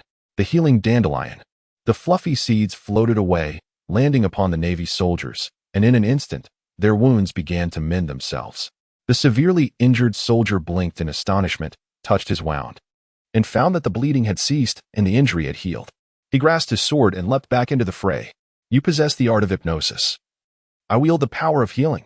The dandelion seed settled upon Zoro, transforming into a beam of white light that entered his body, and the healing energy instantly closed the wound on his back. Zoro was utterly astounded. "What sort of divine captain have I followed? My injuries have vanished in the blink of an eye. Am I free to revel without worry?" Captain Kuro's expression darkened, shrouded in clouds of uncertainty. He closed his pocket watch and stared incredulously at Luke. "Is this truly possible? Could it be the power of a devil fruit? It seems I shan't last 5 more minutes." He donned his cat claw gloves, which differed from those of his feline brethren in that his claws were elongated blades, 10 claws, 10 long knives. Among those present who had yet to engage in battle were only 2, Captain Kuro and Luke. Captain Kuro could no longer maintain his composure and launched an assault on Luke. Silent step. With incredible speed, he propelled himself across the ground, the force beneath his feet granting him feline-like swiftness. In the blink of an eye, he stood before Luke. The 10 claw blades glided toward Luke's neck, and a cruel smile spread across Kuro's lips. This is the Navy, after all. The 10 blades descended. However, Luke raised his leg, executing a gust kick that aimed directly at Kuro. Kuro's expression shifted drastically. His speed was remarkable, and he felt compelled to dodge to the side. The gust kick missed him, but felled 3 pirates instead. Kuro's face darkened, a mixture of humiliation and fury washing over him as his body swayed. He unleashed his signature move, Scoop of Death. This was an indiscriminate assault, utilizing high-speed movement and the claws at his disposal to eliminate numerous foes. So rapid that even Kuro could not predict whom he would strike. In an instant, he vanished. Luke's gaze sharpened, fixating intently on CLO, who, though vanished from the eyes of others, could not elude his perception. Suddenly, Luke's expression transformed into one of fierce intensity. CLO, with his erratic movements, swiftly approached Christina, leaving elongated claw-like marks in the ground as the 10 blades scraped along the surface. "What are your intentions towards my beloved subordinate?" Luke instantly transported himself to Christina's side, a shadowy aura enveloping him, his upper body shrouded in the formidable power of Haki. Concurrently, Kuro's 10 blades struck him. The sound of a harsh collision reverberated through the air, shattering each blade to pieces. In pursuit of absolute defense, Luke opted for Haki over metal, his formidable protective force effortlessly fracturing Kuro's weaponry. In the midst of Kuro's astonishment, Luke extended his finger. Finger gun unleashed. The power of the finger gun, coupled with a rapid assault, unleashed a flurry of strikes in the blink of an eye. Kuro's chest was riddled with gaping wounds, rendered incapable of resistance. "I have yet to live a life of abundance and stability." Bang! Captain Kuro collapsed, yet Luke's movements did not cease. He vanished from sight, executing a series of pinpoint assassinations on the pirates. each strike aimed at vital points, be it the chest or throat, each a lethal target. Zoro's fierce battle persisted. Yet he had discerned the attack patterns of the Cat brothers. With a sword in each hand, he assumed a crossed stance and struck swiftly. Demon Slash. He momentarily disappeared, re-emerging behind the Cat brothers, delivering a crosscut that gouged deep wounds across their chests, exposing bone. Christina's battle was nearing its conclusion. She deftly evaded a slicing attack from a razor-sharp ring, appearing behind Zango, her long sword poised to slash horizontally at his waist. Instantaneous movement. The assault was unexpected. This strike was destined to succeed. However, to Christina's astonishment, her blow met only air. How could the enemy have foreseen her attack? Looking down, she discovered Zango prostrate on the ground, arms raised in surrender. It turned out the enemy had not predicted her move. He had knelt in submission. Chapter 58, Hypnosis and Revitalization. This naval battle instigated by the pirates concluded with Captain Kuro's demise and First Mate Zango's surrender. The Navy erupted in jubilant cheers. Since the arrival of Lieutenant Luke, they had been invincible. Previously ruthless pirates, once formidable foes that rendered the Navy powerless, had been effortlessly uprooted. Major Luke vanquished the vile dragon, Click, and the cunning Clo, bringing immense satisfaction to all. The entire Navy holds him in high esteem. Major Luke, splendid work. Nami joyfully thumped Luke's sturdy chest with enthusiasm. She harbored no fondness for the ferocious pirates, and triumphing over them at sea had become one of her greatest delights. This action elicited a disapproving glare from Christina. A lady's demeanor should exude grace. How could one be so uncouth? Major Luke's muscular chest is something I have yet to touch. Nami retracted her hand, playfully sticking out her adorable tongue. Zoro sheathed his sword, a satisfied smile gracing his lips. The battle with the feline brothers was exhilarating. It was a life-and-death struggle unlike the swordsmanship contests held in the dojo. What a thrill! However, Zango was the only one present drenched in cold sweat, regretting his decisions amidst the excitement shared by the others. Reports claimed that the defeat of the Clique pirate crew was due to their reckless intrusion into the treacherous reef waters, where their fleet was destroyed by rocks and whirlpools. Sensationalist media can be detrimental. Major Luke is truly formidable. Captain, why contemplate retirement when you could simply find a secluded corner of the ocean to hide away? Why provoke the Navy? This major is far more terrifying than the captain. Zango's insides twisted with regret. Christina's long sword still rested against Zango's neck as she inquired of Luke.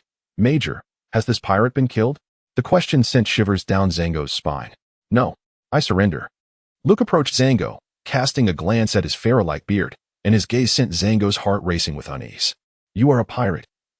If you wish for me to spare your life, you must provide me with a compelling reason to do so.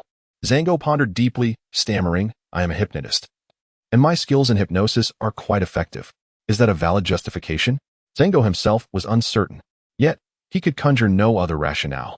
Thus, he could only place his worth upon the negotiation table. Luke smiled gently. Hypnosis. I just witnessed the remarkable advancement in the pirates' abilities after you hypnotized them. How about this? If you could hypnotize these two, and their swordsmanship improves, I shall spare your life. Luke gestured towards Christina and Zoro. Zhang Ao's hypnotic prowess is indeed remarkable. Truly a world-class skill. In this realm, the human body harbors immense power, yet it remains inaccessible to the majority.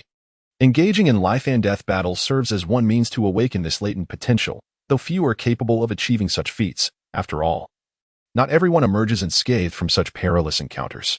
Zoro, upon joining the Straw Hat crew, has consistently danced on the precipice of life and death during each skirmish, resulting in a meteoric advancement in his swordsmanship, as he continuously shatters his limits within a single year. Luke, with a hint of mischief, decided to employ hypnosis, aiming to awaken the latent potential within both him and Christina. His suggestion left Zoro and Christina momentarily bewildered, unable to grasp Luke's intentions. They pondered silently whether such psychological hypnosis could indeed yield a temporary boost in strength, yet they refrained from voicing their doubts. The notion of hypnosis intrigued them. So why not give it a try? Christina, you may lower your sword, Luke instructed, gently removing her hand from the weapon. With the threat to his life momentarily alleviated, Zango finally exhaled in relief. Rising to his feet, he retrieved his fallen hat and donned it, then produced a ring, shaking it gently. Listen closely and focus on this circle. Upon my count of 1, 2, Zango, you shall become stronger. Your mastery of swordsmanship will reach unprecedented heights. You will unleash slashing strikes that soar, cleaving through steel. Zango recited the lines Luke had crafted for him, then tipped his hat down. 1, 2.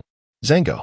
As the hypnotic suggestion took hold, Zoro and Christina's expressions shifted, a surge of formidable power coursing through their bodies. Thump, thump. Their robust hearts propelled blood rapidly, muscles swelling with newfound vigor. Christina approached the edge of the ship, drawing her sword and unleashing a powerful slash. The energy coursing through her transformed into an invisible wave that surged forward, creating a rift in the air, a formidable strike that cleaved the sea, leaving a scar stretching dozens of meters and sending waves soaring high. Is it done? Christina gazed in astonishment at her hands, overwhelmed with disbelief. Despite countless attempts to execute the Gale Foot technique, she had never managed to perform a vacuum slash until now, under hypnosis, achieving an extraordinary feat remarkable. Luke, I did it, Christina exclaimed, leaping with joy. The statuesque beauty, nearly 2 meters tall with flowing purple hair, donned a low-cut t-shirt and a black pleated skirt. Her ample bosom bouncing with her movements, radiating immense delight. Tears of joy welled in her eyes, overwhelmed by the moment.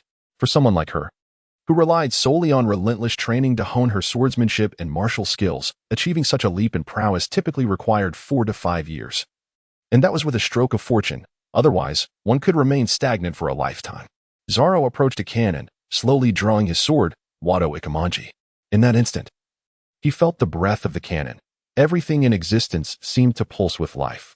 The teachings of his master, once elusive, now resonated clearly within his mind, revealing their profound wisdom. With a decisive swing, he struck. In an instant, the steel cannon split apart, cleaved in two. This was the power of the art of cutting steel. Zoro stood in astonishment, utterly unable to comprehend that he had indeed cleaved through steel. Countless battles had been endured to acquire such experience and to grasp the realm of cutting iron, yet he had achieved this mastery 4 to 5 years ahead of schedule. All thanks to a mere hypnotic technique that invigorated his spirit. Luke burst into a joyful laughter. Haha, splendid. You possess the intrinsic worth to thrive. Luke forcefully patted Zhang Ao's shoulder. Zhang Ao, adorned with a round black hat and heart-shaped glasses, felt a slight twitch at the corner of his mouth, blossoming into a faint smile of relief. He had survived. For him, today had been a journey from heaven to hell, and back to heaven once more. The sensation of being alive was just perfect. A new private had joined the ranks aboard the warship. Chapter 59. Fishing for Justice time swiftly moved past the year 1517 of the maritime calendar, ushering in 1518. The training grounds of the 16th Division. Luke engaged in combat training with Christina, wielding his longsword with precision. As for Zoro, he was adrift upon the vast ocean. Having joined the Navy for less than half a year, he had already dispatched over 10 pirate crews. Due to his commendable efforts, Zoro was promoted to the rank of ensign. As a formidable swordsman and a crucial combatant, Luke entrusted him with a Navy vessel, encouraging him to pursue the noble cause of combating piracy. He fervently cautioned the soldiers aboard to ensure that Zoro did not go missing. In his quest to hone his swordsmanship, Zoro exerted himself to the utmost. Upon spotting a pirate, he would relentlessly pursue and engage them. His fearsome reputation as a pirate hunter spread rapidly. Zoro was indeed the most diligent, reliable, and tireless member of the Navy, working tirelessly around the clock without a single day off, making even the most exploitative capitalists envious. Of course, Luke would never acknowledge the exploitation of labor. Notably, Zoro was only 15 years old, still a minor. Surely, no one would complain about Luke employing a child laborer, right? With his time on hand, Luke remained at the Navy branch, training daily with Christina. Previously, he hesitated to practice with her due to her inferior swordsmanship. However, ever since Zhang Ao employed hypnosis, Christina's skills had improved dramatically, allowing Luke to spar with her without reservation. In truth, once Zhang Ao's hypnosis faded, both she and Zoro returned to their normal abilities. Yet, the experience of executing powerful slashes and techniques became ingrained, making it easier to regain proficiency through rigorous training and real combat. Zoro continually enhanced his skills in practical encounters, while Christina stabilized her execution of the advanced slashes during their training. On the training grounds, the two exchanged blows, their exquisite swordsmanship unleashing brilliant strikes that resembled fireworks blooming upon the earth. Luke's upper body was clad in a white t-shirt, while his lower half was adorned with blue trousers, beads of sweat cascading down his handsome visage. His robust physique moved swiftly amidst the fierce battle, the well-toned muscles of his arms coalescing into formidable masses, unleashing boundless strength. The slash from his longsword transformed into a swirling wave of pale blue light, embodying countless sharp strikes that sliced through the air in a whirling dance.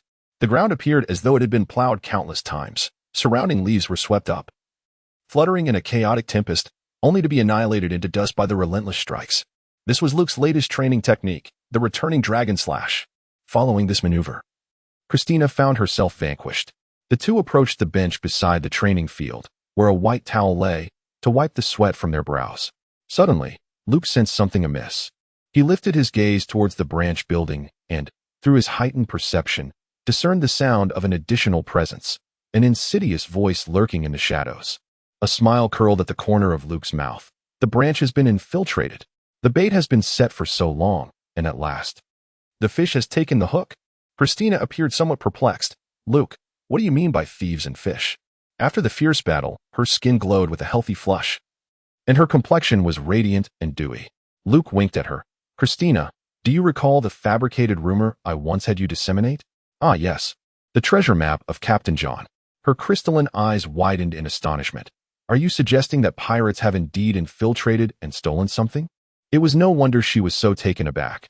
The rumor had circulated nearly 6 months prior, and since the 16th Division had successively eradicated the evil dragon pirates, the Click Pirates, and the Black Cap Pirates, no pirate dared to operate within the jurisdiction of the 16th Division. Particularly, with the emergence of a swordsman who relished hunting down pirates, the fear among them had intensified. In such circumstances, it was utterly audacious for a pirate to willingly walk into a trap. Humph, what audacity! Christina's finely sculpted nose crinkled slightly. Yet the upward curve of her lips revealed her intrigue towards this pirate. Luke guided her directly towards the commanding officer's office of the base, their steps light and silent, akin to the stealthy tread of a cat. Inside the office, a pirate adorned with a jester's hat and starry-eye makeup busily rummaged through drawers and cabinets. A smug expression adorned his face, for even within the heavily guarded naval branch, he had managed to infiltrate unnoticed. Luke and the other entered through the door. The jester-capped pirate lifted his head, and the three locked eyes, a clear expression of panic etched across his face. Christina had already teleported above him, delivering a swift kick that sent him sprawling to the ground. What would she do next? Christina tossed her long purple hair with a flourish, exuding an air of confidence. Witnessing the intruder subdued so effortlessly, Luke was initially taken aback, having anticipated the presence of the infamous jester himself, only to discover it was merely a subordinate. Luke flashed a grin as he approached the clown hat pirate, casting a condescending gaze from above. Is your captain the clown, Buggy? The clown hat pirate's eyes darted around. Buggy the clown? Who is that? I am merely a thief, not a pirate. Luke chuckled heartily. I never claimed you were a pirate. Yet you seem to reveal your guilt unwittingly. Does your captain possess a rather large and crimson nose? Nonsense. Our captain detests any mention of his prominent nose. Haha. You've inadvertently confessed. Luke laughed uproariously. The jester-hatted pirate realized he had spoken too freely, hastily covering his mouth with both hands, his expression turning to one of alarm. Luke called out to the door, "Summon Zango." Moments later, Zango arrived at the entrance, shouting, "Private Zango, reporting for duty." Luke commanded, "Zango, I require you to hypnotize this fellow.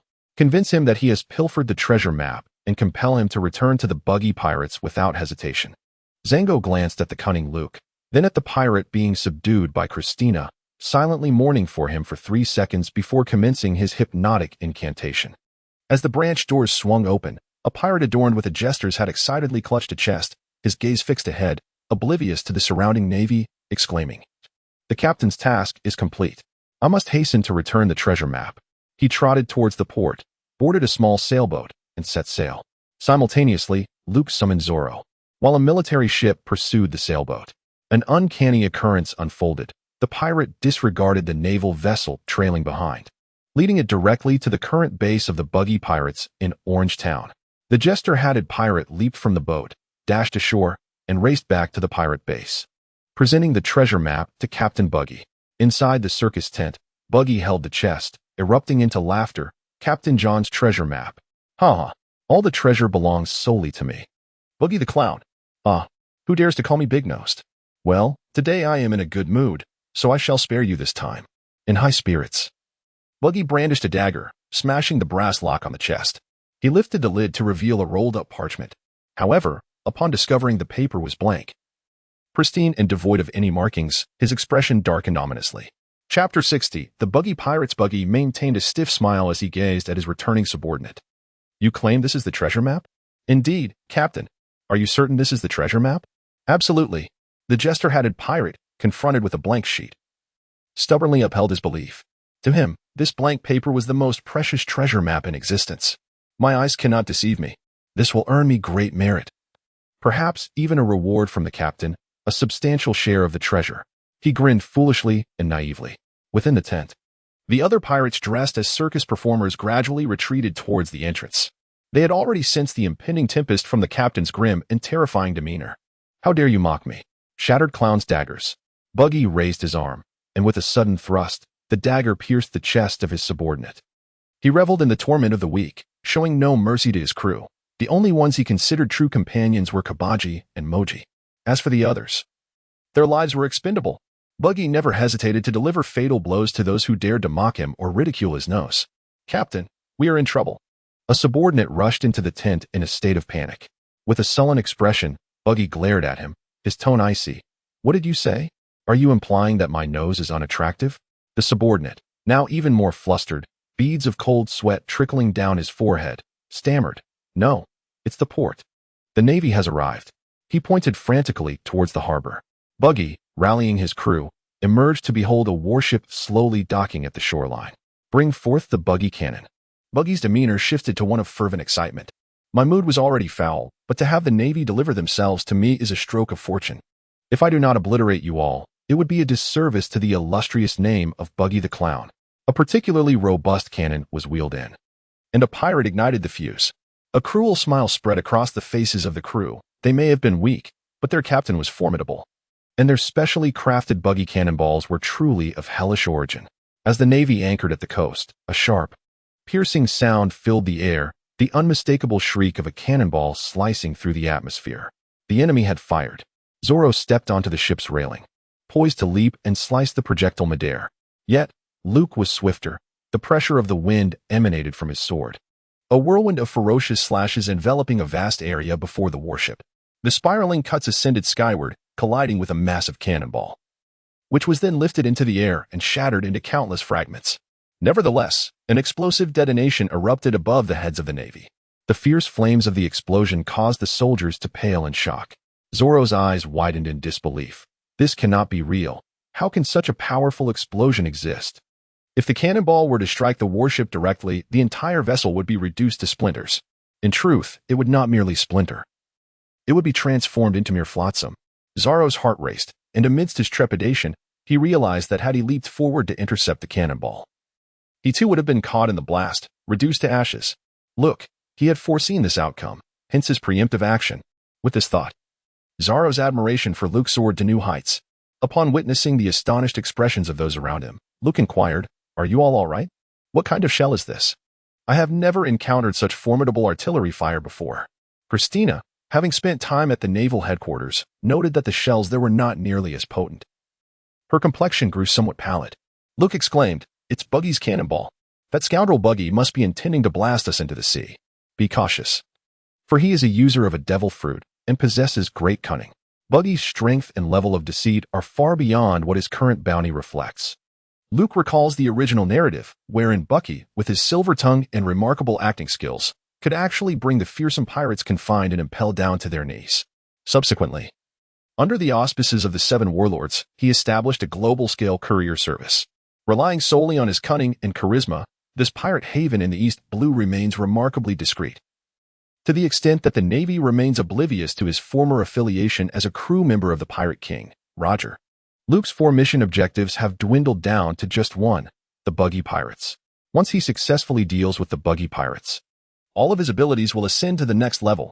Luke's combative spirit surged within him, eagerly stirring. It is not solely Zorro who possesses a martial disposition. When confronted with an adversary of equal caliber, Luke too trembles with exhilaration. Clown Buggy, are you genuinely feeble? Or have you merely been masquerading as a fool to ensnare the unsuspecting? Regardless, today I shall not allow you to escape. Brothers, charge forth. With a swift motion of his sword, Luke pointed forward, and the Navy surged forth. Zoro and Christina led the charge, advancing towards the high ground occupied by the buggy pirates. The battle erupted swiftly. The members of the buggy pirates were, in truth, rather feeble, a ragtag group of miscreants. They thrived under the protection of their clownish leader, indulging in revelry while oppressing the weak and defenseless. However, upon clashing with the Navy, the tide turned dramatically, as the Navy overwhelmed them with relentless strikes. This was especially true after Zhang Ao bestowed a power buff. One by one, the pirates fell into pools of their own blood, prompting the officers of the buggy pirates to spring into action. The chief of staff, Kabaji, mounted on a unicycle, wielded his sword with skill, pushing back the advancing Navy. Upon seeing the enemy draw a sword, Zoro's eyes gleamed with determination, and he charged at Kabaji, sword in hand. The clash of blades rang out between them. Yet, unlike Zoro's honorable swordsmanship, Kabaji, while entwining Zoro's sword, puffed up his cheeks and suddenly unleashed a torrent of flames. Acrobatic fire breathing. What on earth? Zoro was taken aback and swiftly dodged the flames. A swordsman, capable of breathing fire? Kabaji, unfazed by Zoro's astonishment, relied on his acrobatics to instill surprise and panic in his opponents, facilitating his ambush.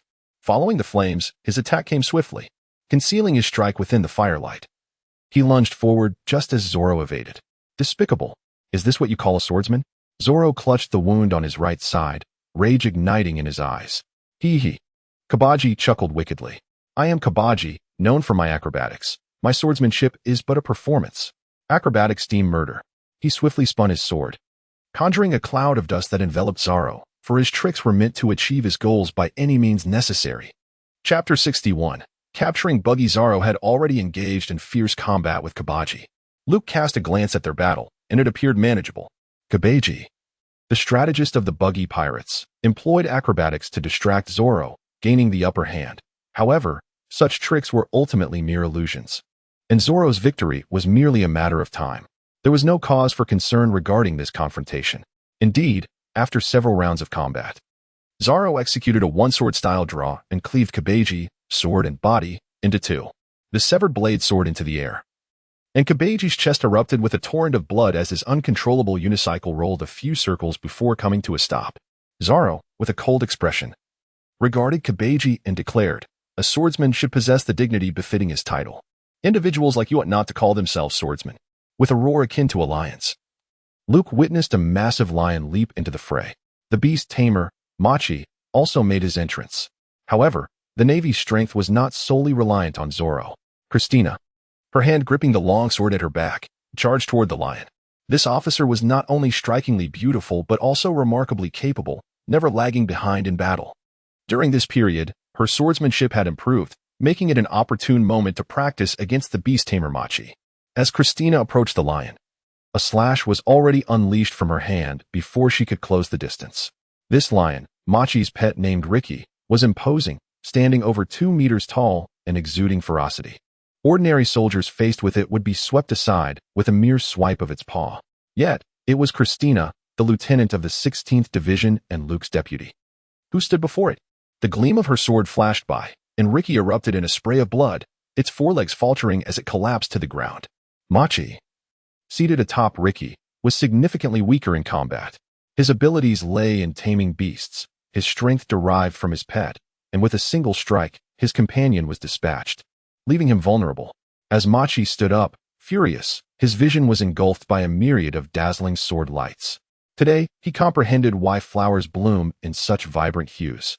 The buggy pirates' brutality starkly contrasted with that of the dragon pirates, the latter reigning over 20 villages while collecting hefty protection fees, yet knowing when to cease, allowing villagers to continuously generate wealth. In contrast, the buggy pirates reveled purely in destruction. They oppressed the weak, sowing chaos, with a single buggy cannonball capable of obliterating half a town. Consequently, any town that fell victim to their aggression dared not resist. The outcome of defiance was the transformation of the town into a desolate wasteland. The common folk of Orange Town were filled with rage yet remained silent. Luke remained unfazed by Buggy's profound connections, whether as a member of the Straw Hat crew or as a comrade of the red-haired Shanks. Such a ruthless pirate could only be met with justice. Kabaji, Moji, how despicable you are, you wretched Navy. The veins on Buggy's forehead throbbed violently, a furious cross distinctly visible. He donned a long-sleeved garment of red and white, with a violet scarf draped around his neck, white gloves adorning his hands, and blue trousers beneath a grand cape. A white skull emblem was emblazoned upon his forehead, yet the most striking feature remained his prominent red nose. With a dagger in each hand, he glared furiously at the Navy. "Buggy, your doom is upon you." Luke traversed the battlefield, his robust physique emanating an overwhelming aura as he marched resolutely forward. Unbeknownst to the clashing navies and pirates, they instinctively parted to create a pathway for him. No pirate dared to entertain the notion of provoking him. The cacophony of battle could not disturb his focus, and bullets and blades veered away from his presence. His gaze, akin to shimmering stars, was intensely fixed upon Buggy. He positioned himself directly opposite Buggy, who was momentarily taken aback by Luke's formidable presence.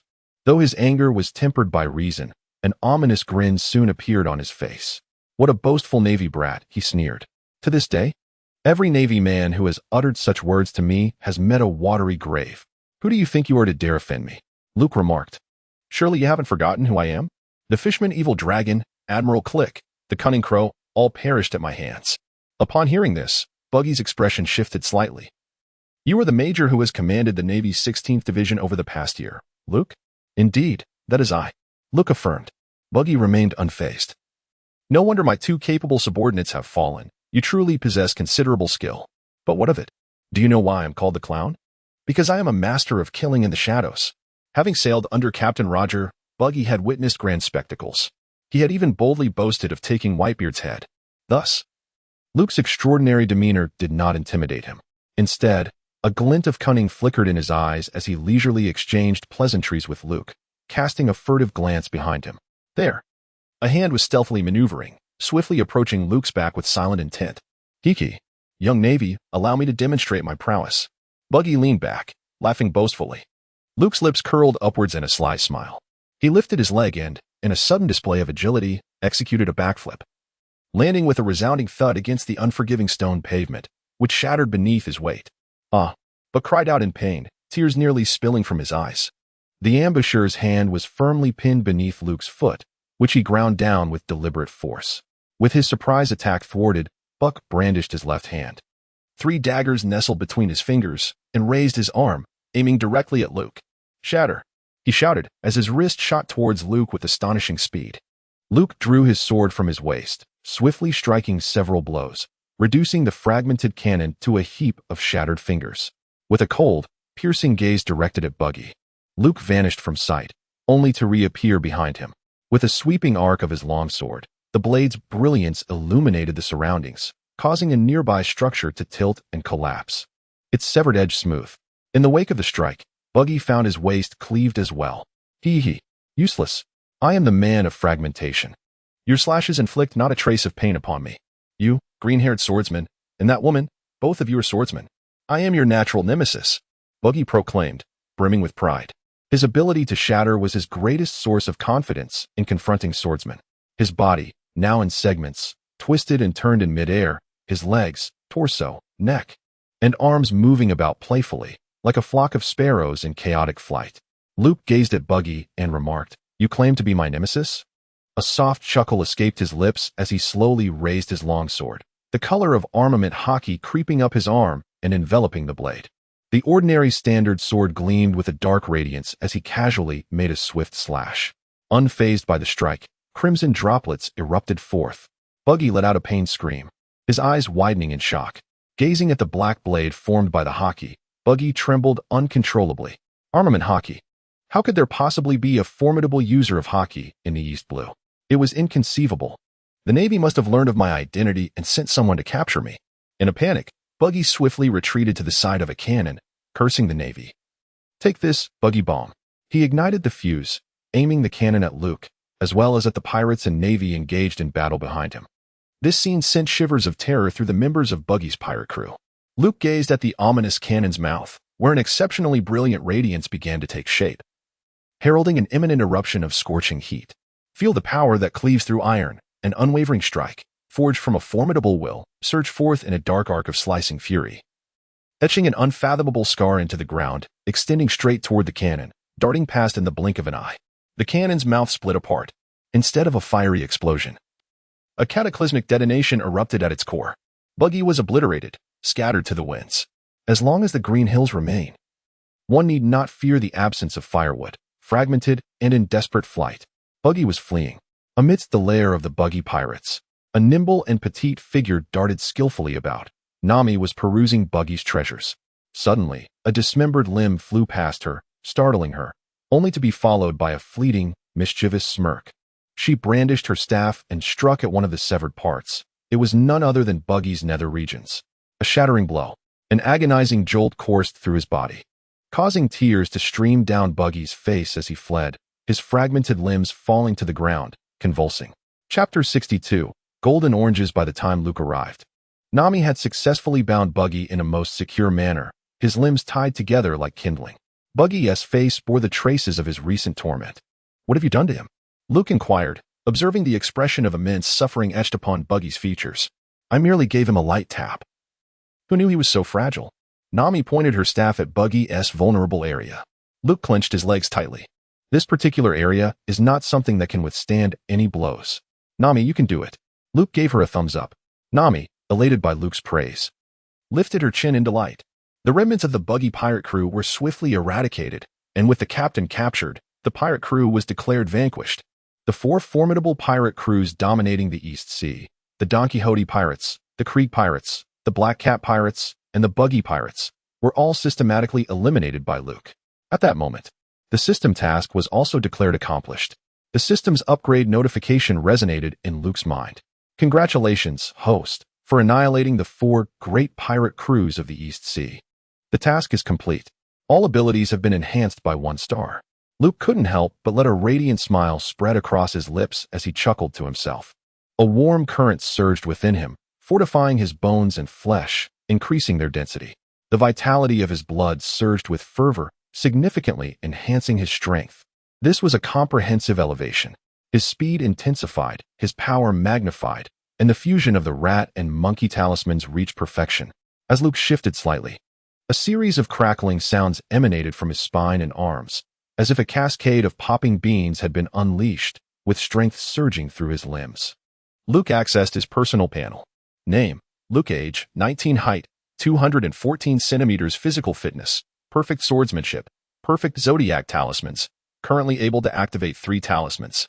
Note: enhancing physical fitness increases the number of compatible talismans. Only with complete fusion between the talismans and the host can the talismans unleash their full power. Dominance: armament hockey. Observation hockey skills: iron cutting sword technique, crushing iron fist. 6 styles: iron block, advanced paper drawing, advanced finger gun, advanced storm leg, advanced shave, advanced moonwalk, advanced reputation, renowned across the East Sea. Due to your annihilation of the 4 major pirate crews in the East Sea, you have established absolute dominance, with your name echoing throughout the region, instilling fear in pirates. They have either lowered their flags or fled to the Grand Line, significantly reducing the threat of piracy in the East Sea.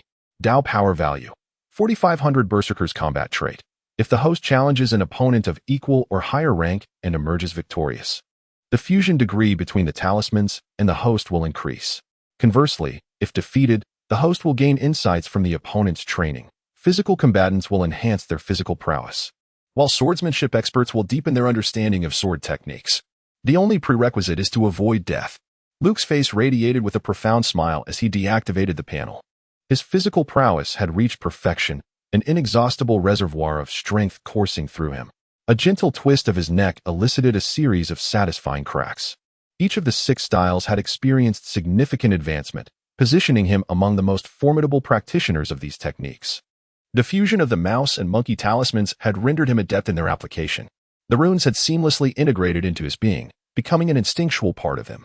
Luke picked up a stone from the ground, and a lion's form emerged in his mind. With a surge of belief, the stone in his palm transformed into a gelatinous substance, twisting and contorting until it took the shape of a stone lion, complete with intricately carved mane, eyes, and nose, and 4 short legs, remarkably lifelike. It was as if a small lion had come to life. Yet, more astonishing events were about to unfold. The stone lion began to move, writhing its body, shaking its head, and then letting out a fearsome roar. It had come to life. This was the result of Luke's monkey transformation spell combined with the mouse spell that bestowed life, creating this diminutive lion. Despite its small stature, it possessed a regal aura that surpassed even that of the mightiest lion. The little lion licked its tiny paw and then nudged Luke's arm affectionately. Nami, who had witnessed the entire spectacle, stood in awe with her mouth agape, large enough to fit a duck egg. "Luke, did you just turn a stone into a little lion?" she exclaimed in disbelief, covering her mouth. "Isn't it adorable?" Luke replied, "Indeed, you are truly remarkable." Nami's eyes sparkled with admiration. "If you like it, it's yours." Luke extended his hand, presenting the little lion to Nami. However, Nami hesitated for a moment, feeling shy. "Could I perhaps make a different request? This lion is rather drab and somewhat unattractive. I would prefer one made of gold." Nami turned deliberately, retrieving a golden ornament from her pocket.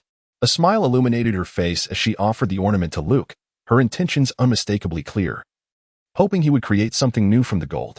Luke was taken aback, how fond Nami was of gold. Nevertheless, he did not decline Nami's request. Indeed, her abilities were rather lacking, and having a guardian beast by her side would ensure her safety. The life created by Luke is far from mere companionship. Luke liberated the little lion's essence, allowing it to return to its fundamental state of stone. "What creature do you desire?" Nami clapped her hands together, her face radiant with joy. "I wish for an orange." "An orange?" Luke felt a wave of embarrassment wash over him. "I bestow upon you a guardian beast, and you request an orange." Nami's two great loves, wealth and oranges. She has ingeniously combined the two. Such creativity is truly remarkable. Luke molded the golden jewelry into a dough-like substance, skillfully shaping it into an exquisite orange for Nami. However, unbeknownst to her, Luke had devised a clever trick. The interior of the golden orange concealed a small bird within a hidden space. "Wow!" Nami exclaimed in delight, her voice a melody of surprise. "This is fantastic. Thank you, Luke." She cradled the golden orange in her hands, utterly enamored. Meanwhile, Buggy lay on the ground, his head resting on the earth while his body was ensnared by a rope, rendering him completely immobilized. Words could scarcely capture the profound astonishment that enveloped him at that moment. Witnessing Luke conjure a stone lion and then manipulate golden ornaments into an orange left him on the brink of tears. This man must be a monster, he thought, with formidable swordsmanship that placed him among the ranks of masters. Coupled with the ability to animate stone, what kind of devil fruit power was this? Had he known he would encounter such a creature, he would have fled at the first opportunity. This Navy man was indeed a figure of significance, even in the Grand Line. Oh, the difficulty of his predicament. Oblivious to Buggy's disheartened state, Luke reveled in his triumph. His mission in the East Blue had been flawlessly accomplished. Luke raised the head of Buggy, while Nami dragged a bundle of Buggy's body. A group of individuals returned to the warship as the Navy set sail back to the base. After Luke settled into the grand chair at the back of the office, Zaro, Nami, and the others took their places on the sofa. Christina poured a glass of wine for each person, marking a modest celebration. Luke picked up the telephone bug that lay upon the table and dialed the number of headquarters. The call was answered by the Chief of Staff, General Crane. Luke commenced his report on recent endeavors. Chapter 63, The Abduction of Sanji. The Baratai, a floating restaurant, exuded an aroma that wafted through the air. Not the fragrance of perfume, but rather the tantalizing scent of delectable cuisine. In the bustling kitchen, a group of exceptionally skilled chefs fervently prepared the most renowned dishes of the East Sea. The dining area was nearly filled to capacity, populated by dignitaries and merchants from various nations of the East Sea, all clad in suits and formal attire. Drawn by the allure of the culinary masterpieces crafted by the proprietor, these dishes were so exquisite that even the royal chefs of the kingdom bowed in admiration. Among the crowd, the presence of the Navy was also noticeable. A blue warship approached and anchored beside the Baratai, from which several agile figures disembarked onto the restaurant's deck.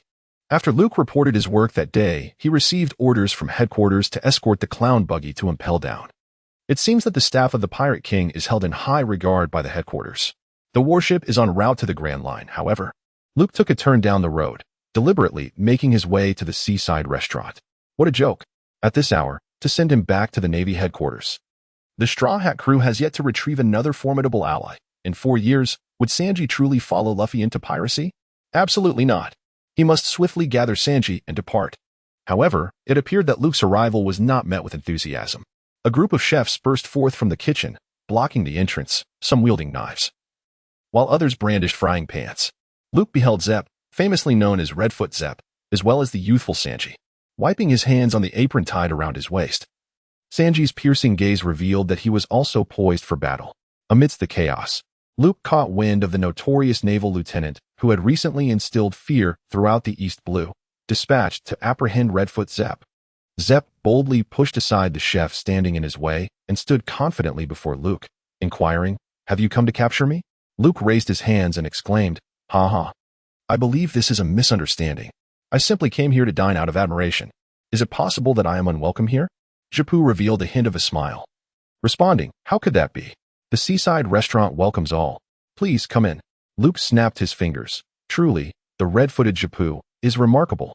If pirates could open restaurants, run bars, and serve as waitstaff, the seas would indeed be peaceful. Luke passed through the gate, deliberately casting a glance at Sanji. After he uttered those words, a collective sigh of relief escaped the chefs, only to be promptly ushered back to the kitchen by Zepp's booming voice. Behind Luke, Zoro, Nami, and Christina entered in succession, exuding an air of confidence and strength that compelled the diners in the restaurant to lean forward and shower them with admiration. Sanji gazed at Luke's silhouette with deep respect, acknowledging, "Is this the renowned Navy lieutenant, Luke, famed across the East Sea? Truly extraordinary. The aura he emanates is incomparable to that of an ordinary naval officer." With enthusiasm, Sanji approached, saying, "Esteemed guest, please place your order." Luke blinked at Sanji and inquired, "Could you prepare one of your signature dishes for me?" "Certainly, I'll be right back," Sanji replied before turning to head into the kitchen. Before long, he emerged with a tray, presenting 4 steaming portions of exquisite culinary creations at Luke's table. Additionally, he graciously offered Nami and Christina complimentary beverages. The gleam of affection and warmth in his eyes clearly indicated his enthusiasm extended far beyond that reserved for Luke and Zoro. His 2 elegantly arched eyebrows danced joyfully in delight. Luke took a bite of the fried rice and couldn't help but sing its praises. "Sanji, would you be interested in joining my ship? Our Navy is in dire need of a top-notch chef like you." Luke revealed his true nature. Sanji, with a cigarette clenched between his teeth, declared without hesitation, "I refuse. I have my reasons for being here." Luke wore a beaming smile. "What reason? Pray tell. What for?" "I am under no obligation to endure the Navy's interrogation." "Hey, Sanji, isn't your dream to seek the Azure Sea?" Sanji was taken aback, his cigarette tumbling to the ground. The Azure Sea is a legendary expanse, the confluence of the 4 seas, a vast ocean teeming with every kind of fish from those realms. The Azure Sea is the dreamlike haven coveted by all gastronomes across the globe. Sanji's aspiration is to discover this fabled culinary paradise. Hiki, for any top-notch chef, it is rare not to regard the quest for the Azure Sea as a dream. As we navigate the vast ocean, there is no place in the 4 seas or the Grand Line that we cannot reach. Join me, and perhaps you will have the chance to uncover the Azure Sea. Luke released the bait. Sanji's throat convulsed. The temptation was considerable. "No, I still cannot leave this place." Sanji's determination astonished Luke. "This isn't taking the bait. It seems I must raise the stakes." Luke languidly propped his chin on his hand, lamenting, "What a pity. I had hoped to take you to Fishman Island." "Fishman Island? Alas, last year I rescued a mermaid in the Chambord Islands, and I had wished to share a dinner with her, but that dream remained unfulfilled. Next time, I shall certainly treat her to a splendid meal." A beautiful mermaid. Sanji's voice transformed. The enchanting figure of the mermaid danced in his mind. This was also his aspiration. His heartbeat quickened. The hearts in his eyes pulsated in rhythm with his racing heart. 2 flaring nostrils exhaled heated breaths. Nami and Christina both lifted their heads, casting peculiar glances at Luke. There was something oddly peculiar about the Major's tone today. Sanji felt a stir within. His heartbeat revealed his eagerness to accompany Luke. He vigorously shook his head, dispelling the distracting thoughts. "No, my debt of gratitude has yet to be repaid. How could I leave this place?" Sanji harbored dreams, yet he possessed a greater sense of responsibility. Zeph had sacrificed a leg for him, having once given him life-sustaining food. In gratitude for Zeph's kindness, he must remain at the floating restaurant. Suddenly, a wooden leg struck out like lightning, slapping Sanji's cheek and sending him flying. The unexpected assault caught not only Sanji off guard, but also stunned Luke and the others.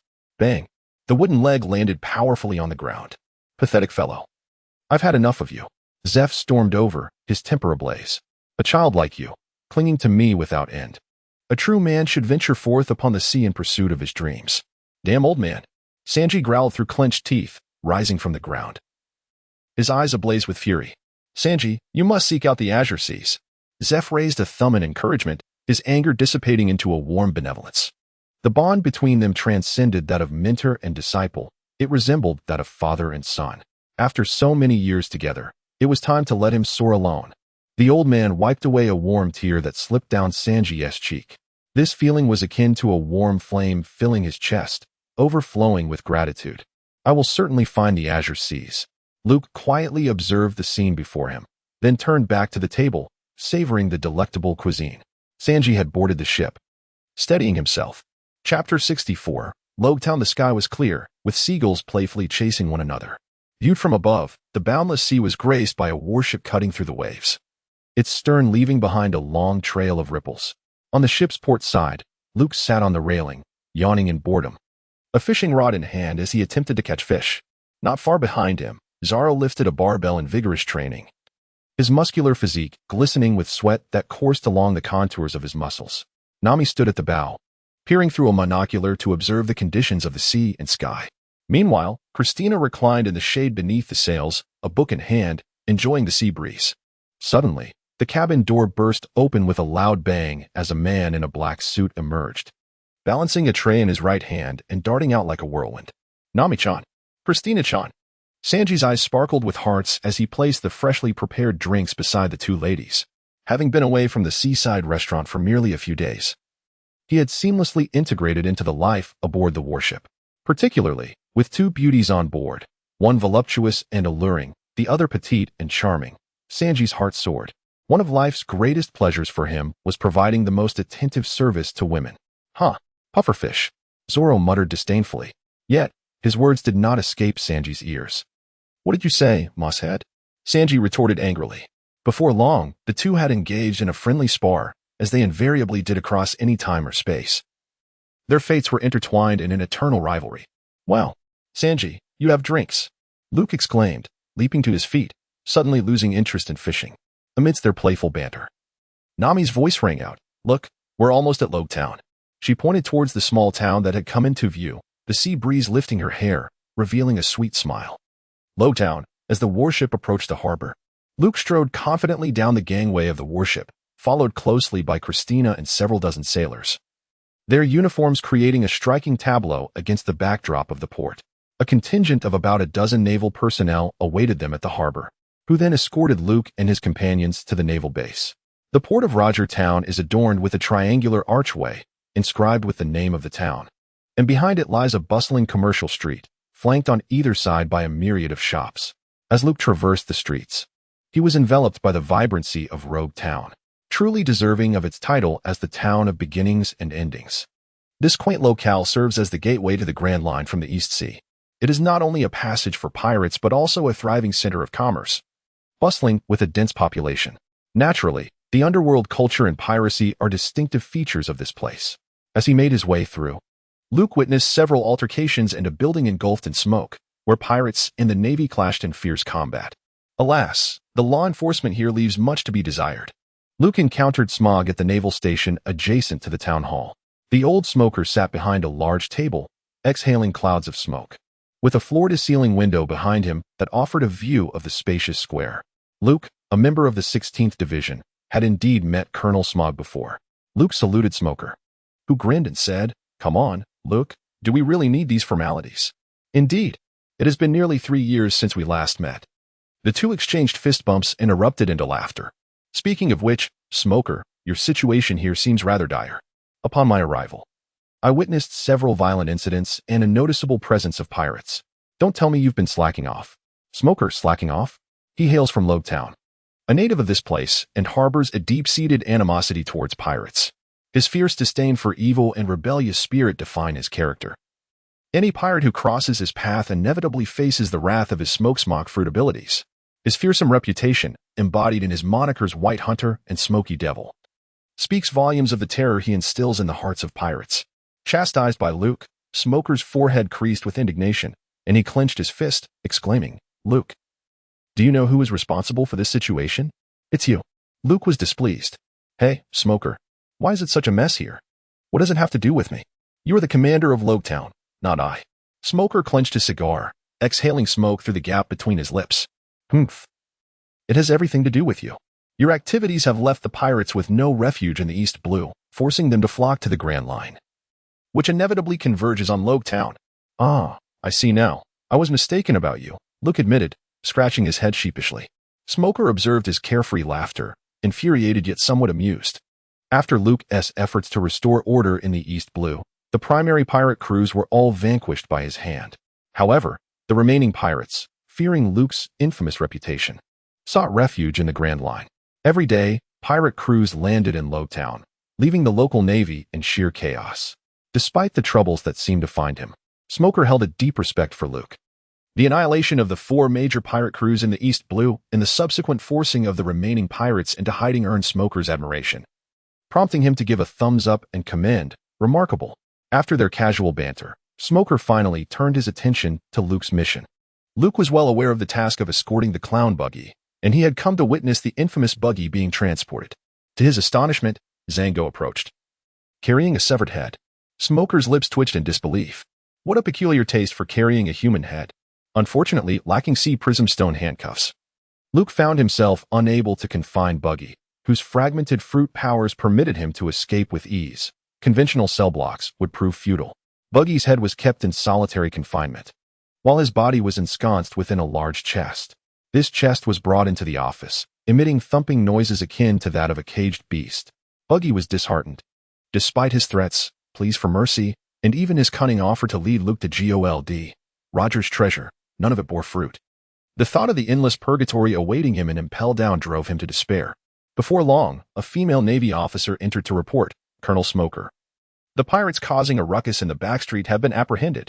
The officer, donned in a patterned t-shirt and thick glasses, was none other than Lieutenant Tashigi. Tashigi. Allow me to introduce Major Luke, Smoker said. Ah, you're a Major Luke. It is an honor to meet you, Tashigi exclaimed, shaking Luke's hand with palpable excitement. The news of Luke's triumph over the 4 great pirate crews has spread throughout the East Sea, inspiring countless members of the Navy to regard him as an idol. And Dasky is no exception. Hello, Luke greeted with a courteous nod. Upon Dasky's arrival, Zara's body stiffened noticeably, his gaze fixed on her in astonishment. Guena? His voice caught Dasky's attention. She adjusted her glasses and her eyes sparkled with intrigue. Is that your sword? She flipped through her cherished notebook, quickly locating a page. This sword is called Katetsu, a masterpiece from the 21 renowned smiths. Its sheath is white, and the blade is forged through a unique folding and earth-burning process.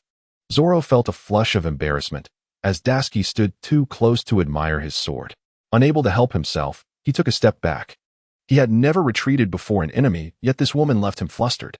Well, Dasky, you're stunning, Sanji exclaimed, enthusiastically introducing himself. Dasky flashed him a smile before turning her attention back to Zoro. That's incredible! May I have a closer look at your sword? Her focus remained entirely on Zoro, captivated by the exquisite blade, while her glance at Sanji was merely a fleeting moment. Sanji, feeling defeated, gritted his teeth in frustration. Why? That green-haired guy can't possibly be more popular than me. Suddenly, Luke spoke up. Lieutenant Dasky, could you escort Zoro to the weapons shop? He requires a durable sword. By casually mentioning that the weapon shop in Rogtown possessed 2 renowned blades, Luke subtly hoped Zoro would acquire one.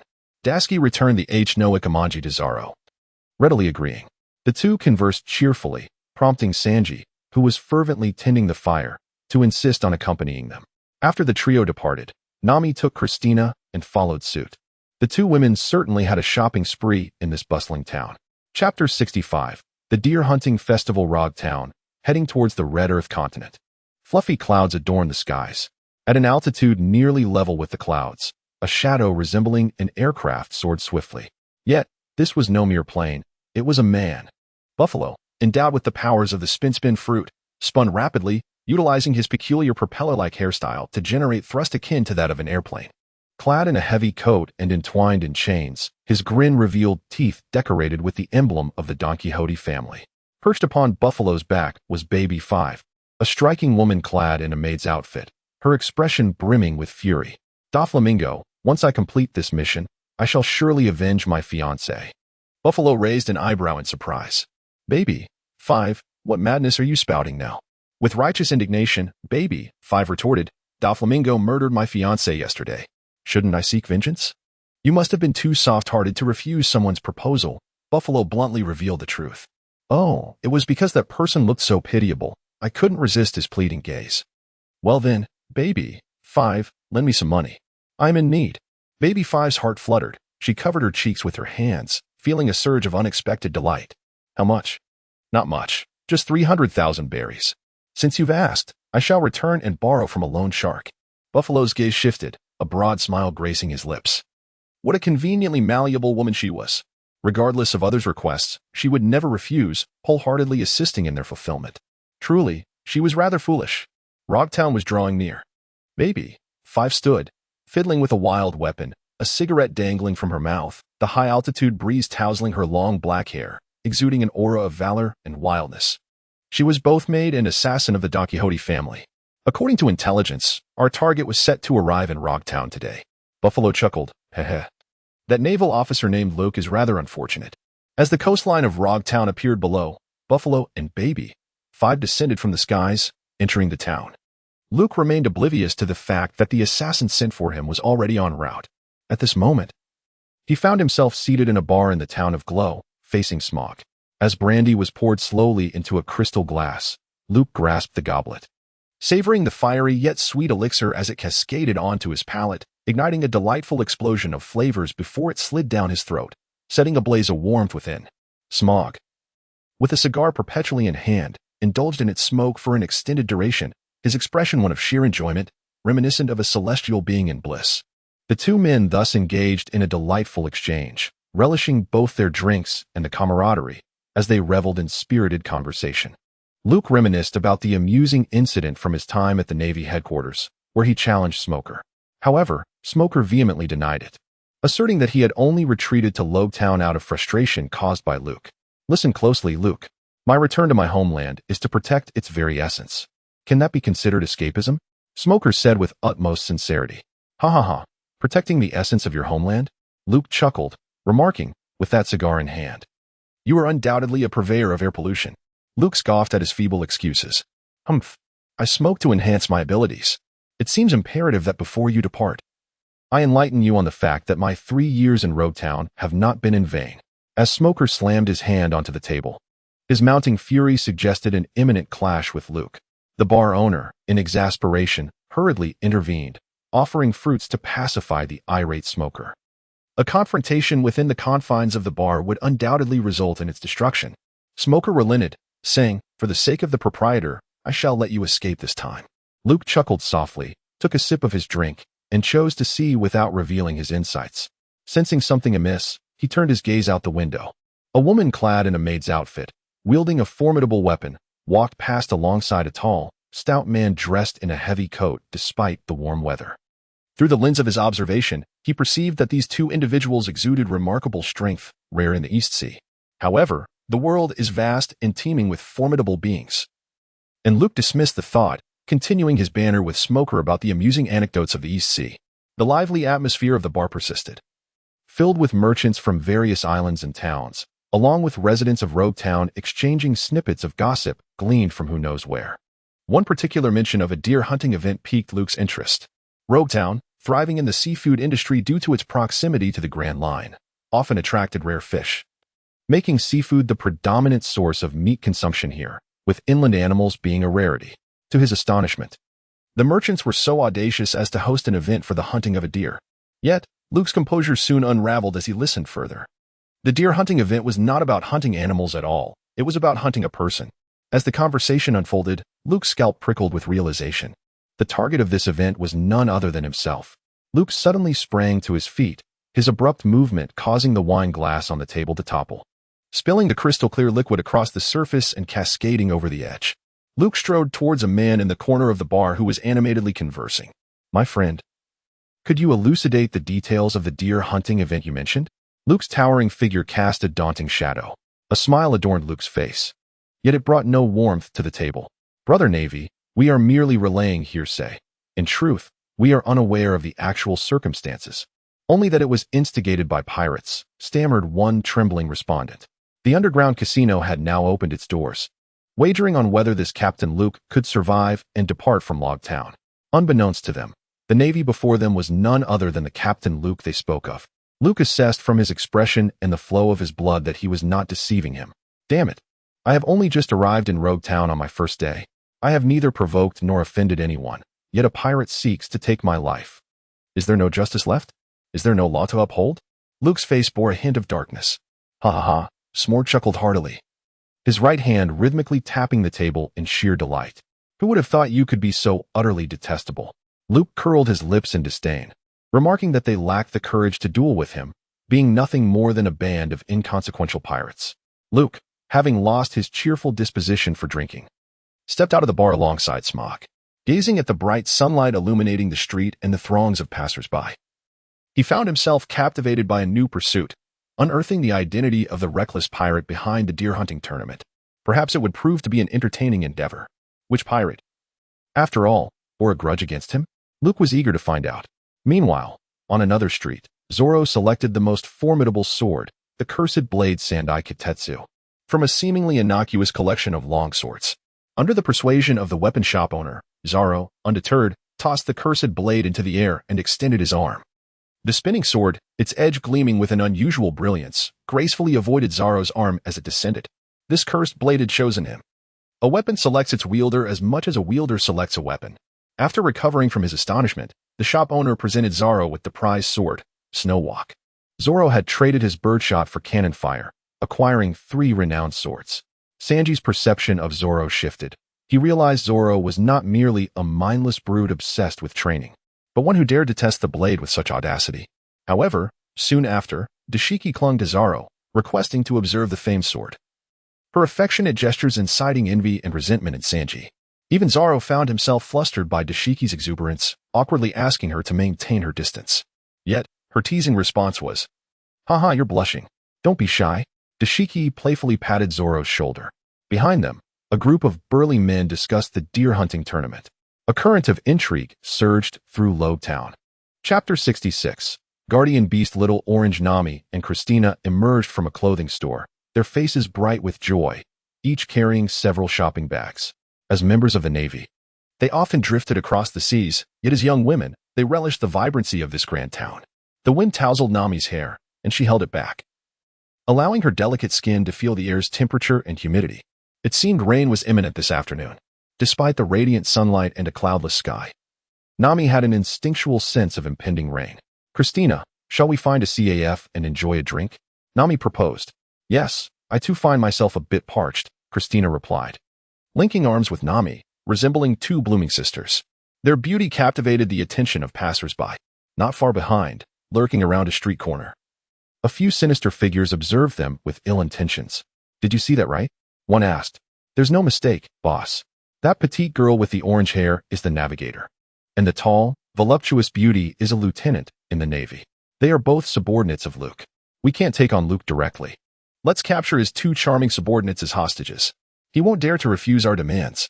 Captain Gade, his face etched with fury, seethed at the despicable Luke, who had forced them into a corner in the East Sea. They needed reinforcements, and that female swordswoman was a formidable adversary. The hunt for prey had begun with these 2. The pirates moved stealthily, trailing behind them, unnoticed. Christina cast a wary glance over her shoulder, her previously carefree demeanor shifting to one of sharp intensity. She bent low, reducing her stature, and whispered urgently into Nami's ear, "Nami, head to the alley ahead and run inside without hesitation. There's danger." Nami, observing Christina's serious expression, felt her smile fade. Having navigated the treacherous seas herself, she was well acquainted with the perilous world of pirates, all for the sake of seizing their treasures. Her instinct for danger was as keen as Christina's. With just a word and a glance, Nami understood immediately. The bustling street was alive with a festive atmosphere, but a hint of danger lurked within. Taking a few determined steps forward, Nami sprang into action, dashing into the alley without a backward glance, her voice ringing out, "Sister Christina, hold on. I'll return with reinforcements." Christina had already positioned herself at the alley's entrance, her cold gaze scrutinizing every passerby.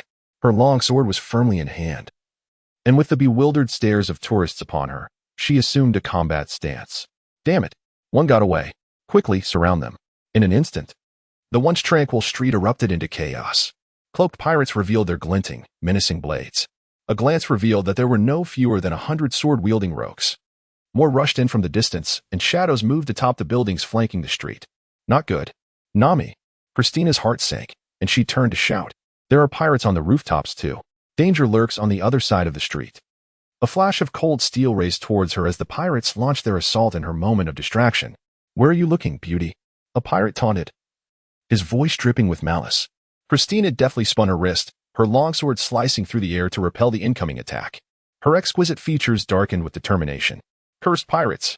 If anything happens to Nami, how will I explain it to Luke? She seethed, her teeth clenched in fury. Yet, she found herself encircled by the pirates, their onslaught coming from all directions. Beautiful lady, allow me to indulge you. Captain Gade extended his wicked tongue, licking his lips as he embraced a pillar on the street. With astonishing strength, he uprooted the stone column, wielding it to create a fierce whirlwind. Christina swiftly dispatched a pirate with a single stroke of her sword and deftly leaped aside just as a stone pillar thundered to the ground.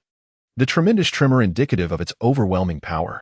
With unparalleled swordsmanship, Christina maneuvered through the fray, skillfully parrying attacks from all directions, occasionally springing forth with unexpected agility to eliminate her foes. Yet, the horde of pirates showed no signs of dwindling. Suddenly, Nami's piercing scream echoed from a nearby street, sending a jolt of alarm through Christina. A stone pillar obscured her vision as a fierce gale whipped through, tangling her hair and causing her scalp to prickle with dread. In that critical moment, Christina summoned every ounce of strength from her well-trained body, even as the massive stone column crashed down upon her. Barely had Nami escaped when the street was already teeming with the silhouettes of pirates, brandishing their blades. The terrified screams of passers-by filled the air, plunging the scene into chaos. They must not capture me. What will happen to Sister Christina if I cannot return with news? Those wretched pirates. Nami, her forehead glistening with sweat, exerted every effort to flee. She was not a warrior, but merely a navigator with a modicum of combat prowess. Facing a couple of pirates was manageable, but against a throng, her only option was to make a hasty retreat. In her flight, she stumbled. Thud. As she fell to the ground and raised her gaze, a pirate loomed over her. It was over. Nami's expression darkened with despair. What is this? A golden orange. A pirate bent down to retrieve the gleaming fruit. Return that to me. Nami cried out in panic. It was a gift from Luffy. Ha ha. I never imagined the Navy would carry such valuable treasures. This is my lucky day. The pirate laughed heartily, reveling in his fortune. He weighed the golden orange in his hands, noting its substantial heft. But wait, why is there a hole in the orange? What could this be? A golden bird erupted from the fruit, a streak of brilliance that shot forth, causing the pirate to spurt blood from his neck in an instant. He clutched his throat in shock, and the orange fell to the ground. The surrounding pirates were momentarily stunned by their comrade's sudden injury. Yet the golden light was far from finished. Infuriated by the harm done to its master, the golden bird darted towards another pirate, piercing his neck and emerging from the other side. Blood sprayed once more. Not good. There's a sniper. One of the pirates shouted, panic spreading like wildfire. They turned their gaze skyward, scanning the rooftops and distant buildings. Where's the sniper? A flash of golden light vanished into the air, darting swiftly. In an instant, several more pirates fell, their bodies riddled with bloody holes, meeting a gruesome fate. The pirates continued their search for the marksman, yet the air remained devoid of gunfire. Fear seeped into the hearts of the pirates, for the specter of death, invisible yet palpable, instilled the deepest dread. This place was no longer tenable. They had to flee. Terrified, the pirates began to retreat. Was capturing Nami truly more vital than preserving their own lives? The golden light moved with astonishing speed, and within moments, a dozen pirates were left wailing in agony, collapsing onto the ground, their blood pooling beneath them. Nami's heart raced violently as she gradually rose to her feet. Raising a hand to shield her eyes from the sunlight above, she beheld a dazzling golden light deftly dispatching the pirates on the street. Had she been saved? Who was her savior? Nami gazed in bewilderment until the last of the pirates vanished. She approached the golden orange that had fallen to the ground, where a square window had opened, revealing an empty little space within. The golden light returned, settling atop the orange. This startled Nami, but soon, she discerned that the golden light took the form of a small bird strikingly reminiscent of a kingfisher. Luke has created a guardian beast for Nami, possessing extraordinary speed and immense power. Its elongated beak is as sharp as a sword, capable of effortlessly piercing through flesh. The outstretched wings are as keen as blades, easily slicing through the throats of adversaries. Just moments ago, this little hummingbird eliminated a multitude of pirates.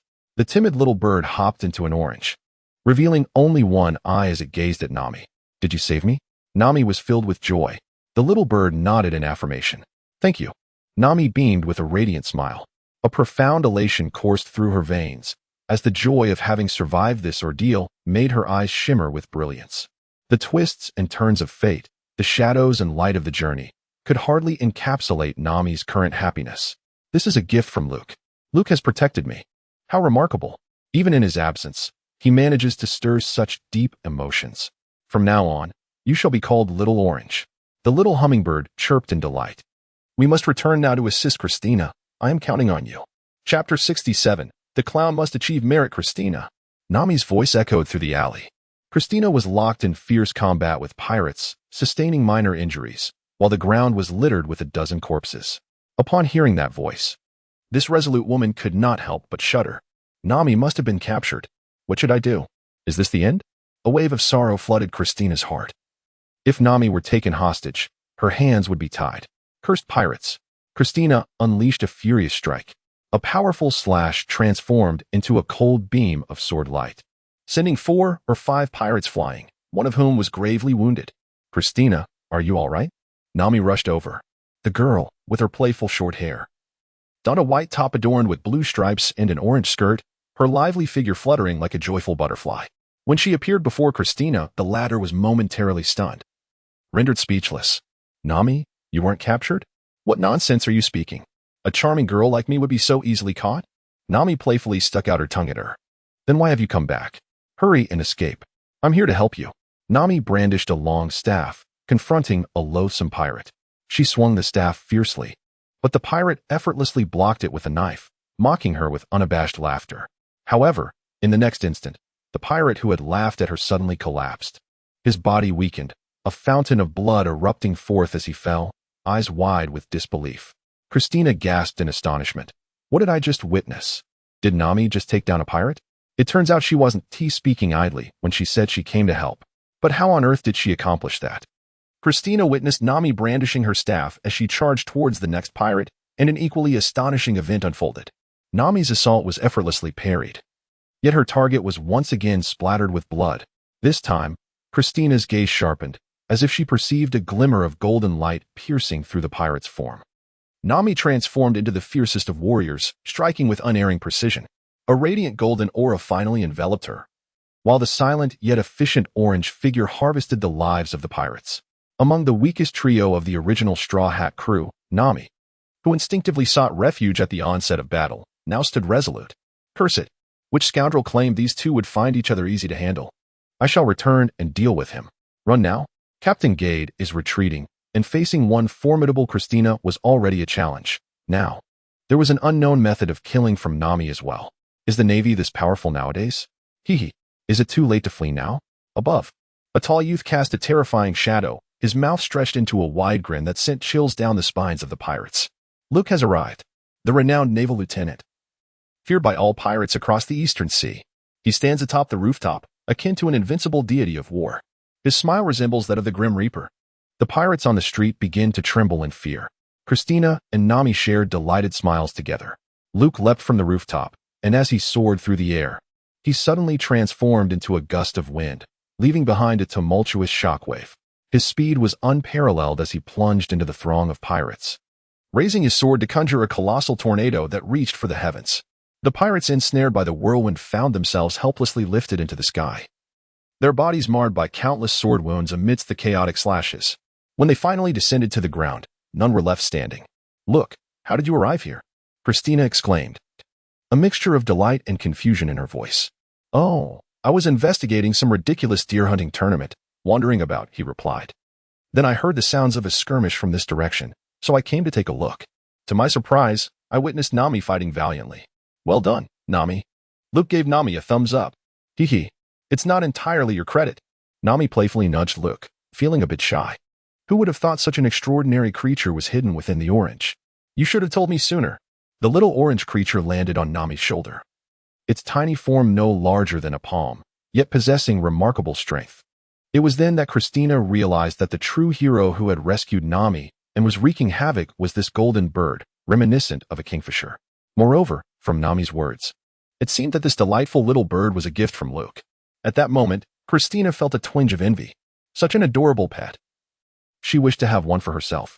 Luke felt bewildered by the peculiar gaze Christina cast upon him. He first tended to Christina's injuries and then helped Nami restore her scraped knee to its former state. This is not a suitable place for conversation. Let us return to the naval base.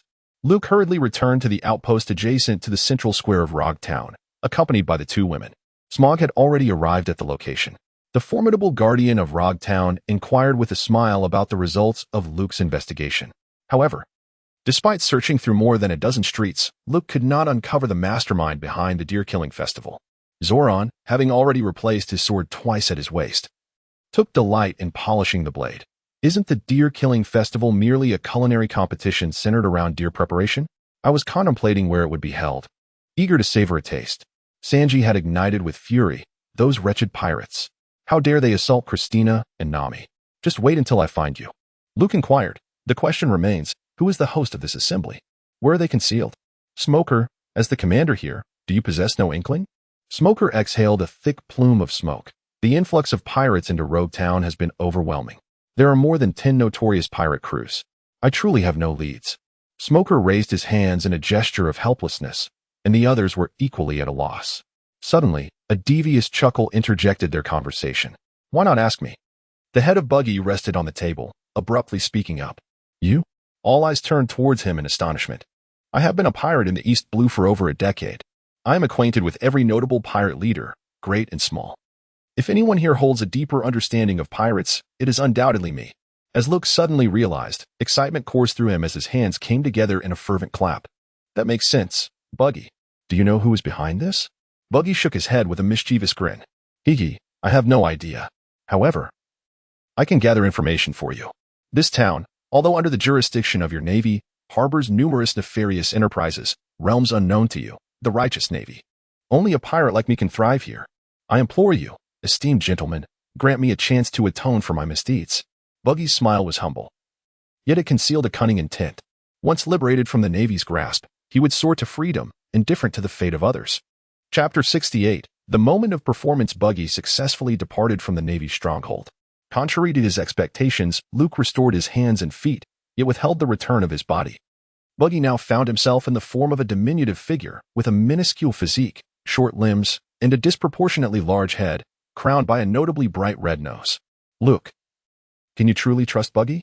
Smoker was taken aback by Luke's unexpected agreement with Buggy's perspective. Is this truly the Luke I know? The clown Buggy is infamous for his deceit and shamelessness. Kiki, let us give it a try. His body is with us. There is no fear of him not returning. Luke was unexpectedly optimistic. Smog furrowed his brow. I will send a few men to keep an eye on him. Luke restrained him. No need. Buggy's observation of the Color Emperor renders any attempt to follow him futile. Luke spoke thus, and Smoker nodded in agreement. However, he was perplexed. How could Luke, who had always harbored a deep disdain for evil, so readily permit Buggy to gather intelligence for them? As for the information that Buggy might procure, Smoker was utterly skeptical. He yearned to inquire about Luke's thoughts, yet Luke had already closed his eyes, reclining on the sofa, appearing as if he were in slumber. Luke's soul transcended the confines of his body, silently drifting above him. Just moments ago, he had activated the sheep talisman. Luke floated around the office, making a silly face at Smoker. Noticing that neither Smoker nor anyone else paid him any mind, he felt a sense of relief and drifted out the window. He followed Buggy. After leaving the Navy base, Buggy plunged into the bustling streets, darting into a secluded alleyway. During this escapade, he ambushed a thug and seized a robe. With his diminutive stature of less than half a meter, he hardly embodied the dignified presence of Captain Buggy. However, donning the robe made all the difference. With a hood covering his head, his hands concealed within the sleeves, and with his feet on the ground, he appeared to rise to nearly 2 meters in height. Regardless of his actual strength, he could at least maintain the imposing aura of Captain Buggy. He then sought out a dimly lit tavern, entering through a side door into an even darker passage. At the end of this corridor stood a burly man blocking a door. The man raised a fierce gaze, and the light from the wall illuminated Buggy's face. Upon recognizing Buggy's red nose, the burly man was visibly taken aback, allowing him to pass through the door without incident. Buggy stepped into another world within Rogue Town. The cacophony of pirates echoed around him, filled with raucous curses and the heavy scent of smoke and alcohol. Rowdy pirates guzzled their drinks while alluring barmaids navigated through the throng. The establishment was a spacious 2-story building, devoid of windows. With a closed upper level and only one passage for entry and exit. The lower level was a circular hall, while the upper level featured a circular corridor, providing a clear view of the activities below. The place was packed with pirates, numbering at least in the hundreds. News of Buggy's appearance had already spread through the hall. Those who spotted him gradually lowered their voices. This was the infamous Captain Buggy, renowned throughout the East Blue. Buggy made his way to the central table. "Buggy, I heard you were captured by the Navy. How did you escape?" Captain Gade, upon seeing Buggy, let out a booming scream as if he had seen a ghost. At this round table sat 10 captains hailing from various corners of the East Blue.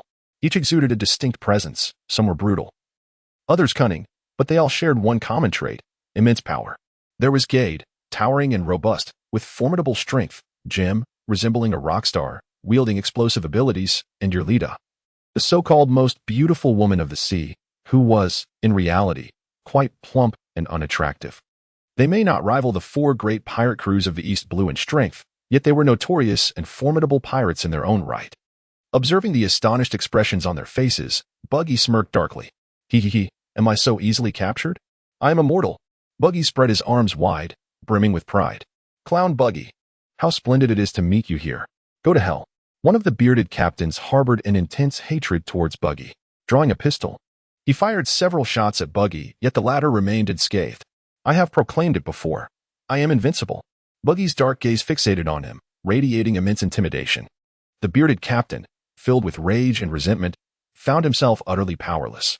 In truth, the bullets merely pierced the empty folds of his long robe. Ignoring the captain, Buggy turned his attention to the other leaders. "I have heard rumors of your assembly for a deer hunting convention. Is there any truth to this?" Gade slammed his fist upon the table, his face contorted with fury. "This region of the East Sea has become untenable. Major Luke will eliminate us one by one. We have fled to Logue Town, yet that fiend relentlessly pursues us, even to this place." Buggy's heart raced, and he blinked in astonishment, thinking, "These fools have no idea that Luke is escorting me to the Navy headquarters." A wicked grin spread across Buggy's face as he remarked, "So you intend to eradicate Luke?" Jim, with an air of arrogance, regarded Buggy. "I believe this presents a once-in-a-lifetime opportunity. With so many of us gathered in Logue Town, we can finally rid ourselves of Luke." However, some remained hesitant. "Humph, cowards." He cast a disdainful glance at the other captains present, his contempt unmistakable. Buggy was elated. With so many pirate crews assembled, if orchestrated properly, he might just evade Luke's clutches. Buggy sensed that it was time to showcase his true prowess. He inhaled deeply, the scent of alcohol in the air igniting his senses and intoxicating him. Then, with his provocative voice, he addressed the assembly of pirates. "Friends, perhaps we have had our differences in the past, but we now find ourselves in the same dire predicament. It is not that I look down upon you, but rather upon all present, including the esteemed captains. Should you venture into the Grand Line, within a year, 90% of you will perish at sea. The Grand Line is known by another name, the Pirate's Graveyard." His words rendered the assembly mute, all eyes fixated upon him. Buggy broke into a wide grin, his lipstick-painted lips parting dramatically. He scanned the crowd and continued, "Who is responsible for this tragedy? It is the Navy. It is Luke." His declaration ignited the fury of the pirates gathered there. The name of Luke reverberated throughout the hall. Enraged pirates, while shouting Luke's name, ground their teeth in fury. "It is Luke who has deprived us of our freedom to plunder in the East Sea. It is Luke who has cast a shadow of death over our lives. It is Luke who has denied us the pleasures of delectable food, precious treasures, and beautiful women. He is the arch-nemesis of all pirates." Buggy, like a cunning mentor, ignited the ire of all the pirates. Even the table full of pirate captains joined in the fervent shouts, "Indeed, Luke is our common enemy. Let us slay him." The hesitant captains, swept up by this fervor, could not help but echo the sentiment. Amidst this tidal wave of battle cries, Buggy revealed the most treacherous and sinister smile, thinking, "Yes, exactly like this. If I can prevent you from uniting against Luke, how will I find the opportunity to escape?" Little did he know, the ethereal presence of Luke floated behind him, watching Buggy's impassioned performance with utter incredulity. Chapter 69. The Grand Army Brothers. Buggy's performance was far from over. In this moment, let us refer to each other as brothers. The cacophony of shouts began to subside. "Not long ago, my crew was slaughtered, annihilated by the Navy led by Luke." Sob, sob, sob. Tears welled in the corners of Buggy's eyes. "But it matters not, for I still have you, my brothers." He defiantly raised his face, drawing back his tears, stifling his sobs. His silhouette stood resolute, facing such a painful blow, still strong enough to rise. All the sorrow he bore alone, shouldering it by himself. The pirates present were deeply moved, crying out in unison, "Indeed, we are brothers. Captain Buggy, you still have us. Buggy, Buggy, Buggy." The fervent cheers surged and fell like waves. Among the crowd were two special figures, Buffalo and Baby, 5, who, having heard of the slaughter of the deer gathering, found their way into this pirate festivity through unique channels. Baby, 5 wept uncontrollably, wiping her tears in handfuls. "Captain Buggy is so pitiful. Sob, sob, sob. I will always support you. Buggy." She joined the throng of cheers. Buffalo was unsettled, thinking this woman was incredibly foolish. The invisible Luke was also perturbed, his lips twitching. This guy Buggy was supposed to gather intelligence, yet here he was delivering an emotional speech. Moreover, judging by the current trend, Buggy might very well consolidate this scattered band of pirates into a united force. Thank you all for your support. Today, let Captain Buggy lead you to vanquish the one who has forced us into a corner. Look. Buggy stood atop a table, raising his right hand and clenching his fist. He elevated the atmosphere to its zenith.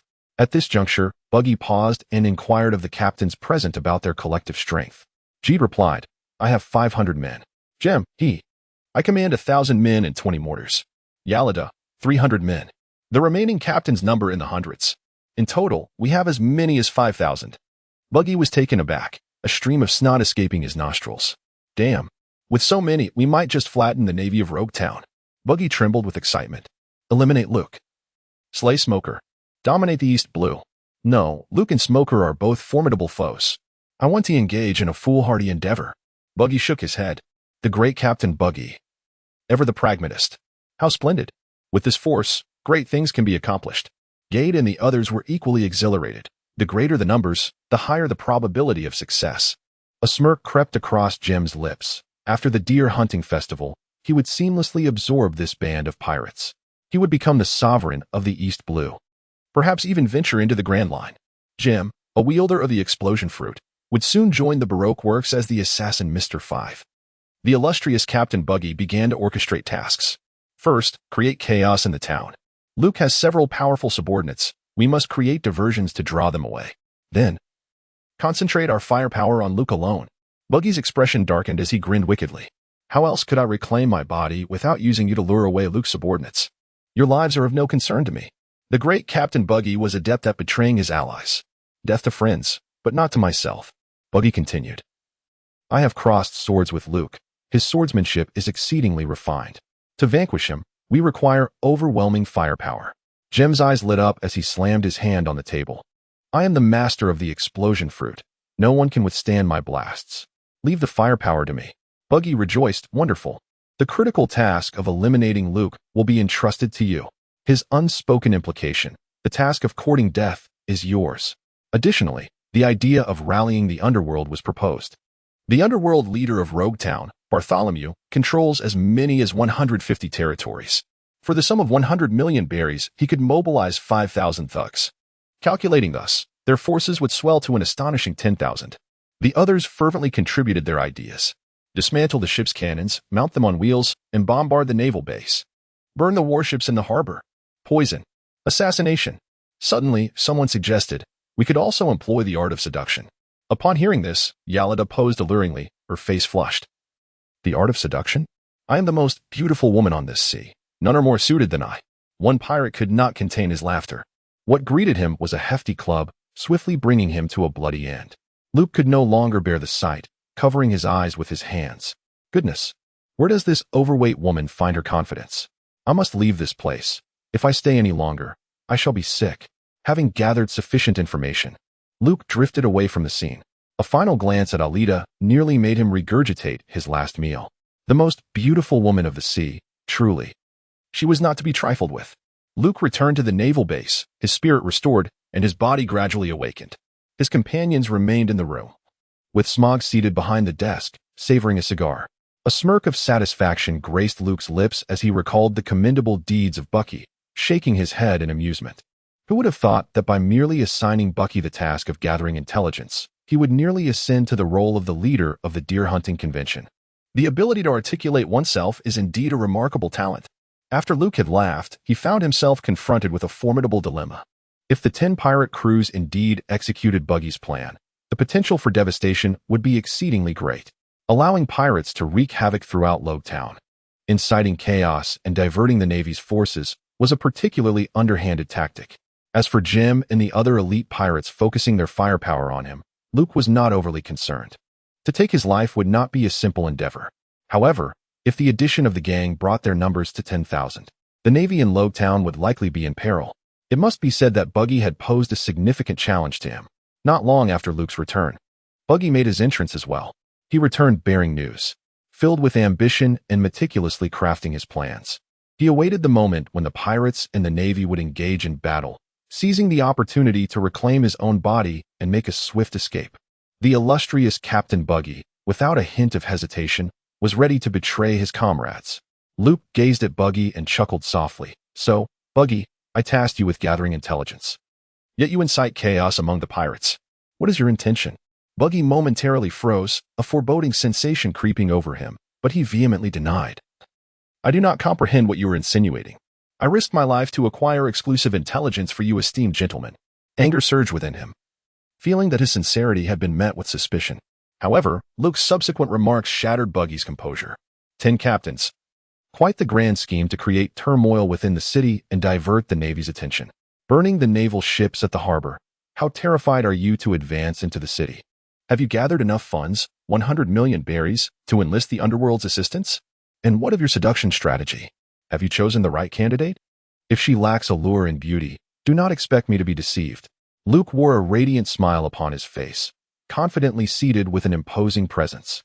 Dressed in his naval uniform, his robust chest seemed ready to burst through the fabric.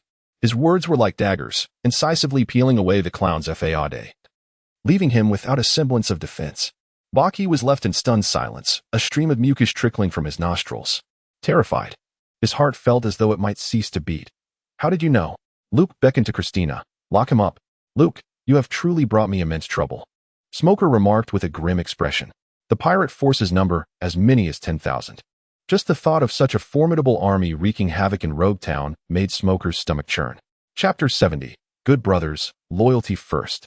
Buggy was escorted away. Luke rose to his feet, his smile as formidable and infectious as ever. Yet, at this moment, it bore a hint of cunning. Under the astonished gazes of Zoro, Sanji, and the others, Luke's appearance began to transform gradually. His robust muscles vanished, his sturdy arms became slender, and his sharply defined features morphed into a comical visage. He sported a large, crimson nose, a white skull motif adorning his forehead, and his lips were painted with a vivid red lipstick. Luke transformed into the likeness of Buggy. Zoro's sword fell to the ground, Sanji's drink spilled from his cup, and Smoker inhaled the entirety of a cigar in one breath. Luke flashed a wicked grin at Nami, playfully urging, "Come on, give me a smile, beautiful." A jolt of electricity coursed through Nami's scalp, causing her to shudder and break out in goosebumps. This malevolent smile was more unsettling than the sensation of cockroaches crawling on her. Luke performed a stunning hat trick in public, leaving everyone utterly astonished and speechless. He chuckled with satisfaction several times before waving farewell and departing from the naval base. Buggy instructed the pirates to create chaos, inevitably causing significant destruction to the town and dispersing the naval forces. Luke cannot allow such an occurrence. It is imperative to devise a plan to unite the pirates and ensnare them all at once. Jim and the esteemed captains have amassed a sum of 100 million berries to enlist the notorious gang leader of Town, Bartolomeo. Bartolomeo is distinguished by his striking grass-green mohawk, adorned with an eye tattoo beneath his right eye, and a nose ring that accentuates his ghastly visage. Clad in a purple coat and checkered trousers, the back of his coat displays a skull motif, while a dagger is sheathed at his waist. This youth, who has been entrenched in the underworld since childhood, is ferocious and ruthless, with a coarse demeanor, yet possesses an extraordinarily formidable strength. Upon receiving Jim's 100 million berries, Bartolomeo has commenced mobilizing the gang forces of Town. Luke, bearing the visage of the jester Buggy, returned to this place, stepping into the dimly lit corridor where he encountered a wooden door obstructing the path ahead. He inhaled deeply, suppressing the murderous intent within. I am now the jester Buggy. My current objective is to persuade the pirates to abandon their original plans and unite them. Engaging in combat with the pirates here is not an option. Germ, your leader, Bartolomeo. If you wish to take my life, then I shall lay a trap for you. Luke pushed open the door and stepped into the hall. At a glance, he noted that the number of pirates had diminished significantly, and several pirate captains had also vanished. They had dispersed throughout the city in accordance with Buggy's directives, preparing to incite a rebellion. Buggy? Jim exclaimed upon seeing him, a hint of surprise crossing his face. Did you not mention having urgent matters to attend to? What brings you back? Luke's expression was grave as he approached Jim, his voice low and serious. The situation has changed. Our plan has been compromised. This revelation struck both Jim and Bartholomew with astonishment. How could the plan have been leaked? You are the ones who hired me, and if something goes awry, you shall bear the responsibility, Bartholomew replied, his dialect evident as he habitually appended you know to his statements. His anger was palpable upon receiving Luke's unsettling news. Unexpectedly, a cruel smile broke across Luke's somber face. A traitor has betrayed us and divulged our information to the Navy. They are now on the move. However, there is no need for alarm. This is, in fact, good news. Luke imitated Bucky's mannerisms with a sinister grin, his eyes gleaming with cunning. Thanks to Bucky's fervent performances, a formidable reputation had been amassed. To not fully capitalize on Bucky's visage would be a disservice to the devious and shameless title he bore. Jim was taken aback. How did the revelation of the plan transform into good news? Both Jim and Bartholomew were somewhat exasperated. A stir began to ripple through the pirates in the hall. Luke raised a finger with his right hand and gently shook it, saying, "You are mistaken in your thinking. Captain Jam, I pose to you this question. What is our purpose in creating chaos in the city? To draw out the Navy." Precisely. Luke's voice rose with fervor, perfectly capturing Buggy's oratory prowess. He raised his arms dramatically, his cunning visage alight with excitement. With the Navy now fully deployed, was there not a gaping void in their defenses? We shall turn their own strategy against them, seizing the opportunity to infiltrate the naval base and eliminate Luke. His passionate declaration reverberated throughout the hall. The mere thought of his own demise sent a tremor through Luke's heart. This proclamation ignited a fervor among the pirates. Everyone was exhilarated by the sagacity of the illustrious Captain Buggy. Listen closely, everyone. Gather your crew, reach out to the other captains, and discreetly summon back all the pirates we dispatched. We must concentrate our forces and besiege the naval base. Captain Buggy remains as astute and formidable as ever. Even if the news were to leak, he could deftly turn the tides, transforming adverse circumstances into advantageous conditions for us. Long live Captain Buggy! Buggy! Buggy! Buggy! A fervent cheer erupted, with pirates raising their hands in jubilation, their eyes sparkling with admiration for the great Captain Buggy. This surge of popularity left Luke feeling somewhat abashed. Bartolomew's devilish countenance flushed with a hint of crimson, his bright eyes gleaming with reverence. Captain Buggy, you are truly magnificent. Jim, however, felt a twinge of discontent. His plan was to eliminate Luke and subsequently recruit all the pirates, but Buggy's overwhelming appeal posed a significant threat to his ambitions. Luke placed a hand on Jim's shoulder, uttering words that ignited excitement. Brothers, we possess an army of 10,000, fully capable of overthrowing the Navy's dominion in Rogtown. In due time, we shall establish our kingdom, with Rogtown as our stronghold, and the king shall be none other than our esteemed Captain Jim. Jim was left utterly astonished, his heart racing, his face flushed with exhilaration, and adrenaline coursing through his veins. I am to be the king?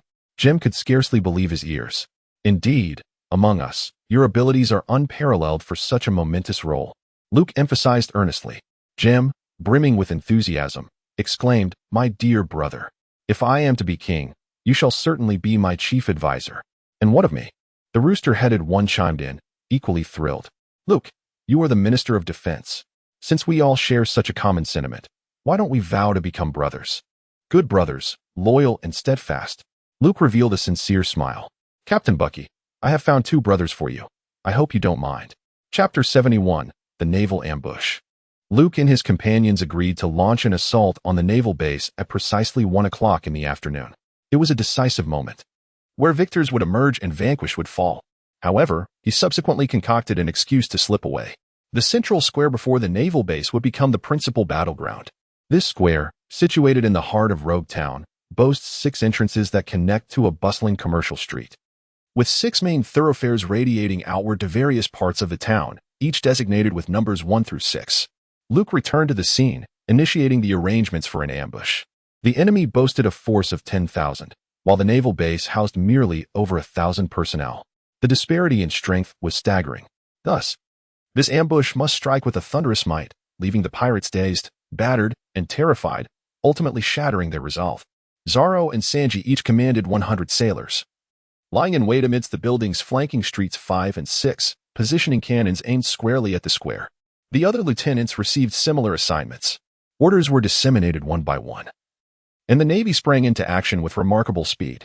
Smoker stood astonished, his jaw nearly dropping to the ground, at how thoroughly Luke understood the situation regarding the pirates. Luke's explanation was rather straightforward. He had dealt with the pirates. 10 pirate crews, along with the gang from Log Town, attacked the naval base with a force of 10,000 troops. Upon hearing this, Smoker's expression darkened. It seemed that this was not his outpost, and the destruction wrought by the pirates did not concern him. However, in comparison to the devastation of Log Town at the hands of the pirates, Smoker begrudgingly accepted that the naval base had suffered some damage. Those damned pirates, if they dare to come, I shall send them to the heavens. Smoker clenched his cigar, radiating an aura of menace. The colonel of the Navy in Log Town, known as the White Hunter Smoker, revealed his fierce side. They should be cast into hell, remarked Luke. Smoker shot him a glare. This is all you're doing. Luke shrugged, offering no rebuttal. The Navy was dispatched in waves, leaving the base's forces considerably diminished. With only a little over 500 personnel remaining, Luke ascended to the rooftop of the base building, where the distant breeze wafting in from the sea gently caressed his cheeks, carrying with it a hint of briny saltiness that, while distinct, was far from unpleasant. Luke retrieved a pocket watch and glanced at the time. It was nearly 1 o'clock in the afternoon, just a few minutes shy. From his elevated vantage point, he observed the streets surrounding the square, where throngs of people were converging towards this very spot. Draped in long robes, they pushed carts before them. Upon entering the square, they lifted their garments to reveal a fully armed stance. They were pirates. The carts were dismantled, unveiling a series of mortars. Brothers, lay waste to the naval base. Eliminate Navy Luke and Smoker. Roger Town belongs to us. The slaughtering festival has commenced. A cacophony of battle cries erupted as 5,000 pirates surged towards the naval base, their swords and blades glinting menacingly in the sunlight, resembling a forest of steel. Among these marauders were also thuggish figures clad in black. They were the gangsters under Bartolomeo, their numbers rivaling those of the pirates. Suddenly, a sharp whistle pierced the air as cannonballs were rapidly fired, resonating throughout the square, while the pirates manned the mortars to bombard the naval base. Smoker leapt from the office window, 2 cigarettes clamped between his lips, as plumes of smoke billowed from his arms. The billowing smoke coalesced into colossal fists that swept aside the incoming projectiles. Boom, boom, boom. A series of explosions erupted in front of the naval base, flames soaring into the sky amidst a cloud of dust. At this moment, Luke rose to his feet, 1 foot poised on the edge of the rooftop. He raised a megaphone and proclaimed loudly to the pirates, "I am Navy Major Luke." His voice echoed throughout the square, momentarily halting the frenzied pirates, only to incite them to shout with even greater fervor for blood. Jim, Captain Gade, and others lifted their gazes towards Luke, standing defiantly atop the roof. What had brought them together? Was it not their singular aim to eliminate Luke? To erase this Navy officer who had been driven to the brink from existence? Listen closely. You are completely surrounded by my forces. Surrendering and laying down your arms is your only avenue of escape. To resist will only lead to your demise. The 6 main streets erupted with the presence of the Navy, lying in ambush around the square. They leaned out from the windows, guns trained on the pirates below. Not only firearms, but also cannons. The cannons belched forth searing flames, exploding violently amidst the densely packed pirates. The bodies of the fallen were propelled into the air. Jem, Captain Gade, Bartolomeo, and others were taken aback, a hint of chaos rippling through the vast army. This was impossible. The Navy had clearly dispersed throughout the town. How could they possibly materialize here? Luke raised his megaphone and continued to proclaim, "Your Captain Buggy has informed me of the situation. He has betrayed you." The imprisoned Buggy sneezed repeatedly. Smoker, who stood as a bulwark against the onslaught, felt a twitch at the corner of his eye. Who exactly has betrayed whom? Luke, for heaven's sake, act like a human being. The pirates were thrown into utter chaos. I refuse to believe it. The illustrious Captain Buggy would never betray us. The Navy is lying. Boo-hoo. Captain Buggy, please come out and prove that this Navy officer is a fraud. Bartolomeo's expression darkened, his frustration nearing a boiling point. Regardless of whether Buggy had betrayed them or was ensnared in a trap, the bombardment surrounding the square persisted. He lifted his hands, forming a gesture with his middle and index fingers interlaced, summoning a translucent barrier above him. His barrier fruit unleashed its power. The cannon fire collided with the shield, erupting into brilliant bursts of flames and smoke in midair. Jim sneezed, nasal artillery. He flicked the mucus from his finger, transforming it into a fierce explosion that sent the Navy lurking around the square flying. After the initial turmoil, the pirates and the gang quickly regained their composure. After all, the disparity in numbers was significant. Even with the advantage of ambush, the Navy could not swiftly eliminate them. Luke set down the megaphone. He had implored as much as he could. The enemy not only refused to surrender, but also launched an offensive against us. Luke need not show any mercy. He leaped into the air, soaring from the rooftop to an altitude of several hundred meters. The square diminished in his view, the pirates on the ground appearing minuscule, akin to ants. Luke descended headfirst, activating the bull talisman as he unleashed a powerful palm strike. This was a technique that descended from the heavens. A formidable force transformed into an imprint of his palm, causing the ground at the center of the square to collapse.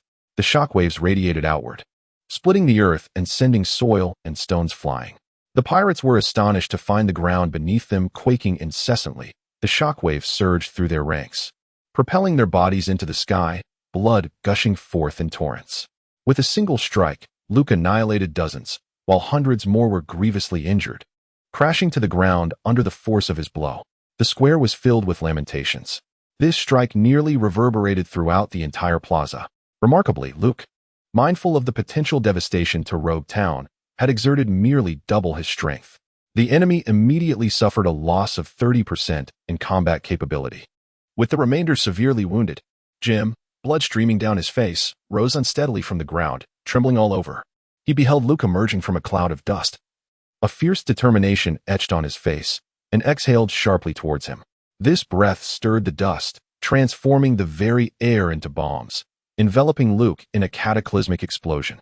Luke's steps were resolute, unwavering as he traversed the flames of the explosion, then raised his fist to strike Jim squarely in the abdomen. Good brother, loyal to the core. The pirate, with a bounty of 10 million berries and the formidable power of the bomb fruit, stared wide-eyed, his body succumbing to weakness. Jim muttered, "Curse that buggy." Luke advanced towards Bartolomeo, who had erected a barrier. Yet, with a mighty swing of his iron fist, the barrier shattered. Bartolomeo, gravely injured and spitting blood, was struck down by Luke's subsequent blow.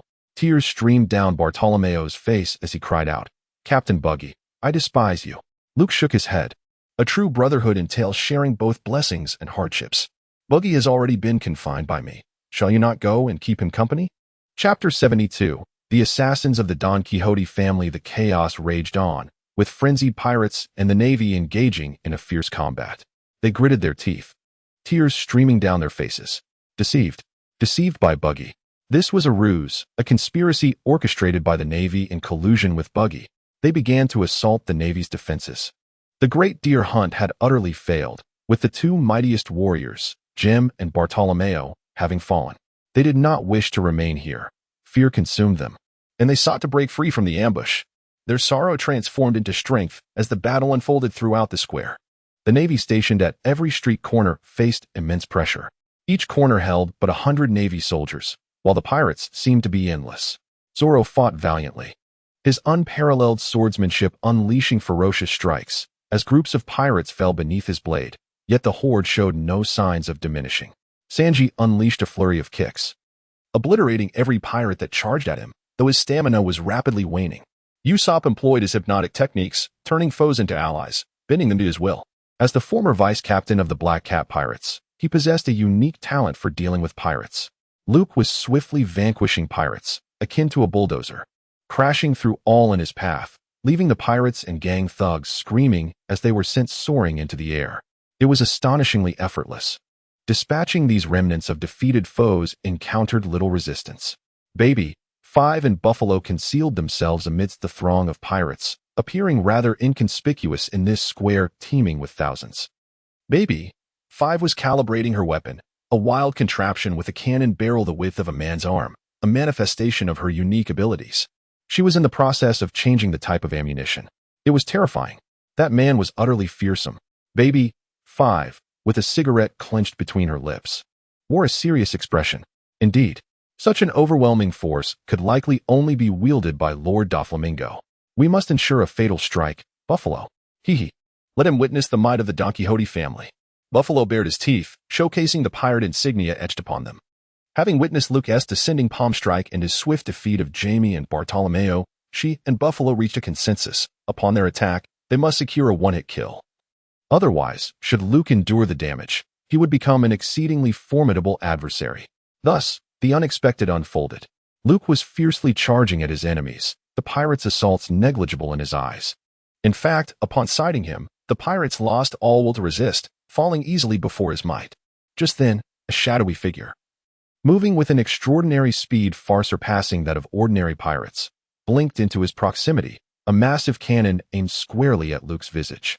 A blinding blue radiance simmered within the cannon's mouth, intensifying with each passing moment, before a laser erupted forth, striking Luke's face. What was that? Luke had yet to comprehend the situation when the trigger was pulled. Bang! Luke was engulfed by the intense blue light emanating from the violent explosion. The searing heat and scorching air permeated every inch of his skin, particularly his face and chest, as the flames seemed to cling to him, inflicting a sensation akin to burning flesh. His body, forged through relentless trials, had reached a terrifying density. His bones, muscles, and skin were impervious to the impacts of ordinary artillery blasts.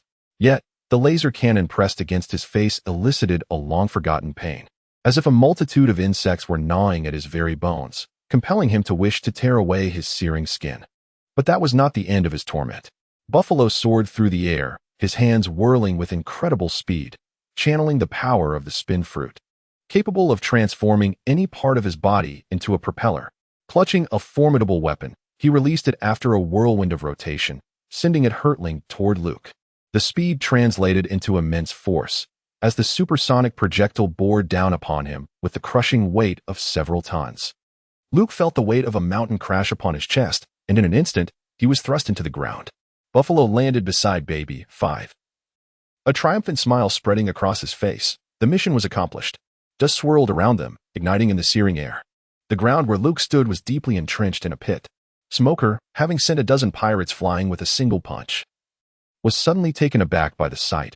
Luke had been attacked. Yet, amidst the flames, a figure emerged, exclaiming in agony, "Ouch, that hurts terribly." Luke emerged, patting down the flames that clung to his form. His body bore the marks of severe burns, and the final strike from the weapon had likely fractured at least 6 of his ribs. Alas, I have truly grown too complacent. Since departing from the Grand Line, I have not endured such grievous injuries. Luke grimaced in pain, a self-deprecating chuckle escaping his lips as he turned his gaze toward his assailants. A striking woman clad in a maid's outfit stood beside a towering man draped in heavy outerwear. Scars from burns marred his visage. Yet his piercing eyes gleamed with an intense ferocity, akin to a razor-sharp blade, exuding an overwhelming aura of menace. This gaze rendered the triumphant smiles of Buffalo and Baby 5 frozen in place. The essence of healing surged within him, the burned skin emanating a faint luminescence. As the scabs on his face fell away, a visage of pristine clarity emerged, almost pallid. Thus, I inquire, who are you? What connection do you hold with the slaughtering tournament? Why have you chosen to assault me? Luke unleashed a barrage of questions, the murderous intent radiating from his gaze. This is bad. Buffalo shrieked. Baby 5, prepare for battle. Understood. Let him experience the might of my scythe slash. Baby 5 gracefully leaped, grasping the chains draped over Buffalo's body. As Buffalo utilized his spinning fruit to propel her in a whirl, Baby 5's legs transformed into a colossal scythe. This was their combined assault, the spinning weapon, Reaper Maiden. The scythe, extending over 2 meters in length, gained devastating power with each rapid rotation, ultimately being hurled towards Luke with tremendous force. Their hearts raced furiously, a profound sense of impending doom instilling a fierce urgency within them. If they did not strike first, dire consequences awaited. Eliminate him, or we shall meet our demise. They fervently screamed within their minds. Luke raised his left arm, the presence of hockey enveloping it entirely. In the next moment, Baby 5's scythe descended. The spreading slash cleaved through the ground beneath Luke's feet, a straight fissure extending over 20 meters. However, Luke remained utterly still. He executed a swift kick, his heel striking Baby 5's abdomen, driving her into the ground. Then, he turned his gaze towards the ascending Buffalo. Moonwalk. Luke soared into the air, his iron fist, now at a level of destructive power, unleashed its strength for the first time with pure exhilaration. This adversary was worthy of such a blow. The wind howled as Bahafaro, in sheer terror, realized that Luke had reached above him, a fist descending towards his face. Bahafaro's visage contorted grotesquely, blood streaming from all orifices, resembling a cannonball that, with a thunderous crash, plummeted from the sky to the ground, creating a deep crater upon impact. As Luke landed, he took the opportunity to observe who these two assailants truly were. Baby 5 struggled to support herself with her left hand while her right transformed into the barrel of a gun, weakly aiming and firing at Luke. Luke's kick caused blood to trickle from her lips. Her once boundless strength felt foreign and exceedingly heavy. Bang, bang, bang. She fired her pistol, and a small amount of crimson was drawn from Luke's body. However, this superficial wound did not necessitate any healing for him. His gaze remained fixed on Baby 5, recognizing her origins from her weapon-switching movements. The assassin of the Don Quixote family, Baby 5. Chapter 73. Capturing Baby 5. Baby 5 relinquished her pistol, surrendering in despair. What kind of hellish mission have we embarked upon, encountering this invincible monster? She let out a bitter laugh. Young master, I truly have met my match this time. Could this naval major truly be just a major? Such formidable strength surpasses even that of a naval colonel. He must be at least of brigadier general caliber. Faced with the full force of her most powerful laser cannon, coupled with Buffalo's heavy assault, any other pirate worth over 100 million would be gravely injured or worse. Indeed, Luke was wounded, yet his rapid healing ability left Baby 5 in shock. The assault she unleashed with all her might was effortlessly restored by him. It was utterly disheartening. Subsequently, Luke unleashed his own strength. Baby 5 felt a kick land on her abdomen, leaving her breathless and in excruciating pain, as if her spine were shattered. Devoid of any strength, such overwhelming power she had only witnessed in the top 4 executives of her family. As for Buffalo, Baby 5 glanced at the massive pit behind her, uncertain if he still drew breath. A faint smile of bitterness crept across Baby 5's lips. Why does the Don Quixote family wish to kill me? Luke's cold inquiry showed no leniency merely due to her beauty. Because we accepted a mission, Baby 5's response caused Luke to furrow his brow, anticipating her continuation. The Tesalo Consortium has offered a bounty of 100 million for your life. The Tesalo Consortium. Luke was taken aback. This name was not unfamiliar to him. He had burned down their auction house in the Sabaody archipelago, liberating all the slaves. Indeed, he had even seized a devil fruit. Thus, it was no surprise that the Tesalo Consortium harbored a deep-seated enmity towards him. So it is true. Hiring assassins for revenge aligns perfectly with the modus operandi of dark forces. However, I am a naval major. Those scoundrels truly dare to challenge me. Luke, undaunted, let out a cold laugh. Why have you divulged this to me? Luke fixed his gaze upon Baby 5. Baby 5, wincing from the sharp pain in her waist, inhaled sharply and replied with a furrowed brow. Regardless of whether I speak or not, it matters little. You will not spare us. Humph. Even if you were to take my life, you would still be unable to evade the pursuit of the young master. Prepare to meet your end, Navy. Luke's gaze sharpened. Doflamingo, indeed a formidable adversary. May I inquire further about Baby 5? Doflamingo is recognized by the world government as one of the 7 warlords of the sea. Does he dare to openly oppose the Navy? Baby 5 offered a grim smile. Who knows? In any case, I am destined to perish, so I might as well take you down with me. She turned, transforming into a bomb, a spherical explosive towering over her, displaying a countdown. 3, 2, 1. A tremendous explosion erupted in the square, a mushroom cloud soaring into the sky. The force of the blast unleashed a tempest, the shockwave toppling pirates as if they were mere blades of grass, sending them sprawling in droves. Cough, cough. Luke coughed a few times, inhaling the air thick with the scent of gunpowder. The explosion from Baby 5 had once again inflicted injury upon him. Yet this was not the crux of the matter. It was merely a task. After all, he was merely a pawn following orders. Why should he stake his own life? Luke could not comprehend this. Pirates were selfish ruffians, engaged in a spree of destruction and plunder. If they truly possessed a spirit of selflessness, what purpose did piracy serve? Why not engage in something honorable?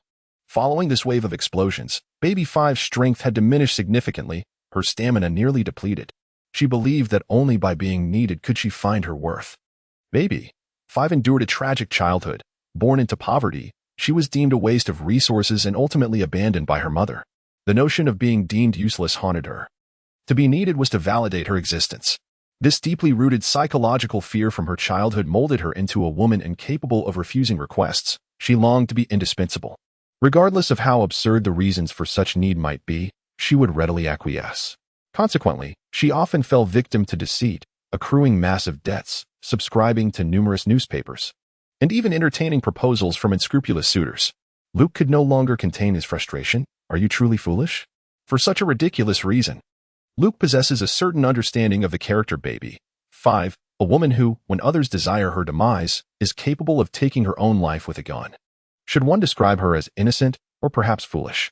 Such a life, devoid of personal convictions and moral discernment, exists solely within the confines of others' demands, rendering her a mere pawn in the hands of those around her. Luke felt a surge of anger at the thought. Are the desires of others truly that significant? Does that mean if I were to propose marriage, you would genuinely accept? Luke stood before her, utterly exasperated by her foolishness. He clenched his fist, his towering figure emanating a palpable sense of strength, while his forehead pulsed with a furious intensity. Baby 5's face, once ashen and devoid of hope, suddenly brightened as if illuminated by a forgotten light. She abruptly lifted her head, her eyes sparkling as they met Luke's gaze. To her astonishment, she felt a flush of warmth spread across her cheeks, covering her face with her hands as she let out a bashful shriek. Are you proposing to me? Someone actually needs me. Though we may stand on opposite sides, if you truly desire me, let us marry. Luke paused for breath, and his expression darkened immediately. Are we truly discussing marriage? I am merely expressing my disdain for your tendency to readily acquiesce to the desires of others, dear sister. I was merely speaking in jest. I have no intention of marrying you. Luke crossed his arms, his gaze stern. Baby 5's expression darkened. Is that so? I am no longer needed. Unable to fulfill Doflamingo's tasks or satisfy your desires, what meaning does my existence hold? She raised her right hand, transforming it into a pistol, pointing it at her temple, and then closed her eyes. A gunshot rang out. Yet, 3 seconds later, Baby 5 astonishedly realized she was unharmed. She opened her eyes to see a powerful arm extended beside her, gripping the gun's muzzle. Smoke still curled from the barrel, while Luke's palm dripped with crimson droplets. You foolish woman, can't you live for yourself? Luke exclaimed, seething with rage. If I were to live for myself, what would I do? Baby 5's eyes widened in shock as she stared at Luke, bewildered by his intervention. Who cares about that? Luke shouted back. Do whatever you wish, be a maid. Open a flower shop, travel, anything, but become a pirate. If you desire nothing, then sleep in.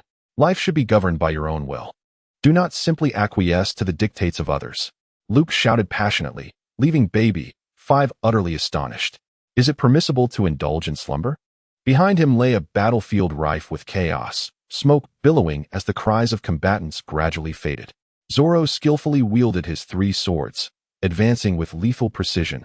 Upon hearing Luke, the corners of his mouth, clenched around the hilt, began to curl upwards. Sanji dispatched all pirates obstructing his path, his legs unleashing a whirlwind of ferocious kicks as he was captivated by a lady's voice. Upon beholding the enchanting Baby 5, his heart soared, utterly enchanted. This lovely lady. Why not join us aboard our ship? His words flowed forth without filter. Baby 5's eyes sparkled, the joy of being needed washing over her once more. I am desired. Yet, Luke was exasperated by her naivety. The carnage of the battlefield was drawing to a close. Luke struck down 30% of the enemy's combat strength with a single blow, while Baby 5 unleashed a tremendous explosion that obliterated an additional 20%.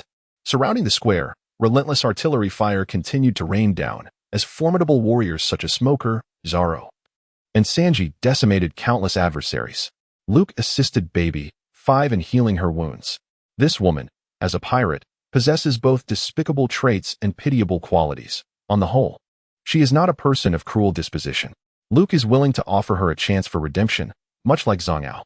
Luke's decision brought immense joy to Sanji, who eagerly lavished attention upon Baby 5. As Baby 5 stretched her limbs, she realized she had fully recovered. Gazing at Luke, her eyes brimmed with disbelief. Possessing formidable strength coupled with extraordinary healing abilities, could he be the one she would follow in the future? The prospect was indeed appealing. Chapter 74, Bucky's Attempt to Escape. Healing dandelions drifted across the square. In Luke's palm, dandelions of healing began to bloom. astonishing the injured naval soldiers who quickly realized that their wounds were mending at an astonishing pace, fully healed within mere breaths. A cacophony of cheers erupted in the square. Reminiscent of a roaring tsunami, outnumbered and suffering heavy casualties, the Navy found Luke's healing prowess to be a timely boon, restoring their vitality and strength. The pirate presence in the square had dwindled to a negligible force. A healing dandelion gently descended upon Smoker, erasing the pain inflicted by the pirate cannon fire. With wide eyes, Smoker gazed at Luke in disbelief. I thought I knew Luke well, yet I was unaware of his extraordinary hidden talents. Observing the talented individuals surrounding Luke, Zoro, and Sanji, he pondered their origins. Where had Luke unearthed such remarkable companions? Smoker felt a pang of envy. Without Luke and his subordinates' assistance, the naval forces of Rogue Town could never have annihilated this formidable enemy of 10,000. Zoro and Sanji, both exceptionally strong. Would it be too much to request one of them? Smoker retrieved a cigar and reignited it. Luke orchestrated a massive assault on the naval base. And my losses are considerable. Surely, asking for a personal ally is reasonable. This swordsman Zoro seems to share a kindred spirit with Tashigi, both being swordsmen. They surely have much to discuss. Perhaps a mere mention could persuade him to stay. As for the curly-haired fellow, his roguish demeanor suggests that with a little charm from Tashigi, he too could be swayed. Would that not grant me two formidable subordinates? Luke, do not hold it against me, for we are all part of the Navy, and our ultimate goal remains the same, to combat piracy. Smoker chuckled to himself, envisioning the prospect of enticing two powerful allies away from Luke. Upon witnessing Smoker's foolish demeanor, Luke generously bestowed upon him a healing dandelion. It appeared that the earlier treatment had alleviated his physical injuries but had not restored his mental faculties. Likely a consequence of the recent explosive that had left him with a concussion. What followed was the task of tidying up the aftermath, a responsibility that no longer pertained to Luke. Baby, Five was currently extracting Buffalo from the pit. Her feelings towards him were far from affectionate, as he had often bullied her during their childhood. Out of consideration for their camaraderie, she had refrained from retaliating. Furthermore, her inability to decline his requests had led to an accumulation of debts that Buffalo had imposed upon her. To Luke's astonishment, the young man displayed remarkable resilience, surviving a blow that would have incapacitated most. Suddenly, Luke's gaze shifted toward the naval base situated behind the plaza. He seemed to hear a piercing scream. It was Christina. I had entrusted her with the watch over Buggy. Could something have gone awry? Luke hurriedly turned towards the naval base, his expression grim. To his observation hockey, he sensed that Christina was injured. Beside her stood the clown, Buggy, along with other pirates. Had the naval base been invaded by pirates? When did this transpire? Luke moved with astonishing speed, stirring up a cloud of dust as he raced toward the base, closely followed by Sanji and Zoro. Sanji, upon hearing of Christina's injury, was consumed by fury, matching Luke's pace as he sprinted. Inside the base, Christina clutched her abdomen, blood seeping through her fingers. How careless of me to let a pirate get this close. Buggy, you shall not escape. She glared hatefully at the cunning Buggy and his accomplices. The clown Buggy laughed heartily, his expression one of smug satisfaction, having reclaimed his body. His merciless gaze was contemptuous as it fell upon Christina. Ha ha ha, is it really you? My dismemberment ability is perfect for dealing with swordsmen like you. If it weren't for the pressing need to flee, I would have ground you into the dirt already. Buggy's laughter was boisterous, completely dismissing Christina, and indeed, he possessed such power. Within this base, only Smoker and Luke instilled fear in him. With the plan successfully executed, it was time to retreat. Hey, Buggy. Beside him stood a corpulent pirate wielding a massive spiked club. Where is the naval treasure you spoke of? Arlita, with a fierce countenance, now wore a greedy expression. Under Buggy's persuasion, she had embraced his scheme, infiltrating the base during the chaotic clash between pirates and the Navy, intending to assist him in reclaiming his body, after which Buggy would whisk her away with all the Navy's riches. Of course, all of this was merely Buggy's side of the story. Buggy held his left hand at his ear, feigning surprise. What did you say? What treasure? Master Buggy is about to make his escape. If you want treasure, go seek it yourself. Ha. Buggy was slipping away, buoyed by his good fortune, bouncing past Arlita. Pirates are a bunch of fools. Those outside are sacrificing themselves for him. And this Arlita is foolish beyond belief. They are all mere pawns. For the grand escape plan of the great Buggy, they are expendable pieces. He began to envision leaving the naval base, returning to the open sea to recruit new followers. Suddenly, a tremor shook the ground, and a massive hole was smashed into the wall. Wow, What just happened? Buggy jumped, startled. He looked toward the breach. And from the smoke emerged a robust figure, one that filled Buggy with terror, causing him to tremble. This individual possessed well-defined muscles, arms as strong as iron, and a face marked by striking resoluteness, with eyes sharp as blades. Clad in navy attire and draped in a cloak of justice, he advanced step by step toward Buggy. Behind him, Zoro and Sanji followed suit, each exuding a formidable presence. Luke cast a glance at Christina, his gaze lingering on her injured abdomen, before shifting to the dagger clutched in Buggy's hand. Buggy, you have harmed my subordinate. Do you seek death? Ah, my apologies, Buggy exclaimed, his feet together as he bowed respectfully, sweat beading on his brow. He was thoroughly terrified. Was this a battleground between the Navy and pirates? Why was Luke here? Buggy was perplexed, yet it did not hinder his comprehension of the dire situation at hand. Luke paid no heed to Buggy. A radiant white light emerged from his palm, and the healing energy flowed toward Christina, swiftly mending her wounds. Chapter 75, The Most Beautiful Woman on the Sea. Are you the Navy Major, Luke? Elita's eyes twitched uncontrollably. A sense of unease and danger made her hand, gripping the wolf-toothed club, tremble. The very Major, Luke, who had annihilated the 4 great pirate crews of the East Sea and led his subordinates in a relentless purge of pirates, stood right before her. Elita swung the wolf-toothed club, delivering a powerful blow aimed squarely at Luke's head. Her strength, combined with the 500-kilogram weight of the club, was unparalleled in the East Sea. The weapon sliced through the air, creating a deafening roar, its might immeasurable. Luke raised his left arm to deflect the mace. His strength was formidable, and with just one hand, he rendered Arlita's efforts futile, preventing the mace from descending even a fraction. Luke cast a deep glance at Yalita. This woman, with a waist thicker than a barrel, was adorned with a visage of excess flesh and freckles, embodying an unattractive appearance, yet claiming to be the most beautiful woman upon the seas.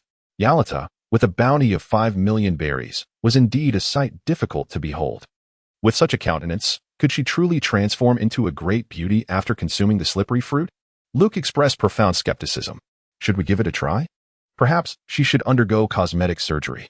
Suddenly, Luke was struck by a mischievous thought, his gaze causing Yalita to take an uneasy step back.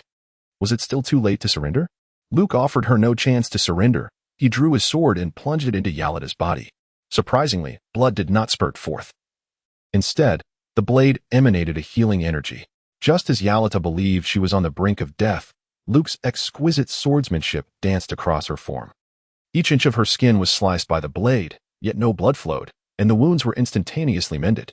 Luke lacked the surgical fruit that would allow him to manipulate the human form as if it were a mere work of art. Nevertheless, he possessed a formidable healing ability, capable of resurrecting the fallen, leaving not a trace of injury in his wake. With his exquisite knife skills, healing prowess, and shape-shifting abilities, he combined his talents in a remarkable display. Before the astonished gazes of Zoro, Sanji, Buggy, and others, Alrita underwent a stunning transformation. She had become slender. Her complexion improved. The healing power eradicated the freckles from her face, rendering her skin taut, smooth, and radiant. Her once plump cheeks, now sculpted as if carved by a chisel, shed the excess flesh, unveiling a charming and alluring visage. The once unattractive matron astonishingly morphed into a great beauty, standing before all in awe. Buggy's jaw dropped in disbelief. Is this truly possible? Zoro's lips twitched in astonishment. What kind of divine captain have I followed? Sanji was left speechless for a long moment. The ugly duckling has transformed into a swan. Finally, the shape-shifting power affected her attire. Alrita's loose garments tightened, conforming to her body. She now possessed a devilish figure and striking appearance. Luke sheathed his sword, nodding in satisfaction at his masterpiece. It was nothing short of a work of art. Eureka herself felt an extraordinary sense of wonder. She had expected to be torn apart by the notorious pirate, yet to her astonishment, she found herself still alive. Her entire being felt light and buoyant. She raised her hands before her eyes, marveling at how her once robust arms had transformed into delicate limbs. She gently caressed her face, discovering that her previously coarse skin was now remarkably smooth. With a heart full of trepidation, Eureka retrieved a small mirror to gaze upon her reflection. Suddenly, the mirror slipped from her grasp and shattered on the ground. What had I just seen? Is this truly my visage? It is breathtaking. Overwhelmed with emotion, Eureka trembled with excitement, her hands exploring her body. Noting the absence of her former bulk, she now possessed a slender waist and a voluptuous figure. Had she been moved enough? Luke roused her from her reverie. Eureka, in the name of the Navy, I now bestow upon you the justice you rightfully deserve. Luke raised his sword, his tone grave and foreboding. Yalita lifted her sparkling eyes, her slender face betraying a certain charming playfulness. As she approached Luke without a hint of trepidation. As she drew near, she knelt before him, cradling his sword-bearing right hand with both of hers. Her cheeks flushed with a delicate pink hue as she gazed up at him. My Lord Luke, I am grateful to you for bestowing upon me such exquisite beauty. I acknowledge my wrongs. Please grant me the opportunity to remain by your side in service. For the transgressions I have committed, I am willing to endure any punishment. Yalita unfastened a whip that was coiled around her waist and placed it into Luke's hands. Please, punish me fiercely. Luke was taken aback. What on earth was this woman doing? I merely performed cosmetic surgery on her, altering her visage, and yet her very disposition has transformed? Where is the fierce pirate? Now, with a countenance flushed like a peach, she kneels, pleading in a manner that seems intended for whom? Luke activated his observation hotkey and sensed that Eureka was not merely putting on an act. She genuinely desired for him to punish her. A rosy blush adorned her cheeks, and her eyes sparkled with a tender, glistening affection, reflecting the essence of admiration. Luke blinked in bewilderment, utterly perplexed that Eureka had developed feelings for him. However, upon reflection, in the original narrative, Luffy had struck Eureka, inadvertently granting her the opportunity to consume the slippery fruit, transforming her into a stunning beauty. It was this causal relationship that led Eureka to fall for Luffy. Thus, one could conclude that she possesses a penchant for masochism. And now, this sentiment has somehow manifested in his own life? Luke was utterly exasperated. He glanced at Yalita, who was kneeling on the ground, and then at the whip that had been offered to him. Perhaps he should give it a try. Luke pulled Yalita into a room within the base and closed the door behind them. Moments later, the sounds of intense slapping echoed from within, accompanied by a high-pitched female scream. Sanji was engulfed in flames of rage. Why? How could such a beautiful woman be attracted to Luke? Christina's eye twitched. It turned out that Major Luke had a penchant for such activities. Zoro remarked, this no longer concerns me. I'm off to the bar for a drink. Chapter 76. The Son of the Devil, Nico Robin. In a bid to locate the missing and lost Zoro, the warship led by Luke lingered in Rogue Town for an additional 2 days. During this time, the ship welcomed a new private, a maid. They were Yalita, who obeyed Luke without question, and Baby, 5, who had nowhere else to go and thus remained with the Navy. Naturally, the vessel also acquired a few prisoners, Bartolomeo, Jem, and Buffalo. Luke intentionally confined Bartolomeo, Jem, and Buggy together. Good brothers share both blessings and adversities. As for Bartolomeo and Jem, they incessantly hurled accusations of treachery and despicability at Buggy, their melancholic gazes ablaze with fury. Luke expressed his indifference, asserting that it was not his concern. After all, Bucky had indeed volunteered to gather intelligence for the Navy. The warship departed from Rogue Town, navigating the tumultuous currents of Reverse Mountain, traversing the Red Earth continent. Their first destination in the Grand Line was the Whiskey Peak. Whiskey Peak, the lair of bounty hunters, serves as the inaugural island for pirates entering the Grand Line. Here, ambitious pirates, brimming with dreams, receive an unprecedented welcome, only to lose their lives in their intoxicated revelry. The cactus-laden hills of Whiskey Peak stand as the graveyard for these pirates. As the Navy arrived at Whiskey Peak, they made their way along the inland river toward the town at the foot of the mountain, only to find the bounty hunters disheartened upon sighting the naval vessel. After all, the bounty hunters' livelihood depended on pirates. What use was the Navy to them? Perhaps just a few coins for drinks? The Navy would remain here for a day, resupplying with fresh water and provisions before heading to their headquarters. Luke sat at the bar, sipping his drink, acutely aware of his unwelcomeness. The Navy's presence here hindered their piratical endeavors. For the first time, he felt the sting of disdain, prompting a bitter smile as he shook his head. Since Crocodile established the Baroque Works, the bounty hunters of Whiskey Peak had been subsumed, becoming subordinate members of the organization. One wonders whether Baroque Works has truly been established. Luke inquired about the situation and quickly concluded that whether the Baroque Works had been established remained uncertain. However, it was evident that the pirate hunters here were merely a loosely organized group, not yet assimilated into Baroque Works. Meanwhile, Luke's observation hotkey sensed a formidable presence, at least 2 tiers stronger than the pirate hunters present. A faint smile curled at the corners of Luke's lips. How intriguing. Let us uncover the identity of this remarkable figure at a quaint inn nestled in the Whiskey Peaks. Nico Robin donned her knee-high boots and slung her backpack over her shoulder. Through the window, she caught sight of the Navy's ships docked at the harbor, a wave of unease washing over her. With her long, straight black hair and deep blue eyes, she wore a deep purple cowboy hat and a sleek black dress. Due to her identity and the staggering bounty on her head, she frequently faced betrayal and abandonment, endowing her with an extraordinary vigilance. To evade the relentless pursuit of the Navy, she concealed herself within the shadows of the underworld, surviving through the treachery of others. She hastily departed from the inn, venturing into a secluded alley behind the building. However, it wasn't long before Robin halted in her tracks, panic surging within her as she spotted a Navy officer blocking the alleyway. It was Luke.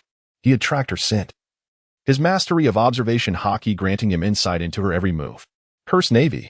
Robin clenched her jaw, raising her hands and crossing them over her chest. Petals began to materialize in the air around her. 8-petal flower, cramp. Luke gazed in astonishment as 8 arms emerged from his body, each grasping his neck, arms, and legs, contorting his form backward. Nico Robin. Through this extraordinary ability, Luke instantly recognized the identity of the woman before him. The Devil's Child, Nico Robin. Do not blame me, Robin stated from across the way. Crack. Luke's spine emitted a sharp crack, and he fell backward. Robin no longer regarded him, passing by with an air of indifference. Luke rose to his feet, brushing off the dust from his clothes. It stings a bit. However, I trust you never intended to take my life, did you? Luke maintained an air of nonchalance. Even without mentioning his healing abilities, he was far beyond Nico Robin's capabilities, regardless of her full strength. With effortless grace, he rose to his feet, startling Robin in the process. She sensed an overwhelming threat. How is it possible that you remain unharmed? A flicker of panic crossed her face as she raised her hand, unleashing her powers once more, this time without mercy. You shall not capture me. 30-petal flower, throat lock. 2 colossal arms, formed from 30 elongated appendages, ensnared Luke's throat from either side, exerting immense force as if intent on strangling him. Heh. Futile effort. The disparity in our strengths is insurmountable.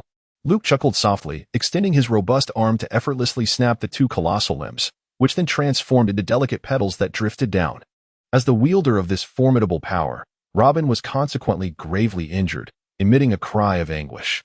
She felt an overwhelming sense of despair. For this naval officer was so powerful that she found herself devoid of any strength to resist. Upon recognizing Robin, Luke was nearly overwhelmed with joy, almost whistling in delight. She is one of the 2 esteemed goddesses of the Straw Hat crew. Unlike the still maturing Nami of the present, the 20-something Nico Robin radiates youthful vitality, possessing astonishing beauty.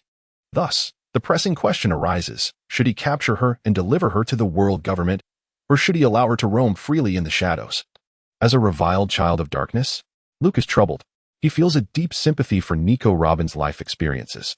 After all, she has committed no wrongdoing, yet her homeland, O'Hara, has been erased by the world government, reduced to a sea of flames under the Buster Call. A mere 8-year-old girl, she was forced to abandon her home, wandering through a dark world to eke out a living while evading the Navy. She was continuously betrayed and endured the harshness of hunger and cold.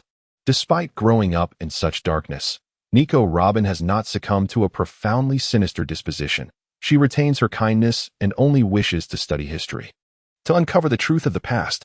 Oh, cursed history! Luke does not harbor a disdain for history, however.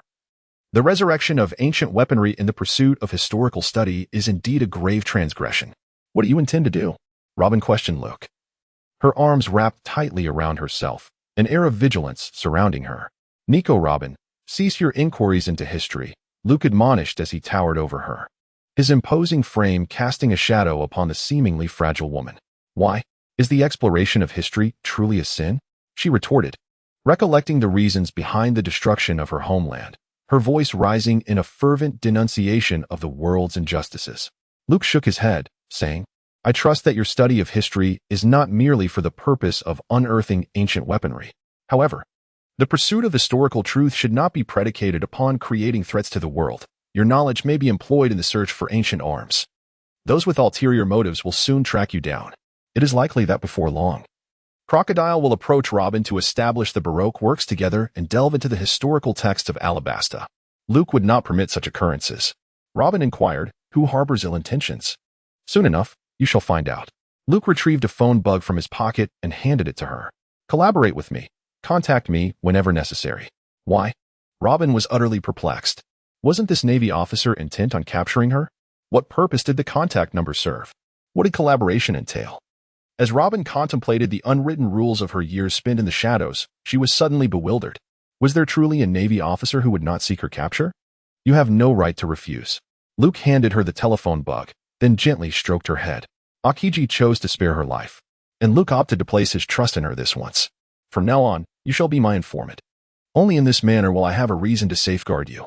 Luke left Robin, who was utterly stunned, and walked out of the alley alone.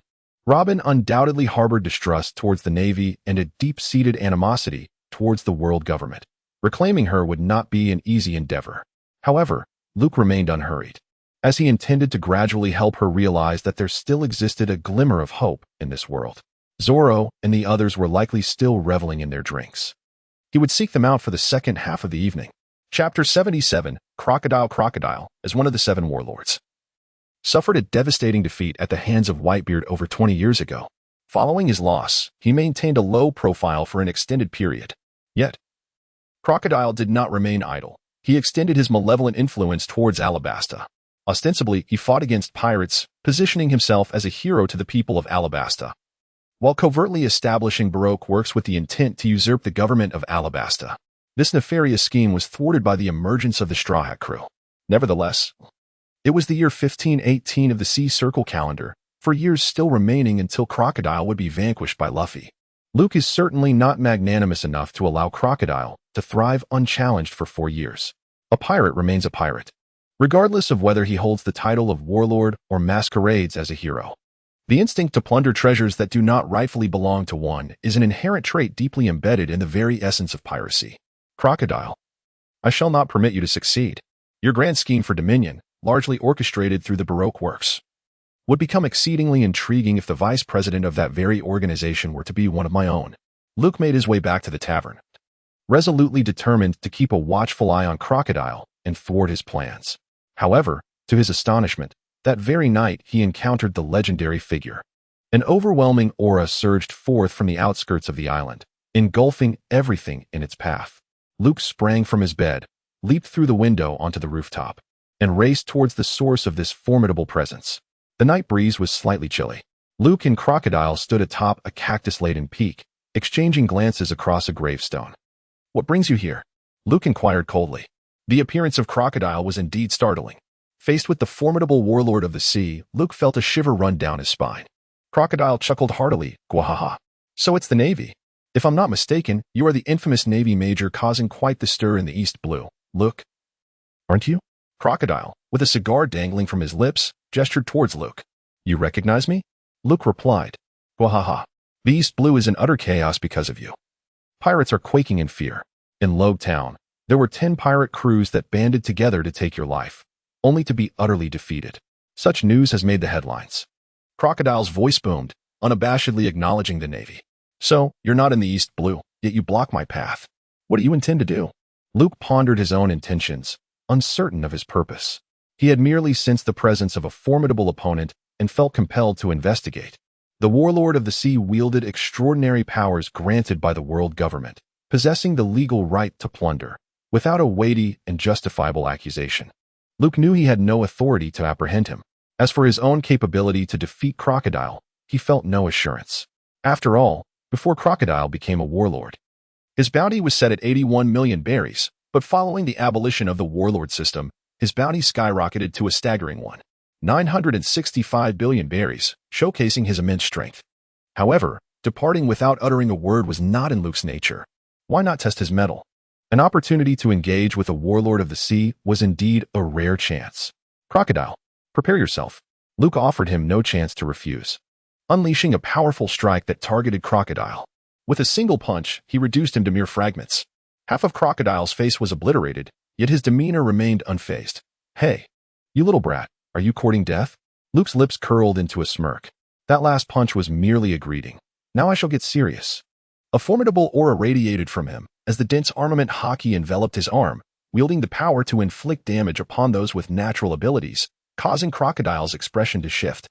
With a single punch, the air erupted violently, and the cactus peaks beneath their feet shattered into fragments amidst the shockwave of his strike. Arcmoon Sand Dune. Crocodile's arm transformed into a colossal crescent-shaped sand blade, slicing past Luke. The two figures danced past each other, shifting positions seamlessly. Let us conclude our encounter for today, Crocodile. Do not entertain any ill intentions. I shall keep a vigilant watch on you. Luke turned his back to him, slowly descending the mountain. After their brief exchange, the two departed in unison, as if their encounter had been nothing more than a friendly sparring match. As Luke journeyed back, he raised his right hand, the moisture being siphoned away by the razor-sharp sands, leaving him as desiccated as a mummy. The powers of the sand fruit are indeed fearsome. He must be here for Nico Robin. Robin, do not let me down. Crocodile transformed into a whirlwind of sand, soaring over the rooftops of the small town. One hand pressed against his chest, a trickle of blood escaping from the corner of his mouth. How could a mere Navy major have wounded him? He wiped away the blood and set his sights on his target. Nico Robin sat on the bed of her inn, feeling absurd about the events of the day. Utterly at a loss. Pirates are untrustworthy, and so are the Navy. Yet, it was the Navy that saved her, the Navy that spared her life. Those who wished her dead were also from the Navy, as were those who found her and let her go. What does this world want from me? Anger and frustration swirled within her, accompanied by a profound sense of helplessness. Just as she teetered on the brink of despair, a gust of sand swept into the room, revealing Crocodile's true form. Nico Robin, I have been searching for you for a long time. He cackled joyously. You are Sir Crocodile, one of the 7 warlords. Robin gasped in shock. What is happening today? One formidable figure after another arrives, first the Navy, then the warlord. Nico Robin, become my subordinate. I am establishing Baroque works, and I require an exceptional talent like you, adept at navigating the shadows of the underworld. You are my chosen one, Crocodile declared, his face marred by a long, horizontal scar that rendered him both cunning and sinister. Robin regarded him thoughtfully, recalling Luke's words. Those with ulterior motives will soon meet their fate. Could he be referring to Crocodile?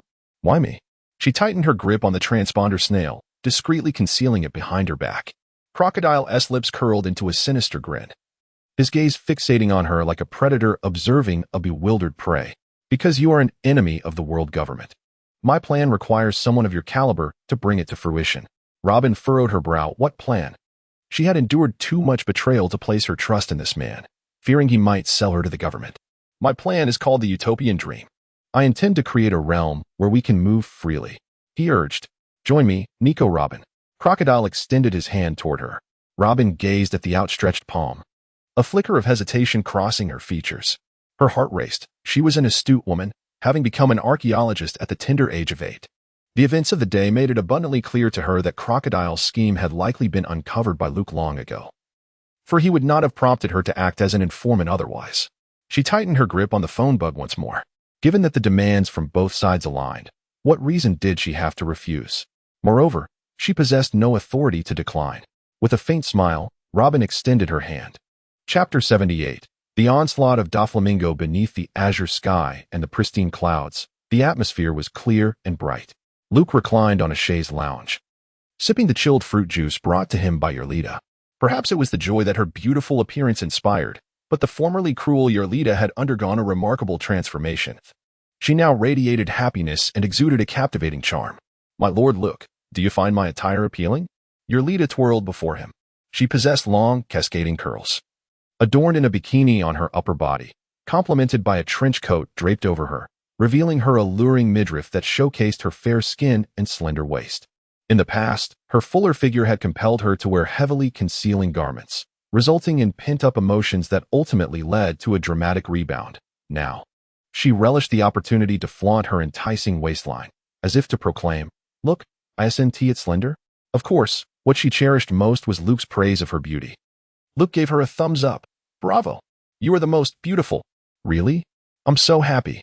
Yalada's cheeks flushed with embarrassment as she shyly covered her face with her hands, her sparkling gaze never leaving Luke. She revered beauty and yearned for even more admiration.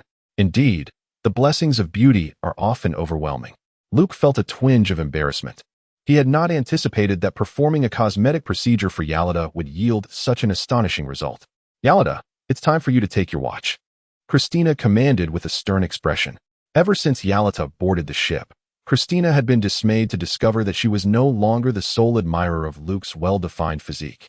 Now, there was another. While she could only glance secretly, Yalada unabashedly stared at Luke.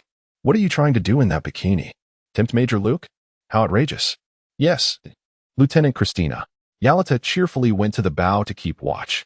It had been half a month since they departed from Whiskey Peak, and Luke maintained a disciplined routine, alternating between vigorous training and restful periods. Nami took care of navigation, Sanji managed the meals, and Zoro bore the responsibilities of combat. The warship sailed smoothly through the Grand Line. At the naval base in Rogue Town, Luke acquired a permanent pointer leading to the Navy headquarters. And he also obtained the corresponding pointers for Alabasta and Water City along the way. Consequently, there was no need to worry about lingering on each island to record the local magnetic fields. Beside the warship, a colossal Sea King attempted to attack, but met its demise at the hands of Zoro, who sliced it into several pieces. Sanji made use of the fresh ingredients, delighting the ship's crew with exquisite culinary creations. Baby 5 assisted in the kitchen, deftly handling the cooking and cleaning of dishes, becoming adept at various tasks. The soldiers were blissful. Ever since Sanji joined the crew, every meal had been so delectable that they felt as though they might swallow their own tongues. Moreover, the presence of 2 stunning beauties aboard heightened their joy. One was gentle as water, often adorned in a black maid outfit. Although she frequently referred to herself in coarse language, anyone who spent time with her could feel her meticulous care. The other was alluring and vivacious, fond of wearing bikinis and showcasing her figure, leaving the soldiers in rapturous delight. Working on the ship was sheer bliss, and the soldiers wept tears of happiness. Sanji, too, was content. While cooking, he was accompanied by a captivating beauty, and his heart raced with joy. With the utmost culinary skills, he infused happiness into his dishes, producing plate after plate of delightful food. Baby 5 served the meals, earning unanimous praise from the soldiers. High above, Don Quixote Doflamingo soared through the sky. His strings bound the clouds, enabling him to traverse the skies at remarkable speed. Clad in a pink feather coat, he resembled a magnificent bird in flight, rapidly approaching the warship where Luke was stationed. Luke, clad in white beach shorts and bare-chested, reclined on a sun lounger, adorned with a pair of sunglasses, indulging in barbecued delicacies presented by Baby 5. Suddenly, his gaze was drawn to a magnificent pink bird soaring through the sky. Luke suddenly sat up. I was astounded to sense a menacing aura emanating from a bird. This is not good. It is flying towards us. Prepare for battle. Luke removed his sunglasses and shouted towards the people on the ship. Zoro, who had been dozing off against the ship's railing, opened his bleary eyes and instantly shifted into a combat-ready stance, gripping his sword tightly and gazing intently at the approaching foe. Sanji and the others also emerged from the cabin. An enemy capable of eliciting such urgency and alarm from Luke was undoubtedly no ordinary adversary. Luke harbored an ominous premonition, and as the large bird swiftly approached, its figure gradually became discernible, prompting a noticeable pallor to wash over his face. Don Quixote Doflamingo, young master. Baby 5 also discerned the situation. With a click, Doflamingo's pointed shoes lightly touched the bow of the ship, his towering figure standing at 3 meters, exuding an overwhelming presence that was both fierce and commanding. He chuckled menacingly. Baby 5, it's been quite a while since you and Buffalo left without a word. I came specifically for this. Ever since the two embarked on their mission, they had seemingly vanished without a trace, failing to report back, whether in success or failure. However, through his sources, he had learned that Luke was alive and well. Thus, he had come to seek out Luke and intended to retrieve his 2 subordinates. There were only so many members in the family, and nurturing them was no easy task. Baby 5's expression shifted dramatically. I do not intend to return to Dressrosa. Doflamingo, donning a pair of sunglasses, wore a smile that was both eerie and perilous. Baby 5, you are simply too foolish, unable to decline others' requests. Was it this Navy major who posed a difficult demand upon you? If so, I shall take it upon myself to eliminate him. His tone was chilling as he cast a fierce glare at Luke. He was well aware of Baby 5's character, to punish those inferior suitors. He had already dispatched dozens of her fiancés. Luke stepped forward. Doflamingo, Baby 5 has resolved to remain with the Navy. She will not accompany you back. Luke had not anticipated encountering 2 of the 7 warlords within a mere fortnight. Moreover, the individual before him was undoubtedly one of the most perilous among them. If I must retrieve Baby 5 and Buffalo, then let it be known that my fist will have a say in the matter. Ha. How dare a mere Navy lieutenant speak so brazenly in my presence? Don Quixote Doflamingo, you sent assassins after me, and I have yet to settle that score with you. Luke stood his ground, unwavering. Though he may not be a match for Doflamingo, The potency of his iron fist was formidable enough to challenge even the 7 warlords. The ability to shatter with his iron fist was sufficient to obliterate any adversary. With the enhancement of the Bull Talisman, Luke was confident that he possessed the strength to confront the 7 warlords. Doflamingo, however, regarded him with disdain, seeing himself as superior, cold-hearted, and ruthless. He cared for none but those he considered family among his subordinates, regarding everyone else as expendable. Do not think I would hesitate to eliminate you alone. I could wipe out your entire crew without a second thought. Let us see whether the world government would intervene on your behalf, he declared, raising his hand and flicking his fingers. Delicate threads, invisible to the naked eye, shot forth from him, ensnaring the soldiers on the deck of the warship. Sanji found himself unable to control his body and, in a fit of frustration, kicked violently toward Zoro. Suddenly, Yarlita swung her spiked club, aiming for Christina's head. The other Navy men drew their swords, turning against their comrades. In an instant, chaos erupted on the warship. Chapter 79. Baby Five's resistance confronted by Sanji's explosive kick. Zoro's expression changed.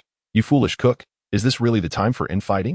Drawing his twin swords, he deftly positioned the blades to intercept Sanji's attack. Christina, with her long sword, blocked Yarlita's spiked club. Doubt crept in. Was Yarlita attempting to eliminate her to claim Captain Luke for herself? The soldiers aboard the ship were engulfed in panic, urging their comrades to cease hostilities. Yet, ensnared by Doflamingo's threads, they became mere puppets, their resistance utterly futile. Enough! Cease this madness! Luke cried out, slicing through the air with his sword, severing the threads one by one. The soldiers, regaining control of their bodies, wore expressions of distress as they steadied themselves. Luke's countenance darkened further. Doflamingo, you reckless scoundrel, know your limits. With a smirk, Doflamingo casually thrust his hands into his pockets, his audacious gaze fixed on Luke. I merely seek to reclaim what is rightfully mine. Consider this a warning. Luke, if you wish for your subordinates to remain unharmed, I suggest you step aside. Infuriated, Luke clenched his jaw tightly, his fists balled in rage. Doflamingo's insolence and threats ignited a furious fire within him.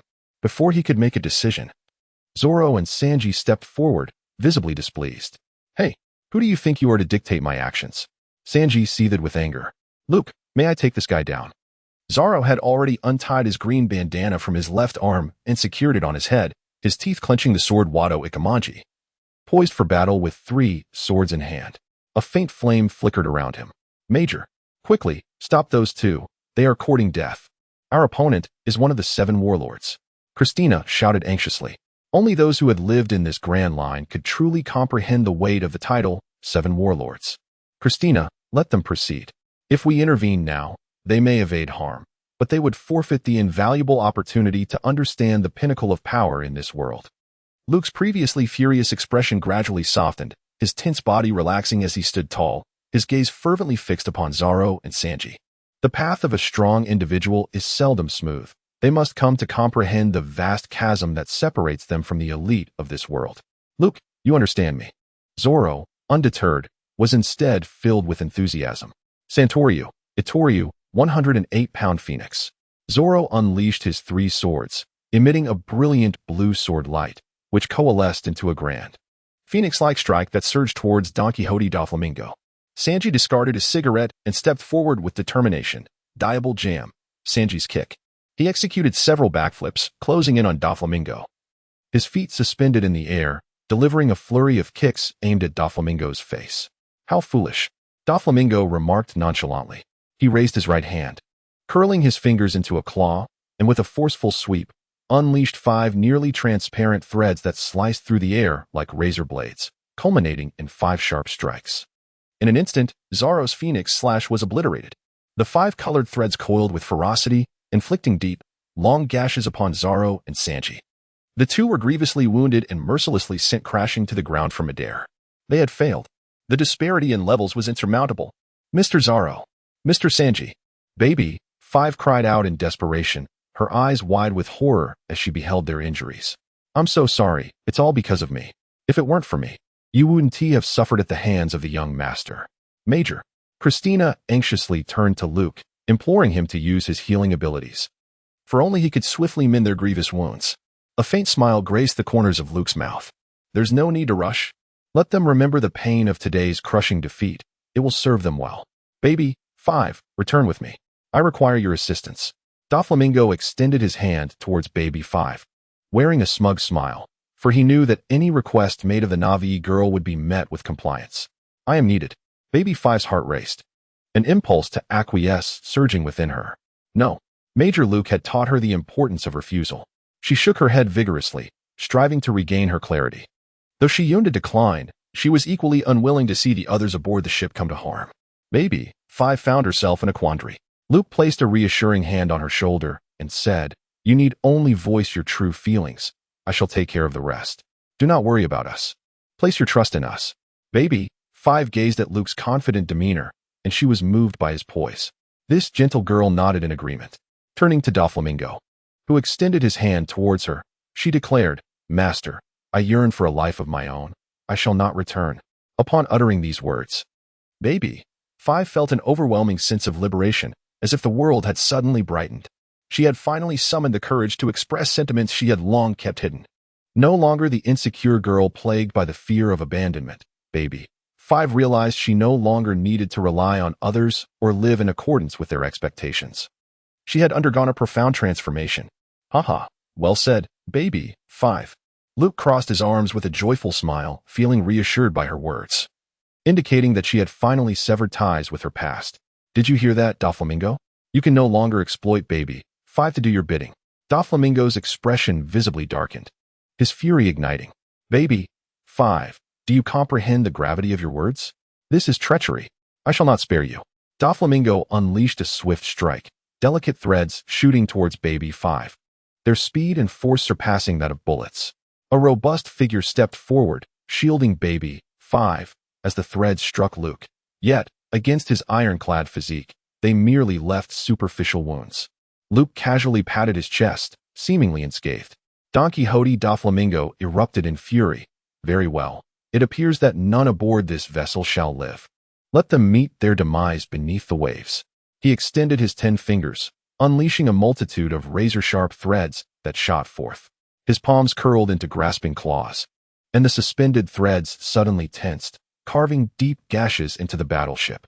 The stout mast appeared as if severed by a single blow, tilting perilously to one side, while the hull split open with 5 jagged fissures. Those unfortunate enough to be struck by the threads erupted in torrents of blood, and the bow of the ship was cleaved from left to right. Doflamingo unleashed a relentless assault. The threads were unstoppable, transforming the warship into a slaughterhouse, with countless strands serving as merciless blades. Damn it! Do not damage the ship. Luke let out a furious roar. He slaughtered the crew and wreaked havoc upon the warship. Doflamingo, he truly intends to eliminate everyone. Luke was filled with fury. With a forceful stomp upon the deck, a flash of movement brought him beside Doflamingo, delivering a sweeping kick that embodied the depth of his wrath. The strike sent Doflamingo flying from the ship. However, Luke was aware that this blow would not inflict harm upon Doflamingo, for he had adeptly utilized strands of thread to ensnare the clouds. Walking upon them high in the air, Luke pursued with a moonlit stride. My strength may not rival that of Dover, yet underestimating my power will undoubtedly exact a toll. If you wish to slay me, then come forth. Luke unleashed a formidable combat prowess, suppressed in the East Sea, now liberated beneath this vast sky. The strikes collided with the air, generating an overwhelming shockwave, one after another, as Luke and Don Quixote Doflamingo unleashed their full repertoire in a fierce battle. Chapter 80, A Punch Beneath the Sea. Only through direct confrontation can one truly appreciate the terrifying nature of Doflamingo. He employed both hands and feet, with invisible threads that were nearly impossible to evade. These threads were as sharp as blades or as swift as bullets, their transformations unpredictable. Furthermore, he crafted a web-like nest to obstruct Luke's punches. In the areas where Luke's armed hockey fails to shield him, he is incessantly subjected to the relentless slicing of threads, leaving him drenched in blood. At this moment, Luke feels an immense sense of relief, for the talisman has fully assimilated into his body, granting him a rapid healing ability that allows his wounds to mend almost instantaneously. Your attacks are formidable, but my endurance is vast, and my recovery swift. The sea churns violently, splintering the wooden planks of the ship. The soldiers aboard witness the scene with horror. Merely the aftermath of the shockwave conveys the essence of destruction. Nami has already begun to direct the soldiers, maneuvering the warship to the outer perimeter of the battle between the two, for remaining any longer could spell doom for the vessel within half an hour.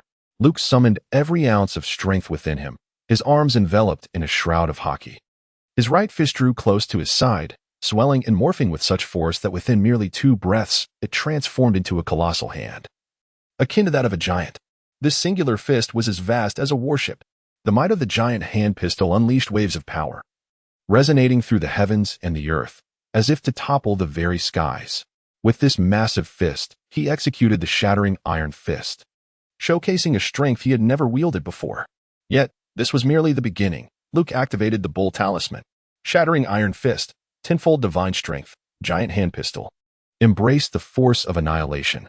Luke flashed above Don Quixote da Flamingo, his colossal fist looming like a battleship over him, his furious eyes glaring at the man below. An inexhaustible force radiated from his fist, pressing down with such intensity that Da Flamingo struggled to breathe.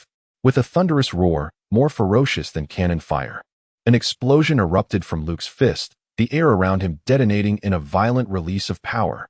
The sea visibly concaved beneath him, and after a brief moment, it succumbed to a single punch. A black hole manifested on the surface of the ocean, rapidly expanding until it stretched several miles in diameter. Luke fired his giant pistol, creating a colossal crater upon the surface of the sea. Luke gasped for breath, drenched in a cold sweat, as his arms returned to a natural position. That single strike had drained him of all his strength, leaving him utterly fatigued. In disbelief, he stared at the abyss beneath him, a gaping void vast enough to engulf an entire island. Did I truly do this? Luke felt a sense of bewilderment. Is my power truly this formidable? What about Don Quixote da Flamingo? Surely, he hasn't met his demise? Luke surveyed his surroundings and beheld a fleeting silhouette on the horizon, reminiscent of a great bird, swiftly soaring into the distance. Da Flamingo, he has escaped. Damn it, had I known my fist could pierce the ocean floor, I would not have feared him in the least. Luke was somewhat exasperated. The colossal, crushing Iron Fist, augmented by a tenfold increase in power, possessed the astonishing capability to penetrate the depths of the ocean, instilling within Luke an unparalleled sense of confidence. It is no wonder that Karp has a technique called Under the Sea, capable of sending an adversary crashing to the ocean floor.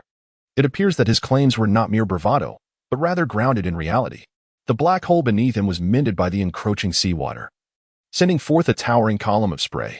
Da Flamingo had already fled to a considerable distance, yet his movements were unceasing, fingers deftly releasing threads that propelled his body into rapid motion. A cold sweat trickled down his back as Luke delivered a powerful strike, bearing down upon him. Da Flamingo felt the chilling embrace of death. Was he truly merely a naval lieutenant? Curse it, when had the Navy cultivated such a monstrosity? I had the audacity to dispatch Baby 5 and Buffalo to eliminate him. What a grievous error. His complexion darkened, nearly resembling ink. He vaguely recalled a year prior, a rumor circulating among pirates of an exceptionally valiant naval soldier. This mere soldier dared to launch fierce assaults on pirate captains, charging into the fray with a ferocity surpassing that of a naval colonel. Yet, regardless of his remarkable prowess, he remained just a soldier. And Da Flamingo had dismissed the tale as mere jest. Particularly in the past year, as that legendary soldier vanished, Da Flamingo had completely forgotten about him. It turned out that the soldier had ascended to the rank of lieutenant in the East Sea. Da Flamingo's expression darkened further. He felt as though he had cast his reputation to the depths of the ocean. Upon returning to the warship, Luke beheld a scene of utter devastation. The vessel bore numerous scars and was in dire need of repairs. Christina gazed at Luke with eyes brimming with admiration, her fervent stare a testament to her awe. That punch just now was nothing short of spectacular. Even the 7 warlords were sent fleeing in terror.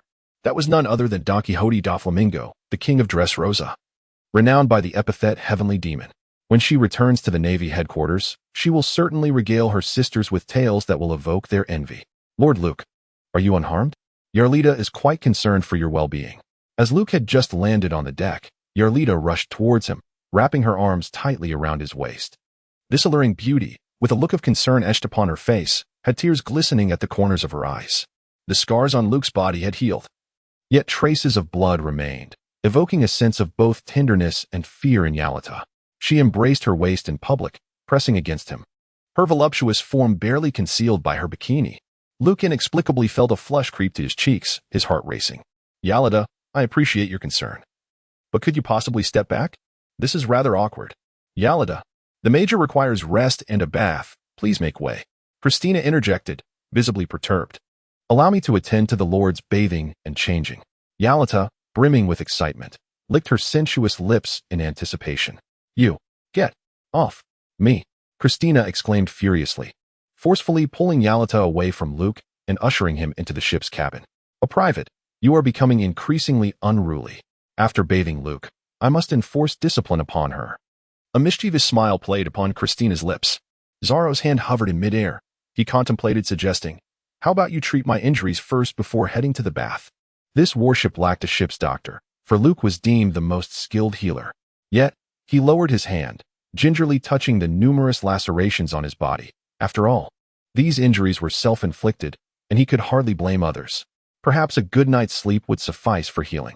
Zorro closed his eyes, leaning against the ship's railing, and succumbed to slumber. At that moment, Sanji felt the happiest man alive, willing to endure 100-fold of injuries. For Baby, Five had procured a medical kit and was tending to his wounds, her delicate fingers deftly wrapping bandages around him, filling him with overwhelming joy. Could this be love? Chapter 81. Breaking through that barrier, Luke was ushered into the bathroom by Christina. As the captain, he enjoyed the privilege of an en-suite bathroom in his quarters. "Christina, that's enough. You may leave now. I can bathe on my own." Luke felt that if he remained silent any longer, the fierce-looking adjutant might very well strip him of his garments and give him a thorough scrubbing. "Major Luke, do you have any idea how fearsome you appear at this moment? Your entire being is nearly drenched in blood. As your adjutant, it is my duty to cleanse you and examine whether you have sustained any injuries." Christian stood at the bathroom door, hands on her hips, addressing Luke with an undeniable authority. Had it not been for Luke's keen observation of the blush that tinged her fair complexion and her subtle act of swallowing, he might have believed her words. "Spare me your ramblings. Leave at once." This sultry beauty harbored mischievous intentions, and Luke was certainly aware. He grasped her shoulders, spun her around, and delivered a firm kick to her backside, sending her out. Bang! The bathroom door slammed shut. Luke finally breathed a sigh of relief. Their covetous gaze was clearly fixated on his physique, their malicious intentions etched upon their faces. Even with good looks, one must remain vigilant against infatuated admirers. However, the thought of Christina giving me a bath surely promises an experience of bliss akin to that of the immortals. Luke's mind conjured the image of Christina's explosively alluring figure, her long, fair legs captivating, and her curvaceous form leaving no room for further contemplation. To dwell on it any longer would be to trespass into forbidden thoughts. Luke was aware that Christina harbored feelings for him. Should he make a request, this female subordinate would not decline. However, he refrained. For once the door to desire is opened, it cannot be shut again. Luke turned on the shower, allowing cool water to cascade over his body, washing away the blood and grime from the battle that flowed down the drain. Christina stood outside the door for a moment, listening to the sound of the water, and she swallowed hard. She thought to herself, "Christina, if you do not seize this opportunity, Major Luke will be snatched away by Yarlita." Resolute, she set her long, slender legs in motion and swiftly exited Luke's bedroom.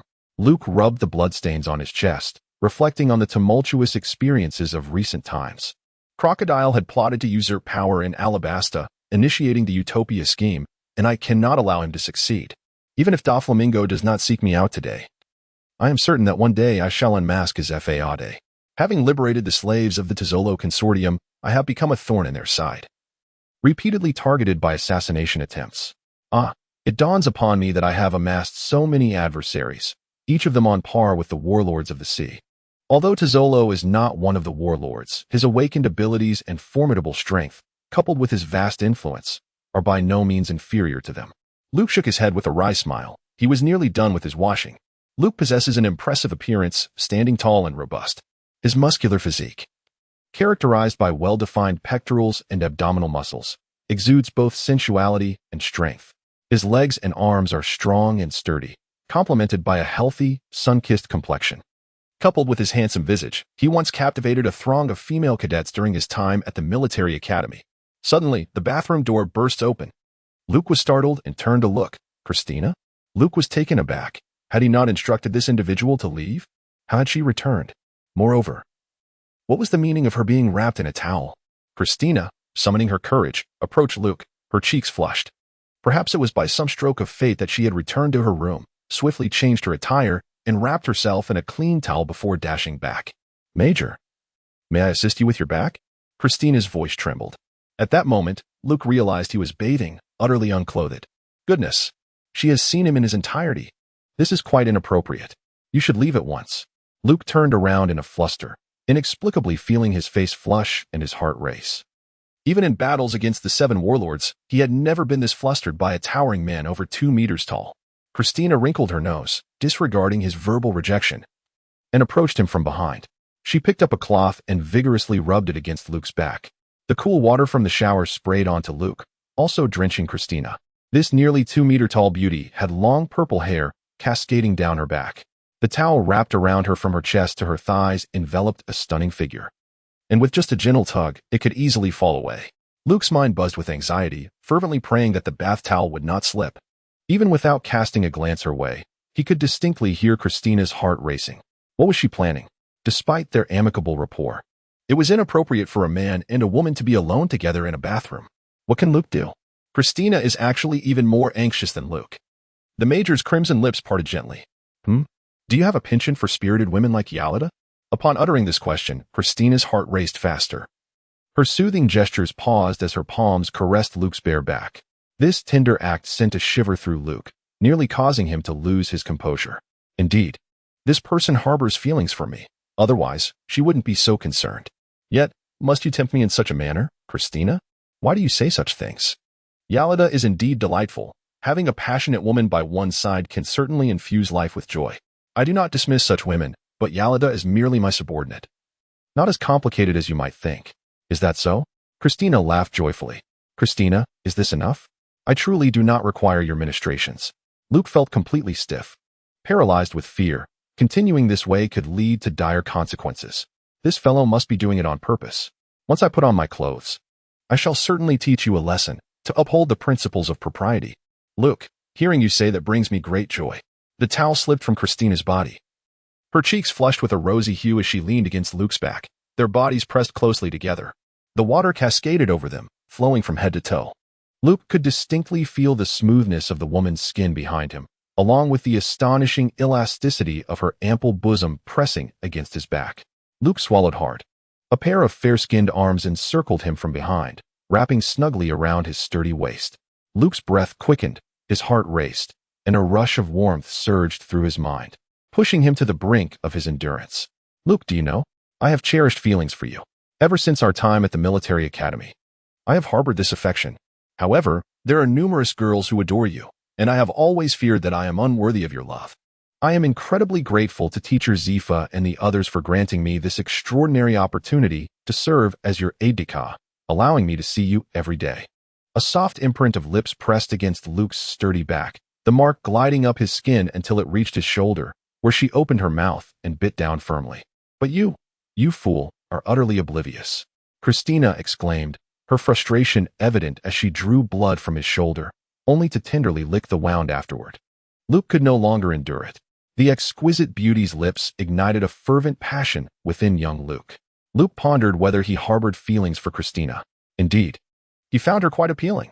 With her statuesque figure and exquisite beauty, she possessed a pair of alluring long legs, a voluptuous bosom, and a tantalizingly slender waist. Her physical attributes were nothing short of a siren's call.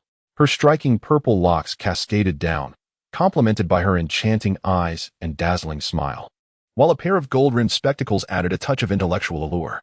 She was not only captivating, but also possessed formidable capabilities, adept at managing mundane clerical tasks, making her the quintessential aide.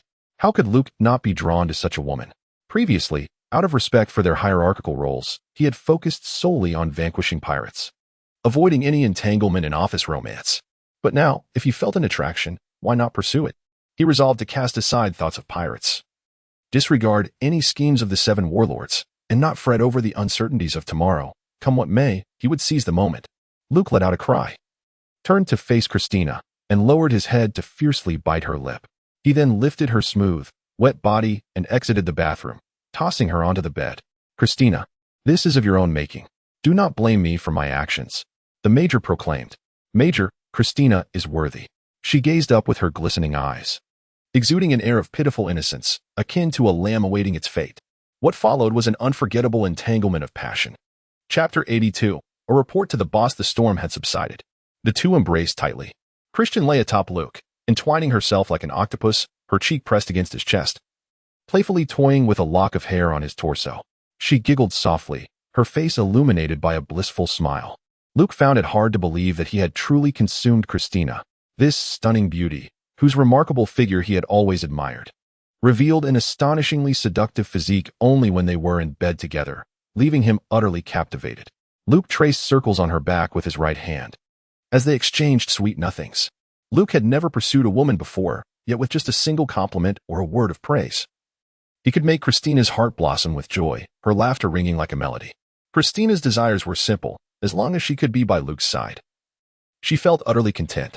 Listening to his sweet words meant to please her, she radiated happiness, her eyes and brows shimmering with delight. With her cheek pressed against his strong chest, she listened to the powerful rhythm of his heartbeat, filled with pride. Thankfully, I acted swiftly. Otherwise, such an admirable man as the Major would have been snatched away by Yalata. The Major is not only kind and formidable, but he also possesses a profound sense of justice, with a boundless future ahead of him, and he is particularly gentle with women. Among the hundreds of cadets in the military academy, few men of his caliber can be found. The sisters at headquarters would never have imagined that I would be the one to seize the opportunity and win the Major's affection. Hee, how delightful. After reveling in her joy, Christina felt compelled to admonish her man gently. Look, do you realize how perilous today was? Although you ultimately frightened Doflamingo away, the enemy is one of the 7 warlords. Who knows what other trump cards Doflamingo might be concealing? In the future, do not be so reckless when confronting the 7 warlords. We should at least call for reinforcements. Christina, I must say, your serious expression is quite endearing. Luke gently pinched her delicate nose, which resembled a pristine piece of mutton fat jade, prompting him to resist the urge to pinch it again. Luke, I appreciate your compliments, but I implore you to reflect seriously on your behavior. Christina felt a surge of joy within, yet maintained a composed demeanor, shooting him a glare. Luke awkwardly smiled, realizing that he now had a strict guardian to contend with. It was unwise to have succumbed to the allure of beauty and indulged in such folly. Ahem. I shall reflect on this. Christina was indeed correct. The confrontation with Doflamingo was perilous, despite the fact that his final punch shattered the ocean floor and repelled Doflamingo. Luke alone understood that his stamina had been utterly depleted following that blow. Doflamingo had evaded the lethal strike that emerged from Luke's devastating fist, which attests to Doflamingo's remarkable reflexes and speed. Had he not been aware of Luke's exhaustion and fled in fear, the outcome of their encounter would have remained uncertain. Luke now reflects, truly drenched in cold sweat. The 7 warlords are revered as such due to their extraordinary strength. This raises a pertinent question. Should I disclose Crocodile's situation to Christina? Not only have I clashed with Doflamingo, but I also intend to pry open Crocodile's coffin. Surely, she would tear me to shreds, would she? To avert any potential wrath from Christina, Luke wisely rises from his bed and dons the garments placed beside him. A white tank top, deep blue trousers, and finally his boots. Standing before the full-length mirror, Luke now embodies the essence of a formidable man. Christina, there is something I wish to share with you.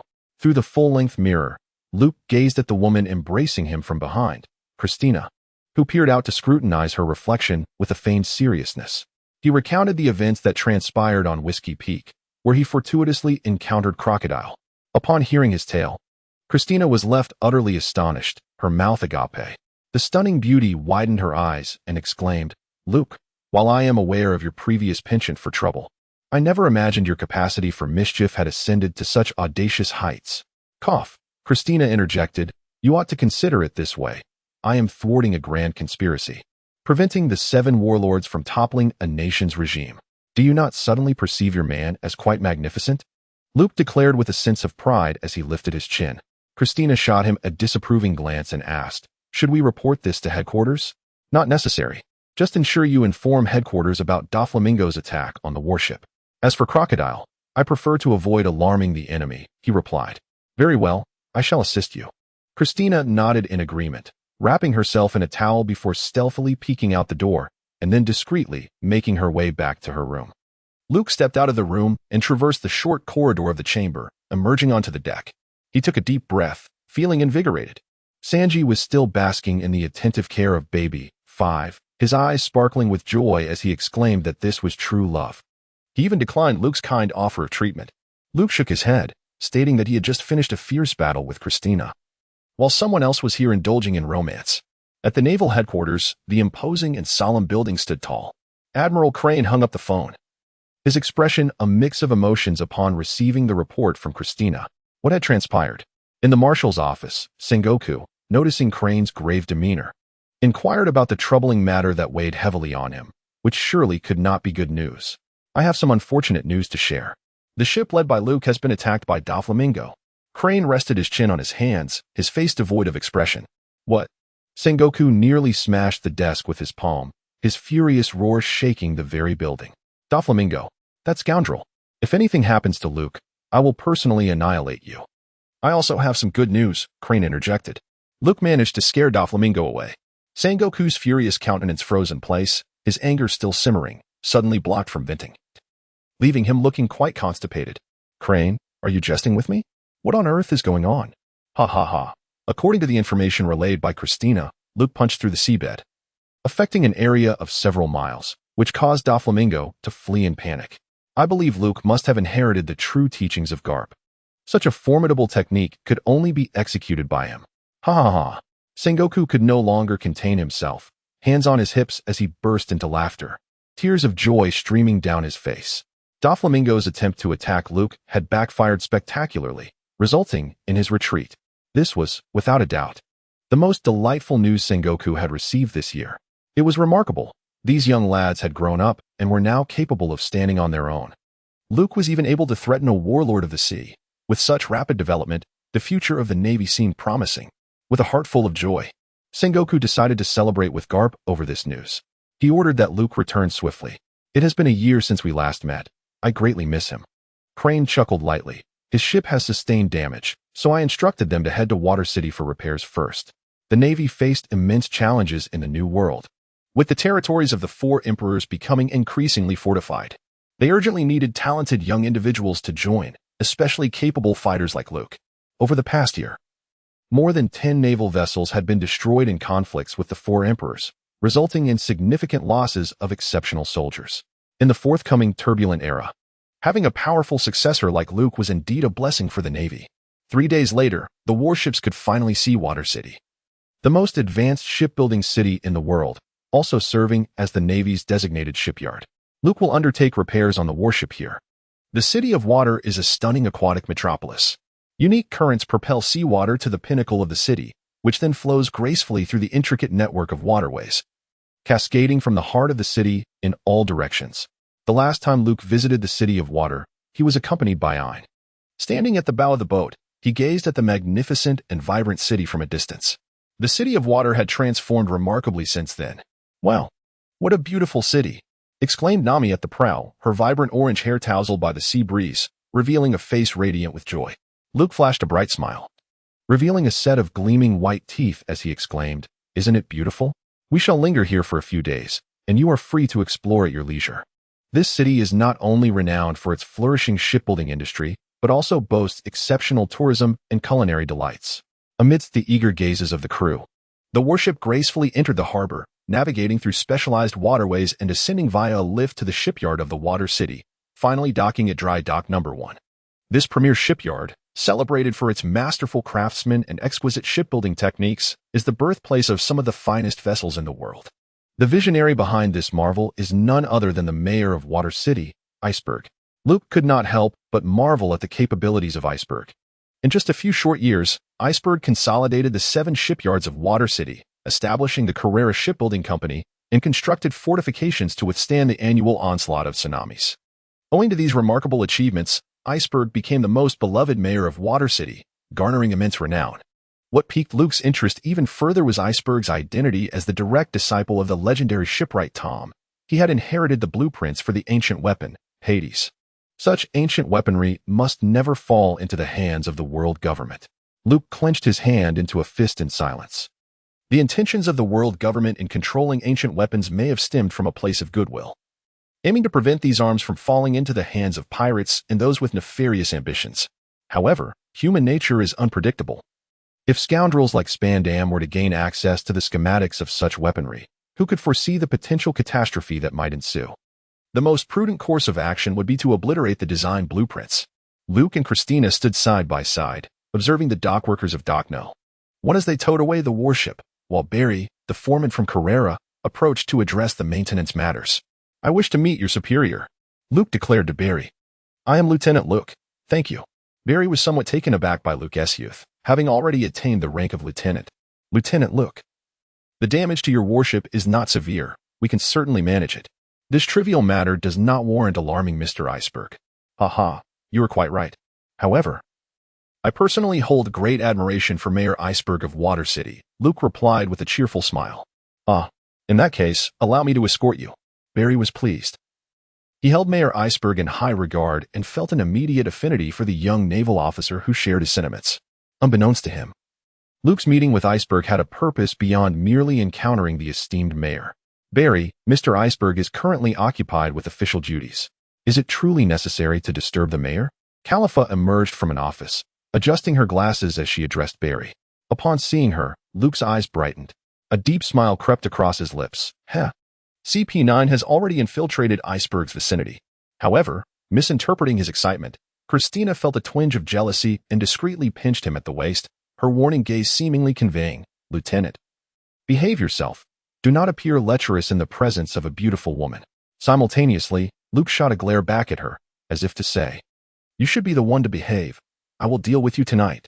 Mary had already explained Luke's intentions to Khalifa, yet her stance remained resolute. "You must be Miss Khalifa, Mr. Iceberg's secretary. A pleasure to make your acquaintance." Luke stepped forward with an air of familiarity, warmly grasping her hand with a radiant smile. "What an impudent fellow." Carly's expression shifted, and she erupted in fury. Clad in a secretary's attire, she wore a yellow blouse paired with a black skirt, her feet adorned with high heels. At that moment, one long leg indiscriminately kicked out fiercely in every direction. Luke deftly evaded the attack. Yet Barry found himself on the receiving end, with his cheek swollen from a kick. However, his attention was not on his injury. Instead, he furiously shouted at Khalifa, "Khalifa, you are utterly shameless. How can you wear such a short skirt and raise your legs so high? What a disgraceful woman." Khalifa adjusted her glasses, her expression frosty, and retorted, "What business is it of yours?" Luke had already pushed past two individuals and swung open the door to the mayor's office, while behind him, Khalifa wore an expression of astonishment and indignation. Within the impeccably decorated and elegant office, Iceberg and Lucci paused their conversation and turned to face the entrance. Khalifa, visibly anxious, exclaimed, "My apologies, Mr. Iceberg. I shall promptly escort this impudent fellow away." However, Iceberg raised his hand to halt her, stating, "There's no need for that. Since he is here, let us sit down and discuss." Iceberg, with his striking blue-violet hair and a beard adorning his chin, was dressed in a striped suit. His demeanor stern and unyielding, a mouse nestled in the pocket of his jacket. Yet, it was Lucci, standing beside him, who captured Luke's attention most. As this was not their first encounter. Upon encountering him, Lucci's gaze subtly shifted, a fleeting glimmer of killing intent passing through. He recognized Luke. Luke chuckled as he first extended a cordial handshake to the Ice Mountain, then turned his gaze towards Lucci. "You scoundrel. After years apart, you have grown even more composed and formidable. I still remember how you indiscriminately injured Einbach on Justice Island. That grudge has not faded. Damn CP9. Engaging in nefarious deeds, infiltrating the Ice Mountain-'s vicinity, seeking the secrets of ancient weapon designs. I shall not allow you to succeed. An infiltrator, are you? If I do not toy with you today, I shall not be called Luke." This gentleman seems strikingly familiar, as if I have encountered him somewhere before. Luke wore a contemplative expression, a mischievous smile curling at the corners of his lips. "Gugu, we have never met. It is impossible for you to feel any familiarity." "You must be mistaken." The pigeon perched upon Rookie's shoulder animatedly flapped its wings, yet Luke understood that this was Rookie's way of communicating, resorting to ventriloquism through the bird due to his reluctance to speak directly. Luke would not relent so easily. He took 2 steps forward, drawing closer to Lucci, and placed a hand upon his shoulder, gently patting it twice, brimming with self-satisfaction. "Ha, there's no way I could be mistaken. I have certainly seen you before. I possess an excellent memory. A person I have encountered once shall never fade from my recollection. Otherwise, how could we, the Navy, allow pirates to slip away right beneath our noses, thereby tarnishing our esteemed reputation?" As he observed the frigid glare emanating from Lucci, now radiating an aura of lethal intent, Luke's grip on his arm tightened, delivering another firm pat. Luke gazed at him with a radiant smile, confident that he would never reveal his identity. A spy, perhaps? An intelligence agent, you say? Dare to make a move against me and see what happens. Chapter 84. Unveiling the truth. No one knows you better than I do. It all comes back to me. Luke fixed his gaze upon him, suddenly letting out a shout, a triumphant smirk gracing his lips. Following this exclamation, Lucci's eyes sharpened, veiled with a menacing glare. There exists a pirate named Foci who bears an uncanny resemblance to you. My friend, do you have any siblings at home? Luke gazed at Lucci with a beaming smile, their eyes locking in a moment of mutual intensity. He deliberately raised an eyebrow, exuding an air of provocation. Lucci's taut body finally relaxed as he fixed his gaze upon Luke. Goo, I am an orphan, devoid of brothers, is that so? Haha, indeed. You have a point. The pirate I am acquainted with, albeit bearing a striking resemblance to you, lacks the composed demeanor of an elder brother upon closer inspection. Upon reflection, that individual appears rather lewd, exceedingly so. He possesses an unfortunate penchant for ambushing young ladies. You surely do not harbor such unsavory inclinations, do you? With each utterance from Luke, Lucci's breath became increasingly labored, clearly on the verge of an explosion of rage. Yet, he restrained himself, refraining from launching into a fierce confrontation with Luke. The iceberg had already gleaned Luke's identity through Barry and now introduced him. Major Luke, this is Lucci, our most distinguished boatman from Carrera. I believe he cannot possibly be the pirate you speak of. Indeed. I have come to realize my error. Came the boisterous laughter. Luke was merely teasing Lucci, thus he refrained from making definitive statements. Meanwhile, Lucci had been assigned a task by the iceberg and left the office. So, Major Luke, what brings you to me? Iceberg inquired, puzzled. He did not perceive any reason for an intersection with a naval major. The maintenance of the warship was managed by Barry and his team, and there seemed to be no justification for the Navy to seek an audience with him. Could it be concerning the design schematics of ancient weaponry? Those government officials were already bothersome enough. Now the Navy had to meddle as well? How tiresome. Mr. Iceberg, I wish to speak with you privately, Luke stated. Luke concealed the smile upon his face, fixing a serious gaze upon him, which further solidified Iceberg's suspicions. Iceberg instructed Carifa to step outside, while Luke exchanged a knowing glance with Christina. Christina, understanding the unspoken cue, nodded in agreement and followed closely behind Carifa as they exited the office, shutting the door behind them. Standing guard like sentinels, they remained outside. As you wish. Speak your mind swiftly, Iceberg remarked with an expression devoid of levity. Luke sauntered to the largest sofa situated in the center of the office, sinking into its depths, and brazenly gazed towards the iceberg. Mr. Iceberg, you are indeed the disciple of the legendary shipwright Tom, are you not? His opening remark caused a frown to crease the iceberg's brow, an unsettling premonition stirring within. Few were privy to that chapter of the past, and even government officials might lack full knowledge of it. What do you mean by that? His feelings towards Luke had already soured. It's nothing. Just a casual remark. Otherwise, I would be at a loss for how to initiate our conversation. Luke wore a relaxed demeanor as he observed the expression of the iceberg. However, his next utterance would shatter the iceberg's serious facade. Mr. Iceberg, you may be unaware that the intelligence operatives of the world government have infiltrated your vicinity. What did you say? The iceberg was taken aback, his eyes widening in disbelief as he stared at Luke, frozen in astonishment. He had concealed his past, ascended to the position of mayor of Water City, established the Carrera Company, and transformed it into the Navy's designated shipyard, all to obscure his identity and render himself elusive to the world government. Yet now, the very operatives of the world government had infiltrated his inner circle. This revelation was nothing short of astonishing, leaving the iceberg in a state of profound shock. The intelligence personnel spoken of by Luke are, of course, well known to Iceberg as agents from the world government's CP sequence. Little does he realize that the operative lurking beside him belongs to the clandestine and undisclosed CP9. Who are you referring to as the intelligence personnel? Surely you are not deceiving me. What is your ulterior motive in this? I possess no criminal record and am hardly of such significance to warrant the world government's attention. Iceberg swiftly regains his composure. Luke laughed heartily, truly a sagacious fellow. To maintain composure at this stage speaks volumes of the iceberg's depth and cunning. Believe it or not, it matters little now who it is. Let me be frank. Relinquish to me the design schematics of the ancient weapon, the king of the underworld. Luke's gaze was intensely fixed upon the iceberg as he boldly sat across from him, his robust physique emanating a formidable presence. With the utterance of those words, an invisible force surged through the office like a whirlwind. Ancient weapons. The iceberg, seated at the long table, stood up in astonishment. His heart raced with fervor. He was convinced of his suspicions. This naval officer had indeed come for a purpose. I do not comprehend your words. I possess nothing of what you seek.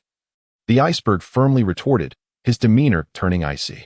Luke scoffed at the nonsense about the iceberg, saying, "What secrets do you still hold before me? No one knows you better than I do." Luke understood that the iceberg's wisdom was not easily deceived. It was utterly implausible to extract the ancient weapon designs with mere words. Thus, he spoke slowly, "You are a disciple of Tom. And it was he who entrusted you with the designs of ancient weaponry. However, Tom has another disciple, Katie Flam. Mr. Iceberg, is your junior still alive?"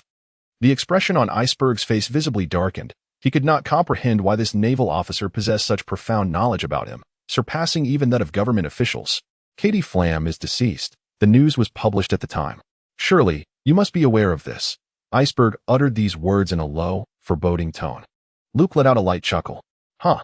With the conversation reaching this juncture, you still refuse to speak the truth.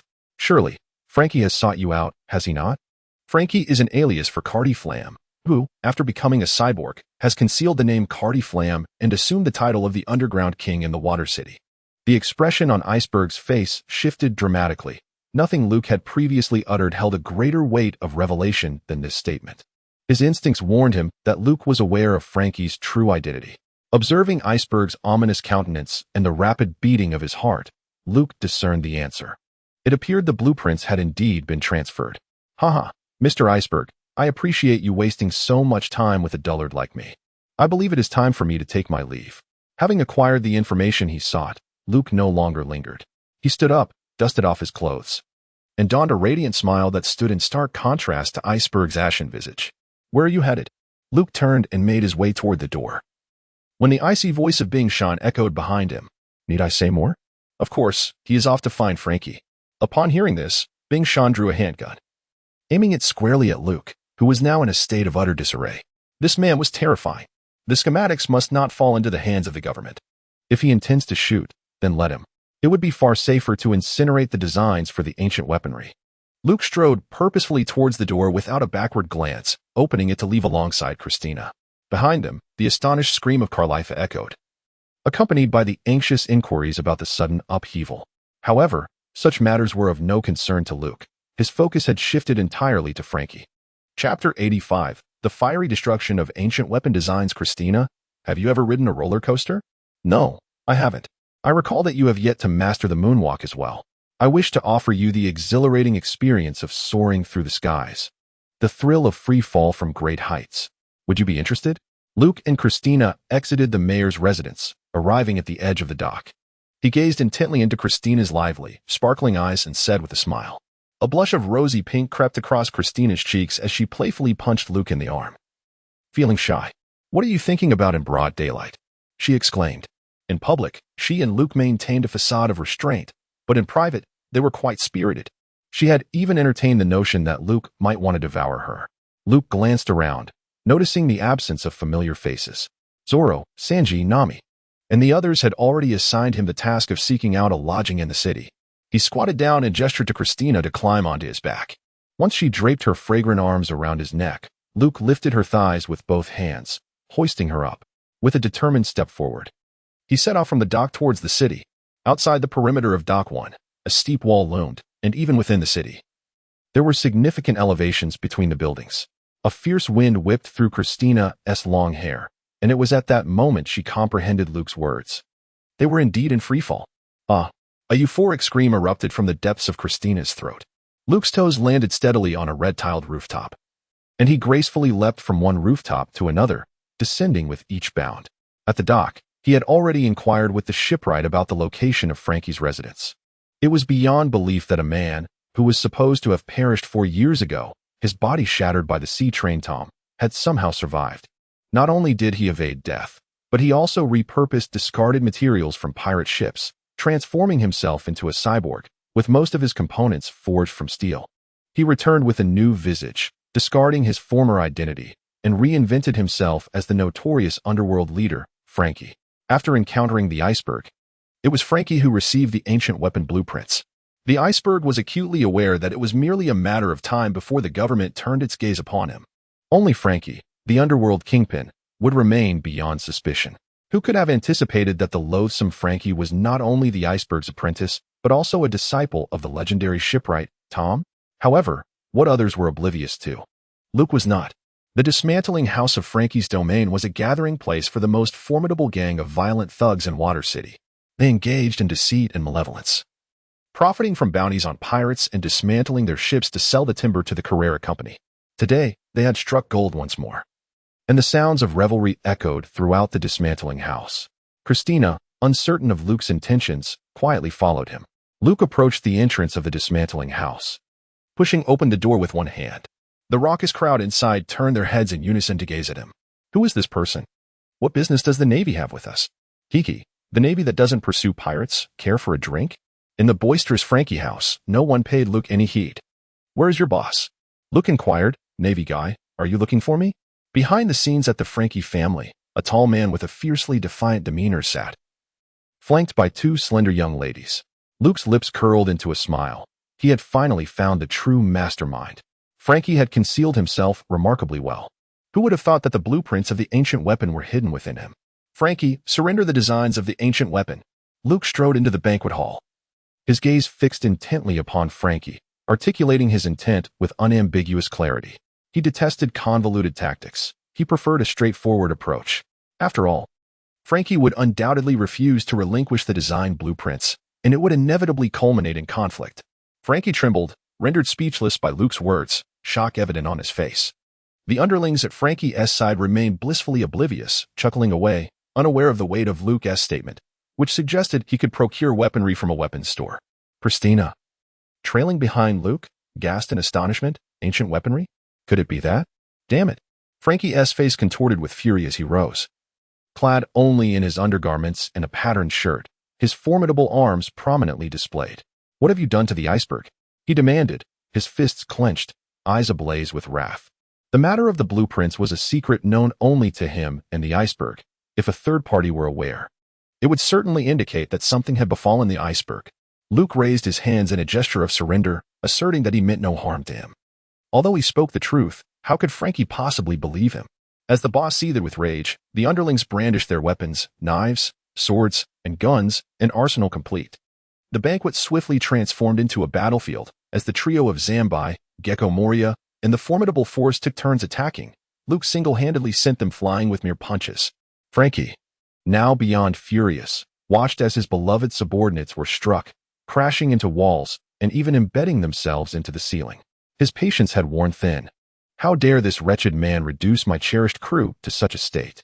Even if you are a member of the Navy, you shall meet your end here today. With a flourish, Frankie unleashed a torrent of bullets from his left arm, the barrage resembling that of a machine gun. The bullets ricocheted off Luke's body, creating a cacophony of metallic clinks.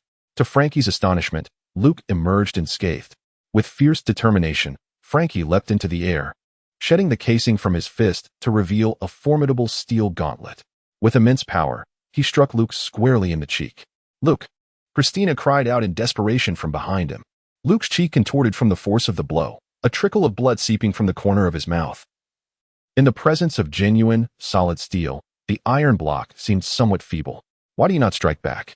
Frankie gazed at Luke in astonishment, unable to fathom how this naval officer could evade his assault. Because, compared to what I am about to undertake, this minor pain is of little consequence. Luke thrust his hand into Frankie's abdomen. The metallic skin was torn apart, and the first thing he discovered was Frankie's fuel chamber containing 3 bottles of cola. He dismantled the fuel chamber, methodically removing each steel component, until he finally unveiled a hidden blueprint concealed deep within his belly. The design schematics of the Underworld King. In Frankie's astonished gaze, Luke seized the blueprint. How did you know I had hidden the blueprint inside my belly? Frankie froze in disbelief. More than the loss of strength due to the absence of cola, he was astounded by Luke's uncanny foresight. This was a secret even the iceberg was oblivious to. Luke did not respond to him. Such a terrifying weapon, if left in this world, would only incite more nefarious individuals to vie for it. It would be better to destroy it. Luke ignited the lighter, consigning the blueprints to flames. With a flick of his hand, the scattered papers danced in the fire, reminiscent of the final gleam of resplendent fireworks. The ancient weapon, coveted by many, was sought after by the world government and crocodile alike. Yet Luke regarded this blueprint as mere refuse. Better to destroy it. Such power, capable of annihilating the world, ought not to exist. The ashes of the blueprint fell to the ground, utterly bereft of their original worth. The design of the Pluto now vanished from existence. Do you comprehend the gravity of your actions? Should the Devil's Child, Nico Robin, decipher the historical texts and acquire the ancient weapon? What fate awaits the world in the absence of this blueprint to counter her? Frankie let out a heart-wrenching roar, barely able to stand. With a significant portion of his chest components dismantled, he and Iceberg fiercely guarded the design, determined to prevent others from unearthing the ancient weapon. His mentor, Tom, would rather face execution than surrender the blueprints. Their noble spirit is commendable, yet Luke is far more concerned about the blueprint falling into the hands of the government. Luke did not seek an explanation from him. He trusted that Robin would not allow ancient weapons to resurface in the world. After all, Robin was the type of person who would conceal information about these weapons, even at the risk of being killed by Crocodile. Robin, I hope you do not let me down, Luke thought, clenching his fists. Luke left Frankie with an enigmatic silhouette as he departed from the dismantling house alongside Christina. Should you have any inquiries, feel free to voice them. Luke's arm rested upon the shoulder of his partner and lover as they strolled leisurely towards the city center. Major, is that blueprint truly an ancient weapon design? Christina exclaimed, her eyes wide with disbelief, still reeling from the earlier shock. Indeed it is. If that is the case, why not present the design to headquarters? If you were to submit it to the Marshal of the Warring States, you could undoubtedly ascend to greatness and become a general. She envisioned a bright future for him. A general. Such status, honor, and all that comes with it. Christina, how could you possibly think I am the sort of person who would resort to any means necessary for the sake of becoming a general? Luke vigorously rubbed her head. Such terrifying things are best destroyed. I hope that one day, ancient weapons are not wielded to harm the innocent, but rather to obliterate entire nations, leaving devastation in their wake. Humanity has an unavoidable propensity to utilize weapons for the creation of suffering. This is an inherent flaw in human nature. Christina gazed at Luke's cheek, and suddenly her lips curled into a smile. She found herself increasingly enamored with the charming Major Luke. Rising onto her tiptoes, she could not help but plant a gentle kiss on his cheek. Luke was momentarily taken aback, but soon his spirits lifted as he burst into hearty laughter. Chapter 86, Enlightenment and the Empowerment of Sanji. Luke set the design blueprints ablaze, signaling the failure of CP9's plans. No matter how diligently CP9 endeavored, lurking near the iceberg, and despite their assassination scheme to seize the blueprints 4 years hence, they would never lay their hands on the designs of Pluto. Luke is somewhat curious to see what expression will grace Ruchi's face upon receiving this news. It is sure to be quite a spectacle. However, based on Luke's understanding of Ruchi, it is likely that he will not have to wait 4 years. The assassin will probably come knocking at his door this very evening. Lucci is cold-blooded and ruthless, taking lives with impunity. Their covert mission is the highest secret of CP9, and it must remain concealed from all. Unfortunately, Luke has encountered Lucci before. Upon this meeting, he resolved that Lucci would not allow Luke to leave alive. Luke was certain, with a 90% probability, that Lucci would come knocking tonight. It would be one thing if they refrained from coming, but should they dare to approach, it would be a different matter altogether. Luke chuckled coldly, pondering who would ultimately meet their demise. In the City of Water, there stood a meticulously adorned inn. The Navy had nearly reserved the entire establishment, leaving the proprietor grinning from ear to ear. Upon Luke's return, a heated argument was unfolding within the inn. Sanji, gripping Zhang Yao by the collar, shouted with evident displeasure. Why is it that your hypnosis can unlock Zoro's potential, yet fails to do the same for me? Have you deliberately held back? Zhang Yao, adorned with heart-shaped glasses, pushed him away with a pained expression. I have already explained that everyone is different. My hypnosis can indeed provide a temporary boost in strength, but the power derived from it cannot be retained. Zoro possesses immeasurable potential. He can grasp the essence of swordsmanship through my hypnosis, but you are not a swordsman. Sanji retorted, my potential cannot possibly be inferior to Zoro's. Zoro, relishing the moment, remarked, your potential is clearly focused on frivolities. Fuming, Sanji exclaimed, what did you just say? Algae head? Zoro interjected, look, Christina has returned. Sanji floated away, calling out, Christina-chan, where have you been? I was so worried about you. Zhang Yao, Nami. And the others were left speechless. Was this the extent of Sanji's resolve to grow stronger?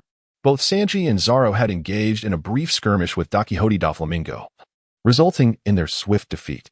This prompted Sanji to reflect deeply on methods to enhance his strength. Upon Upon learning that Zaro and Christina had utilized Zhang Yao's hypnosis to attain greater mastery of swordsmanship, Sanji was determined not to miss out on this opportunity for growth. Thus, he urged Zhang Yao to hypnotize him. However, once the effects of the hypnosis faded, Sanji found himself unable to sense any newfound power gained from the experience. Leading to the ensuing dispute, Luke inquired of Nami, and upon learning of the events that transpired after his departure, he could not help but chuckle in astonishment. Sanji, suddenly losing his usual composure, was undoubtedly feeling the weight of the Seven Warlords' pressure. He yearned to grow stronger, unwilling to endure the anguish of defeat any longer. This is indeed a positive development. Luke wholeheartedly concurred, albeit with a hint of impatience. Among the multitude present, only he was privy to Sanji's true lineage. The remarkable creation of the Germa 66 bloodline, which had yet to awaken, was deemed a failure by Germa.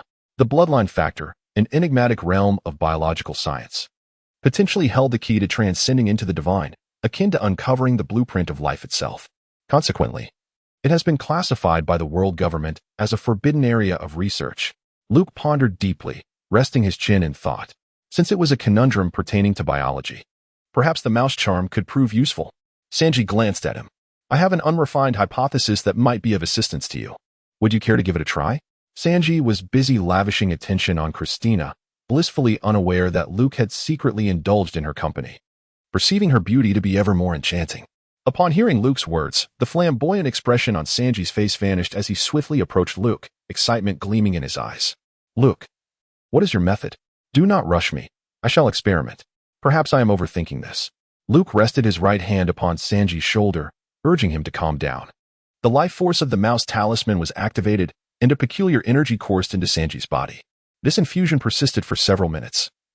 Luke remained uncertain of its effects on Sanji, yet within his observation, he sensed an acceleration in Sanji's blood flow. An indescribable transformation seemed to unfurl within the blood, enhancing every aspect of his being, from bones to skin, as his genetic factors subtly reinforced his vitality. Sanji raised his hands and clenched them tightly, astonished by the immense power that surged through him. A formidable aura erupted from within, enveloping his body in a veil of black flames. The life force of the mouse talisman had awakened his genetic potential. I have grown stronger. Ha ha ha. I feel an inexhaustible reservoir of strength. Zaro, do you still dare to claim my potential pales in comparison to yours? Come, let us ascend to the rooftop for a contest. Sanji beamed with delight, eager to measure his prowess against Zaro. Rising to his feet, Zaro rested his hand on the hilt of his sword. Well, our chef seems to be a bit too confident. Let's go? The two agreed to meet on the rooftop, and it promised to be an exhilarating battle. Luke settled in the hotel lobby, refraining from intervening as he issued commands for all soldiers to heighten their vigilance, for danger loomed at night. He harbored an eager anticipation for the assassins of CP9. Nami took a stroll through the streets and returned with news that was neither particularly good nor bad. It was the day when a tsunami would strike Water City, with the formidable Akula Ragna set to arrive at 10 o'clock that evening. Upon hearing this, Luke recalled that Water City faced such cataclysmic tsunamis annually, often nearly engulfing the entire town. To his astonishment, he found himself amidst this grand spectacle. The tsunami Akula Ragna was indeed a remarkable phenomenon of Water City. In the afternoon, Luke received a long-awaited phone call. Major Luke, this is Nico Robin. As the snail phone's receiver was lifted, Robin's voice resonated, and Luke couldn't help but burst into joyous laughter, his entire being radiating delight. Ha ha ha. Your voice brings me such joy. Do you have any news you wish to share? Nothing, not even a jest at Lucci or the destruction of the Pluton blueprints, could bring him a fraction of the happiness this call did. It had been over half a month since the snail phone was entrusted to Robin, and this was her first contact with him. Her willingness to make the call indicated her acceptance of his proposal to become his informant, a mole within Crocodile's ranks. Robin continued. Crocodile has contacted me and tasked me with establishing a criminal organization, Baroque Works. I am currently serving as the vice president. During this time, several formidable members have joined, including Daz Bones, a killer from the West Blue, codename Mr. 1, and the transsexual assassin, Von Clay, codename Mr. 2. Luke urged her to take care of herself before ending the call, having acquired the essential information regarding the Baroque Works. With the extensive information network of Crocodile and a substantial amount of money, Baroque Works was expanding rapidly, and this criminal organization had begun to operate covertly in Alabasta. Chapter 87. Assassination from CP9. The winds of Water City grew stronger, swirling ominously. In the secret chamber behind Bruno's bar, a thick wall suddenly cracked open, revealing a door. Bruno utilized his door fruit to create a passage to this hidden chamber. Following closely behind him were Lucci, Khalifa, and Kaku, the 4 intelligence agents of CP9, all assembled. Lucci, why the urgency in summoning us? Kaku inquired, his square-shaped long nose observing the stern expression on Lucci's face. My identity has been compromised. His declaration plunged Kaku into profound astonishment. Compromised? No way. How can this be? It was crucial to note that they were undertaking a classified mission. A breach of identity signified the failure of their task, which would result in dire consequences, possibly even annihilation. For CP9 is an entity that must remain in the shadows, non-existent. Lucy's countenance was darkened, radiating an air of impending violence. The mere thought of being ridiculed by Luke without the opportunity for retaliation left him seething with indignation. Even more distressing was the memory of their altercation on Judicial Island years prior. Now, he found himself reduced to the role of a mere boatman in the Water City. His true identity unmistakably revealed. Today, Captain Luke of the Navy had arrived at the company, and he recognized me. With a chilling tone, Lucci articulated the long-standing enmity he shared with Luke, plunging everyone else into a profound silence, as the matter presented itself as quite delicate. Khalifa, have you procured Luke's information? Indeed, Khalifa replied, adjusting her glasses. Luke graduated from the Naval Academy and has been stationed in the East China Sea for the past year, holding the rank of major.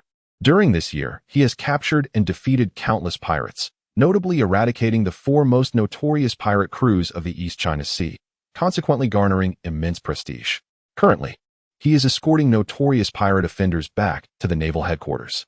The information I have indicates that, despite his rank as major, his combat prowess surpasses that of an average Navy colonel, marking him as a formidable force within the Navy. Lucy's cold gaze fell upon Kaku and Bruno. This is the situation. Our covert operation aims to assassinate this naval officer. Do you have any objections? With the boss having spoken, what dissent could the subordinates possibly voice? Rob Lucci is widely recognized as the most formidable agent in the history of CP9, a merciless assassin of the coldest demeanor. His enlistment in CP9 was not motivated by any noble sentiment. Rather, it was solely due to the organization's sanction of lethal force, a pursuit he revels in. There were no dissenting voices regarding Lucci's decision. It was unanimously accepted. However, one matter piques my curiosity. Khalifa is an extraordinarily beautiful and alluring woman, possessing long, golden hair and a voluptuous figure. This morning, Lucci engaged in a private conversation with Iceberg. Yet, when he approached Lucci, Iceberg aimed a handgun at him. His face contorted with frustration, suggesting that this dialogue was anything but ordinary. Oh, how intriguing that such an event has transpired. A hint of intrigue curved upon Lucci's lips. The fact that our astute mayor would draw his weapon and become flustered surely indicates a matter of great significance. Before his demise, it is imperative to seek clarity. In their pursuit of objectives, they are willing to resort to any means necessary. Lucius set the time for action, and the 4 departed in secrecy. As the clock struck 7, the winds howling towards the Water City grew ever more fierce, the tumultuous weather signaling to the citizens that it was time to seek refuge. The annual onslaught of the tsunami, known as Akula Ragna, was a familiar occurrence, and the residents, accustomed to this reality, remained composed. They shuttered their shops and homes, sealing the gaps in windows with oil-soaked ropes to thwart the encroaching sea. A handful of fortified houses each year fell victim to the monstrous waves, suffering grievous losses, leaving their occupants to pray that fate would spare them. Having completed these preparations, families gathered their provisions and water, making their way to the high ground where the Carrera Corporation was located. Only there could they evade the tsunami's wrath. The innkeeper informed Luke and his companions of the impending tsunami, insisting that everyone must take refuge. Surviving the night would ensure their safety. Faced with the looming threat of the tsunami, Luke would not allow his soldiers to take unnecessary risks. He organized them to follow the townsfolk to the Carrera Corporation. As for Luke, he sat cross-legged atop the inn, a bottle of wine beside him, devouring roasted meat with gusto and washing it down liberally with drink. Major, we should leave now, Christina urged from beside him. Just a moment, Luke replied, unmoved. He had consumed a feast fit for 10. The meat of the Water City was indeed succulent and juicy.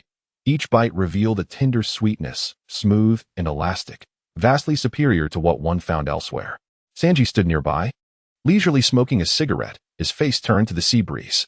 Zaro sat beside Luke, similarly indulging in drink, gazing out at the distant horizon with satisfaction. What are we waiting for? Christina questioned, puzzled by Luke's stubbornness. I have a feeling something is about to happen. It may not, but let us wait. I don't believe those bastards will simply relent. They're the most ruthless killers. Sanji and Zoro exchanged glances, intrigued by the mention of these killers. As night fell, the sea breeze intensified, the chaotic currents heralding an unusual night. The sky was a deep black, the waves roared tumultuously, their thunderous sound echoing in the air. Luke expanded his observation haki to its fullest extent, nearly encompassing half of the water city. Within his perception, silent figures emerged. He glanced at his pocket watch. It was already 8 p.m. At this hour, all the residents had relocated to the highlands of the Carrera Company. Yet those still present in the city were moving with remarkable speed, which added an intriguing twist to the scenario. Luke rose to his feet. A chilling smirk escaping his lips. Our adversary has arrived. In an instant, an invisible pressure emanated from him, conjuring a whirlwind that swept through the surroundings. Zoro, Sanji, and Christina turned their gazes towards the opposing structure. Whoosh, whoosh, whoosh. The shadows of 4 figures darted across the rooftops with astonishing speed, appearing before them in the blink of an eye. Lucci, you have indeed come. Luke shouted towards the figure clad in disguise across from him. They were enveloped in thick garments, their faces obscured by sinister masks, exuding an aura of malevolence. Did you know he would come? Ruchi removed the deer mask, gazing at Luke with astonishment. Hee, I recognized your identity. You wouldn't dare let me escape, would you? Oh, so you prepared for our arrival? Quite self-aware of you. In that case, prepare to meet your fate. His pet pigeon, Hadoli, took flight from his shoulder. Lucci propelled himself into the air with remarkable speed, his gaze imbued with a frenzied intensity as he charged towards Luke. What does it matter if he foresees our actions? We are the formidable CP9. Those who uncover our secrets must meet their demise. The repressed bloodlust that lurked in Water City is unleashed in this moment. With one hand resembling a gun, he aimed sharply at Luke's throat, thrusting forward with ferocity. Chapter 88. A single punch shatters Lucci. Lucy's speed is as swift as lightning. The gun possesses the formidable power of bullet propulsion, yet in Lucy's hands, the force at her fingertips resembles that of an armor-piercing round. However, if that were all there was to it, it would not be enough to instill fear in Luke. Luke stood tall, his chest puffed out. Iron block, steel. This body, forged through countless trials, possessed an extraordinary level of physical prowess. His flesh, bones, and skin had attained an astonishing degree of density. With the mastery of the iron block technique, Luke was confident that the hardness of his physique truly rivaled that of steel. Bang! Lucy's fingers rested upon his neck, and a ripple of impact radiated between the two. Luke felt as though his throat had been struck by an immense force. A collision so concentrated that even steel could scarcely withstand it. From the intensity of the impact, Luke surmised that Rookie's power level was approximately 3,000. Still shy of the 4,000 mark he would reach 4 years hence. How audacious to attempt to assassinate me with such feeble strength. Luke let out a fierce roar, proclaiming, My power is a formidable 4,500. What gives you the audacity to act so arrogantly before me? Luke clenched his right fist and swung it with force, landing a direct blow to Lucci's abdomen. The exchange occurred in the blink of an eye, and Lucci was sent hurtling backward like a cannonball, crashing into the building across from him. Lucci, Kaku exclaimed in shock at the sight. The target is formidable. Everyone, attack together. Kaku, Khalifa, and Bruno each unleashed their 6 powers martial arts, launching an assault on Luke from 3 directions. However, someone could not stand idly by. Hey, are you seriously attacking our major in front of us? Do you think we're mere chihuahuas, mere decorations? Sanji unleashed a powerful gust of air beneath his feet, propelling himself forward with a swift kick that collided with Bruno. The burly man, with his broad shoulders and inverted pyramid chest, displayed a look of disdain. How could a well-trained intelligence officer like him be shaken by someone as insignificant as Luke? Iron block, Bruno declared, asserting that iron block was his specialty too. Bang! Bruno's face contorted as blood erupted from his mouth, and he lost a tooth. For a fleeting moment, he was dazed. What just happened? My iron block was shattered. His cheek throbbed painfully. Sanji sent Bruno flying with a kick, a smug smile curling at the corner of his mouth as he clenched a cigarette. Thanks to Luke's enhancement, his kicking technique had at least tripled in power. Zoro fixated on the 2 blades in Kaku's hands, which were actually saw blades for cutting wood. Nevertheless, it mattered not. Since he wielded blades, he was his opponent. 3-sword style. Zoro transformed into a fearsome specter, his eyes radiating an astonishing murderous intent. His pupils glimmering with a blood-red light, his aura morphing into the phantom of a vengeful spirit. Demon Slash. The flash of the blade startled Kaku as he suddenly found himself facing a death threat. He barely managed to defend himself with his swordsmanship, narrowly escaping the fatal strike. Nonetheless, blood flowed from his chest, leaving 3 gashes. Christina unsheathed the longsword from her back. Although she was still trying to comprehend the situation, why the shipwrights from Carrera Company, whom she had seen during the day, were now attacking her comrades, she was resolute. If you wish to harm Major Luke, you shall not succeed. Her longsword arced in a sweeping leap, a white sword light transforming into a crescent moon that swiftly descended upon Khalifa, sending the secretary plummeting from midair. With a flick of her sword, she embedded it into the rooftop, standing tall with flowing hair and a proud gaze fixed upon the retreating Khalifa. Just a year ago, Christina had only mastered 2 techniques of the 6 powers, her combat prowess barely reaching 400. However, after a year of rigorous training and breakthroughs in swordsmanship, she was now able to hold her own against Khalifa, one of the weaker members of CP9. Miss Christina, your swordsmanship is truly magnificent. Just moments ago, Sanji was occupied with attacking Bruno, but now he was entranced by her graceful form, hearts practically sparkling in his eyes. Zoro has engaged in a fierce battle with Kaku. Luke observed their combat, and upon witnessing the scene before him, his tense heart began to ease. He felt assured of Zoro's swordsmanship. This man, who relentlessly pursued the pinnacle of swordsmanship and vowed to become the world's greatest swordsman, improved his skills with each passing day. Sanji, on the other hand, possessed a unique constitution. Once he awakened his bloodline factor, his rate of growth would be nothing short of monstrous. Luke's concern lies with Christina. Her talent is rather ordinary. She is merely a diligent girl from an average family, incomparable to the professional assassins of CP9. Yet, she accomplished the extraordinary. She brought Khalifa crashing down from midair. Sanji. Luke shouted towards Sanji, "You are a chef." Sanji responded, "Lieutenant, why mention that? Can't you see my exquisite culinary skills at work as I prepare this magnificent beast?" Luke exclaimed, "No. I mean, don't you think it lacks a bit of fire? Dishes devoid of heat lack flavor." Sanji responded, Luke, that idea is brilliant. It resonates deeply with me." With his right foot as a pivot, he swiftly spun on his left foot, the rapid rotation igniting his right leg to an intense heat. Glowing like embers, with steam rising to reveal the extraordinary temperature of his limb. As Sanji ceased his rotation, he lifted his scorching right leg, proclaiming, "Demon's foot. Demon wind leg. With the heat emanating from my foot, my attacks will be swifter, capable of scorching bones. First level mincemeat." He unleashed a flurry of powerful kicks upon Bruno, each strike capable of overwhelming even steel. Bruno found himself in a defensive position, continually retreating, as the reinforced flesh of his body bore the imprint of Sanji's relentless assault. Ruchi, having been sent flying by a punch, leaped from the building and surveyed the scene. Noting that all his companions were ensnared in fierce combat, spitting out a mouthful of blood, he seethed, "This is outrageous. Such a humiliation cannot stand. Only by spilling your blood can today's disgrace be erased." Leopard form. Lucci's physique suddenly swelled, explosive muscles straining against his shirt as if on the verge of bursting. Activating the powers of the fruit, Lucci donned a pelt resembling that of a leopard, transforming into a feline form, endowed with unparalleled strength by the animal fruit. With a swift motion, he unleashed his technique, hurricane foot, leopard tail, delivering a spiraling kick that curled toward Luke like the sweeping tail of a beast. Luke deftly evaded the strike of the gale, yet a more formidable assault from Ruchi soon followed. The Six King's Spear, 2 robust arms extended before Luke's chest. Embodying the pinnacle of Ruchi's mastery of the 6 styles, channeling his entire strength to unleash it in the form of a shockwave. Luke's eyes widened suddenly, inadvertently allowing Ruchi to move in front of him, and amidst the outstretched arms, a powerful surge began to emanate. Boom. At that critical moment, Luke enveloped himself in the armor of observation haki, and a shockwave erupted from his chest. The Six King's gun is said to possess a force 10 times that of the Bates strike. Luke's body inevitably slid backward, propelled by an overwhelming force. Fortunately, he managed to summon his formidable presence just in time.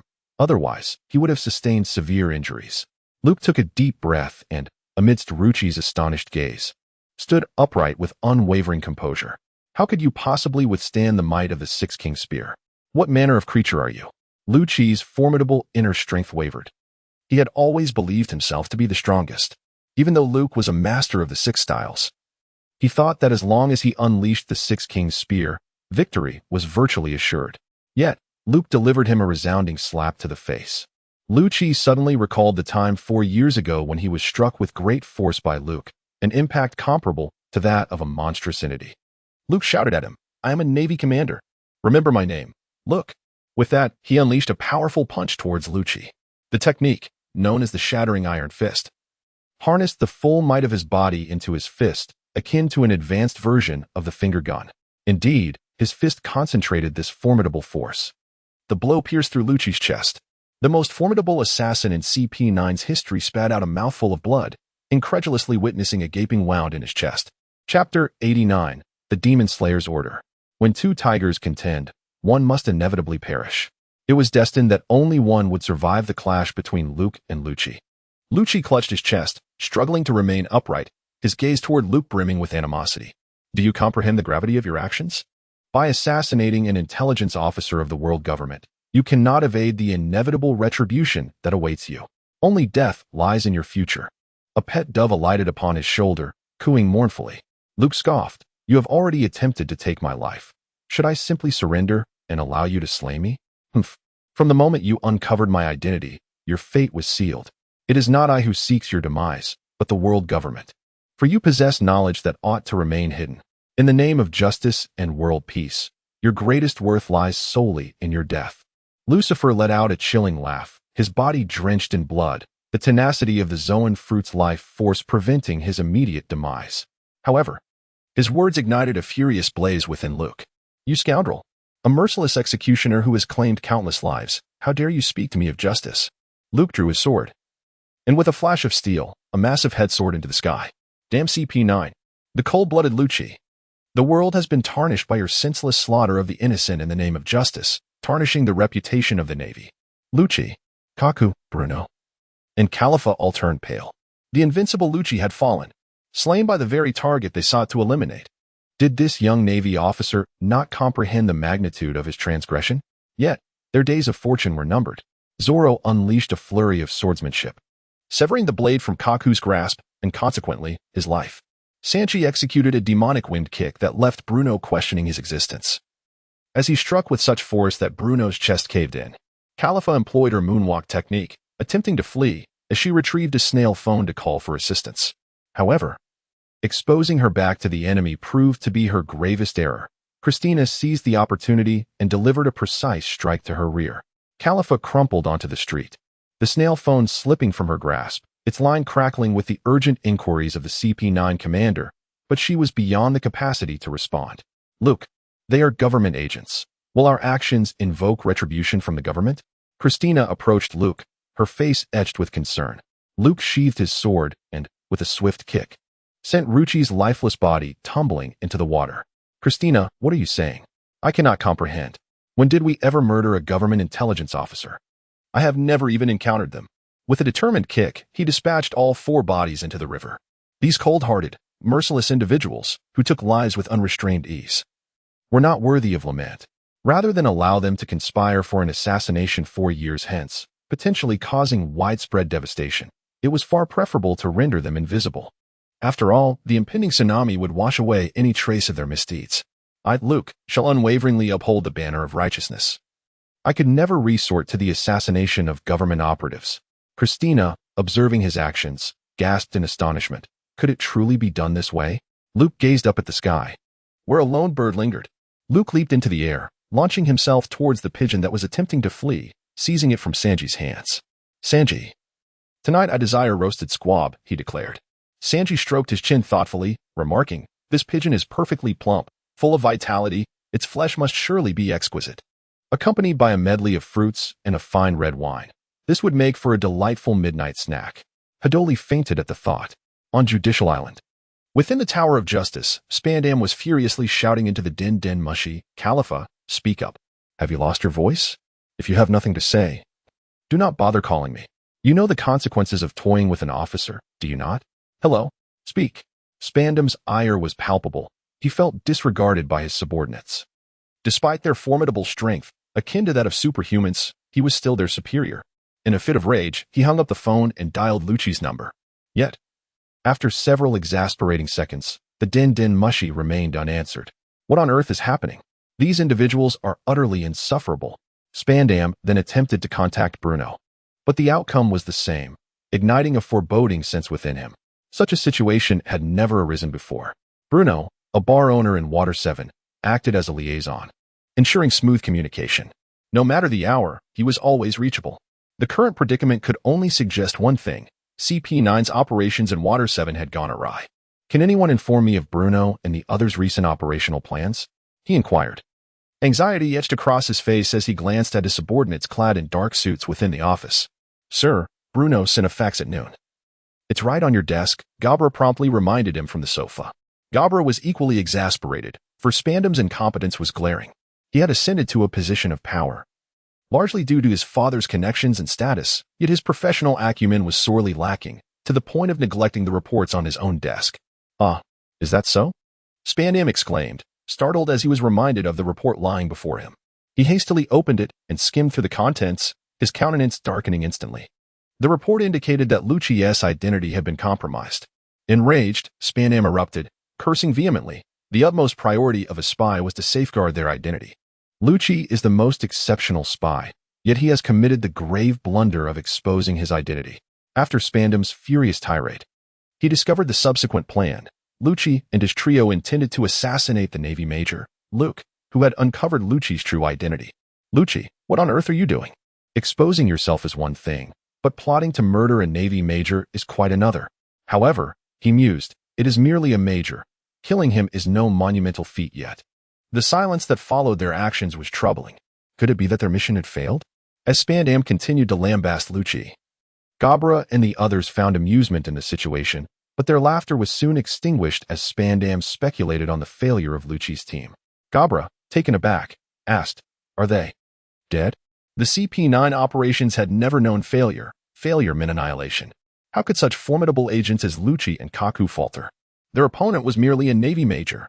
Furious, Spandam's eyes burned with rage. The ancient weapon design was a crucial tool in his efforts to curry favor with the elders. If Lucci and his team failed, it would spell the complete collapse of his plans, and the designs might even fall into enemy hands. Anyone who dared to disrupt his plans had to perish. Furthermore, the designs must not fall into the hands of others. In a state of hysteria, Spandam opened his drawer and retrieved a golden transponder snail, activating it. At Navy headquarters, the silver transponder snail emitted a series of beeps in response. An urgent alarm reverberated throughout the headquarters. The summoned Navy Vice Admirals, the 5 closest to Water City, sprang into action. The demon-slaying order was initiated. Chapter 90, The Calm Before the Storm. Vice Admiral Fire Mountain of Navy Headquarters. Vice Admiral Ghost Spider of Navy Headquarters. Vice Admiral Mole of Navy Headquarters. Vice Admiral Doberman of Navy Headquarters. Vice Admiral Stollerberry of Navy Headquarters. Each Vice Admiral possessed immense strength and commanding presence. They were the frontline warriors of the Navy, battling countless notorious pirates, feared by all except for the 4 emperors and the 7 warlords, upholding the Navy's supremacy across these waters. Though it may seem that Vice Admirals lacked prestige during the summit battles, being suppressed by Whitebeard, that was a clash against one of the 4 emperors, the mightiest man at sea. Losing to him was no disgrace. Who else could rival a Vice Admiral of the Navy, especially 5 of them? Upon receiving the summons, they hastened towards Water City with utmost urgency. Their mission was to erase Water City from the map. The Demon Slayer order, irrespective of the reasons, once initiated, obliges the commanding Vice Admiral to execute the orders with unwavering loyalty. This constitutes a merciless and indiscriminate assault, designed to eradicate entirely any entities or individuals that pose a threat to the dominion of the world government within a specific region. Given that the target locale is the City of Water, it suggests the presence of elements that endanger the world government. 5 Vice Admirals, 10 warships, and 10,000 elite soldiers comprise this formidable force, wielding the potential for cataclysmic devastation. Even the 7 warlords would falter before such might, let alone a shipbuilding metropolis devoid of military strength. The City of Water shall be consigned to history. That is, unless that man intervenes. Bubble, bubble, bubble, bubble, crack. Luke picked up the phone bug, and an anxious voice emerged from within. Luke, are you in the City of Water?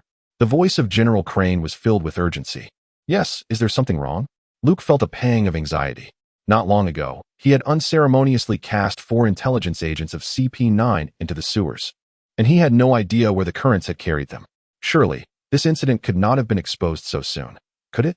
After all, only a handful of us were aware of it. There was no way anyone could have betrayed us.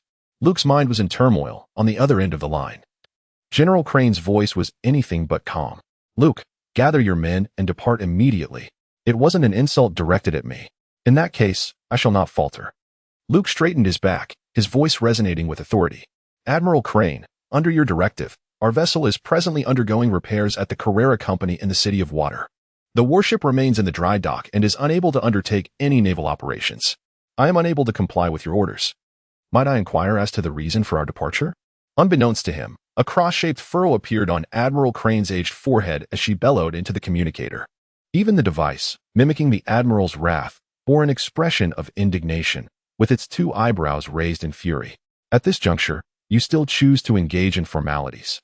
Depart the City of Water immediately via the sea train. The demon extermination order is about to be enacted upon the City of Water. This barrage of furious exclamations left Luke utterly bewildered. The demon extermination order? Admiral Crane, are you jesting? What is this order? It signifies a relentless bombardment. An onslaught of cannon fire that would obliterate an island, rendering all edifices and lives within its strike zone into a fiery abyss, leaving not a blade of grass to survive. Luke was not unfamiliar with this term. Nico Robin's hometown was ravaged by the extermination order. In the original narrative, the Judiciary Island, a governmental institution, was subjected to the assault of the extermination order, and the bombardment from the Vice Admiral was equally relentless. This was a merciless and indiscriminate attack on humanity. Upon hearing that the extermination order was approaching Water City, Luke was utterly bewildered. This was not how the original story unfolded. Luke, I am not jesting. Evacuate Water City immediately. That is an order. It was unclear what the officials of the world government were thinking. To initiate an extermination order against Water City, the Vice Admiral cursed vehemently. Yet, Luke quickly realized that his actions in eliminating Lucci and the others had undoubtedly provoked a certain nerve among the government officials. Vice Admiral, I beg your pardon for my negligence. I cannot comply with your orders. There are countless innocent civilians here, yet we are directed to turn our cannons upon them. If I falter here, my sense of justice will be tarnished.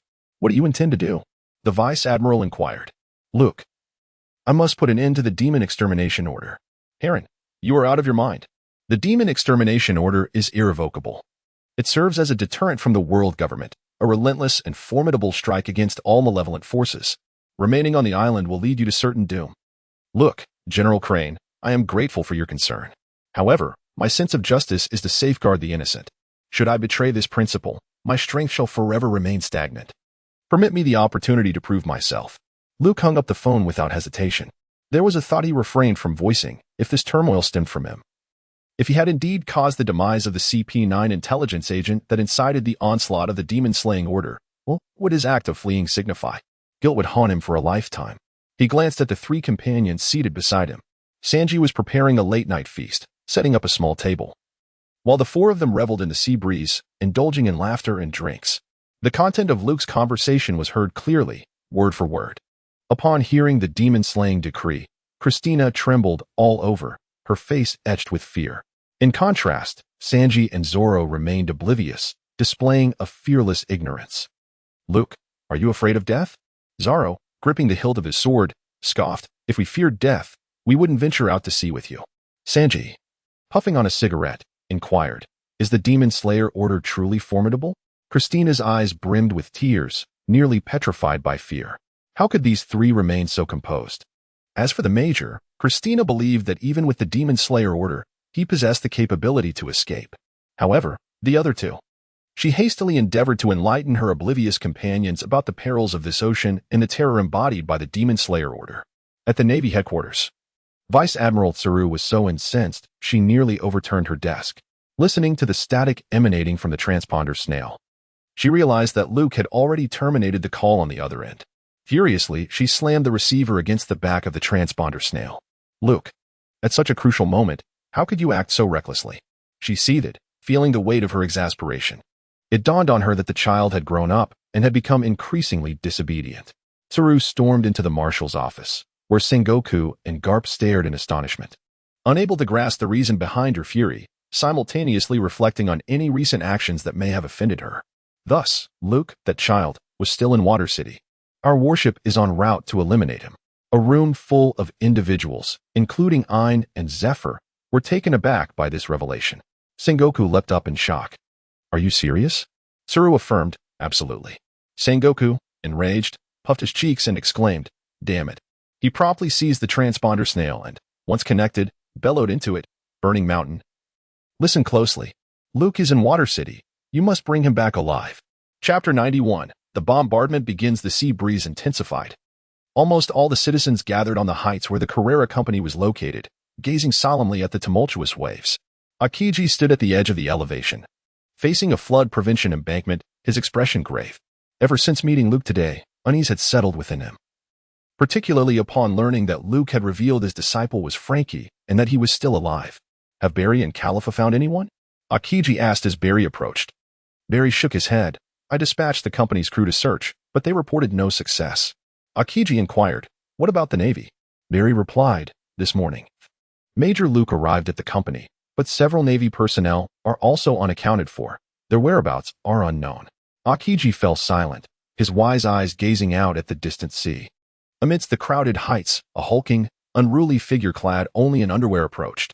Upon seeing him, Akiji froze momentarily. He noticed that Frankie bore evident signs of severe injury on his chest and abdomen, and an ominous premonition surged within him. Frankie shook his head. The goods were burned. The iceberg stood frozen, eyes wide with astonishment. The ancient weapon design that the government officials would go to any lengths to obtain had been incinerated? Who exactly? Was this Navy? The shock rendered him speechless, ultimately culminating in a sigh. Perhaps, in truth, its destruction was not entirely a misfortune. Mr. Iceberg, look. There are naval ships out at sea. A shipwright exclaimed, pointing towards the distant waters. The tumultuous ocean revealed 10 warships, their formidable silhouettes gradually emerging with an air of dominance. A sharp report rang out, cannon fire followed by a shocking explosion. The naval shells rained down upon the Water City. Mr. Iceberg's complexion turned an unprecedented shade of pallor as panic swept through the citizens and shipwrights alike. Only he recognized the onslaught as the Navy's demon-slaying decree. Visions flashed through his mind, the Navy major demanding the design by name, the potential government informants lurking nearby, and the sudden assault on the Water City by the decree. The astute Mr. Iceberg quickly deduced that this could only be the result of a government informant's failed mission, leading to their furious retaliation. The bombardment from the demon-slaying decree commenced as it entered the range of the Water City. The second round of cannon fire was imminent. Flames erupted from the gun barrels, and the thunderous roar of cannon fire filled the air, yet this time, the shells detonated mid-flight. They were intercepted. Mr. Iceberg witnessed the dynamic figures of Luke and his companions in the city below, their invincible forms skillfully deflecting the shells, leaving him profoundly shaken. Upon learning that the demon-slaying order had been initiated with the City of Water as its target, Luke, Zoro, Sanji, and Christina found themselves unable to return to the highlands of the Carrera Company. Luke stood atop the highest rooftop as dense shells hurtled towards them. The observation of the color of knowledge etched the trajectory of the shells into his mind, followed by a 1,000-meter-long slash.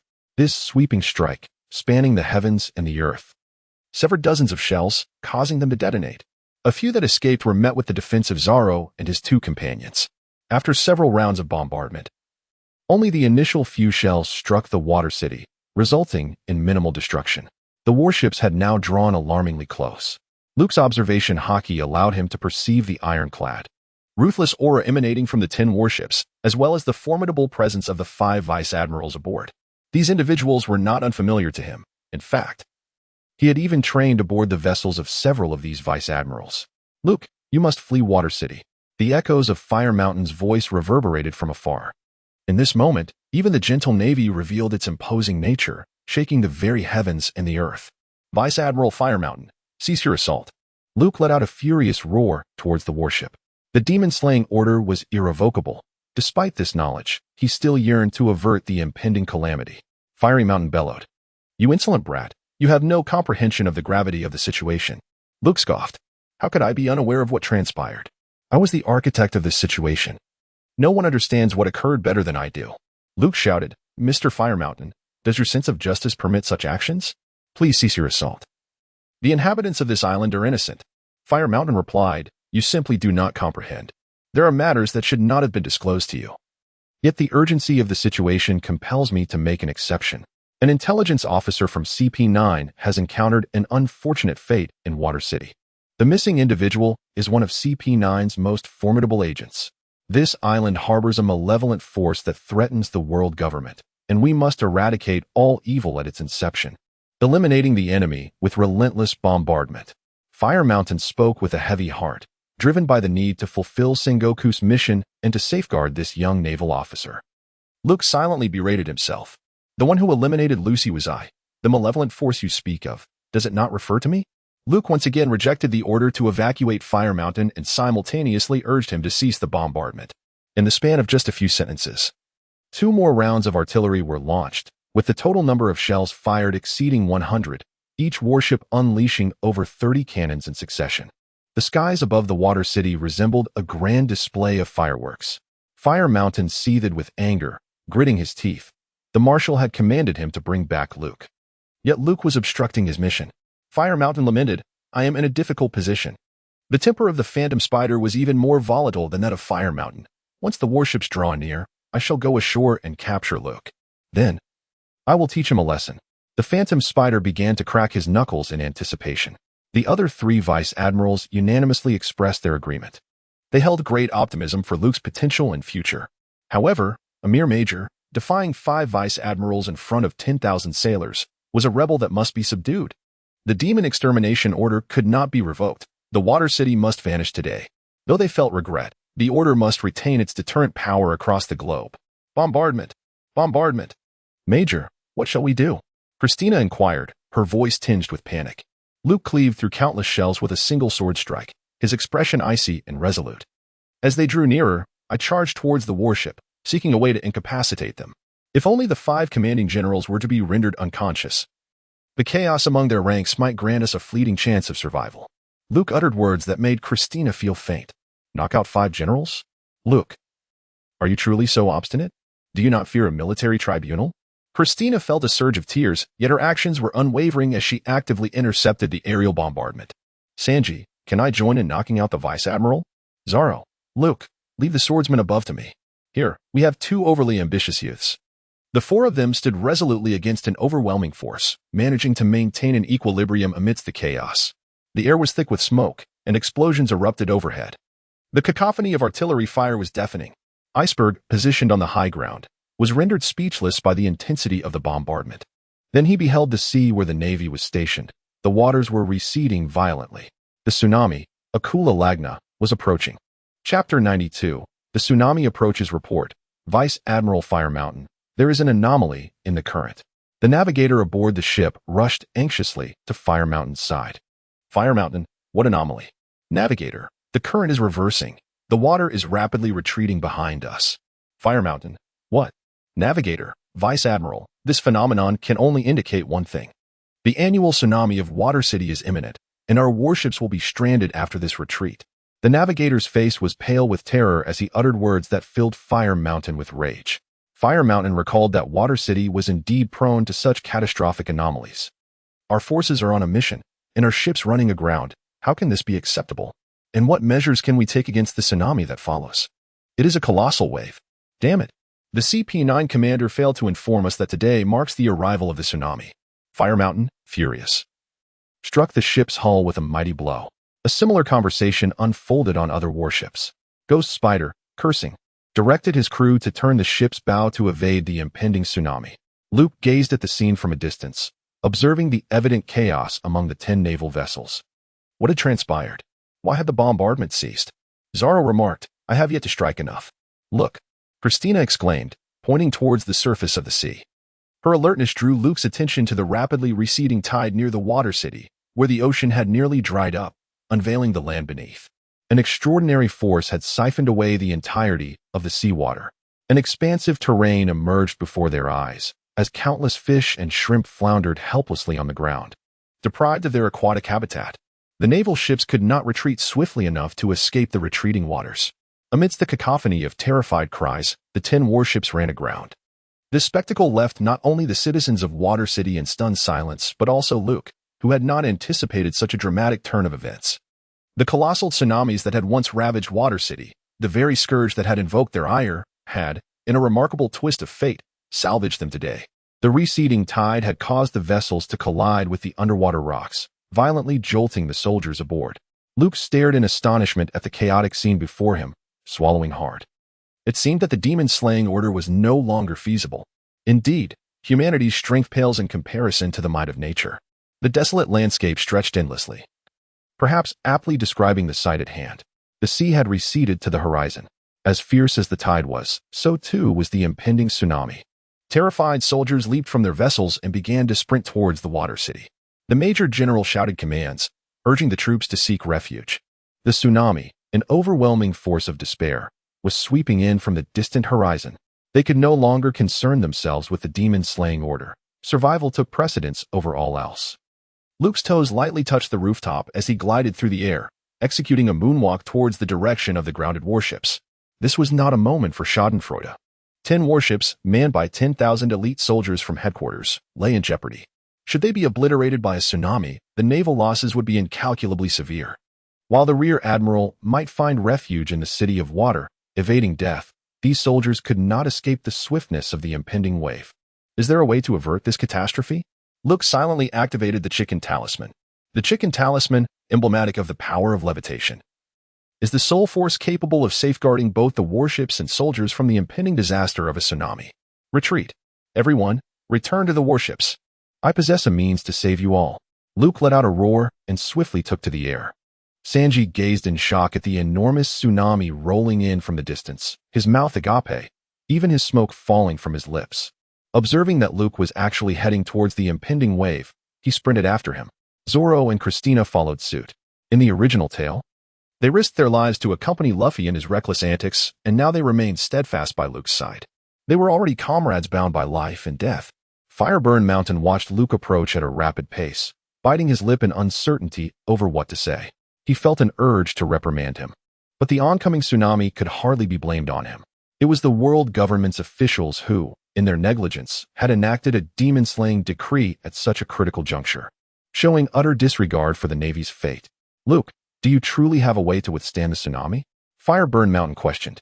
It wasn't that he doubted him, but rather that the colossal tsunami was a force of nature, each wave more formidable than the last, capable of shattering warships with its immense power. Rest assured. Just have the soldiers return, Luke replied, giving him a thumbs up. A few vice admirals, their expressions stern and icy as they bit down on their cigars, found themselves compelled to take a gamble upon witnessing the scene unfold. The soldiers hastily returned to the ship. The tsunami was now mere hundreds of miles away, advancing with alarming speed. Luke harnessed the power of levitation, allowing his entire being to rise effortlessly into the air. He then swiftly circled the warship, lightly tapping its side. With the force of levitation, he bestowed upon the vessel the ability to float. With a mere thought from Luke, 10 warships began to stir into motion. The vibrations coursed through the deck, leaving the soldiers astonished as they felt the vessel beneath their feet sway violently. Luke leaped onto one of the ships, closely pursued by Zoro, Sanji, and Christina, who followed suit. Then, they beheld Luke emanating an overwhelming aura of power. "Lift me up," he bellowed, his voice resonating with fierce intensity. Luke's blood surged rapidly, his skin radiating a fiery red glow. 10 warships were under his command, trembling as they ascended from the ground. Yet, it was insufficient. This altitude was inadequate. Luke assessed the altitude of the flight, having just lifted the warship. In the face of the colossal tsunami impact, the vessel required an ascent of at least 100 meters. With a powerful kick, Luke unleashed a surge of strength that caused the veins on his body to throb violently, the blue tendons standing out prominently. 10 warships, burdened with hundreds of tons of weight, were still colossal battleships laden with munitions. Just activated, the talisman with a mere 1 fusion degree was pushed to its utmost limits. The talisman in his mind whirled rapidly, emitting a crimson glow, reminiscent of an overloaded machine. The warships ascended swiftly. Gasps of astonishment escaped the soldiers' lips as they beheld the miraculous sight of the vessels lifting off the ground, the earth receding beneath them. What extraordinary power was this? According to legend, the floating fruit of the Golden Lion could elevate dozens of islands to a height of 1,000 meters. Only through personal experience did Luke come to realize the terrifying magnitude of the situation. Controlling over a dozen islands, the stamina of the Golden Lion was undoubtedly unfathomable. Fire Mountain, firmly clutching his cigar, gazed intently at Luke with piercing eyes. He remained silent, refraining from disturbing Luke. Even the soldiers behind him, 1,000 strong on the ship, fixated their astonished and reverent gazes upon Luke. Christina, observing the veins bulging beneath Luke's flushed skin, glistening with beads of sweat erupting from his pores, could not help but cover her mouth in distress, tears welling at the corners of her eyes. The tsunami drew closer, now merely 50 miles away, while the warship had only ascended 20 meters. With a thunderous roar, Luke caused the battleship to tremble and ascend rapidly. With sheer determination, he lifted 10 vessels into the air, but his strength was waning quickly. The tsunami loomed less than 20 miles away, its frothy waves seemingly reaching for the heavens. The battleships rose to a height of 70 meters. The tsunami closed into within 10 miles. The vessels ascended further, now 100 meters above the tumultuous sea. An earth-shattering roar emanated from the tsunami as it surged towards the ships. Fire Mountain, Ghost Spider, Deo Bowman, Mole, and Stalaberry were all rendered aghast, their faces drained of color. The battleships soared to 150 meters. The waves surged beneath the hull, crashing against the vessels, a violent oscillation proclaiming the irresistible force of nature. As the tsunami rushed past, they remained unscathed. A cacophony of jubilant cheers erupted upon the ships, swelling into a thunderous roar of celebration. Fire Mountain and the others exhaled a sigh of relief, their previously stern expressions softening into smiles of exhilaration. Look, you've done it. Your hidden prowess shines forth. Ha ha. A tremendous laughter erupted, breaking through the earlier tension. Chapter 93. The hero of the Navy as he beheld the jubilant naval forces. An overwhelming sense of pride and joy surged within Luke. He had succeeded. He had salvaged this fleet of the Navy. 10 battleships and 10,000 valiant sailors. Although these men had been misled into executing a demon-slaying order after he had dealt with CP9, they were ultimately his comrades, united under the same banner. They fought against the treacherous seas and pirates with a shared purpose. They should not meet their demise at the hands of the tsunami Akula Lagna. Nor should they be crushed to oblivion by a mere decree from government officials. Watching them revel in their survival, a joyful smile broke across Luke's face. Yet, the calamity was not yet over. The tsunami continued to rage. This was no fleeting wave. It would persist for an extended